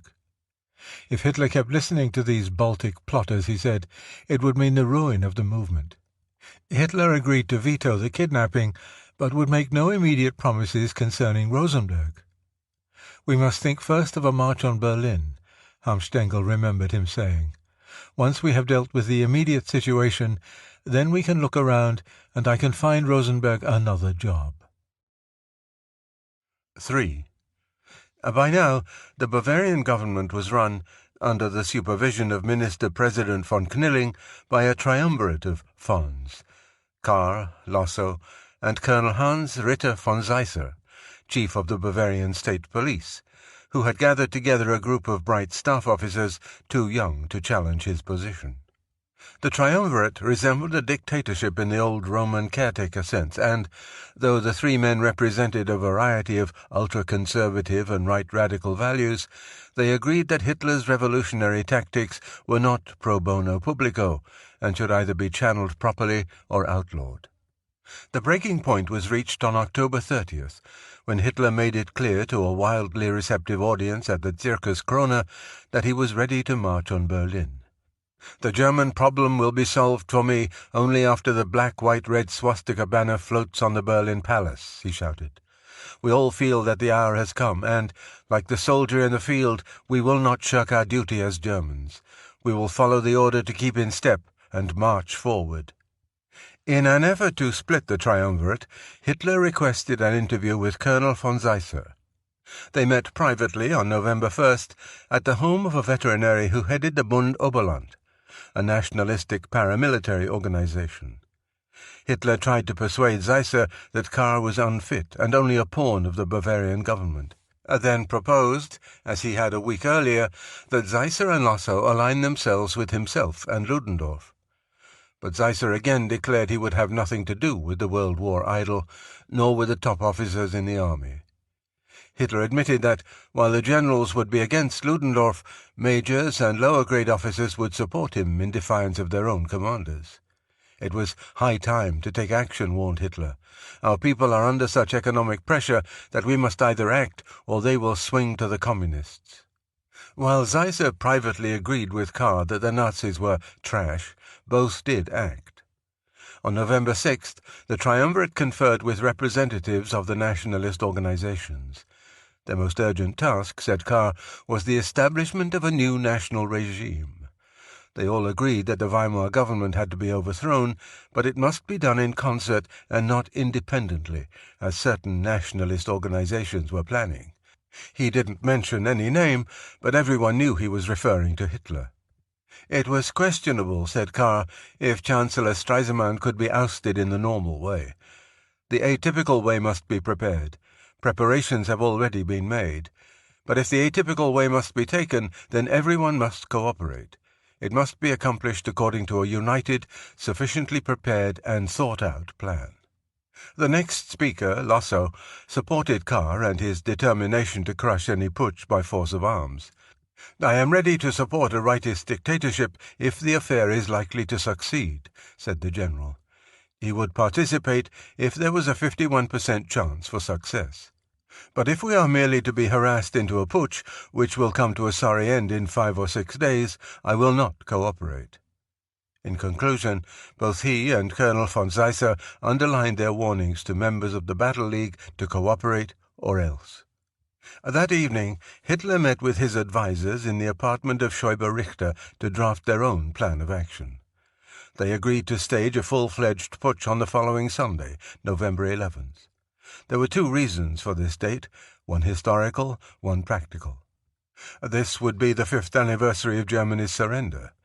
It would also be a holiday, with all offices deserted and police and military at low strength. The streets would be relatively free of traffic, and the stormtroopers could march unimpeded. The next morning the conspirators met again, this time with the senior leader of the Battle League. Probably Ludendorff was present, though he later denied it, but Hitler certainly was there, and so were Goering and Schäuber Richter. Final arrangements for the putsch were adopted. The major towns and cities of Bavaria would be controlled with the seizure of railroad stations, telegraph offices, telephone offices, radio stations, public utilities, town halls, and police headquarters. Communist and socialist leaders, along with trade union heads and shop stewards, were to be arrested. Numerically, Hitler's forces in Munich would have superiority, with 4,000 armed putschists facing perhaps 2,600 state police and army troops. Early that same evening, Hitler called a second meeting, this time with 2 additional members, ex-police President Pörner and his former assistant Wilhelm Frick, who had remained with the police and was still protecting Hitler and his followers. The conspirators discussed a development that called for a drastic change in plan. Kommissar von Kahr had unexpectedly announced that he was holding a mass patriotic demonstration at the Burger Braukeller the next night.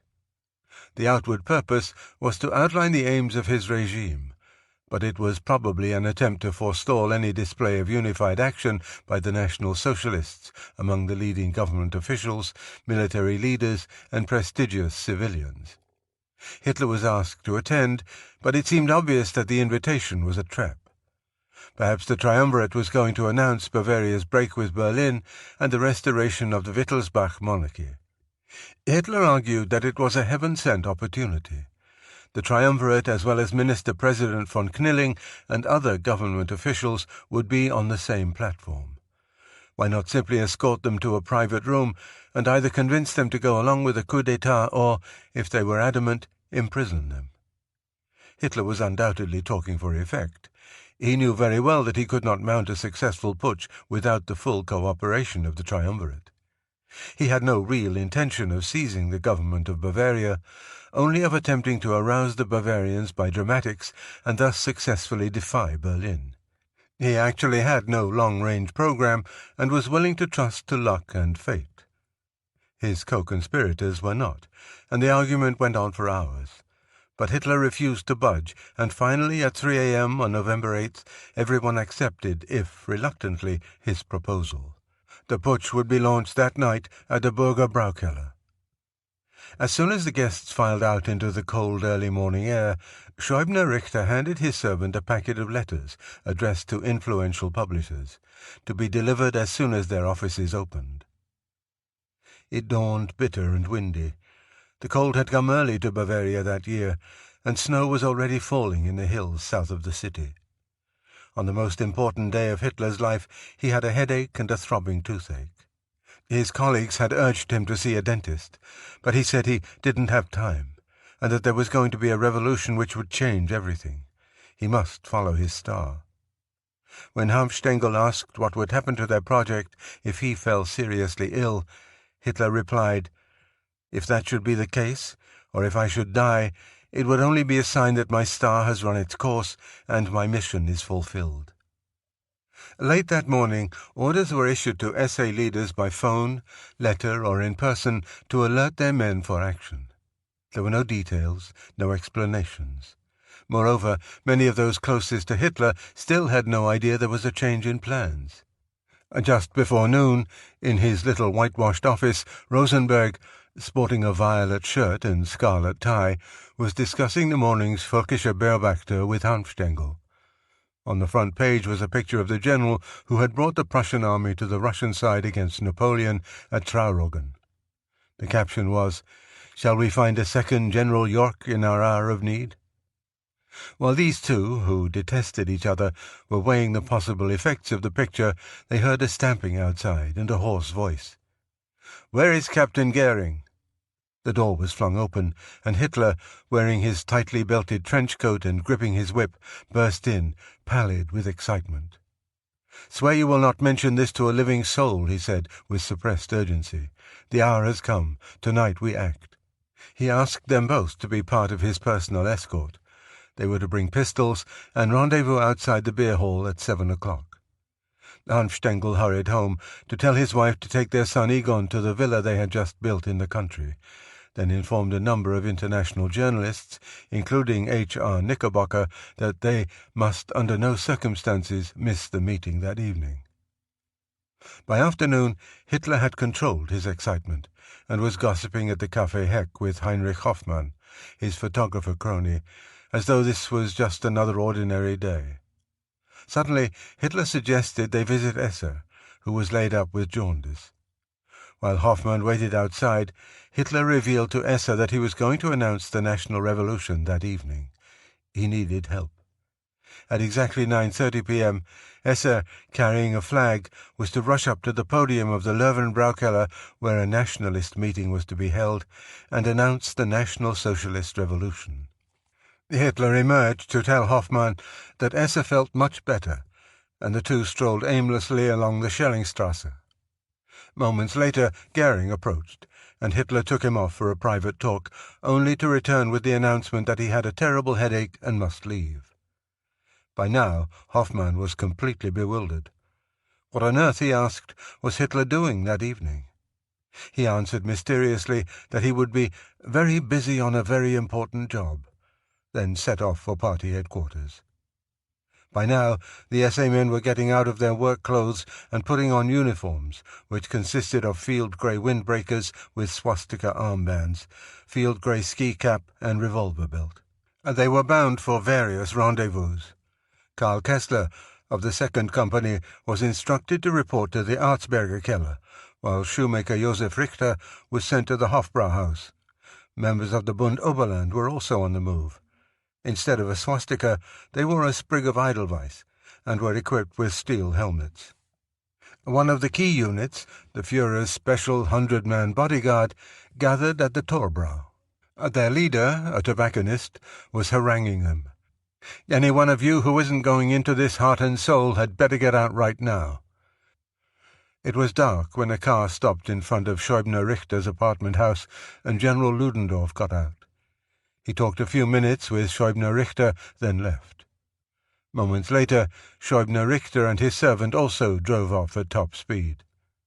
"Hansel," Schäubner Richter said, "if things don't go right today, we will all be in jail tomorrow." At party headquarters, they met Hitler and other leaders. After some discussion, the group headed for the Bürgerbraukeller in 2 cars. It was almost 8 p.m. The beer hall was about half a mile from the centre of Munich, on the other side of the Isar River. It was a large, rambling building, flanked by gardens and containing a number of dining rooms and bars. The main hall, the largest in the city except for the Circus Krone, could hold 3,000 at its sturdy round wooden tables. Officials knew there might be trouble, and there were on hand 125 municipal policemen to control the crowd. In addition, there was a mounted detachment as well as a number of officers scattered in the audience. In case of an emergency, a company of green-uniformed state police had been installed in a barracks only a quarter of a mile away. By the time the Hitler caravan crossed the Isar River, the hall was closed to all but important personages. Every seat was taken, and Hanfstengel wasn't able to bring in his little group of international journalists. A few minutes past 8, Hitler's red Mercedes, followed by Schäubner Richter's car, approached the beer hall. Hitler was disturbed by the milling crowds. Would his trucks be able to get through this mob? The 2 cars slowly pushed their way to the front entrance, which was blocked by a phalanx of policemen. Hitler persuaded the police to leave and make room for his troops, which were expected shortly, then led the way through the beer hall door which Hess held open. There was such a crush that the door shut in the face of Hanfstengel, who was bringing up the rear with an American woman journalist. He warned the police that there would be a scandal if the foreign press was excluded, but what opened the way was the fact that his companion was smoking an American cigarette, a luxury in Germany. At the edge of the anteroom, Hitler stood near a large pillar, peering into the jammed hall at the platform where Kahr was speaking in a droning voice. He denounced Marxism and called for a resurgent Germany. His manner was pedantic, as if he were lecturing, and the audience listened politely, relieving the boredom with beer. Hanfstengel figured that Hitler would fit more naturally into the scene if he too had a beer, and so bought 3 at the serving counter for 3 billion marks. Hitler occasionally sipped his as he waited impatiently for the special brown-shirt bodyguard unit. Trucks filled with other stormtroopers were already outside, but they stayed in place until a few minutes after 8:30 p.m., when his helmeted bodyguard finally arrived. This was the signal for action. The trucks emptied, and the armed Nazis surrounded the building. Bewildered and outnumbered, the municipal police, unprepared for a political battle, did nothing. Captain Goering and the bodyguard unit, armed with machine pistols, streamed into the building. Ulrich Graf, Hitler's personal protector, was waiting in the cloakroom for their arrival, and hurried up to his chief, who had removed his trench coat to reveal a black long-tailed morning coat cut in Bavarian provincial style. Graf whispered into Hitler's ear, and it reminded one onlooker of a patron petitioning the head waiter for a good table. More than 20 police blocked the invaders, but the leader of the bodyguard unit shouted, "Out of the way, you there!" and the police obediently did an about-face, like Keystone Cops, and marched in step right out the front door. Hitler set aside the beer he had been nursing, pulled out his Browning pistol, and, as the stormtroopers shouted, "Heil Hitler!" he started into the hall, with ex-butcher Graf, Schäubner Richter, who was squinting myopically in the smoke-filled room, and his faithful servant, Harvard graduate Hanfstengel, an ex-police spy, business manager Max Ammann, and the idealist activist student of geopolitics Rudolf Hess. Brandishing weapons, this motley band began pushing its way through the packed humanity toward the platform. By this time, one group of brown-shirts had blocked the exit, while another group set up a machine gun positioned to rake the audience. Tables overturned in the uproar. A cabinet member scrambled for cover under his table. Some made for the exits in consternation, but were warned back, and, if they resisted, were beaten or kicked. The Hitler phalanx was blocked, and, amidst the uproar, he climbed onto a chair, waving his pistol. "Quiet!" he shouted, and when the tumult continued, he fired a round into the ceiling. In the shocked silence, Hitler said, "The National Revolution has broken out. The hall is surrounded." No one was to leave the hall. Sweat poured down his pale face. He looked insane or drunk to some, but a few were struck by the ridiculous sight of a pistol-brandishing revolutionary in such a badly cut morning suit. Comic as he looked, Hitler was dead serious. He ordered the triumvirate to follow him into an adjoining room, guaranteeing their security. But the three men did not move. Finally Carr took a backward step as Hitler began clambering over a table toward the speaker's platform. Zeisser's aide, a major, came forward, hand in pocket, as if about to draw his pistol. Hitler jammed his own pistol against the major's forehead and said, "Take your hand out." Hitler assured the triumvirate and the audience that everything could be settled in 10 minutes. At this time the 3 men and 2 aides followed Hitler into the side room. "Komödie spielen," put on an act, whispered Lasso to his colleagues. In the private room, Hitler was more agitated than ever. "Please forgive me for proceeding in this manner," he said, "but I had no other means." He answered Zeisser's accusations of breaking his word not to make a putsch with an apology. He did it for the good of Germany. He told them that ex-police President Perner was going to be the new Bavarian minister-president, and Ludendorff would assume command of the new National Army based on the Radical Right Battle League, and lead the march on Berlin. After the putschists seized power, Hitler promised the triumvirate would have even greater powers. Kahr would be made regent of Bavaria, Lasso Reich Army Minister, and Zeisser Reich Police Minister. When the 3 failed to respond, Hitler drew out his pistol. All in jest, he later testified. "There are 5 rounds in it," he said hoarsely. 4 for the traitors, and if it fails, 1 for me." He handed over the weapon to Graf, who was already armed with a machine pistol. "Under such circumstances, to die or not to die was meaningless," replied Kahr coolly. What interested him was General Ludendorff's position in the matter. Hitler didn't seem to know what to do. He took several quick swallows of beer, apologized to Kahr, then charged out of the room. The audience outside was getting out of hand. Someone shouted, "Theater!" Another that this was a Mexican revolution. There was a cacophony of whistles and jeers until Goering, emulating his chief, fired a pistol shot into the ceiling. He bellowed out that this display was not directed against Kahr, the Reichswehr, or the state police. When that argument failed, he tried humor. "You've got your beer," he shouted. "What are you worrying about?" The uproar did not faze Hitler. He pushed his way up to the platform, ignoring the catcalls and insults. He raised his pistol. The din continued, and he shouted angrily, "If silence is not restored, I will order a machine gun placed in the gallery." All of a sudden, he was no longer the figure of fun. What followed then, recalled Professor von Müller, the conservative historian, was an oratorical masterpiece which any actor might well envy. He began quietly, without any pathos. He made it appear as if the triumvirate was about to come around, as he assured the audience that Kahr had his full trust and would be regent of Bavaria.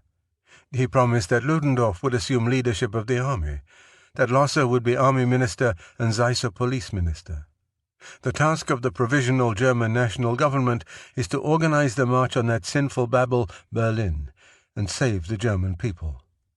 From the first words, recalled Hanf Stengel, the insignificant man in the comical cutaway, who resembled a nervous provincial bridegroom on display in the dusty window of a Bavarian village photographer, became a superman. It was like the difference between a Stradivarius lying in its case, just a few bits of wood and length of catgut, and the same violin being played by a master. Professor von Müller couldn't remember in his entire life such a change of attitude of a crowd in a few minutes, almost a few seconds. There were certainly many who were not yet converted, but the sense of the majority had fully reversed itself. Hitler had turned them inside out, as one turns a glove inside out with a few sentences. It had almost something of hocus-pocus or magic about it. Loud approval roared forth. No further opposition was to be heard. "Outside are Kahr, Lossow, and Zeisser," Hitler said earnestly. "They are struggling hard to reach a decision. May I say to them that you will stand behind them?" "Ja! Ja!" roared the crowd. "In a free Germany," shouted the impassioned Hitler, "there is also room for an autonomous Bavaria. I can say this to you. Either the German Revolution begins tonight, or we will all be dead by dawn." The crowd hissed. He headed back for the private room to bring the triumvirate to heel. The man who could decide the matter was already approaching the Bürgerbraukeller in Hitler's Mercedes. General Ludendorff was in the back seat with his stepson, an ardent putschist, and Schäuber Richter. Despite the fog, their car careened across the bridge from the inner city at reckless speed. The sight of the general at the entrance of the beer hall brought a chorus of howls, but Ludendorff, seeing how far things had gone, was amazed and far from pleased. Hitler hurried out of the anteroom to shake hands with him. They conversed briefly, and the scowling Ludendorff agreed to help convince the triumvirate. They disappeared into the side room.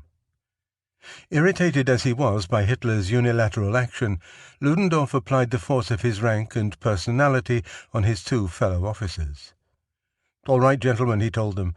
"Come along with us and give me your hand on it." It was the general who responded first. Lossow extended his hand and said, "Good." Then the colonel gave his hand to Ludendorff. The civilian, Kahr, was the last to submit, but the first to speak once the entire group returned to the platform. Ramrod stiff, his face a mask, the Commissar declared that he would serve Bavaria as regent for the monarchy. The applause that interrupted this sober announcement was fanatic, according to one police official. As he surveyed the enthusiastic audience, Hitler was in a state of ecstasy. "I am going," he said emotionally, "to fulfill the vow I made to myself 5 years ago when I was a blind cripple in the military hospital. To know neither rest nor peace until the November criminals had been overthrown, until on the ruins of the wretched Germany of today there should have arisen once more a Germany of power and greatness, of freedom and splendor." Then Ludendorff, pale and sombre, spoke briefly and earnestly, giving merely the impression that he was a man who realized this was a matter of life and death, probably more death than life. In complete control of the situation, Hitler went down the line, shaking hands to the accompaniment of wave after wave of cheers. Overcome by mass excitement and beer, the audience could hardly contain its delight. Forgotten were earlier derision and even anger. The crowd stood and roared out, "Deutschland über alles." Tears streamed down many a cheek, and some people were so emotionally wrought they could not even sing. But someone next to a state police official turned and said, "The only thing missing is the psychiatrist." 4. There was also high emotion across the Isar at the Löwenbraukeller. The main hall, resounding with the blast of 2 brass bands, was jammed with more than 2,000 members of the Battle League and SA. Only a small part of the audience was made up of the scar-faced Captain Rome's fanatic followers, but he was the main attraction. He called for revenge and retaliation against the traitors and the despoilers of our people. Then Esser, who had dragged himself from a sickbed, mounted the podium. The plan had been changed somewhat, and he did not charge up the aisle carrying a flag, or immediately announce the revolution. He was to wait for word that Hitler's coup had succeeded. In the middle of his speech, at 8:40 p.m., a cryptic telephone message was received from the Bürgerbraukeller. Safely delivered. Röhm purposefully strode up to the platform and interrupted Esser. The Kahr government, he shouted, had been deposed, and Adolf Hitler had declared a national revolution. Reichswehr soldiers tore off the Republic cockades from their hats, leaped onto tables and chairs shouting. Stormtroopers embraced each other. The band blared out the national anthem. When the pandemonium subsided, Röhm shouted for everyone to march on the Bürgerbraukeller. The men piled out of the Löwenbraukeller as if it were on fire and formed up. With shouting and cheers, the raucous army started down the street toward the Isar River. A motorcycle courier stopped the procession with new marching orders from Hitler. Röhm's men were to turn toward the university and occupy General von Lossow's headquarters on the Schönfeldstrasse. The stormtroopers were to proceed to St. Annaplatz, pick up a cache of 3,000 rifles in the basement of the monastery, then take up positions at Giesing. Only the Bund Oberland was to continue on to the Bürgerbraukeller. As Röhm's force marched down the Brienerstrasse, followed by one of the brass bands, gathering crowds cheered them on. Near the head of the column, proudly holding an imperial war flag, was a fervent young nationalist, there because of allegiance to Röhm and Strasser, not Hitler. His name was Heinrich Himmler. The enthusiasm of jubilant onlookers was heady, and the men continued like conquerors up the broad Ludwigstrasse to the entrance of the military district building. Röhm halted his troops outside the gates and strode into the building where he had worked for so many years. The guards threatened to shoot, but Röhm outfaced them. He marched up to the second floor to the office of the duty officer, who declared that he was bowing only to force, then gave the order to open the gates to the rioters. Röhm posted guards, emplaced machine guns at windows, and strung barbed wire around the building. He did just about everything except take over the telephone switchboard. This, incredibly, he left in charge of the duty officer, who had no revolutionary leanings. At the beer hall, Hess was rounding up enemies of the people as hostages. He stood on a chair in the great hall, calling out names of officials and officers, including Minister-President Knilling, Police President Mantell, and Prince Ruprecht's political adviser. They dutifully stepped forward as if they were unruly schoolboys, all except Justice Minister Gürtner, who made a break for freedom but was caught. At first they were incarcerated in a small room upstairs, but then it was decided that Hess should transfer them for safekeeping to a house near the Tegernsee, a lake south of Munich. Others in Hitler's inner circle were off on assignments. Max Aumann, the squat but formidable street fighter, led a group to a bank, which he seized for the new government's central offices, while Schäuber-Richner, Esser, and Hamstengel were reconnoitering the city streets to check on the progress of the revolution. They found a city of confusion. Many citizens were enthusiastic, others perplexed, and some indignant. Few knew what was going on, including those involved in the action, since conflicting orders kept emanating from the Bürgerbrau. The man principally responsible for the first successes of the putschists was Frick, of the Munich Police Presidium. He persuaded his colleagues on duty not to launch any counterattack against the putschists, then hovered near a phone to calm bewildered police officials who called in for information. His advice always was to wait and do nothing. Because of this state of inaction, his former chief, the deposed police president Perner, was able to walk into police headquarters and, without any show of force, take charge. His first act was to make arrangements for a press conference with the leading non-Marxist newspapers. At the Bürgerbraukeller, Hitler was in a state of euphoria, with the police under control and district headquarters occupied by Röhm. Then came a report from the engineer barracks. The putschists were having an argument with the engineers. Hitler made a snap decision to leave his command post to straighten out the matter in person. It was a grave tactical error, followed by a second, placing General Ludendorff in charge. No sooner had Hitler left the building than General von Lossow said he had to go to his office and issue orders. This seemed reasonable to Ludendorff, who allowed Lossow to march out of the beer hall with Kahr and Zeisser not far behind. Hitler did no good at the engineer barracks, being turned away at the gate. He returned half an hour later and was appalled to find that the triumvirate had been allowed to escape. He assailed Ludendorff. How could he have done such a thing? Now Lossow could sabotage the revolution. The general looked frostily down his nose at the former corporal. A German officer, he said, would never break an oath. Hitler's spirits were raised at 11 p.m. by the arrival of a 1,000-man military unit. It was almost the entire complement of the infantry school, an elite group of cadets. Except for a handful of dissidents, they had been persuaded to join the uprising en masse by Lieutenant Gerhard Rosbach, a veteran of the Free Corps movement. The cadets had placed their own commander under house arrest and accepted the flamboyant Rosbach, like Röhm, a homosexual and gallant fighter, as their new leader. To the blare of a brass band, the cadets marched smartly up to the beer hall, wearing swastika armbands and carrying National Socialist flags. Standing at attention, former Quartermaster General Ludendorff and ex-Corporal Hitler reviewed them. Then the cadets marched off to occupy the offices of Kommissar von Kahr, while the leaders of the putsch set off in their cars for military district headquarters. At Röhm's command post, the office of General von Lossow, the group began discussing the future course of the revolution. Ensconcing himself in an easy chair, Ludendorff demanded that someone get hold of Lossow or Seisser on the phone. A number of calls were made, but neither could be reached. Scheubner-Richter expressed the feeling that something was wrong. Lossow had said he was coming here to his own office. Where was he? And where were Kahr and Seisser?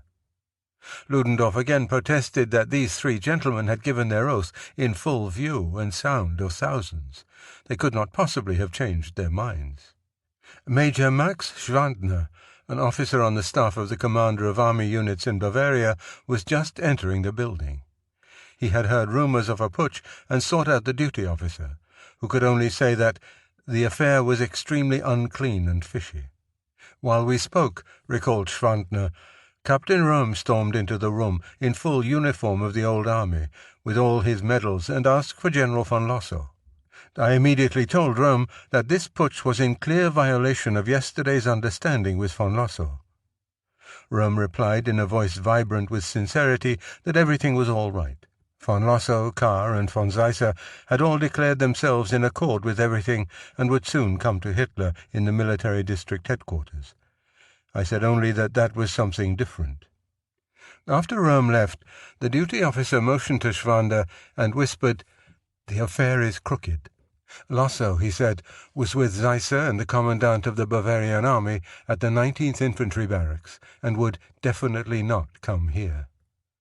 A little later, a call came through the still unmonitored switchboard. It was from Lossow at his new command post, safe in the centre of the regimental barracks complex. He ordered a counterattack on the putschists he had recently pledged to support.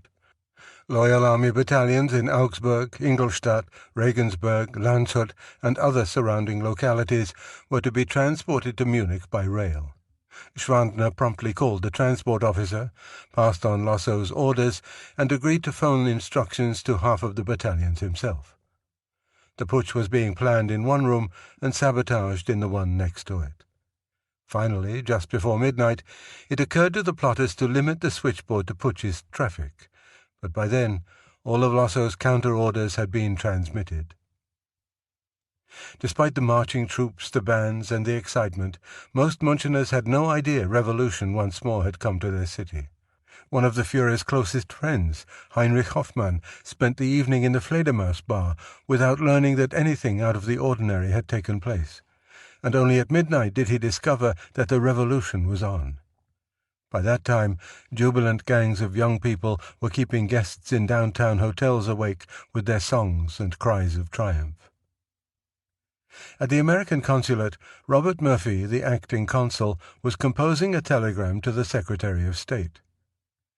According to Hitler, task of this government is to march on Berlin, wage 12th-hour fight, asserted that the dawn would see either new national government or the death of the Speaker.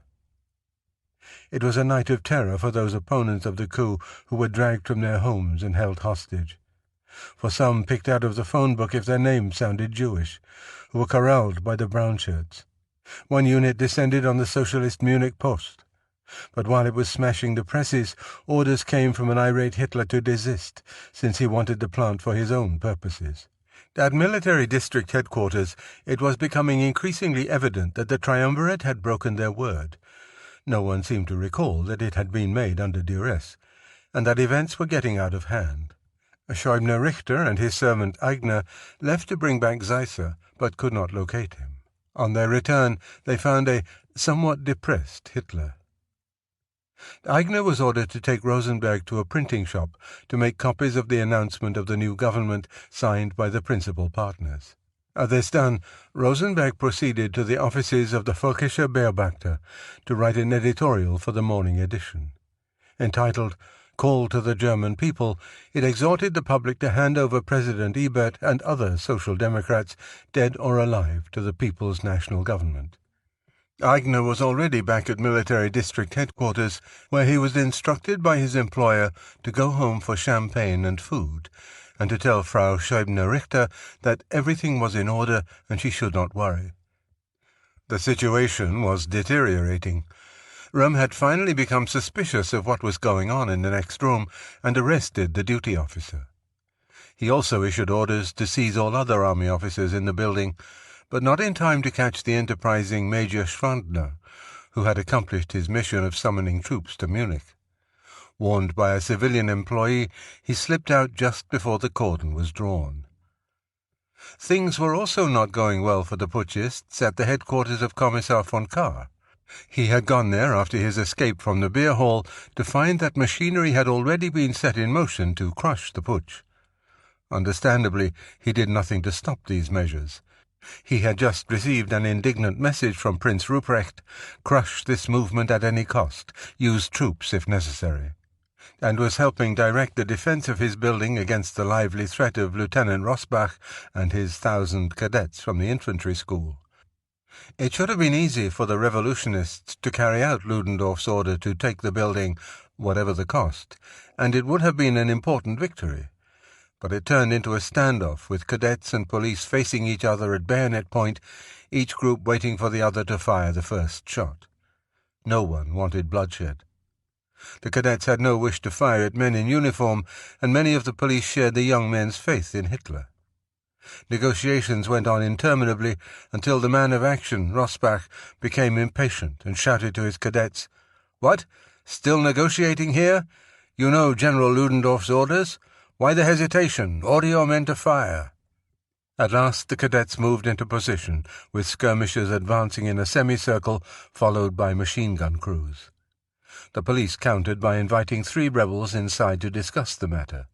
They accepted the invitation, but with the understanding that if they did not appear in 10 minutes, the attack would begin.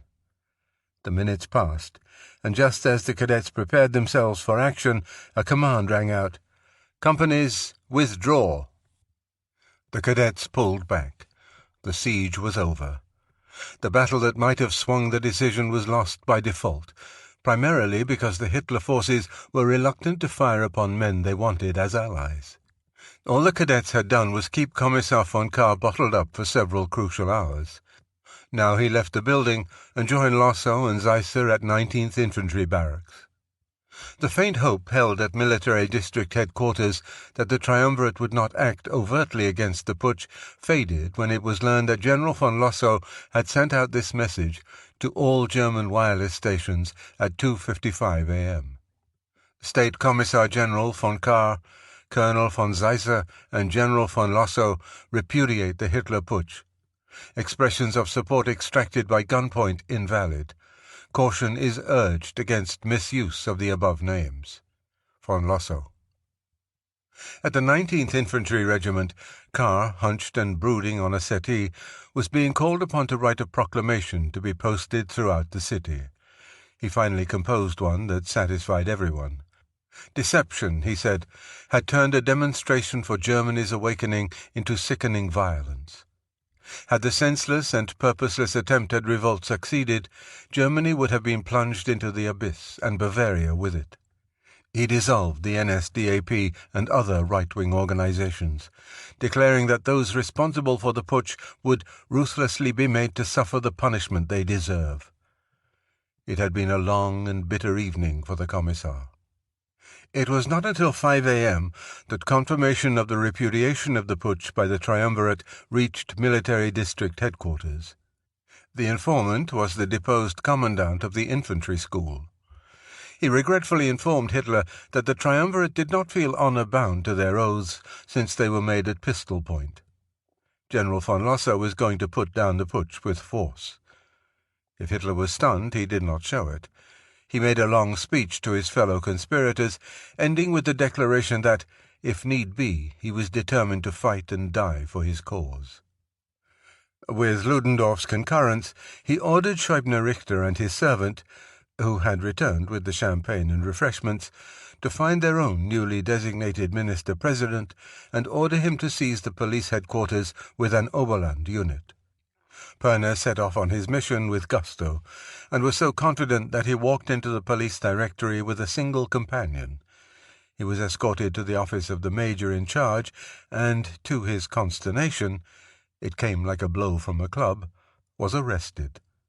His former assistant, Frick, was already in custody.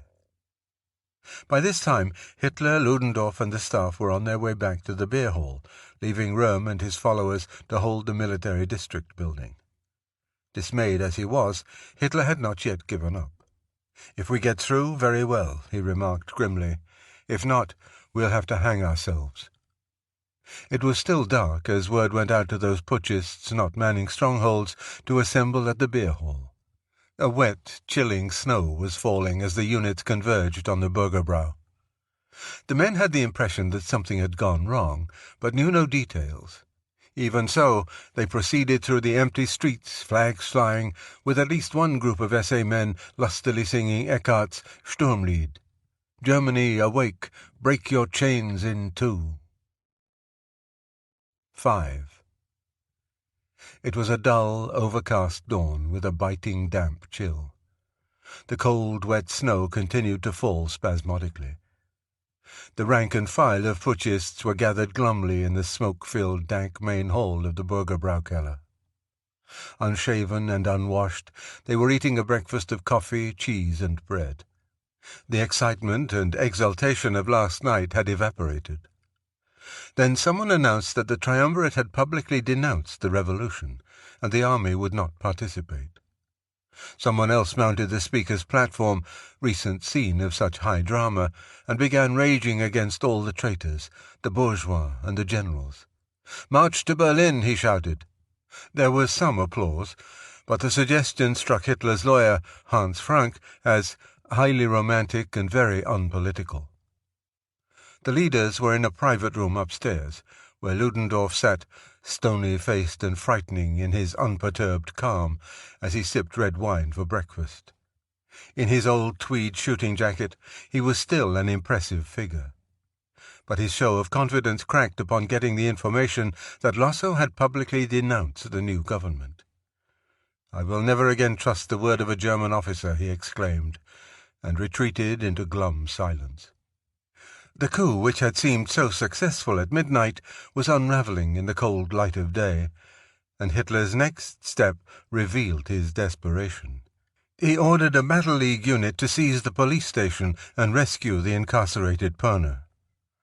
Continuing to act as if there was still hope, he then sent a detachment of stormtroopers to the Jewish printing firm of Parkus to confiscate stacks of freshly printed inflation money. This being Germany, each revolutionist had to be paid his stipend. The sum was 14,605 trillion marks, and, in true German fashion, the Parkus brothers demanded and got a receipt. By this time, more putschist units were arriving in trucks from outside localities. Wet, freezing, and weary, they knew nothing of the turn of events and were in good spirits. The largest contingent came from Landshut, and halfway to Munich they had been overtaken by a truckload of state police, who exchanged heils with them. Their leader was the druggist Gregor Strasser. He sat in the cab of the lead vehicle, and as it rumbled along the peaceful but busy streets, someone observed that everyone was going to work as usual. "This is no revolution. Something is wrong."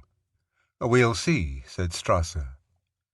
At the beer hall he was informed by Captain Goering that those fellows had broken their word to the Führer, but the people were still with him. "We're going to try the whole thing over again." Then a short, stocky man with a shining, bald pate, it was Julius Streicher, burst into the main hall to harangue the gathering on behalf of Hitler. Gesturing with his whip, he spoke raucously and obscenely in an effort to work up enthusiasm. Arms were passed out to those who had none, and the men were reloaded into trucks and taken to their posts. By this time, the Battle League unit ordered by Hitler to occupy police headquarters was back at the military district building, mission unaccomplished.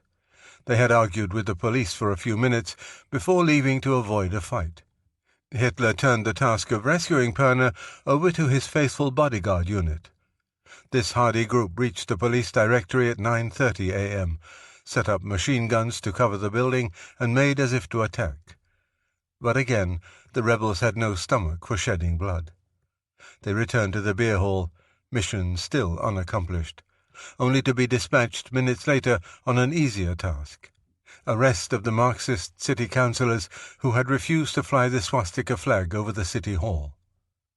They forced their way into the old rat house. Their commander, the tobacconist, flung open the door of the council room. Cocking his weapon, he shouted that all Social Democrats and Communists were under arrest. Outside, in the Marienplatz, according to his account, a large crowd greeted the appearance of the councillors with jeers and insults. As a matter of fact, it was we troopers who had to defend them from the onslaught of the people. Otherwise, actual fatalities might have occurred.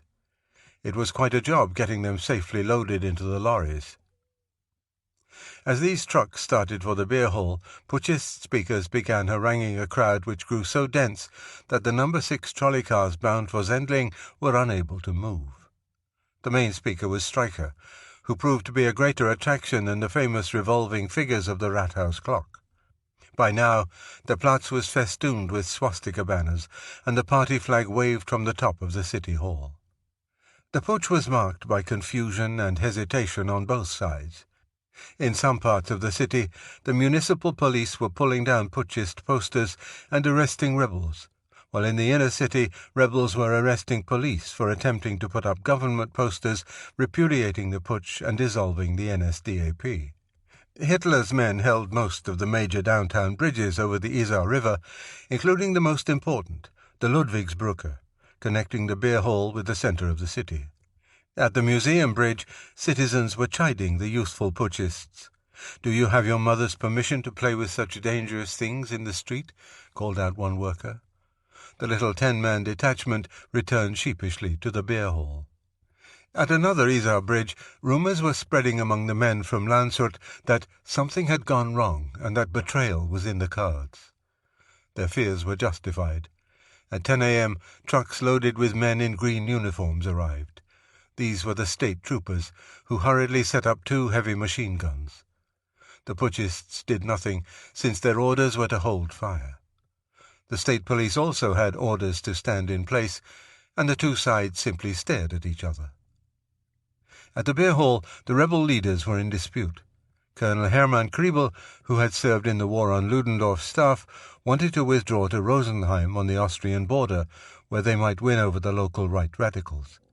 Goering seconded this. It was his hometown, and he assured everyone it was strongly pro-Hitler. Here they could assemble reinforcements and regroup. "The movement cannot end in the ditch of some obscure country lane," was Ludendorff's sarcastic retort. It was up to Hitler. He hesitated briefly, but he was a born gambler, and the prospect of a lengthy guerrilla campaign was not appealing. He wanted to win or lose on one throw of the dice, and he vetoed the Kriebel plan. The discussion dragged on until late morning, while the situation on the streets deteriorated. At military district headquarters, Captain Röhm and his men were under siege by army and state police troops. While the older members of the Battle League were not all eager to face such overwhelming odds, the 150 men of Röhm's own group were ready for combat. Word of the government attack against Röhm brought arguments at the Bürger Braukeller to a halt. It was evident that the putschists had to act now or surrender ignominiously. According to Ludendorff, it was he who first thought of marching in force into the heart of Munich to rescue Röhm. "We march," he said. If it was Ludendorff's idea, it was carried out in Hitler fashion, as a propaganda parade, a display of power designed to arouse support for the putsch from the citizenry. "We would go to the city," Hitler later testified, "to win the people to our side, to see how public opinion would react, and then to see how Kahr, Lossow, and Seisser would react to public opinion. After all, those gentlemen would hardly be foolish enough to use machine guns against a general uprising of the people." That's how the march into the city was decided on.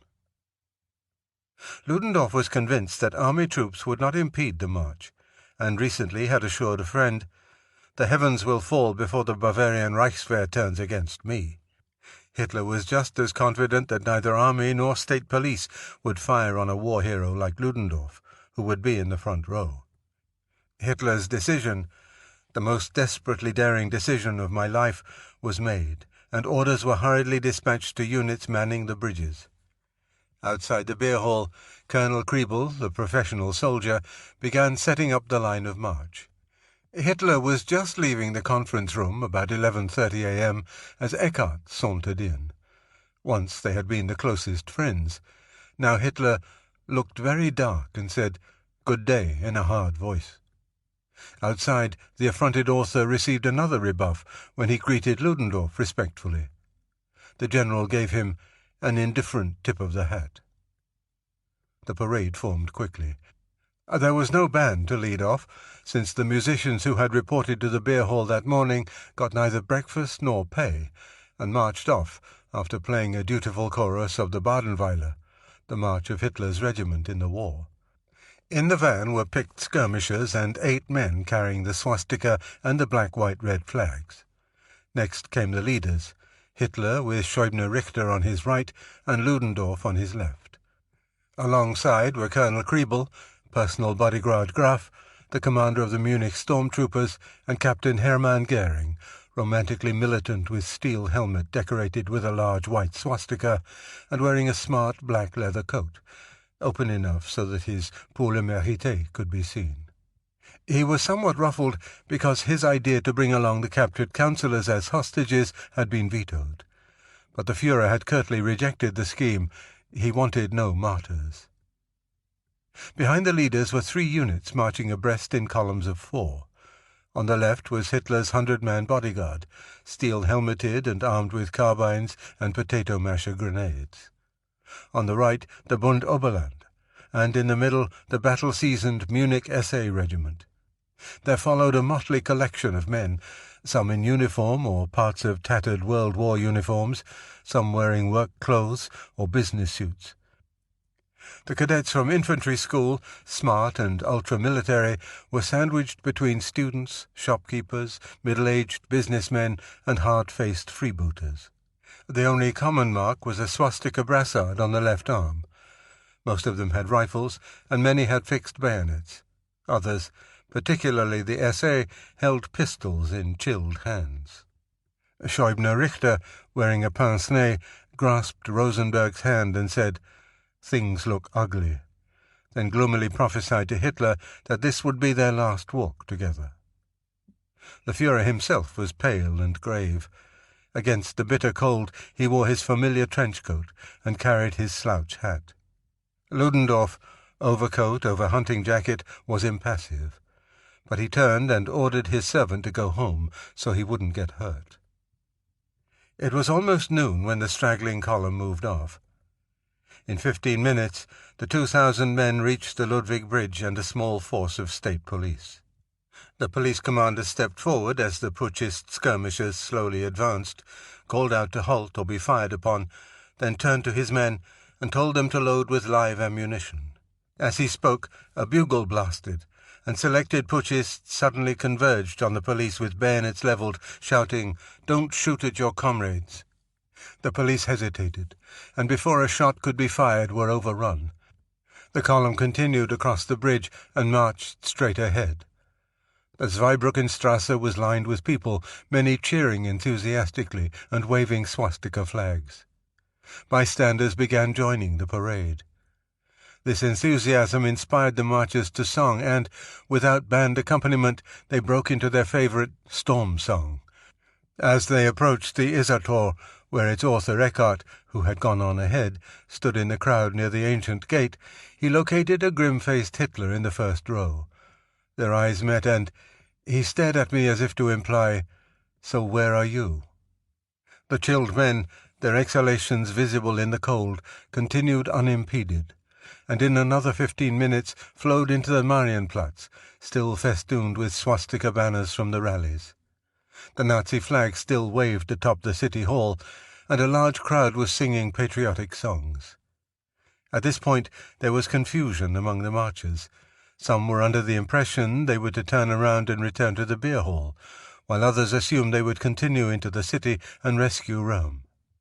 Colonel Kriebel was surprised when Ludendorff led the way to the right into the Weinstrasse and toward the Odeonsplatz, but said to himself, "If Ludendorff is marching that way, naturally we'll go with him."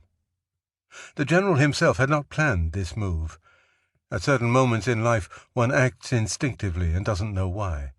We just wanted to get to Rome and bring him back. The impulsive turn to the right by the heavy-set man in the dark brown overcoat was bringing the putschists face to face with government forces.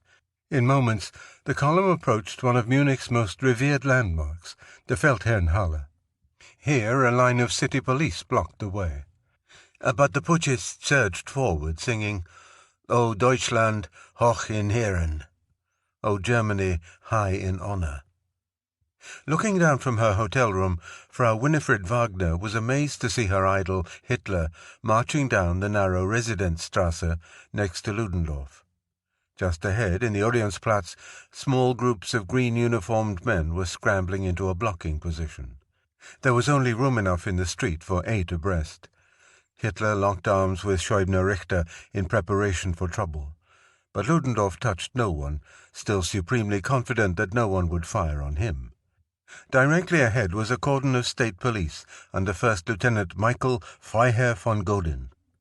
Faced with an oncoming mob, Godin called out, "Second company, double-time march." The state police jogged forward, but the putschists did not break, standing off the enemy with levelled bayonets and pistols. Godin used his rifle to parry 2 bayonet thrusts, overturning the men behind them with rifle at high port. All at once a shot exploded. Godin heard it zing past his head. It killed a sergeant. For a fraction of a second, my company stood frozen. Then, before I could give an order, my people opened fire with the effect of a salvo. The putschists returned the fire, and panic broke out as marchers and bystanders scrambled for safety. One of the first to fall was Scheubner-Richter, shot in the lungs. Another was Graf, who had leaped in front of Hitler to take the half-dozen bullets meant for him. In falling, the personal bodyguard clutched Hitler, yanking him down so sharply that his left arm was dislocated. On the other side, Scheubner-Richter also helped drag Hitler to the pavement. Ludendorff's faithful servant, who had been ordered to go home, was bleeding on the asphalt. His friend Aigner, the servant of the dying Scheubner-Richter, crawled to him. He was dead. Someone stepped over Aigner. It was General Ludendorff, marching erectly, left hand in coat pocket, into the line of fire. As Hitler sprawled on the ground, thinking he had been shot in the left side, comrades tried to shield him. 18 men lay dead in the street, 14 followers of Hitler and 4 state police, all, incidentally, more or less sympathetic with National Socialism. Those in the front of the marching column alone knew what had happened. The crowd jammed up behind only heard firecracker explosions ahead, then a rumor that both Hitler and Ludendorff were killed. The putschists scrambled to the rear. Ludendorff marched through the police cordon and into the arms of a lieutenant, who placed him under arrest and escorted him to the residence. Once inside, the man who moments before had acted like a hero in fiction began behaving like a spoiled child. He petulantly refused an offer by a police colonel to inform his family of his safety, and forbade the colonel to call him Excellency. From now on he was Herr Ludendorff, and he would never don uniform as long as the offending police officer wore one. Hitler painfully struggled to his feet, cradling his injured arm. He was in agony as he slowly moved away from the battleground, face pale, hair falling over his face. He was accompanied by Dr. Walter Schulze, chief of the Munich SA Medical Corps, a towering young man. They came upon a small boy lying at the curb, bleeding profusely. Hitler wanted to carry him off, but Schulze called to his wife's cousin, a botany student named Schuster, to take the boy. At Max-Joseph-Platz they finally reached Hitler's old grey Zelve, which had been loaded with medical supplies. An elderly first-aid man named Frankel got in the front seat with the driver, while Hitler and the doctor got into the rear seat. Schuster stood on the running board, holding the wounded boy. Hitler told the driver to head for the Bürgerbräukeller so he could find out what was going on. But at the Marienplatz they came under heavy machine gun fire and had to change direction several times. They found the Ludwig Bridge blocked and turned back. By this time the boy had regained consciousness, and Schuster dismounted so he could take the youngster home. The car continued toward the Sendlinger Torplatz. Here they encountered another burst of fire near the old southern cemetery. Since it was impossible to get back to the beer hall, there was nothing to do but keep driving south towards Salzburg. Goering's display of his pour le mérite decoration had not saved him, and he lay on the pavement with a bullet in his upper thigh. Frau Ilse Ballin, who had rushed from her home to help the wounded, found him bleeding profusely.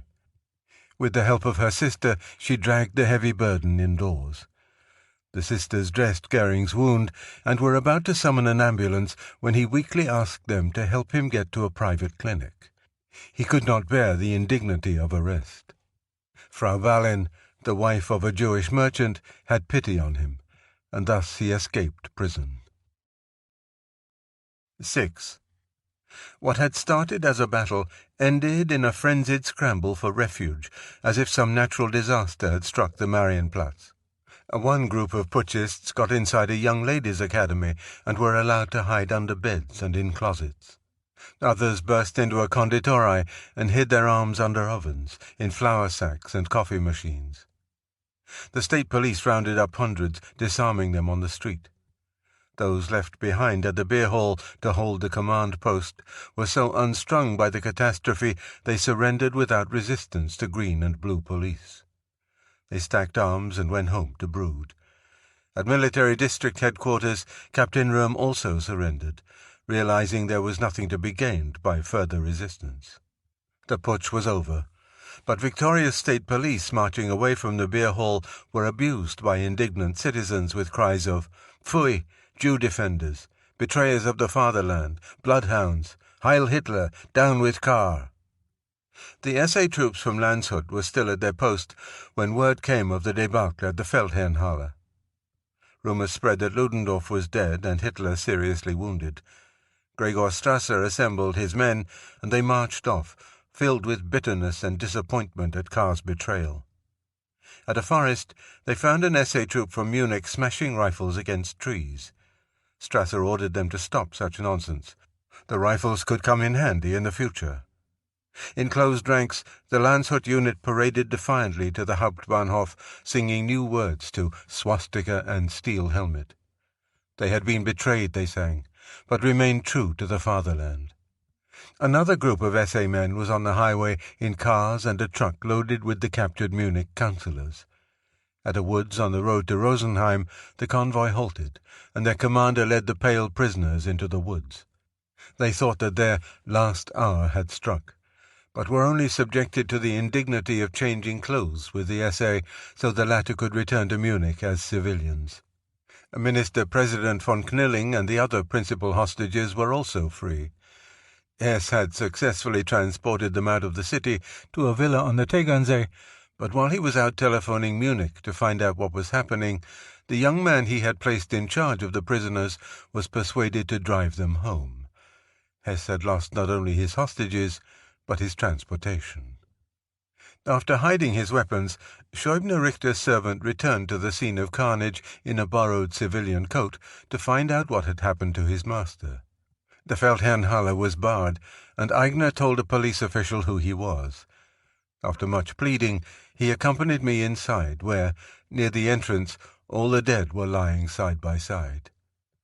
I was close to madness when I had to look for him among the bodies. Aigner found his master lying next to his own best friend, Ludendorff's servant. Sick in my soul and totally shattered, I returned to our residence in Wiedenmeyerstrasse. Frau Scheubner-Richter asked where her husband was. Aigner lied, but she insisted on the truth. I can still remember her words. That's terrible, but that is why one is an officer's wife. Hauptstengel missed all the action. He was at his apartment when his sister phoned to say that putschists were marching into the center of Munich. In the street, he encountered an essay acquaintance in a state of collapse, who told him that Hitler, Ludendorff and Goering were dead, and it was the end of Germany. As Hanfstengel headed back home to prepare for flight, an open car screeched to a halt beside him. Inside were Amann, Esser, Eckart and Hoffmann. He went with them to the photographer's apartment, where it was agreed to escape singly to Austria. Hanfstengel never thought of hiding in his country home at Uffing, but a mishap would force Hitler to do so. His car was some 10 miles from Munich when he broke a long silence to announce abruptly that he must have been shot in the arm. "Is it warm?" asked Dr. Schulze. It was not. Perhaps a bullet was there or something was broken. They parked in the woods, and with difficulty the doctor began removing Hitler's leather jacket, 2 sweaters, necktie and shirt. Schulze discovered that the left arm was severely dislocated, but it would be impossible to set it properly in a car without assistance. He fastened Hitler's injured arm to his body with a kerchief, then suggested they flee to Austria. Hitler vetoed this, and they kept driving south. On nearing Murnau, Hitler remembered that the Hanfstengel villa in Uffing was only a few miles away. He ordered the driver to hide the Zelver, then started on foot with the doctor and first aid man toward Uffing. They arrived at the Hanfstengel villa, a small stone structure near the village church, about 4 p.m. Without comment, Helena led the 3 exhausted men up to her sitting room. Hitler began to lament the death of Ludendorff and his faithful Graf, both of whom he had seen drop. He became more and more excited. It was Ludendorff's trustfulness, he said, which had cost him his life, and Graf's faithfulness which had robbed Hitler of a perfect adjutant. He began criticizing and condemning the triumvirate for their treachery, and swore he would go on fighting for his ideals as long as breath was in him. Helena suggested that he get some sleep. He would probably be discovered soon, and would need all his strength to face capture. Dr. Schulze and the aide-man helped Hitler to a bedroom 1 floor up, where they tried to set his dislocated arm. But the first attempt failed, since the arm was so swollen. Hitler grimaced as they tried again, this time successfully. Then the aide-man began to bind the arm and shoulder. Helena could hear Hitler's moans of pain through the door. Foreign newspapers were running garbled stories of the Munich putsch. In New York City, it was described as a militarist uprising, with Hitler playing a secondary role. In Rome, where Kurt Lüdecker was again conferring with Mussolini on behalf of Hitler, the noon editions declared that Crown Prince Ruprecht had joined the revolutionists. By the morning of November 10th, the putschists were either in captivity or flight.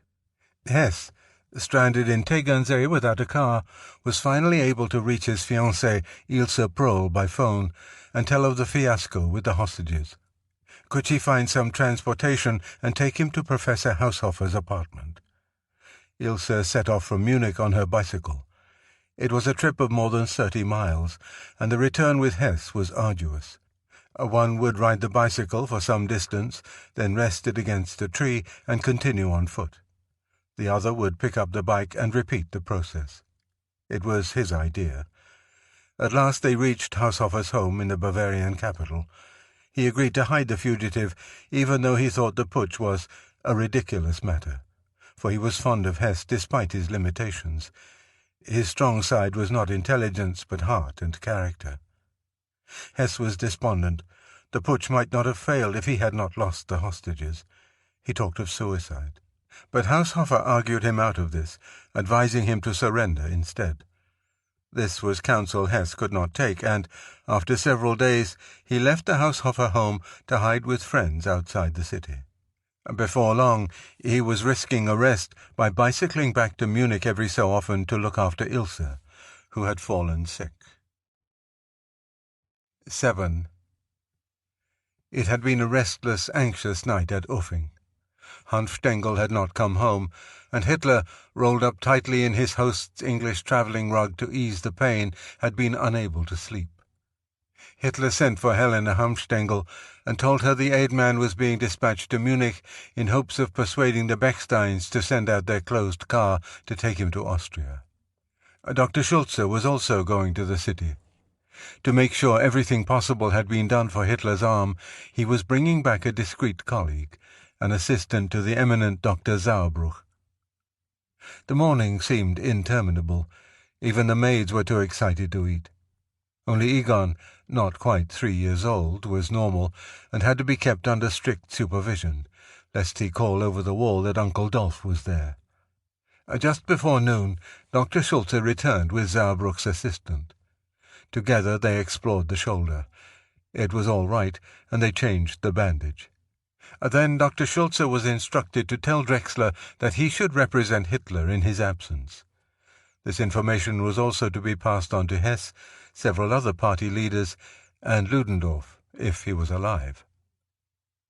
After the departure of the two doctors, Hitler tried to reassure his hostess that her husband was safe, then fretted about what might have happened to his comrades. If he got any sleep that night, it was shattered early the next morning by the deafening tintinnabulation of bells from the nearby church. It was Sunday the 11th. Hitler did not appear until lunch.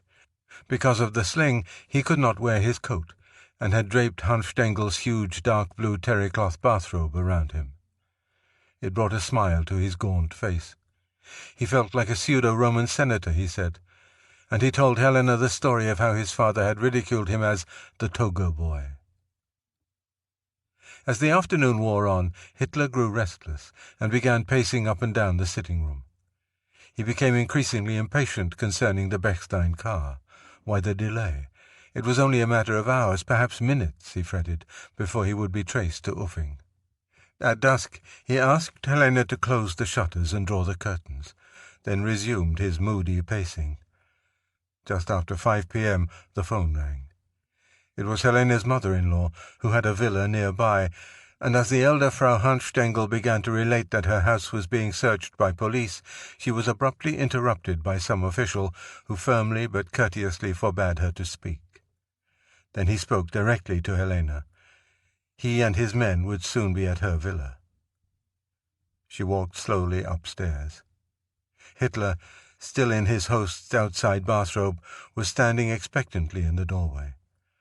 She quietly told him the police were coming. He completely lost his nerve for the moment, and exclaimed, "Now all is lost. No use going on." He snatched his revolver from a cabinet. "What do you think you're doing?" said Helena. She grasped his hand and took the weapon from him without a struggle. "How can you give up at the first reverses?" she scolded. "Think of all your followers who believe in you, and who will lose faith if you desert them now." She spoke calmly. "How can you leave all the people you have gotten interested in your idea of saving your country, and then take your own life?" He sank into a chair, burying head in hands. She slipped up to the next floor to hide the revolver. The first thing she saw was a large bin where she had been hoarding flour. She thrust the gun down into the snowy substance and hurried back to find Hitler in the same dejected position. She told him that the party had to know what to do while he was in prison, and offered to write down instructions to each of his closest followers. All he had to do was sign a number of blank sheets, which he could fill in later and deliver to his lawyer. Hitler thanked her for helping him remember his duty and began dictating instructions. First, he requested that Amann keep business matters and finances in order. Then Rosenberg was to watch over the party newspaper and, countermanding earlier instructions to Dr. Schulze, lead the movement from now on. Hans Stengel was to help build up the Völkische Beobachter through his foreign connections. Esser and others were to carry on the political end. After all instructions were written and signed, Helena hid the papers in the flour bin. Moments later came the sound of cars, followed by crisp commands and, most startling of all, the yelp of police dogs. After a wait of several moments, there was a knock.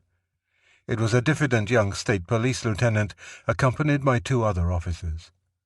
The lieutenant politely introduced himself, and apologetically wondered if he might search the house. Helena led the officers up the stairs and opened the door to the sitting room. There stood Hitler, still in pyjamas and bathrobe. The unexpected apparition startled the officers, and they stopped. She beckoned them on. And once everyone was in the room, Hitler not only regained his composure, but broke forth in a tirade against the government, its officials, raising his voice more and more. Completely shattered a moment ago, Hitler now was master of himself. Abruptly he cut himself off, and curtly asked the lieutenant to waste no time. He shook hands with the young man, and said he was prepared to leave. It was bitterly cold, and he had no overcoat, but he refused to put on one of Hamstengel's outsize garments, instead draped his trench coat over the blue bathrobe. He was allowed to pin his iron cross on the coat. As the group started down the stairs, Egon scampered into the hall. "What are you bad men doing to my Uncle Dolph?" he demanded. Deeply moved, Hitler patted the little boy's cheek, silently shook hands with Helena and the maids, then turned quickly and strode out the door. Peering out a window, Helena caught a last glimpse of him as the police vehicle turned toward Weilheim, the district seat. His face was deathly pale. He arrived there about 9:45 p.m. and was formally arraigned at the district office before being hustled to the prison at Landsberg, some 40 miles west of Munich. By this time it was raining hard, and gusts of wind occasionally rocked the car. Throughout the tiring trip over winding, deserted roads, Hitler was depressed and sullen. Except for a single question concerning the fate of Ludendorff, who in fact was now free, after assuring authorities he was little more than an innocent bystander, he remained silent. At Landsberg prison, the chief warden was preparing for a possible attempt by putschists to free Hitler. An army detachment was on its way to stand guard, but had not arrived by the time the great nail-studded iron entrance gate creaked open to admit Hitler. He was brought to the fortress section of the prison and put in cell 7, the only one with an anteroom large enough for a military guard. Its former occupant, Count Arco Valli, the assassin of Eisner, had just been transferred to another. Hitler was left in the charge of Franz Hemrich, who helped him undress. He refused a bite or soup, but lay down on the cot. I went away after securely locking him in. From one lonely bunk in northern Germany, where he had lain blind until a vision restored his sight, Hitler had come full circle to another in the south, with only the bare walls and ceiling for company. When Arthur Müller-Vandenbroek, who had recently published The Third Reich, learned of the abortive putsch, he said, "There are many things that can be said against Hitler, but one thing one will always be able to say: he was a fanatic for Germany. Hitler was wrecked by his proletarian primitivism. He did not understand how to give his National Socialism any intellectual basis. He was passion incarnate, but entirely without measure or sense of proportion." Hitler was already being talked of in the past tense, and it was generally agreed that he could no longer be taken seriously as a political force in Germany. He had cast the dice, lost everything. "Our history has gone astray," wrote Müller. "Nothing of ours is succeeding in the world. Nothing today, nothing yesterday, nothing, if we think back, nothing for the last generation. Our cause was stillborn from the start. Something has gone wrong with everything, and when we try to set anything aright, it breaks to pieces. An evil spell hangs over the Reich." But in Munich, a defiant underground order of the day was already being issued to Nazis. The first period of the National Revolution is over. It has brought the desired clearing of the air. Our highly revered Führer, Adolf Hitler, has again bled for the German people.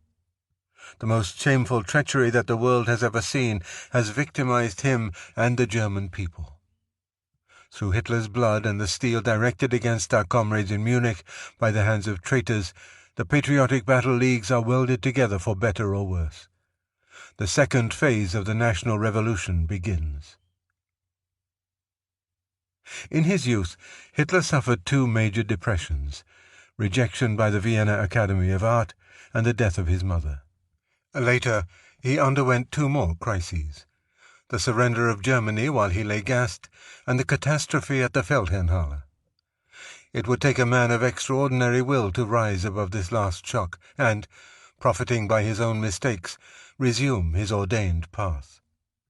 In the past few months, Hitler, the drummer, had given way to Hitler, the Führer. Part 3. A Mind in the Making. Chapter 7. In Landsberg Prison, 1923 to 1924. 1. Early on the morning after Hitler's arrest, Helene Hanfstengel received a phone call from an American correspondent, Hubert Knickerbocker. Might he come to Uffing for an interview and bring along his wife and Dorothy Thompson? Helene reluctantly agreed, then phoned her mother-in-law, whose father had been a general in the American Civil War. She loves, and has always loved, excitement of all sorts, and this opportunity of participation in current events was too good to let slip by. So Mamma had a thrillingly interesting time, asking questions and giving her impressions of the situation. By my silence, Dorothy Thompson was probably erroneously led to believe I was the typical German Hausfrau, as she described me in an article soon after. Afterward the party returned to the Hanfstengel villa, and, while Knickerbocker was photographing the rooms, Helene surreptitiously retrieved Hitler's revolver and papers. She stowed them in a briefcase and accompanied Knickerbocker back to Munich, where she went to see Hitler's lawyer. "These are the papers," she told him. "Pass them on, and let's see what happens." The small town of Landsberg had not changed outwardly in 500 years. Nestling in the valley of the Lech River, it was hemmed on both sides by steep and wooded heights. A bulwark against Swabian invasion since the Middle Ages, it was surrounded by ancient walls pierced by watchtowers. To get to the prison from the Munich side, one crossed an old wooden bridge over the Lech, which was scarcely more than a gushing stream. On the hill ahead was the Gefangenenanstalt und Festungshaftanstalt Landsberg, a complex of greyish-white buildings encircled by high stone walls. The prison was divided into two sections, one for ordinary criminals and one for political prisoners. In the Festung section, the man in cell 7 refused to eat. Hitler brooded in his room, but not because of its smallness and discomfort. His room at the Mannerheim had been only half the size, and the room on the Tierstrasse was far gloomier. The narrow white iron bed was comfortable by his monkish standards, and the double-barred window not only flooded the room with daylight, but looked out on trees and shrubbery to a far pleasanter prospect than that in Munich. The pain in Hitler's arm was so excruciating that he could get little sleep. The house doctor, Brinsteiner, had discovered that he suffered from a dislocation of the left shoulder with a break in the upper arm and, as a result, a very painful traumatic neurosis. He remained under constant medical treatment and would, in Brinsteiner's opinion, most likely suffer permanently a partial rigidity and pain in the left shoulder. But it was not pain alone that accounted for his utter dejection, or even the realization that his hopes for a march on Berlin had ended in disaster. What hurt as much was the feeling that he had been betrayed, by the triumvirate, by the army, by fate itself. Moreover, the debacle at the Feldherrnhalle was being ridiculed in the newspapers as a miniature beer hall revolution and a redskin raid schoolboy style. Foreign correspondents were describing him as Ludendorff's noisy lieutenant, a pawn in a royalist coup d'etat, and the New York Times printed his political obituary on the front page. The Munich putsch definitely eliminates Hitler and his National Socialist followers. Ridicule had always cut Adolf Hitler deeply. Beatings and hunger could be endured, but not derision. Visitors were shocked by his appearance. He was thin and pale, almost unrecognizable. "I found him sitting like a frozen thing at the barred window of his cell," recalled Anton Drexler. Hitler had not tasted food for almost 2 weeks, and the doctor warned Drexler that the prisoner would die if the fast continued. Drexler returned to cell 7, determined to save someone he had once tried to strip of party leadership. "I said he'd no right to give up all for lost, however bad things seemed. The party would look to him to start it all up again some day. But I couldn't make any impression. He was utterly in despair. So I nearly fell into despair myself, but at last I said how we'd all rather die than go on without him.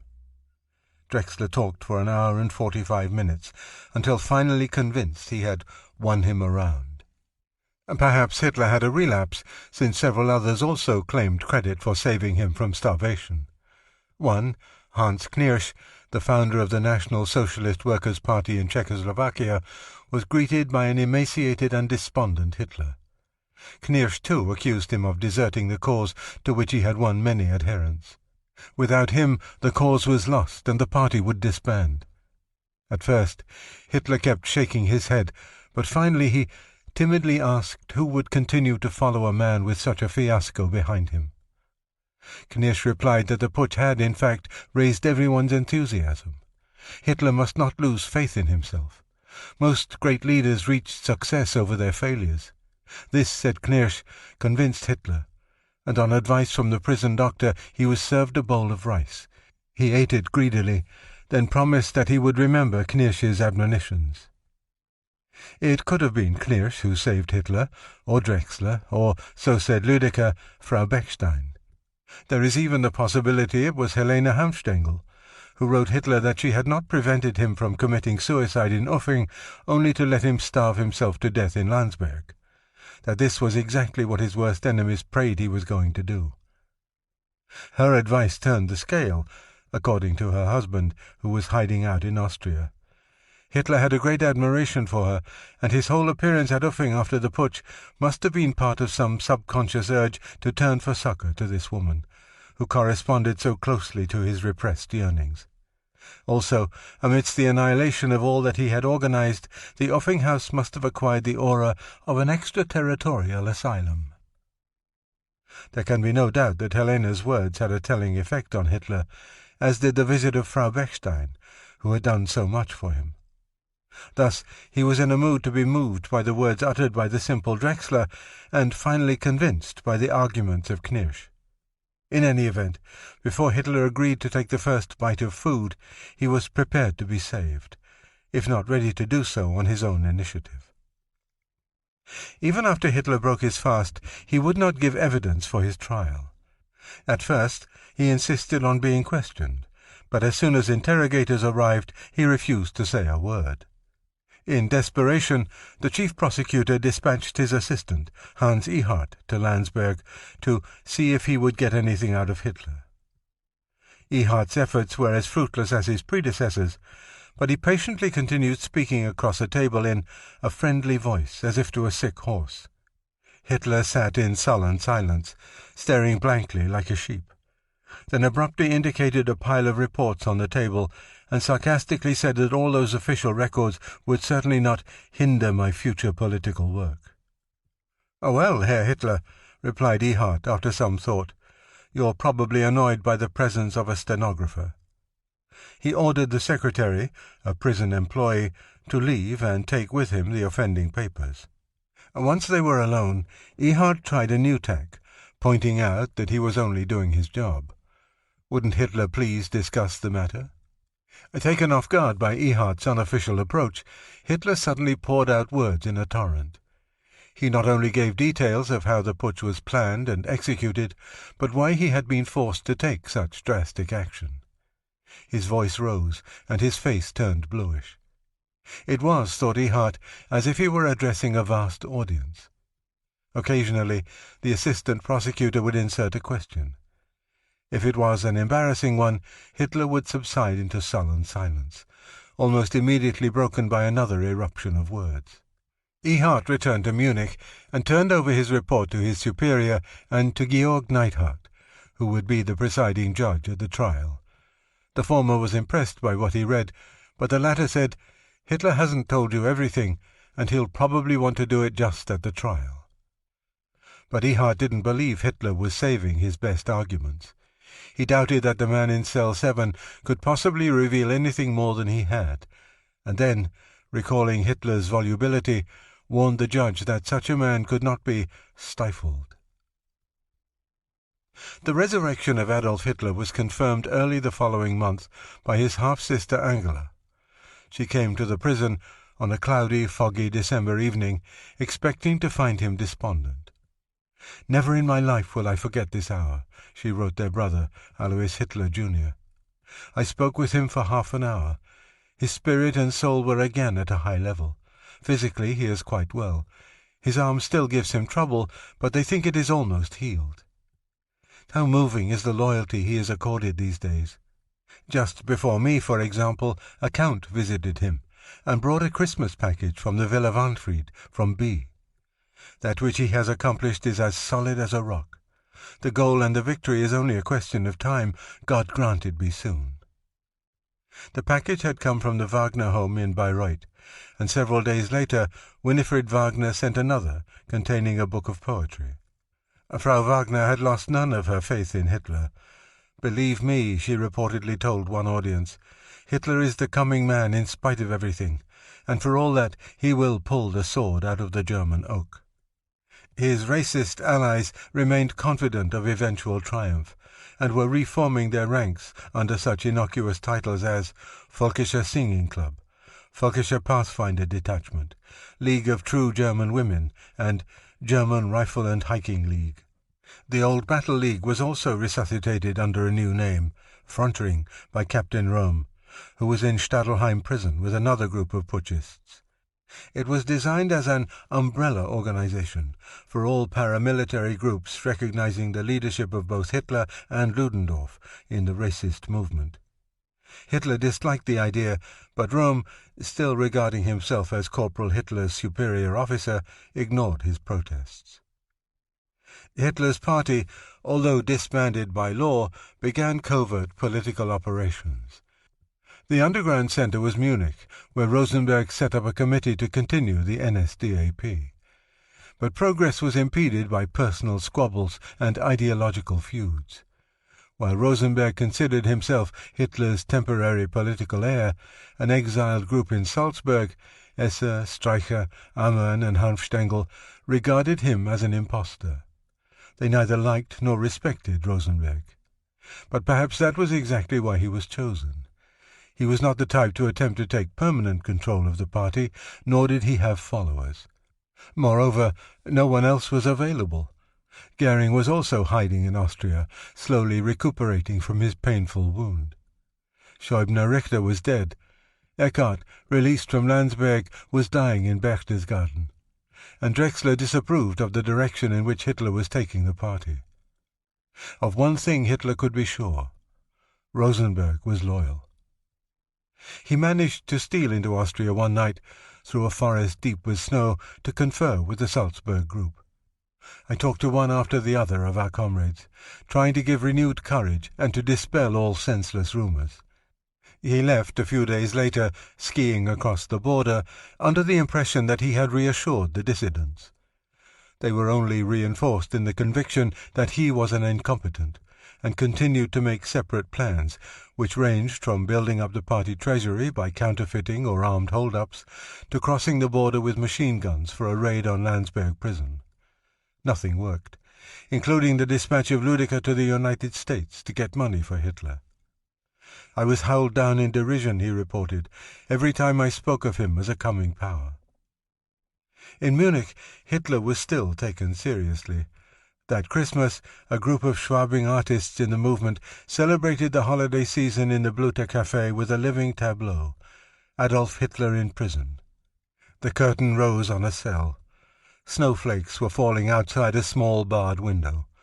A man sat at a desk, face buried in hands, and an invisible male chorus was singing, "Silent Night, Holy Night." Then an angel placed an illuminated Christmas tree on the table. Slowly the man turned and revealed his face. Many thought it was indeed Hitler himself, remembered Heinrich Hoffmann, who had provided the doppelganger, and a half-sob went through the hall. When the lights went up, the photographers noticed moist-eyed men and women hurriedly putting away handkerchiefs. On New Year's Day 1924, the financial fate of Germany was settled in London at a meeting between Hjalmar Schacht, the new Reich Commissioner for National Currency, and Montague Norman, Governor of the Bank of England. Schacht, who had already abolished emergency money, began with a frank disclosure of Germany's desperate financial situation. Once the Ruhr crisis was settled, he said, it would be necessary to set German industry going again, and this could only be done with the assistance of foreign credit and the founding of a second credit bank in addition to the Reichsbank, a bank based entirely on gold. He thought he could raise half of the capital for this gold discount bank in foreign currency within Germany itself. The remaining half I should like to borrow from the Bank of England. Norman, so wrote Schacht in a memoir characteristically entitled The Old Wizard, was not impressed until Schacht announced that the new bank would issue banknotes based on its gold capital of 200 million marks. "I intend," he said, "to issue those notes in pounds sterling." While Norman was silently pondering this extraordinary idea, Schacht continued, "And just think, Mr. Governor, what prospect such a measure would afford for economic collaboration between Great Britain's world empire and Germany. If we desire to establish European peace, we must free ourselves from the limitations imposed by mere conference resolutions and declarations of Congress. Economically, the European countries must be more closely linked." Within 48 hours, Norman not only formally approved a loan at the exceptionally low interest of a flat 5%, but convinced a group of London bankers to accept bills far exceeding the loan, provided they are endorsed by the Gold Discount Bank. With a few bold strokes, the self-styled old wizard had deprived Adolf Hitler of one of his most potent political weapons: economic disaster. 2. That Hitler was physically able to stand trial was attested by the prison physician Dr. Brinsteiner, who also stated categorically in a special report to the warden on January 8th that his patient had no symptoms of psychic disorders or psychopathic tendencies. The doctor, who seems to have had some psychiatric training, concluded that Hitler was at all times in control of himself, and his will and his mental capacity were not impaired by any illness, even if the aims and purposes of the putsch are interpreted as being faulty. Hitler had profited by brief imprisonment in Stadelheim prison 2 years earlier. Similarly, the enforced confinement at Landsberg obliged him to re-evaluate his past. In the quiet of his little cell, he had come to recognize some of his own mistakes. He had intended the putsch, for example, to be the beginning of a march on Berlin and the abrupt seizure of power after Mussolini's example. From its failure, I learned the lesson that each country must evolve its own type and methods of national regeneration. He was able to convince himself that fate had come to his rescue in the guise of crushing defeat. "It was the greatest good fortune for us National Socialists that this putsch collapsed," he later wrote, and listed 3 reasons. It would have been absolutely impossible to cooperate with Ludendorff. The abrupt takeover of power throughout Germany would have led to the greatest difficulties, since the party had not begun to make the proper preparations. And the blood sacrifice of 14 comrades at the Feldherrnhalle eventually proved to be the most effective propaganda for National Socialism. In the past weeks he had done more than face facts. He had leafed through almost everything in print he could lay his hands on: Nietzsche, Chamberlain, Reinke, Treitschke, and Marx. He raced through Bismarck's memoirs and a number of recollections of the World War. "Landsberg was my college education at state expense," he told Frank, "and without the pretentious intellectualizing of professors. Anyway, willpower is greater than knowledge. If God had only known the world and not willed it, there would still be chaos today." Hitler entered prison convinced his own destiny had turned on him, but now, through rationalization, he had persuaded himself that it had saved him. Reaffirmation of his own and Germany's destiny came, according to Hans Stengel, who had found it safe to return to Bavaria, that January with the death of Lenin. He went into raptures and told Hans Stengel that history was repeating itself. In 1762, Frederick the Great, whom he hoped to emulate, had also been transported by news of Tsarina Elizabeth's death. "Now is the time," he said, "when everything will be golden sunshine." The Soviet Union would succumb, and the whole structure of communism tumble down. In 10 weeks, Hitler had raised himself from the depths of despair, Confident that he would be the leader of Germany, he spent long hours worrying over the nation's economic problems, and even evolved, so he confided to Frank, a clever way of putting many unemployed back to work. He would construct a system of highways binding the nation closer together, and would then mass manufacture a small economical car that the little man could afford. On February 22nd, when he and his companions were escorted through the prison gates and driven to detention quarters in Munich, he was mentally and physically prepared for the trial that would determine his future. It would begin in 4 days. By chance, Frau Ebertin, who had predicted failure of his putsch, was also in Munich, writing an astrological tract. She had a new prophecy for Hitler. He would not be crushed by his humiliating defeat, but rise as a phoenix. It will turn out that recent events will not only give this Hitler movement inner strength, but external strength as well, so that it will give a mighty impetus to the pendulum of world history. All Germany, if not the world, was watching Munich on the morning of February 26th. For the political significance of the treason charges against Hitler, Ludendorff, and 8 co-defendants went far beyond their personal fate. The new republic and democracy were as much on trial as one of Germany's most respected war heroes and a fanatic from Austria. Karin Goering wrote her mother from Innsbruck, "At this very moment the trial is beginning in Munich. Oh, may God help him that all may go well." The object of her concern, dressed in his best suit and wearing the Iron Cross, was seated serenely in a large classroom of an old red brick structure, the abandoned infantry school. Hitler was prepared to do battle with spirit and determination. He wanted to be Goethe's anvil or hammer. General Ludendorff was the first defendant named in the accusation, but it was obvious from the beginning that Hitler was to be the center of attention. He was the first to be called to the stand, and his opening words made it obvious that he intended to be the hammer. He had come not as a defendant, but as accuser. In a strong baritone voice he described to the court, much as he had to Ehart in prison, what impelled him to launch the putsch. He spoke of the march, the bloody assault, his escape to Uffing, and his admittance to Landsberg prison. He had but one regret, that he too had not suffered the same fate as his dear slaughtered comrades. He assumed all responsibility for what had happened. The other gentlemen have only cooperated with me, and then denied that he was a criminal.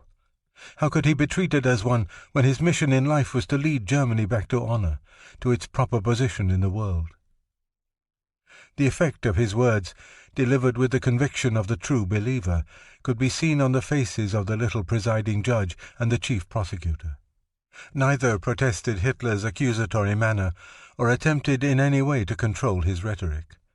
Nor had Assistant Prosecutor Ehart much hope that either would keep Hitler in check. Judge Neihart, an ardent nationalist, convinced as he was that the putsch was a national deed, was determined to find Ludendorff innocent, and the chief prosecutor, prodded by student attacks for daring to accept his assignment, felt compelled to proceed cautiously. If these officers of the court were under Hitler's influence, Oswald Spengler was not. In a lecture that day, he ridiculed the Nazis' love of flags, parades, and slogans.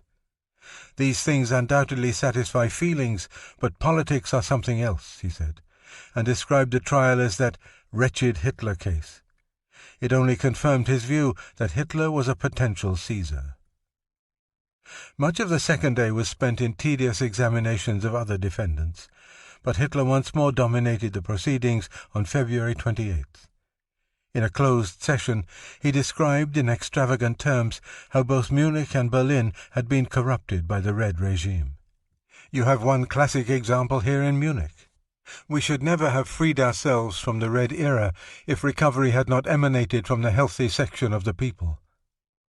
His words generated a heated response, and he, in turn, vociferously defended his proposed march on Berlin.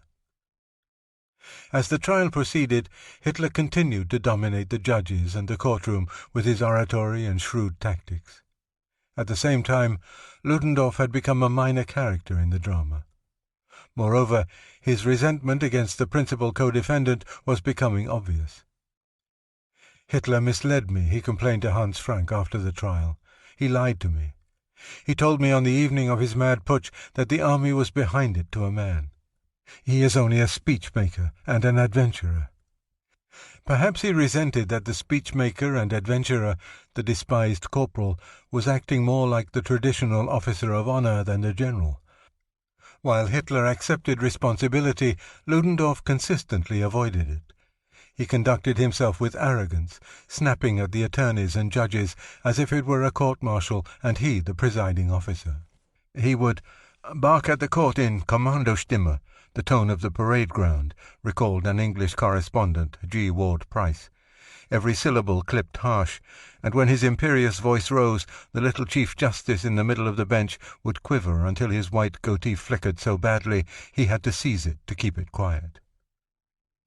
Newspaper objections to the meek judge were growing, and some foreign observers found it difficult to believe they were at a trial. On March 4th, a chorus of criticism directed at Neidhardt was heard in the Bavarian State Ministers' Council. State Minister Schweier charged that the public insults heaped on the army and state police by the defendants endangered the safety of the state police itself.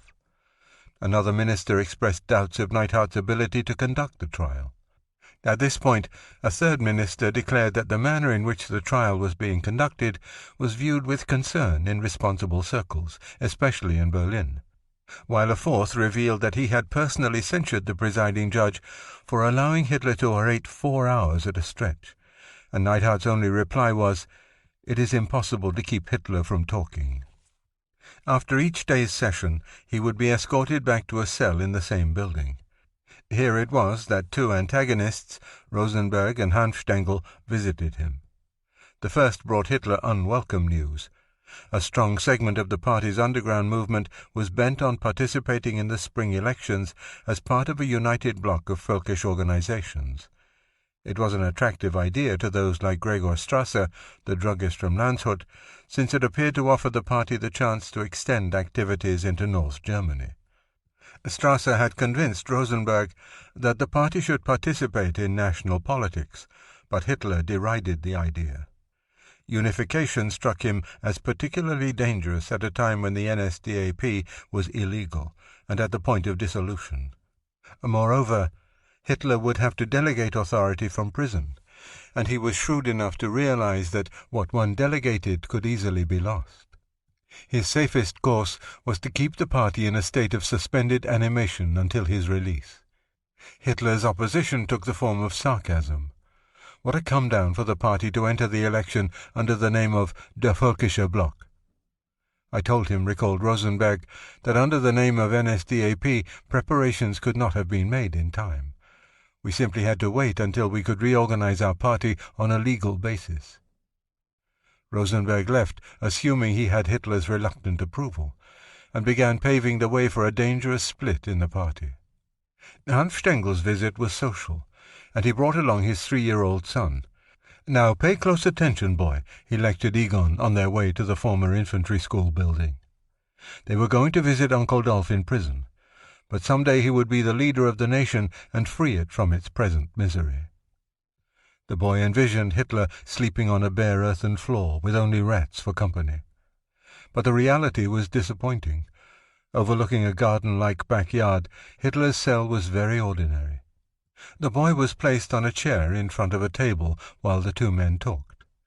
But all he could remember of their spirited conversation was that Uncle Adolf's voice was so resonant that the little table vibrated. Hitler then gave the visitors tea, after climbing onto a chair and fishing around on top of a huge brown wardrobe for a box of cookies. Despite official and unofficial protests, the trial continued to be a sounding board for Hitler, and he surpassed himself at the closed sessions of March 11th and 14th. These were the days when the defendant was allowed by the law, unlike the English adversary system, to go on at length and freely interrogate the witnesses. And so Hitler treated the triumvirate as if they were the guilty parties. When General von Lossow took the stand, Hitler jumped to his feet, shouting out questions. The towering, shaven-headed general bellowed back and pointed a long forefinger at the ex-corporal as if it were a pistol. Hitler sank back into his seat, momentarily subdued, but in a moment was on his feet again, attacking the 3 men who had promised to join him. General von Lossow's contemptuous declaration that Hitler was only fit to play the role of a political drummer wrought such rowdy insults that the defendant was cautioned by the judge to lower his voice.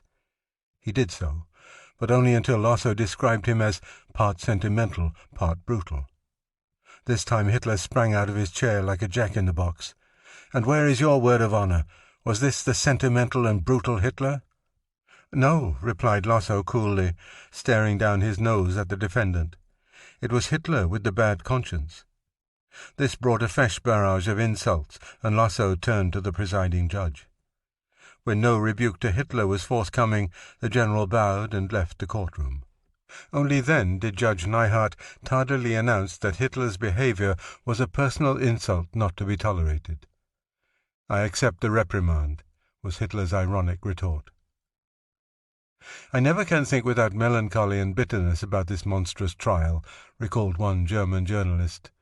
"What went on there reminded me of a Munich political carnival. A court which time after time gave the accused the opportunity to make lengthy propaganda speeches. A lay judge who, after Hitler's first speech, declared, 'I heard it myself, but he's a colossal fellow, this man Hitler.' A presiding judge who let one man, Hitler, ridicule the highest official in the Reich as His Highness Herr Fritz Ebert.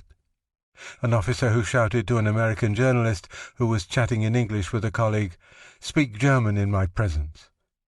A presiding judge who banished a newspaper cartoonist from the courtroom because one of the accused felt he had been the subject of a cartoon. Doesn't all this belong in the Munich picture book of a great political carnival?" The Fasching spirit continued to the end, with Hitler's oratory reaching its peak in his final speech. One part lecture, another part exhortation, and a third part invective, it was always compelling and particularly effective since, under German law, the defendant had the last word. Hitler stoutly denied that he was only fit to be the drummer of the nationalist movement, and that he was motivated by ambition alone. The charge that he wanted to be a minister was ridiculous. I aimed from the first at something 1,000 times higher than a minister. I wanted to become the destroyer of Marxism.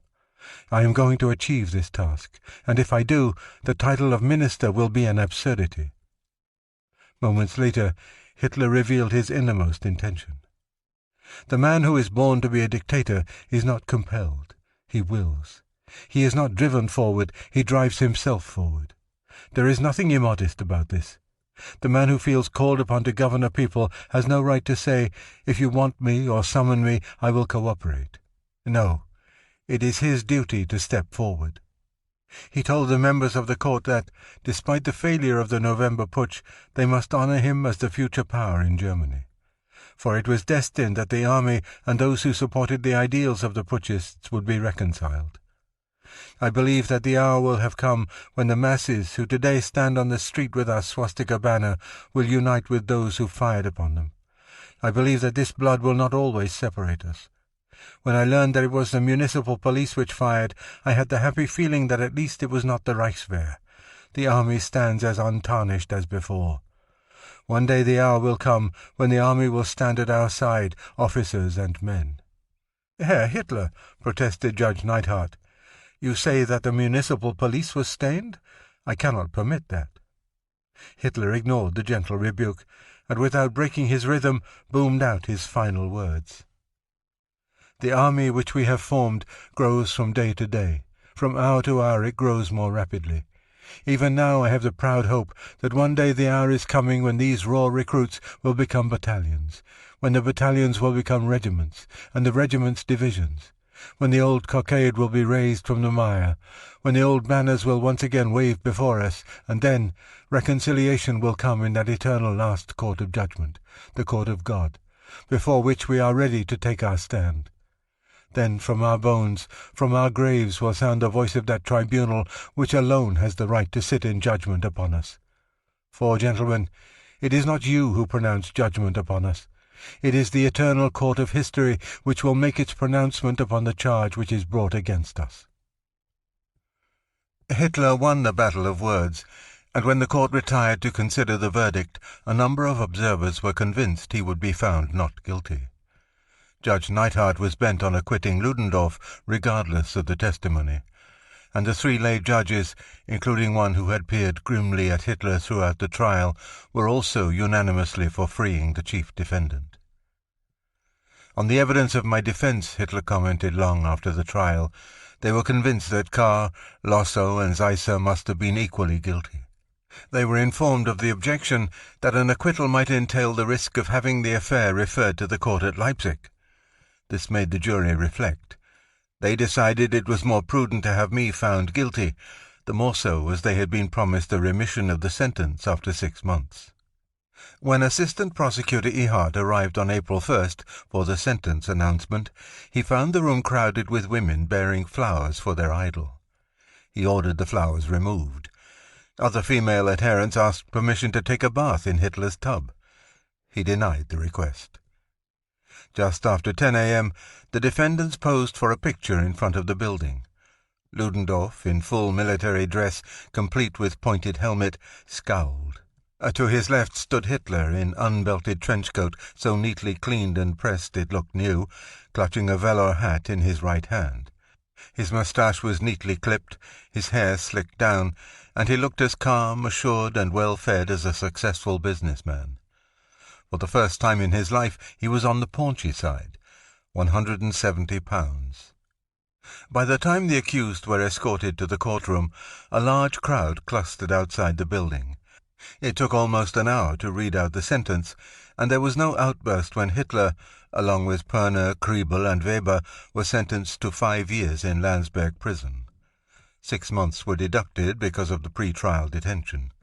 As predicted, Ludendorff was set free. Once more he answered the consideration shown his rank by petulance. I look upon this acquittal as a disgrace which my dress of honour and my decorations have not earned, said the man who had denied responsibility for the putsch. His heated protest annoyed and embarrassed presiding Judge Neidhart, who was most responsible for the acquittal.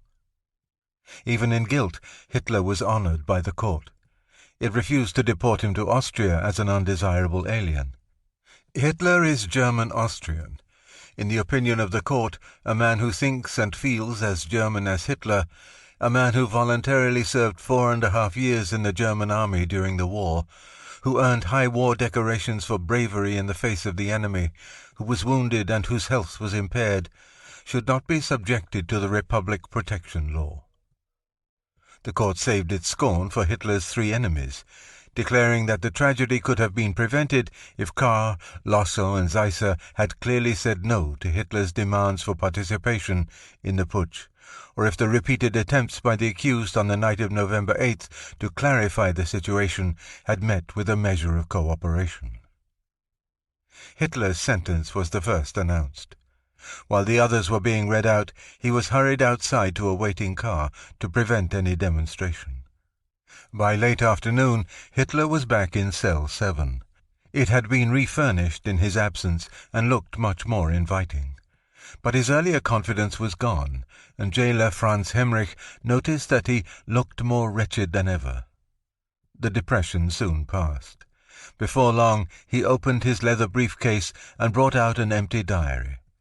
On the frontispiece in the upper right-hand corner he wrote, "Motto: when a world comes to an end, then entire parts of the earth can be convulsed, but not the belief in a just cause." Below this he inscribed these words: "The trial of common narrow-mindedness and personal spite is over, and today starts my struggle, mein Kampf, Landsberg on the 1st of April, 1924. The trial that only the putschists wanted was over, and, although Hitler had won the battle of propaganda, he was back in prison. For all he knew, he would remain there 4.5 years. To a large segment of the German public, and to the Western world in general, the sentence was ridiculously mild for treason and armed uprising. The trial, commented the London Times, has at any rate proved that a plot against the constitution of the Reich is not considered a serious crime in Bavaria. 3. Hitler had 2 comrades on the upper floor of the Festung. Colonel Kriebel was in cell 8, and the leader of the Bund Oberland, Dr. Weber the veterinary, was in number 9. Although Hitler complained daily about the barred windows, life at the fortress was passable. At 6 a.m. the 2 night warders went off duty, and the cell doors would be opened. Invariably, Hitler was dressed, washed, and waiting. He took a good deal of care of his teeth and mouth. That came of his having been gassed in the war. An hour later, convict trustees served the political prisoners a breakfast of coffee and bread or porridge in their common room. At 8, the doors to the court and garden were opened, and the men were allowed to wrestle, box, or exercise on the parallel bars and vaulting horse. Because of his injured arm, Hitler had to content himself with the job of referee. After half an hour, the prisoners strolled in the long, narrow garden, bordered on one side by the prison building and the other by a 20-foot wall. A gravel path was Hitler's favourite promenade, and here he would stroll back and forth, usually with Emil Morris, his chauffeur, voicing the political theorems he had jotted down in his diary. Sometimes, recalled Hemrich, those who had formerly belonged to the storm troops would start singing party songs as they stamped along. At first we took no notice, or at least we raised no objection to this. But when the convicts on their side took to yelling in unison and disturbed the peace of the whole neighbourhood, we put a stop to it. At about 10 a.m. the men were brought in from their exercise and mail was distributed. Numerous food packages arrived from nationalist organizations and private admirers. Hitler particularly looked forward to poppy seed strudel, an Austrian specialty, which a group of National Socialist women brought every Friday. But, recalled Dr. Weber, the chief gave the bacon, sausage, and ham to his companions, preferably those on the ground floor. Upstairs with him were the elite. Yes, even behind the wall there existed a class system. They were not equal before the law, nor were they equal as prisoners. Just before noon, the political prisoners were served dinner, usually a one-pot meal, in the common room. The others waited behind their chairs until Hitler strode in. Then someone called out, "Attention!" He stood at the head of the table until every man in turn came forward with his table greeting. Politics was rarely discussed. Hitler usually chatted about theatre, art, or automobiles. After the meal they would smoke and gossip for a quarter of an hour while the table was cleared, and then the chief would retreat to his cell on the top floor to read, write in his diary, or try to catch up on his correspondence. This period was interrupted at about 4 o'clock for tea or coffee, which was brewed in the common room. At 4:45 the gates to the garden were unlocked again, and Hitler would walk alone or with Maurice for more than an hour. At 6 each man had supper in his own cell, a herring or sausage and salad. Those who wanted could buy half a litre of beer or wine. After another hour of sport or exercise, the men assembled in the common room before returning to their cells. At 10, lights went out. Occasionally Hitler varied his schedule, retreating to his cell as soon as breakfast was over to study or receive visitors. According to Hemrich, who soon became his enthusiastic admirer, he exercised a great influence over his comrades. Because of his sense of soldierly discipline, there were none of the usual outbursts of temper of men penned up together. He was always at their command to be of help or service. Usually he was singularly cheerful, but bad news made him a trifle thoughtful and anxious. He was particularly disturbed by the rancour of party feuds. It was becoming increasingly obvious that the NSDAP was being split in two, and that the schism was due in large part to his own vague instructions to his proxy. Rosenberg had joined with Strasser and others to support the Völkisch Bloc in the Bavarian state elections. More significant, these two, with the help of Ludendorff, had not only formed the National Socialist Freedom Movement, but entered a slate of 34 candidates in the national elections.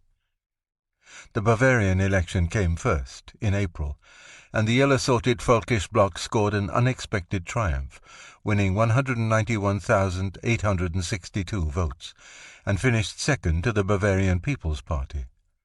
The Goerings were delighted with the triumph. Also, Karin wrote her father from Austria, "It means pardon for all of us living in foreign countries. I really can't believe it. I'm so happy. It has been a very bad time. In North Germany, we are counting on even more votes for Hitler and his movement, and then Hitler can at last come into power. You see, dear father, I believe so much in him. He is a wonderful man, a genius, such a one, I am convinced, as God seldom gives to the world." The national election a month later proved to be as successful as predicted, with the newly formed National Socialist Freedom Movement polling almost 2 million votes. 32 of the 34 candidates, including Strasser, Röhm, Feder, Frick and Ludendorff, were elected. It was ironic that Hitler, who had opposed the basic idea, was responsible in large part for their victory. His oratory at the trial had introduced National Socialism to many voters, who were impressed by its leader's forceful manner and his effectively enunciated ideas. But other more profound and lasting forces also contributed to the triumph. The tandem appeal of patriotism and racism was growing throughout the nation. Moreover, even though inflation had been ended by the drastic national currency reform, those in the middle class who had lost homes and property were expressing displeasure at the polls, along with those in the working class who were still unemployed. Understandably, Hitler was not overjoyed by the elections. Ludendorff was claiming credit for the victory and, being free, was in a position to capitalize on his claim. Hitler was forced to join in the applause while fearing that the new group might swallow up his outlawed party. Nor was his apprehension groundless. The threat to his political power was illustrated by circulation of a pamphlet to Völkisch groups which admitted that the National Socialists were pioneers and forerunners of the Völkisch movement, then sarcastically declared that they are not its savior. The whole affair was a painful but valuable lesson to Hitler. Never again, he vowed, would he take a stand unless he was sure he had the power to enforce it. Hitler was being attacked from his own stronghold. At the offices of the Völkische Beobachter, which had been closed down after the putsch, Drexler and Feder were conducting a campaign against him. They called Hitler a dictator and a prima donna, and proclaimed that he must be brought under greater control if the party was ever to be built up again, recalled Hans Stengel. One day, Drexler cornered Hans Frank in a small Munich park and poured out a stream of complaints against their imprisoned leader. "He intrigued against me and broke all his promises, pushed me out, and now has wrecked the party for all time with this crazy putsch." Once Hitler was free, the rowdy brown shirts would take to the streets again. "There are terrible times ahead for Germany. Hitler betrayed me, and that is why I oppose him wherever I can." That May, Kurt Ludecker returned from his money-raising trip abroad to find confusion in the ranks of the underground NSDAP. The various groups quarrelled internally and with each other, nor were their antagonisms private scandals. Enemies clawed each other in public, regardless both of the spectacle they were giving the shocked onlookers and of the damage they were doing to themselves. From Harmstengel, Amann and Esser, he learned that Rosenberg was the cause of party deterioration. But Rosenberg told him a different story.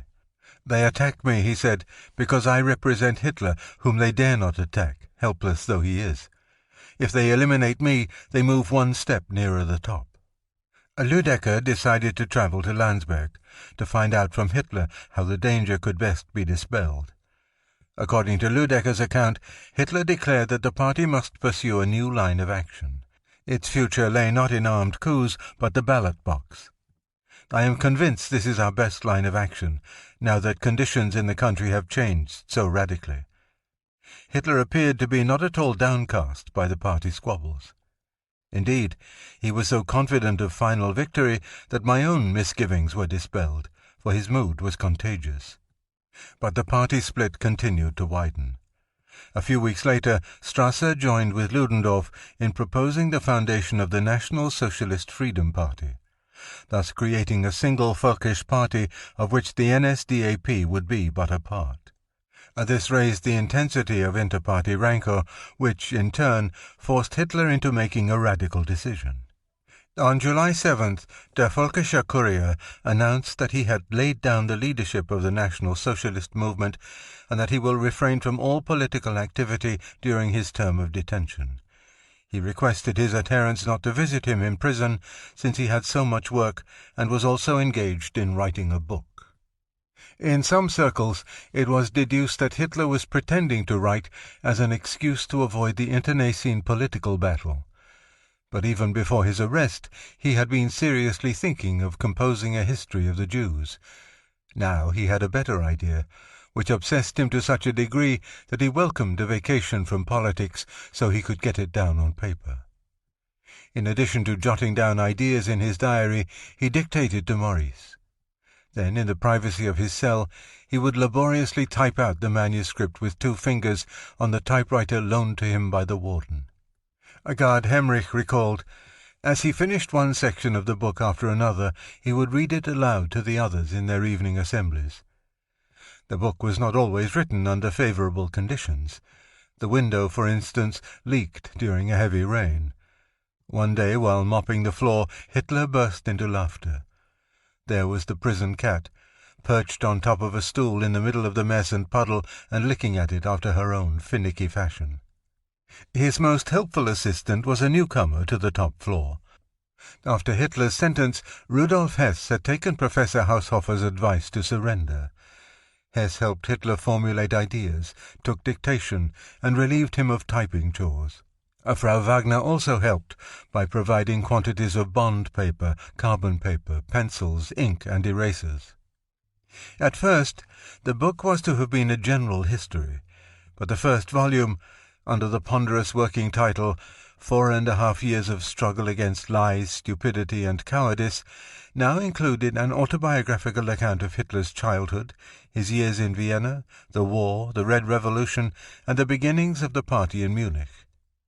It turned out to be the story of a poor boy's political education, and gave him the opportunity to discourse not only on his 3 favorite subjects, Jews, Marxism, and racism, but the futility of parliamentary government, syphilis, the decline of the theatre, the monarchy, and responsibility for loss of the war.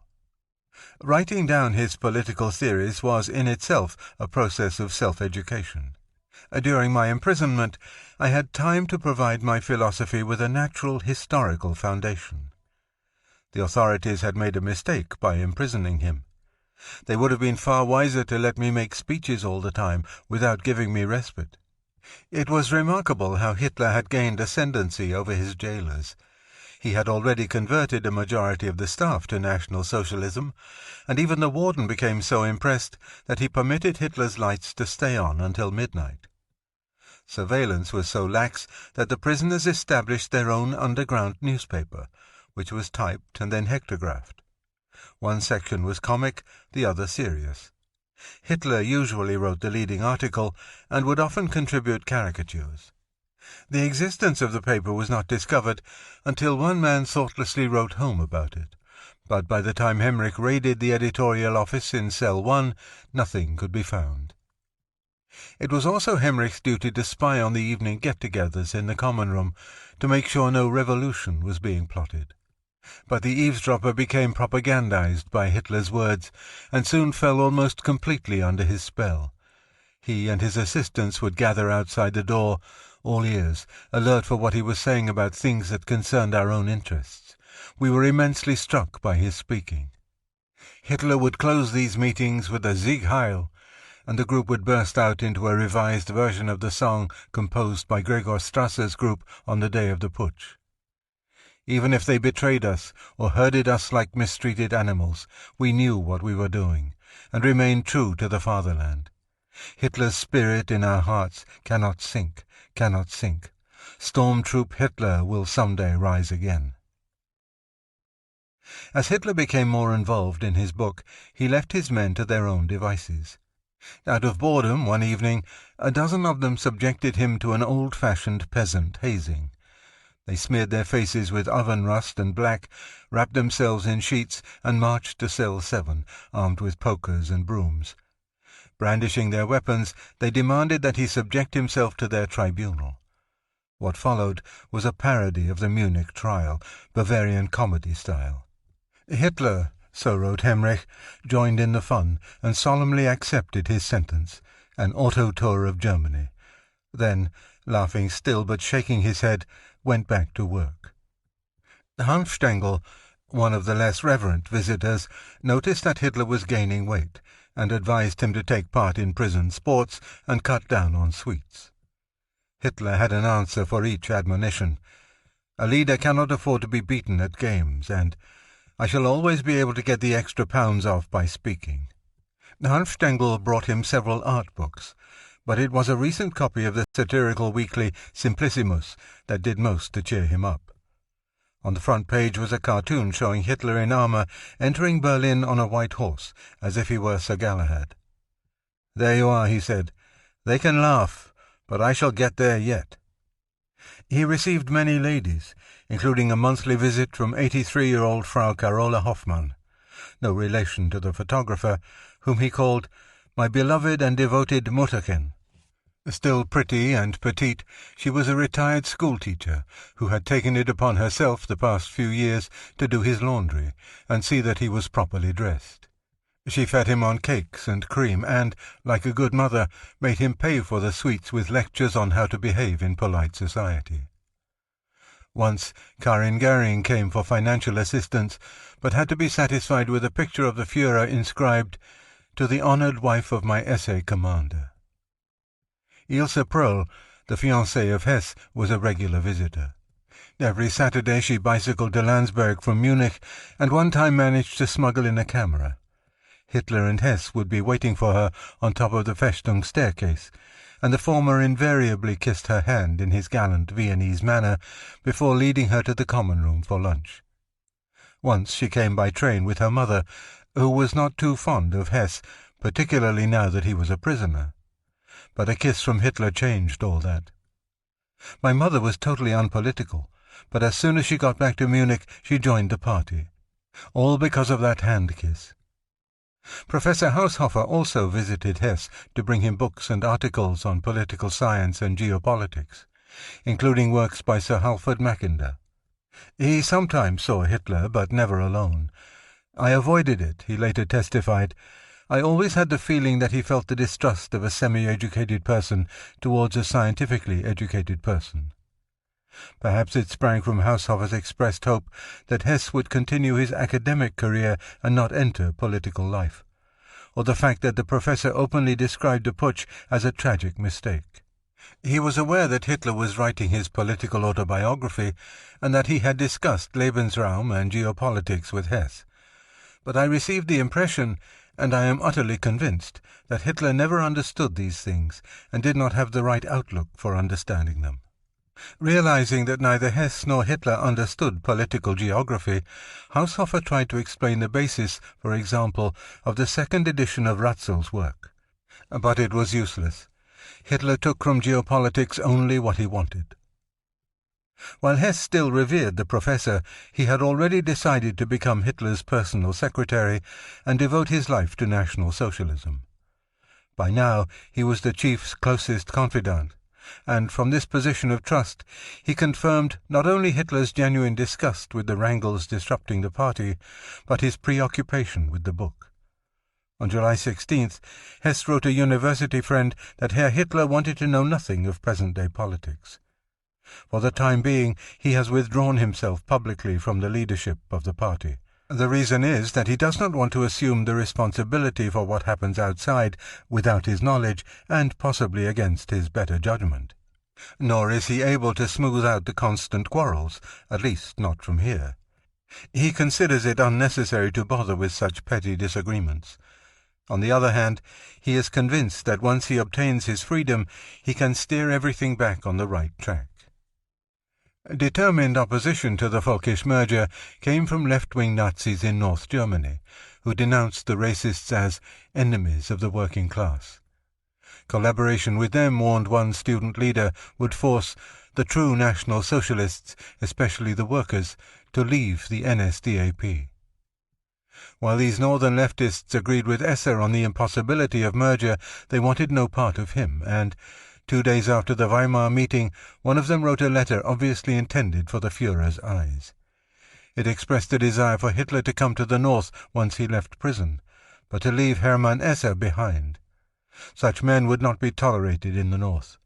We will not build a Chinese wall around Hitler as was done in Munich in 1923.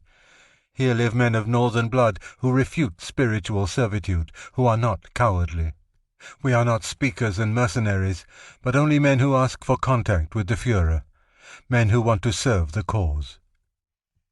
The rising crescendo of disagreement among these in basic agreement reinforced Hitler's decision to stay out of politics, and on July 29th he sent another appeal for privacy to Der Völkische Kurier.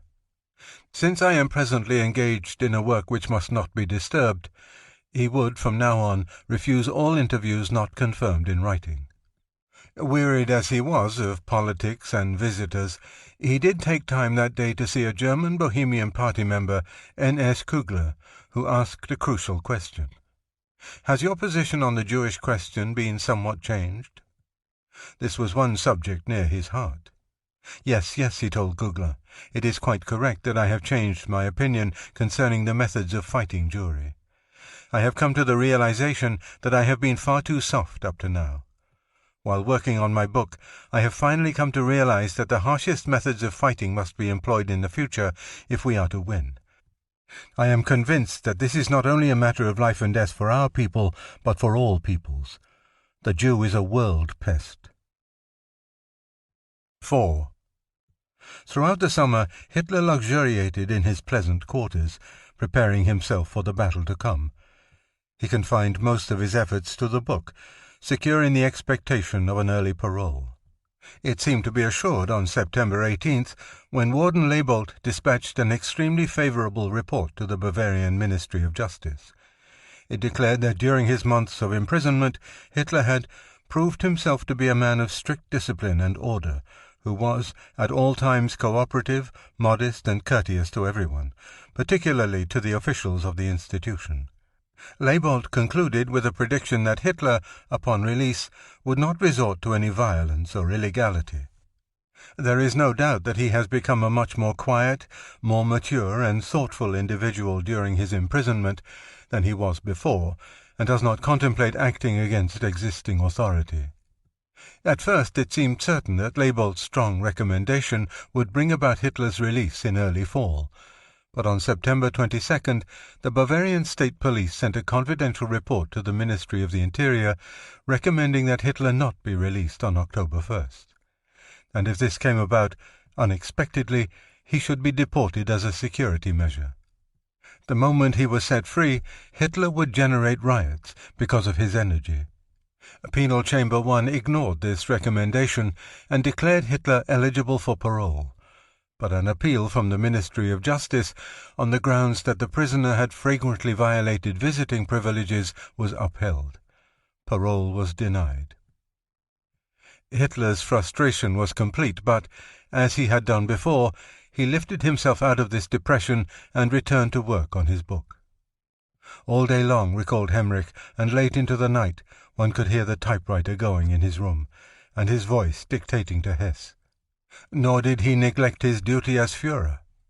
On the first anniversary of the Munich putsch he spoke with deep emotion to the political prisoners gathered in the common room. While charging himself with the entire responsibility for the whole affair, he demonstrated how it had failed for historical reasons. His hearers were profoundly impressed with the leader's sincerity and deep morality. November passed, and though there was still no indication that parole was at hand, he remained stoic.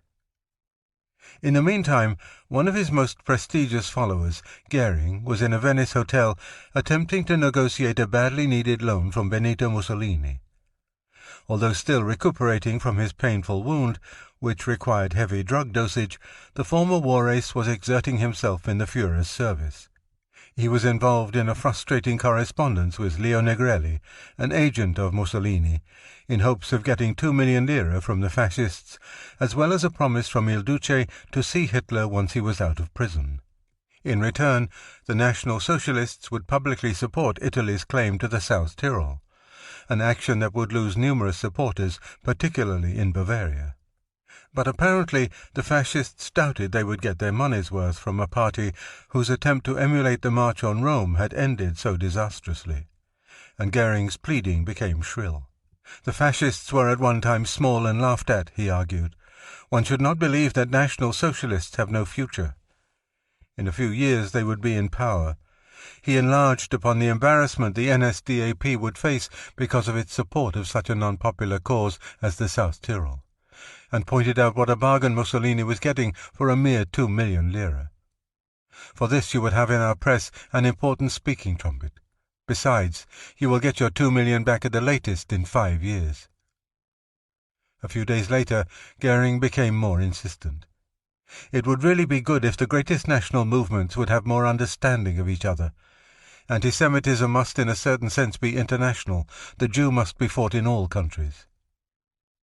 But the month of November slipped by, with Mussolini still refusing to commit himself. Nor is it likely that he ever did loan the 2 million lire, and the Führer still in prison. A few of his comrades were released by mid-December. Hitler bore these repeated disappointments about his own return to freedom with equanimity and philosophy, remembered Hemrich. The remainder prepared to celebrate the season at Landsberg as best they could. They put up holiday decorations and set up a Christmas tree in the common room. But before they could decorate it, the efforts of the State Cabinet to prevent Hitler's parole finally ended. On December 19th, the Bavarian Supreme Court, perhaps influenced by a threat from the 3 lay judges of the Hitler trial to make a public appeal, ordered his immediate release. Warden Leibold himself brought the news to Hitler, and early the following afternoon, after spending more than a year in prison, Hitler bade farewell to his comrades, gave them all his money, 282 marks, then shook hands with Hemrich and thanked him for all he had done. There followed a tearful parting with Leibold. When I left Landsberg, recalled Hitler, everyone wept, the warden and the other members of the prison staff, but not I. We'd won them all to our cause. It was a raw, grey day. Hitler tersely greeted the 2 who had come to take him home, his printer, Adolf Müller, and Hoffmann, the photographer, before stepping briskly into the touring car, its canvas top raised as protection against the cold. He turned to Hoffmann, who had not been allowed to take photographs in the prison, and told him to get his picture. After one was taken at the ancient city gate, which had a fortress atmosphere, Hoffmann wanted to know what Hitler intended to do now. "I shall start again from the beginning," he said. As they sped toward Munich, Hitler revelled in the experience. "What a joy it was for me to be in a car again." He asked Müller to go faster. "No," was the reply. "It's my firm intention to go on living for another 25 years." At Pasing, they were met by a group of Nazi motorcyclists who accompanied them into the city. Party faithfuls were waiting outside his apartment house. At the top of the stairs, Hitler was almost bowled over by his exuberant dog. He found his room filled with flowers and laurel wreaths. Neighbours had covered the table with food and drink, including a bottle of wine. Prison had not marked him with self-pity. Far from regretting his months in Landsberg, he professed they had been essential for his development. "That period gave me the chance of deepening various notions for which I then had only an instinctive feeling. It was during this incarceration, too, that I acquired that fearless faith, that optimism, that confidence in our destiny, which nothing could shake thereafter." Hitler left Landsberg hardened by adversity, more settled in his own convictions. Unabashed by the party feuds and the apparent blighting of his political ambitions, he returned to Munich determined to take a new political road. Never again would he make the old mistakes. He had been a Führer in name only, serving a party that had been founded by others. From now on he would be a true Führer, shaping his own program in his own way toward long-range goals. His first task was to assess the political situation. The National Socialist bloc had lost more than half its seats in the December elections, with the popular vote slipping from 1,918,300 to 907,300. Moreover, the NSDAP itself was still illegal, and he would have to operate underground. On the positive side, he was not only free, but deportation proceedings against him had been quashed by the man who had recently fought his parole. Justice Minister Gürtner had undoubtedly been influenced by Austrian refusal to take Hitler back. He had come out of prison as a martyred saint to all folkish groups, and this racist movement, despite the evidence of the December elections, was burgeoning. This growth, ironically, had been unleashed by the putsch. Many people who had wavered between the moderate and radical wings of the patriotic movement swung to extremism as a result of their emotional involvement in the abortive uprising. In a sense, the NSDAP had a stronger base than ever, and, while its two warring groups were wide apart, Hitler was confident he could somehow induce both factions to place loyalty to him above their differences. He was to be the program, and his followers would have to equate folkish aims with his personal political success. The image of Adolf Hitler, the national martyr, would become the personalization of flag, freedom, and racial purity. What had been thought out carefully in the peace and solitude of his cell was quite another thing in the unaccustomed freedom of Munich. On that first evening of liberty, he didn't know what to do with himself. I had the impression that any moment a hand would be laid on my shoulder, and I remained obsessed by the idea that I'd have to ask leave for anything I wanted to do. Shrewd enough to realize that only time would enable him to regain contact with reality, he decided to remain quiet for several weeks before embarking on the task of reconciling the enemy brothers. One of the first steps in his project to regain civilian composure was a visit to the Hanfstengels on a snowy Christmas Eve. They had moved from their cramped apartment to a spacious house across the Isar River, a pleasant sector near Herzog Park, boasting such prestigious neighbors as Thomas Mann. As Hitler entered the studio, he looked around nervously, then said, almost pleadingly, "Hanfstengel, play me the Liebestod." After Hanfstengel hammered out this tremendous thing from Tristan und Isolde with Lisztian embellishments, Hitler began to relax. Helene brought in her new daughter, Hertha. Hitler crooned over the baby and apologized for what had happened at Uffing. "You are the most feudal acquaintances I have," he finally said, surveying the studio. Suddenly, in mid-sentence, he darted a glance over his shoulder. "I'm sorry," he explained. "That's what jail does to you. There is always some damned jailer standing behind watching you."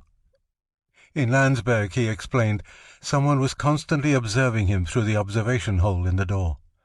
A horrible feeling, that. I am certain they were seeking for some pretext to have me transferred to an insane asylum. You know, I went on a hunger strike for 2 weeks, and they tried to make that grounds for an insanity charge. Perhaps that was why he ended his fast. After dinner and the presentation of gifts that lay under the candlelit Christmas tree, Helene, Hitler, and 4-year-old Egon settled around the piano, while Hanfstengel played piece after piece on the Steinway. A military march seemed to inspire Hitler to stride up and down the room like a soldier, hands clasped behind his back, recalling scenes from the Great War. For the benefit of Egon, he began imitating a battle, reproducing the noise of howitzers, 75s, and machine guns separately and all at once. This was followed by a lecture on politics, which evolved into a tirade against the Jews. His anti-Semitism, thought Hanfstengel, seemed to have acquired more specific racial undertones. He had become convinced that Wall Street and, in fact, all America was controlled by the Jews. Then his thoughts and words abruptly turned to his dearest friend in Landsberg. "Ach, mein Rudi, mein Hesserl," Hitler exclaimed emotionally. "Isn't it appalling to think he's still there?" Before he left, Hitler managed to have a few moments of privacy with Helene in the studio. She was seated on a large sofa, and all at once he dropped to his knees and put his head in her lap. "If only I had someone to take care of me," he said. "Look, this won't do," said Helene, and asked him why he didn't get married. "I can never marry, because my life is dedicated to my country." She thought he was acting like a little boy, and perhaps he was. 17 years ago, almost to the day, his mother had died. It would have been awful if someone had come in, recalled Helene. Humiliating to him. He was taking a chance, he really was. That was the end of it, and I passed it off as if it simply had not happened. Chapter 8. Hitler's Secret Book, 1925 to 1928. 1. Hitler was invited to spend New Year's Eve at Hoffmann's home. He refused, but when the party was underway, a girl urged the photographer to phone the Führer and try again. To Hoffmann's surprise, Hitler said he would come, but only for half an hour. His arrival was eagerly awaited, particularly by the ladies, none of whom had met him. Nor were they disappointed. In his cutaway coat he looked very smart, wrote Hoffmann. He had not yet started to wear the lock of hair hanging from his forehead, and his air of modest reserve only served to enhance his charm. The women were particularly entranced by his little moustache. One pretty girl manoeuvred Hitler under the mistletoe and kissed him. I shall never forget the look of astonishment and horror on Hitler's face. The wicked siren, too, felt that she had committed a faux pas, and an uncomfortable silence reigned. Bewildered and helpless as a child, Hitler stood there, biting his lip in an effort to master his anger. The atmosphere, which after his arrival had shown a tendency to become more formal, now became almost glacial. Hoffmann tried to laugh it off. "I'm glad that it didn't happen to one of the more elderly among my guests. But then, you've always had luck with the ladies, Herr Hitler." Not amused, the Führer bade everyone a polite, cool farewell. Ever since release from Landsberg, he had lived in semi-solitude. He was finding it difficult to adjust politically as well as socially.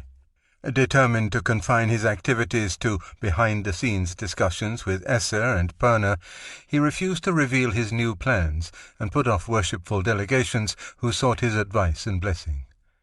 At the same time, he did not make the mistake of discouraging the adulation of rank-and-file followers, and his silence made them more eager than ever to hear his first speech. Hitler needed this concentrated solitude to become familiar with recent drastic political and economic developments. The regime in France, which had been demanding occupation of the Ruhr, had been replaced by a more conciliatory group, and a more equitable payment by Germany of war reparations had been recently instituted by the Allies. On the economic front, the establishment of a stable mark had stemmed the toboggan slide to economic chaos. The dual prospect of a peaceable settlement with France and economic recovery meant that Hitler had been deprived of political assets. On the other hand, a social change had come about which now offered him the chance to re-enter politics on a national scale. Rapid technical developments, urbanization, dispersal of the population, and the industrialization of the past decade had upended the middle class. The small merchant, the independent businessman, and the farmer were in a state of uncertainty and fear. It was the middle class that had suffered most during the inflation. The margin of affluence which had set these people above the working class had been wiped out, along with their savings and capital. Many blamed their misfortunes on the Reds and Jews, and their bitterness was already turning into hatred, making them receptive to Hitler's message of anti-Semitism. The new year presented as many opportunities as difficulties, and his political future would depend on ability to cope with both. He made his first move on the 4th day of 1925, in the form of a gesture of truce to the new Minister-President of Bavaria, Heinrich Helt. He spent half an hour alone with Helt, pledging his loyalty and offering to cooperate in the fight against the Reds. He promised to confine himself to legal means in his future political struggles, and made such a favourable impression that Helt reportedly remarked that evening, "This wild beast is checked. We can afford to loosen the chain." Alfred Rosenberg was not one of the few admitted to Hitler's company in these days of seclusion and preparation. He knew that Hitler was driving around the countryside with Esser, Ammann, Hoffmann, and Hamstengel, and he was irked at being excluded from this select company. "He valued me very much, but he did not like me," Rosenberg later complained. Piqued as well as concerned about the party split, Rosenberg persuaded his friend Lüdecker to write an article warning that the party was doomed unless its members stopped sniping at each other. After sending a copy of this article to Hitler, Lüdecker requested an interview. It took place at the little room on the Tierstrasse, and, after attacking Ludendorff and delivering a lecture on the Jews, Hitler finally got around to the article.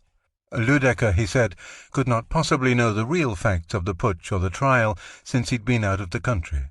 He derided Rosenberg's attempt to separate him from Esser. "That fellow has more political sense in his fingertips than the whole bunch of his accusers in their buttocks."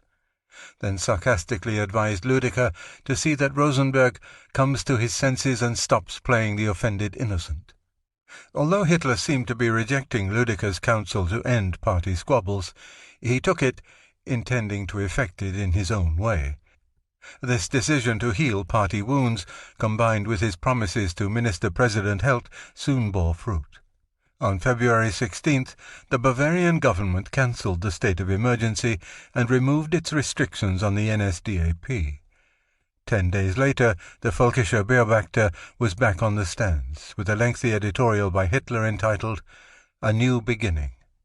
He promised to confine himself henceforth to organization and policy, not personal and religious differences, and called for peace among all Völkisch elements within the party.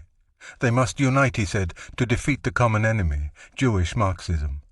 It was the new Adolf Hitler in action, determined to operate legally and willing to compromise for the sake of a party unity. At the same time, he was going to run the party his way, and despite a pledge to work within the governmental framework, he had not tempered his attack on his primal enemy, the Jew. On the following day, February 27th, Hitler made his eagerly awaited return to public life, at a party convention in the Burger Bräukeller, where he had launched the putsch. His speech was scheduled to begin at 8 p.m., but at mid-afternoon lines were already forming in front of the beer hall. By the time the police closed the doors at 6 p.m., the large hall was jammed with 4,000 people. Another 1,000 were turned away. National Socialists from all over the nation were on hand, with 3 important exceptions: Röhm, Strasser, and Rosenberg. "I won't take part in that comedy," the latter told Lüdecker that afternoon. "I know the sort of brother-kissing Hitler intends to call for." Rosenberg was proud, and refused to shake hands with a man he felt had forsaken him. There was almost as much excitement in the hall as there had been on the night of the putsch, and as Hitler marched down the aisle, wildly enthusiastic adherents waved beer mugs, cheered and hugged each other. Lifting his eyes above the party leaders, he appealed to the multitude beyond. While his words were fervent, they were not designed to antagonize either faction. He didn't make the mistake of going into the details of the squabbles of 1924. He ignored them. He called Ludendorff the most loyal and selfless friend of the movement, and urged all those who, in their hearts, remained old National Socialists to join together behind the swastika flag and crush their 2 greatest enemies, Marxism and Jews. The first was an appeal to revolutionaries like Esser, the second to Drexler and his more conservative Völkisch followers. After an inspirational appeal for national regeneration, "It is madness to believe that a great people of 60 or 70 million cannot be destroyed. It perishes as soon as it loses its drive for self-preservation," he turned his attention to the party officials at the front tables. He neither asked for their loyalty and support, nor offered any compromise. He ordered them to join the crusade or get out. "If anyone comes and puts conditions to me, then I say to him, 'My friend, wait and see what conditions I will put to you.' I am not out to get the great masses. After a year you can judge, my party comrades, if I have acted correctly, and that is good. If I have not acted correctly, then I will place my office back in your hands. Until that moment, however, I alone lead the movement, and no one makes conditions for me so long as I personally assume all responsibility. And I unconditionally assume responsibility for everything that happens in the movement." The frenzy in his manner was communicated to the audience. Cries of "Heil!" rang out. Women wept as the crowd pressed from the rear, climbing onto chairs and tables. Men who had been bitter enemies surged to the platform and shook hands, some of them unable to restrain tears. Then Max Amann shouted, "The wrangling must stop. Everyone for Hitler." Rudolf Buttmann, of the German Nationalist Party, came forward to make an emotional announcement that all his doubts had suddenly melted away within me as the Führer spoke. Budmann's use of this title, hitherto uttered only in private, underlined Hitler's overwhelming success. From now on, he would be the Führer in public. He had not only unified the NSDAP, but established the leadership principle, the unquestioned rule of one man. Drained emotionally as well as physically, Hitler left Munich that evening with Winifred Wagner. He and a few aides stayed overnight at her home in Bayreuth, but their presence was such a secret that the younger children of the family would not learn about it for years. The resurrection of Hitler was followed the very next day by a political development of significance. In the national elections occasioned by the death of Ebert, 78-year-old Field Marshal von Hindenburg became the second President of the Republic. It was obvious that the sympathies of this hero of the right did not lie with the Republic, and while he attempted to remain neutral, he did little to strengthen the Republican forces. There continued to be frequent cabinet crises, often over trivial issues such as the Conservative proposition to award a large financial indemnity to the Hohenzollerns. When this was carried over vigorous socialist protest, a new bill was introduced to indemnify all dispossessed princes. This too was passed despite a socialist referendum to override it. Even the question of the colours of the German flag produced a cabinet crisis, and Chancellor Hans Luther was forced to resign over it. It seemed inevitable that this change in national politics should add impetus to Hitler's rise in power. But his return to the politics of the beer hall had been too sudden and triumphant to suit the Bavarian government. It only proved how dangerous his gift of oratory was to the state. He had injected new life into the party too fast, too excessively, and the police forbade him to address 5 mass meetings set for early March, on the grounds that he had inflamed the Bürgerbräu audience with such violent phrases as "fight Marxism and Judaism, not according to middle-class standards, but over corpses." Hitler protested the ban in person. "Those who want to have a fight with us can have one," he told police officials. "Whoever attacks us will be stabbed from all sides. I will successfully lead the German people in their fight for freedom, if not peacefully, then with force. This sentence I repeat emphatically for the benefit of police spies, so that no erroneous reports will be circulated." These were strong words for a man on parole, and the end result was a ban on speaking in public throughout Bavaria. Open NSDAP meetings could be held, but not if their Führer spoke. Before long, the proscription extended to almost every German state. Hitler had been deprived of his major political weapon. He was forced to transfer his platform to the homes of his wealthy supporters. He spoke, recalled Heinz Haushofer, whose father took him to a Munich salon, as if he were at the Circus Krone, except that he remained seated. It was terrible. Shouting and arm-waving, he was not interrupted. He just spoke and spoke, like a record running in a groove, for an hour or an hour and a half, until he became absolutely exhausted. And when he was finished and breathless, he just sat down once more, a simple and nice man. It was just as if he switched into another gear, and there was no in-between. The ban obliged Hitler to confine himself to rebuilding the party, and he tirelessly went from one closed meeting to another in Munich, exhorting audiences much as he had done in the Bürgerbräukeller. By grassroots technique, shaking hands with men, kissing the hands of women, and holding innumerable intimate conversations, he came into contact with the entire metropolitan membership. He succeeded not only in solidifying his magnetic attractions to the commonalty, but in winning complete organizational control of the city party. At the same time, Esser and Streicher roamed Bavaria, duplicating Hitler's tactics as they rallied local organizations behind the Führer. By the end of March, Hitler controlled almost all Bavarian locals, but he was forced to turn over the fate of the party in North Germany to Gregor and Otto Strasser. The first was a good organizer and a gifted speaker, and could, as a delegate to the Reichstag, travel free on railroads. After the inspiring speech in the Bürgerbräu, he pledged his allegiance to Hitler, but Otto, already a clever journalist despite his youth, had reservations. How long, he wondered, would the honeymoon with Hitler last? Hitler accepted his enforced retirement from public life much as he had his imprisonment, and took advantage of its opportunities. He utilized his free time to establish a solid party apparatus with the help of two colorless but efficient bureaucrats, Philipp Buller and Franz Xaver Schwarz. The first became executive secretary of the party, an owlish-looking individual who invariably bowed to Hitler before addressing him. He was obsessed with details. Schwarz, formerly an accountant at the Munich City Hall, was party treasurer. He brought to his job the talents of an adding machine and the spirit of a miser. Together the two men, by subordinating themselves completely to the Führer, became indispensable to the party machinery.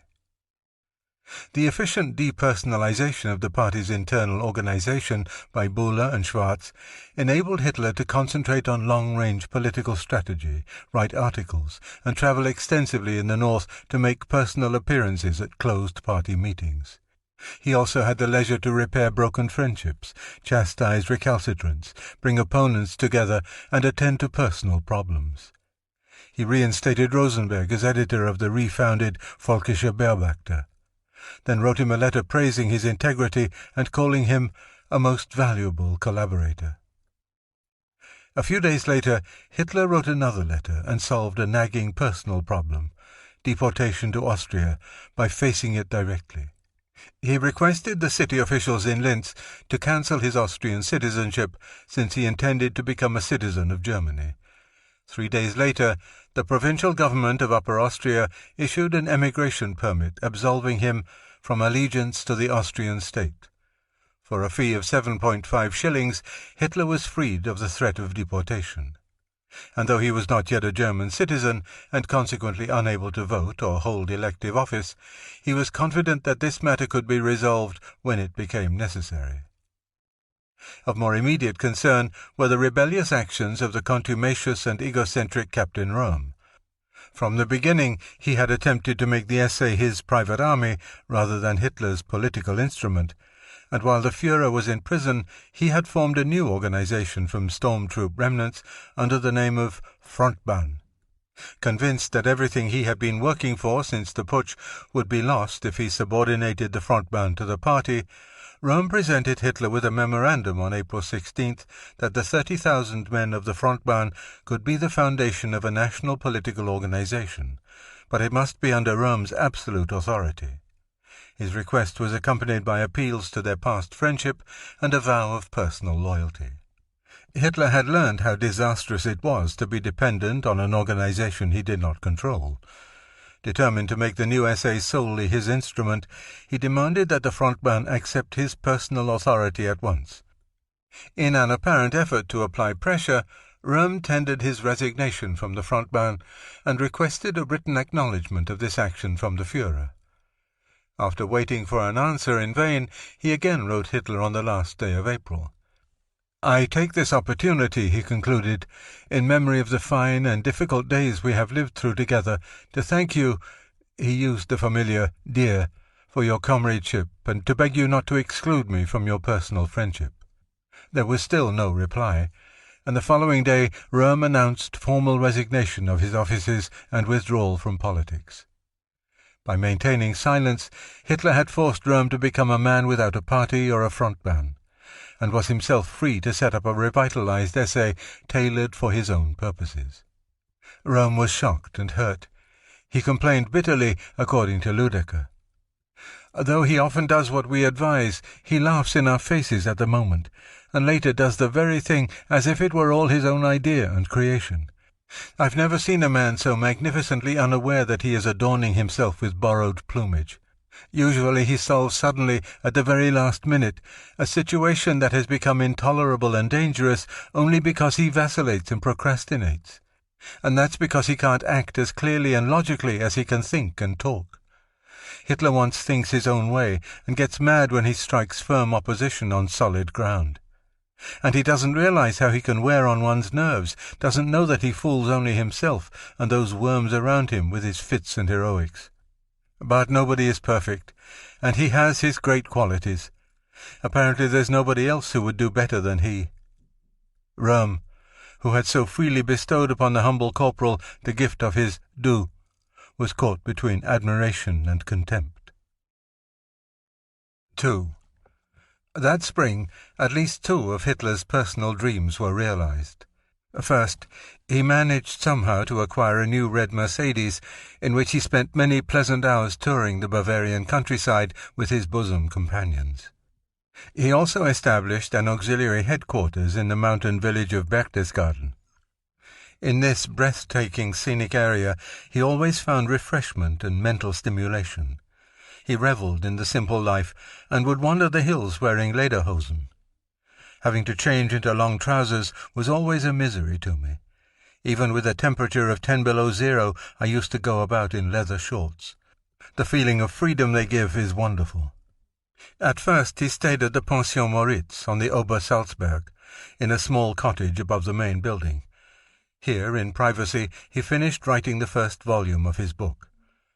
His principal sounding board was Hess, who had become private secretary at 300 marks a month, but he also sought editorial advice from Father Bernhard Stempfel, the former editor of an anti-Semitic newspaper, and Hanfstengel, who set to work crossing out superlatives. Hitler almost always reinstated what the latter eliminated, as well as his efforts to wean him away from the provincial views of men like Hess and Rosenberg. "You cannot have a Weltanschauung," said Hanfstengel, "unless you have viewed the world." He suggested Hitler travel abroad during the lull enforced by the speaking ban. In 3 or 4 months he could visit America, Japan, and India, as well as France and England. What would happen to the movement if I did that? The party structure had fallen apart while he was in prison and had to be rebuilt. Hanfstengel's observation that he would return full of new plans for the future nettled Hitler. "What curious ideas you have," he said. "What do you think I can learn from them? And why should I try to learn anyone else's language? I am too old, and have no interest and no time." Hanfstengel offered to teach him English, so he could read British and American newspapers and understand something of the broader world outside Germany. While never refusing the offer, Hitler could never make up his mind to accept it. And even the influence of Helena Hanfstengel was waning. In hopes of instilling in him some of the social graces, she suggested he learn to waltz. He refused, on the grounds that it was an unworthy preoccupation for a statesman, and, after her husband noted that Washington, Napoleon, and Frederick the Great all enjoyed dancing, retorted that it was a stupid waste of time, and these Viennese waltzes are too effeminate for a man to dance. This craze is by no means the least factor in the decline of their empire. That is what I hate about Vienna. Perhaps this rejection of Helena had something to do with her rejection of him the previous Christmas Eve. He was turning to other women for solace. Just across the street from his new rooming house in the town of Berchtesgaden, where he lived, in his own words, like a fighting cock, was a boutique run by the Reiter girls, Annie and Mitzi. If one can believe Maurice, Mitzi caught the Führer's eye while he was walking his Alsatian in the Kurpark. A friendship between Prince and Mitzi's police dog led to a flirtation between the owners. Hitler invited Mitzi to a concert, but her older sister protested on the grounds that Hitler was 20 years older than her 16-year-old sister. Hitler left in mortification, but soon returned with an invitation to both sisters to attend a party meeting. Years later, Mitzi claimed that Hitler went beyond flirtation. He called her Mitzerl, compared her beautiful eyes to his mother's, and asked for a kiss. When she refused, the Führer declared that they must not see each other again. But before long, he was walking her around the lake. At a secluded spot, he put his hands on her shoulders and suddenly kissed her. He said, "I want to crush you." He was full of wild passion. Before long they were lovers, and while she had visions of marriage, he only talked of renting an apartment in Munich where they could live together. Hitler found feminine stimulation of a different nature from Winifred Wagner, who accepted him uncritically. He became a hero in the household, and delighted in playing the role of the mysterious figure fleeing from enemies bent on assassinating him. In the dead of night he would steal into the Villa Walfried. Late as it was, recalled Fridolind Wagner, he never failed to come into the nursery and tell us gruesome tales of his adventures. We listened while he made our flesh creep, showing us his pistol, which, of course, he carried illegally, a small one that he could hide in his palm, but it held 20 bullets. Then it was that he told the children that the bags under his eyes had been caused by poison gas in the war. At Wahnfried he was called Wolf. Everybody liked him, even the new Schnauzer, which snarled at strangers, but the children were particularly attracted to him. He drew them quite effortlessly with his hypnotic power. His life was fascinating to us, because it was completely unlike ours. It all had a storybook quality. On July 18th, the first volume of his book was published in Munich by Eyre. At Amann's suggestion, the title had been changed to Mein Kampf, the name he had given his diary. Sales were good, a little under 10,000 by the end of 1925, but it was criticized then and later as abominably written, pompous and turgid. It read like a Horatio Alger novel grafted onto a political tract. Even its subtitle, A Reckoning, was novelistic. Even so, the detailed, subjective portrayal, self-serving as it was, of the development of a young man's personal and political convictions gave insight into the nationalistic folkish wave sweeping across Germany. Since his release from prison, Hitler's anti-Semitic diatribes had been overshadowed by preoccupation with party politics. The book was the channel for these feelings, and here he developed the theme to new heights. He made it clear that his hatred and fear of Jews was the center of his private life as well as his political career. At the end of the chapter describing his blindness at Pasewalk, he flung down the gauntlet. We cannot bargain with the Jews, only present them with a hard either-or. But I was now resolved to become a politician. And in his role as politician, it would be his mission to solve the Jewish question with radically harsh methods and in the name of God. Therefore I am now convinced that I am acting as the agent of our Creator by fighting off the Jews. I am doing the Lord's work. To the growing army of racists in Germany, the pages of Mein Kampf were an inspiration, and their author the personification of their struggle against all enemies at home and abroad. 3. Hitler must have known that giving Gregor Strasser full power to reorganize the NSDAP in North Germany would be risky, and the more successful he became, the more dangerous he would be as a political rival. While anti-Semitic, Strasser was no reactionary. His political philosophy could be traced to Spengler and the frontline socialism of the war, based on the elitist principle that leadership of the proletarians must come from the military. He was a typical left-wing National Socialist, and this made him particularly useful in bringing party revolutionaries back into line. A husky, outgoing man, he would move crowds as well as individuals, and by late summer helped bring more prosperity to the cause than Hitler had expected. The number of cells in some sections doubled and even tripled. This increase came largely through Strasser's appeal to the working class and his freedom from the autocratic control of the Munich leadership. In early September, the struggle against the South became an open issue at a party conference in Hagen. Gregor Strasser had called the meeting to form a coalition against Munich bureaucracy. The conferees naively hoped to pry the Führer from his reactionary Bavarian advisers so he could lead Germany toward a revolutionary folkish millennium. Strasser's program was endorsed. The delegates voted to unite for greater efficiency in organization and propaganda, and approved publication of a series of articles expressing programmatic policies that included economic reforms verging on National Bolshevism. Their editor was to be a brilliant 29-year-old who had replaced the methodical Himmler as Strasser's secretary. Joseph Goebbels was just over 5 feet tall and weighed not much more than 100 pounds. Moreover, his small frame had been racked by infantile paralysis, leaving him with a deformed foot. Goebbels was compensated by a variety of talents. He was a facile writer, and, despite an appearance of frailty, was a commanding figure on a platform, with his magnetic baritone voice, expressive hands, and appealing dark eyes.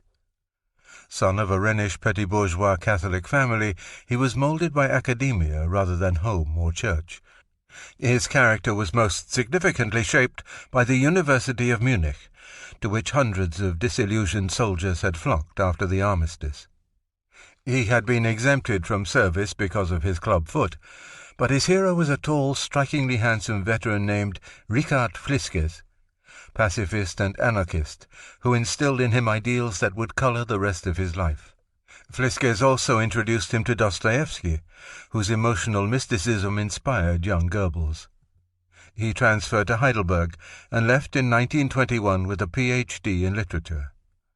The next few years he spent writing a romantic autobiographical novel entitled Michael, several plays and numerous lyric poems. To support himself, he worked at a bank, as floorman of the Cologne Stock Exchange, as tutor, as part-time bookkeeper. It was during this frustrating period that he split with Fliskes, for he had come to loathe the internationalism of Marxism.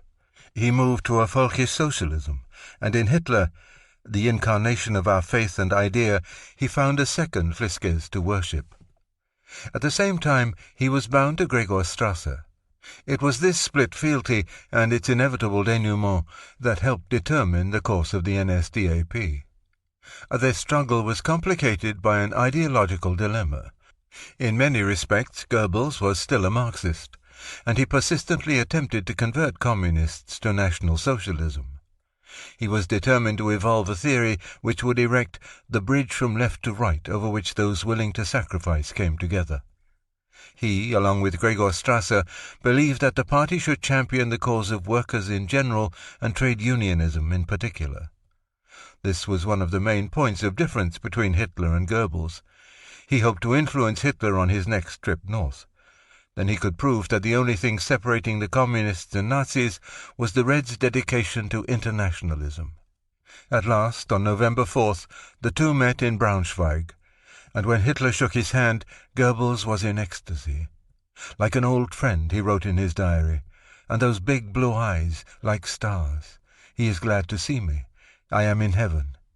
The personal encounter was the beginning of Goebbels' enchantment with the Führer. An enthrallment intensified at a second meeting several weeks later in Plauen. Great joy. He greets me like an old friend, and looks after me. How I love him. Yet within 24 hours, Goebbels was participating in an open revolt against the Central Party organization at a meeting of Northern Gauleiters. He had been delegated to help Strasser draft a new party program aimed at liberating the Führer from the reactionary Munich group and turning him to the left. This program called for state ownership of all land, division of large agricultural states among landless farmers, and nationalization of corporations. It was presented to the Gauleiters at a two-day conference in Hanover on January 24-25, 1926. The sessions were stormy, largely due to the surprise appearance of Gottfried Feder, Hitler's proxy. To Goebbels, he was the servant of capital and interest, the revaluation shit, and principal program drafter of the movement. According to Strasser's younger brother, the Gauleiters, with the lone exception of Robert Lai, voted for the new program point by point. Finally, Feder, who had objected to almost everything, said, "Neither Hitler nor I will accept this program." He was reminded that he was only a guest, but he persisted. As he was announcing that Hitler opposed the Marxist requests for confiscation of crown property as a Jewish swindle, he was shouted down. Goebbels leaped to his feet, furiously attacking the Munich leadership. He demanded Hitler's expulsion from the party unless he freed himself from their influence.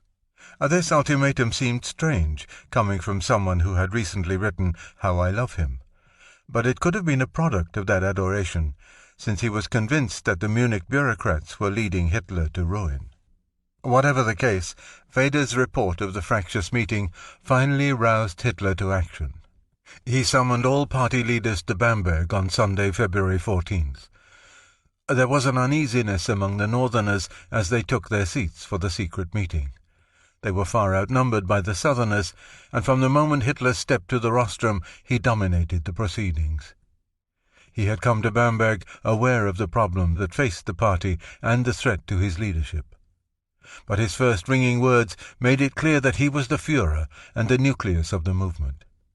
There were to be no more parliamentary debates, no more democratic procedures in the NSDAP. He would tolerate no splinter groups. Each Gauleiter, each member, was to pledge allegiance to the Führer and to the Führer alone. He did not make the mistake of assaulting either Strasser or Goebbels. Perhaps his intuition told him the truth, that both were really loyal to him and merely wanted to guide him away from the likes of Streicher and Esser. He had come to Bamberg not to humiliate the Northerners, but to bring them back into the fold. He launched his oblique attack on the leftists in purely leftist rhetoric, then offered as an alternative to the two conflicting views a new concept. He took the party out of politics and into the mythology of the leader. The original party program, he said, was the foundation of our religion, our ideology. To tamper with it would constitute treason to those who died believing in our idea. In other words, National Socialism was a religion, and Hitler was its Christ. Crucified at the Feldherrnhalle and risen after Landsberg, he had returned to lead the movement and the nation to salvation. The unexpected thrust of his speech took the Northerners completely by surprise. Goebbels had come to Bamberg confident that Hitler could be wooed to the left, yet he neither endorsed their position nor debated the issues. Rather, he faced the party leadership with a choice, to reject or accept him as the Führer. To have denied him would have meant the end of the party. Strasser replied briefly and nervously he was a beaten man. And Goebbels, except for shouting out several slogans, remained silent, except in his diary, "My heart aches." Convinced it was only a matter of time before the wounds of Bamberg healed and the party arose stronger and more united than ever, Hitler took the road for financial support. On the last day of February, he was allowed to speak to the National Club of 1919 at Hamburg's prestigious Atlantic Hotel, since it was not a public rally. His words, which indicated how much he had learned in Landsberg prison, were directed not to the lunatic fringe, but to the solid German citizen. He abandoned the style of the Circus Krone, opening the address with calm persuasiveness. He told how Germany had lost the war because of Marxism, how the Reds had attempted to take over the country, and how they continued to dominate the politics of Germany. Within an hour he had won the audience, not by pyrotechnics or emotion, but by logic, not by appeals to racism, but to patriotism, property and prosperity. Once he began to talk of Marxism, however, his style became more forceful. In a struggle, one side must succumb. Either Marxism will be abolished, or we shall be abolished. He called for a mass movement dedicated to a relentless attack on the Reds. Such a movement can only rely upon men's fists, just as one can only eradicate poison with a poisonous antidote. This movement must act in exactly that resolute manner. Victory will be decided solely by the stronger skull, greater resolution, and greater idealism. This was strong meat for an upper-class audience, but it brought forth stormy applause. To win, he said, this movement had to be as intolerant as Marxism. There should be no doubts about it. We recognize clearly that if Marxism wins, we shall be destroyed. We cannot expect a different end. But if we win, we shall destroy Marxism, and down to the roots, without any tolerance. We shall not rest until the last newspaper is destroyed, the last organization dissolved, the last training center closed, and the last Marxist converted or eradicated. A middle course does not exist for us. It was a remarkable speech, one indicating that he was at last looking for the broadest base of support in a vigorous but legal campaign to gain control of the nation. Nor had he forgotten that he had not yet gained complete control of his own party, despite Bamberg. He began directing his charm on the two leaders of the opposition, Gregor Strasser and Goebbels. By early March, the first capitulated, despite serious reservations, and sent out a letter to his adherents recalling all copies of his own program. It took a special trip to Munich early in April to win the second, but by the end of Goebbels' second day as the Führer's personal guest, he was so excited he had difficulty getting to sleep. The next day, Hitler gave him a conducted tour of party headquarters, followed by a 3-hour monologue. Brilliant, rehashing the Bamberg arguments. Captivated, Goebbels came over to Hitler's beliefs one by one, and finally surrendered in a gush of hyperbole. We ask. He gives brilliant replies. I love him. Social question, quite new perspectives. He has thought it all out. He sets my mind at rest on all points. He is a man in every way, in every respect. Such a firebrand, he can be my leader. I bow to the greater man, the political genius. He left Munich in a state of ecstasy. Farewell, Munich, I love you very much. Not only forgiven for his past sins, but confirmed as co-Gauleiter of the Ruhr area. With Goebbels and Strasser apparently converted, Hitler once more headed north to get financial support, and also to solidify his position with leftist party members. On May Day, he addressed an enthusiastic closed meeting at the City Hall in Schwerin, some 60 miles east of Hamburg. By 2 p.m., the large hall was packed with National Socialists from Altona, Hamburg, Bremen, Lübeck, and Lüneburg. Hundreds were turned away. The Hamburger Nachrichten reported that Hitler's arrival was preceded by wall-shattering music. He had developed body gestures which were, according to Müller-Schönhausen, the result of lessons from one of the most renowned seers and astrologists in Europe, Erik Jan Hanussen. The two reportedly met that year in Berlin at the home of a wealthy socialite, and Hanussen's first words were, "If you are serious about entering politics, Herr Hitler, why don't you learn how to speak?" A master of body language, Hanussen explained that Hitler was not taking advantage of movements to emphasize his words. In the next few years, so Müller and Schönhausen claimed, they continued to meet briefly, and Hanussen not only taught him the tricks of elocution, but also advised him on the selection of his associates. Not until the end of 1932, however, would he cast Hitler's horoscope and seal his own doom. 4. By mid-spring of 1926, Hitler had gained complete control of the NSDAP, with establishment of the principle that the Munich local was the hub of the entire movement and should provide the leadership of the National Party. This was confirmed at a general membership meeting at the Bürgerbräu on May 22nd. Here, as Supreme Führer, Hitler was invested with the power to select and dismiss any Gauleiter or sub-leader. This meant termination of all democratic procedures and complete subservience to the Führer principle. As a final precaution, Hitler insisted that the 25 points of the original party program be declared unalterable. He got his way, and was now in sole charge of the party's ideology. In his heart, Goebbels had already gone completely over to Hitler, but he kept up the facade of loyalty to Strasser, who still had doubts about the Führer.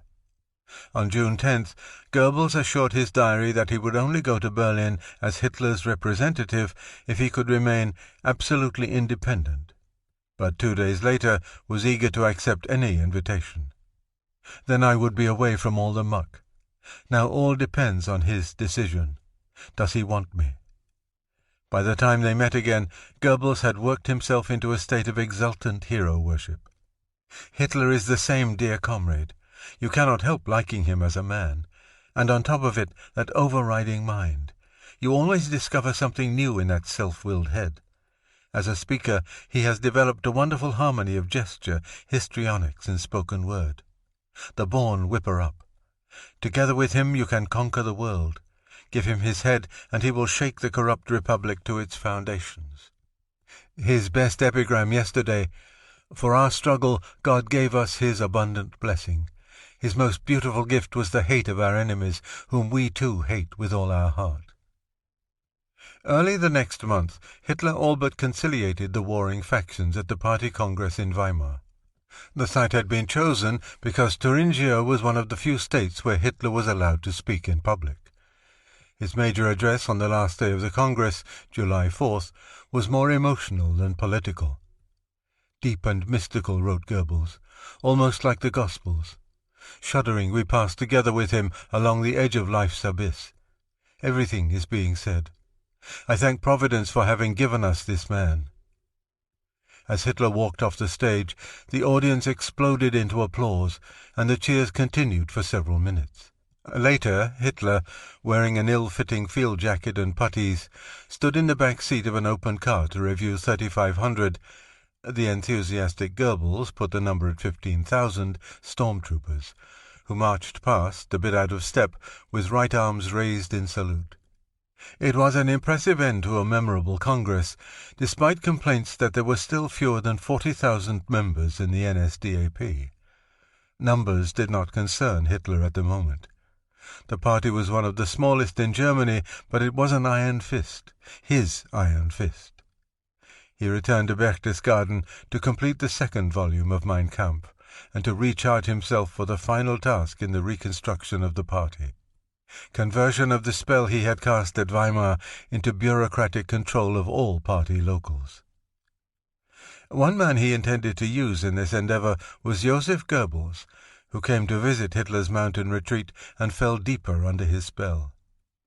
He is like a child, kind, good, merciful, like a cat, cunning, clever, agile, like a lion, roaring and great and gigantic, a fellow, a man. And on July 25th, his last full day in Berchtesgaden, came the ultimate conversion. "Farewell, my Obersalzberg," Goebbels wrote that night. "These days have signposted my road. A star shines, leading me from deep misery. I am his to the end. My last doubts have vanished. Germany will live. Heil Hitler." Hitler kept him in suspense for several months, and when Goebbels finally received confirmation that he was going to Berlin, he excitedly scribbled, "Berlin signed and sealed. Hooray!" It was more of a victory for Adolf Hitler. Outwardly, he had made his peace with Gregor Strasser by admitting him to the party hierarchy. But Strasser's talents and energy remained a slumbering threat to the Führer principle. By sending Goebbels to Berlin, where Strasser also had his headquarters, Hitler converted Strasser's former private secretary into his rival. On November 7th, Goebbels set off for Berlin and access to the corridors of power. He was heading for a new life, personally as well as politically, for he had broken his engagement with a girl named Elsa, with whom he had been carrying on a tempestuous affair. How could a rising star in the National Socialist constellation be married to, or even sleep with, a half-Jew? There were almost 50,000 party members by the end of the year, as well as an efficient party directorate with Hess as secretary, Schwarz as treasurer, and Buhler as secretary-general. The directorate had started with 3 automobiles and a staff of 25, but was growing rapidly. It was a quasi-state within a state, with departments for foreign policy, labor, industry, agriculture, economy, interior, justice, science, and press. Party auxiliaries were either formed or envisioned: a Hitler Youth and leagues for women, teachers, law officers, and physicians. The most important arm of the party was the SA. 8 new units had been installed at the Weimar Party Congress as demonstrable proof that they were an integral part of the NSDAP. At the same time, local and regional stormtroop units were coordinated with the Führer in direct control. To fit in with his new policy of legality, Hitler chose Franz Pfeffer von Salomon, a born organizer and disciplinarian, to preside over a legitimate, non-military organization. In order to prevent the SA from taking on any sort of secret character from the start, Hitler wrote Pfeffer, "It should not be hidden and should march under a bright sky to destroy all myths that it is a secret organization. Thus, the fight against today's state will not take on the atmosphere of a society out for vengeance, but a great worldwide movement and war against Marxism, its structure, and its wire-pullers. We do not need 100 or 200 dedicated conspirators, but hundreds of thousands of fanatic fighters for our Weltanschauung. We must show the Marxists that the future boss of the streets is National Socialism, just as one day National Socialism will be boss of the state." The official SA uniform was brown shirt with brown tie. The color was purely accidental. A large consignment of brown shirts, originally intended for German troops in East Africa, was available at wholesale. The end of 1926 was also marked by publication of the second volume of Mein Kampf. Subtitled The National Socialist Movement, it was based on the history of the party from the day the 25 points of the program were presented to the Munich Putsch. History of a sort had replaced autobiography. Since Machiavelli, there had rarely appeared such pragmatic instructions on politics, and Hitler's precepts on propaganda and organization were practical for those operating on street level. His analysis of crowd psychology indicated he had read Freud's group psychology and the analysis of the ego, published a few years earlier in Germany. A group is extraordinarily credulous, wrote Freud, and open to influence. It has no critical faculty, and the improbable does not exist for it. The feelings of a group are always very simple and very exaggerated, so that it knows neither doubt nor uncertainty. Similar principles had been expressed by William McDougall and Gustave Le Bon, but their works had not yet been translated into German. Ironically, it took a Viennese Jew to instruct Hitler that the orator who wished to sway a crowd must exaggerate, and he must repeat the same thing again and again. And it was Freud, too, who pointed out that the mass was intolerant but obedient to authority. What it demands of its heroes is strength or even violence.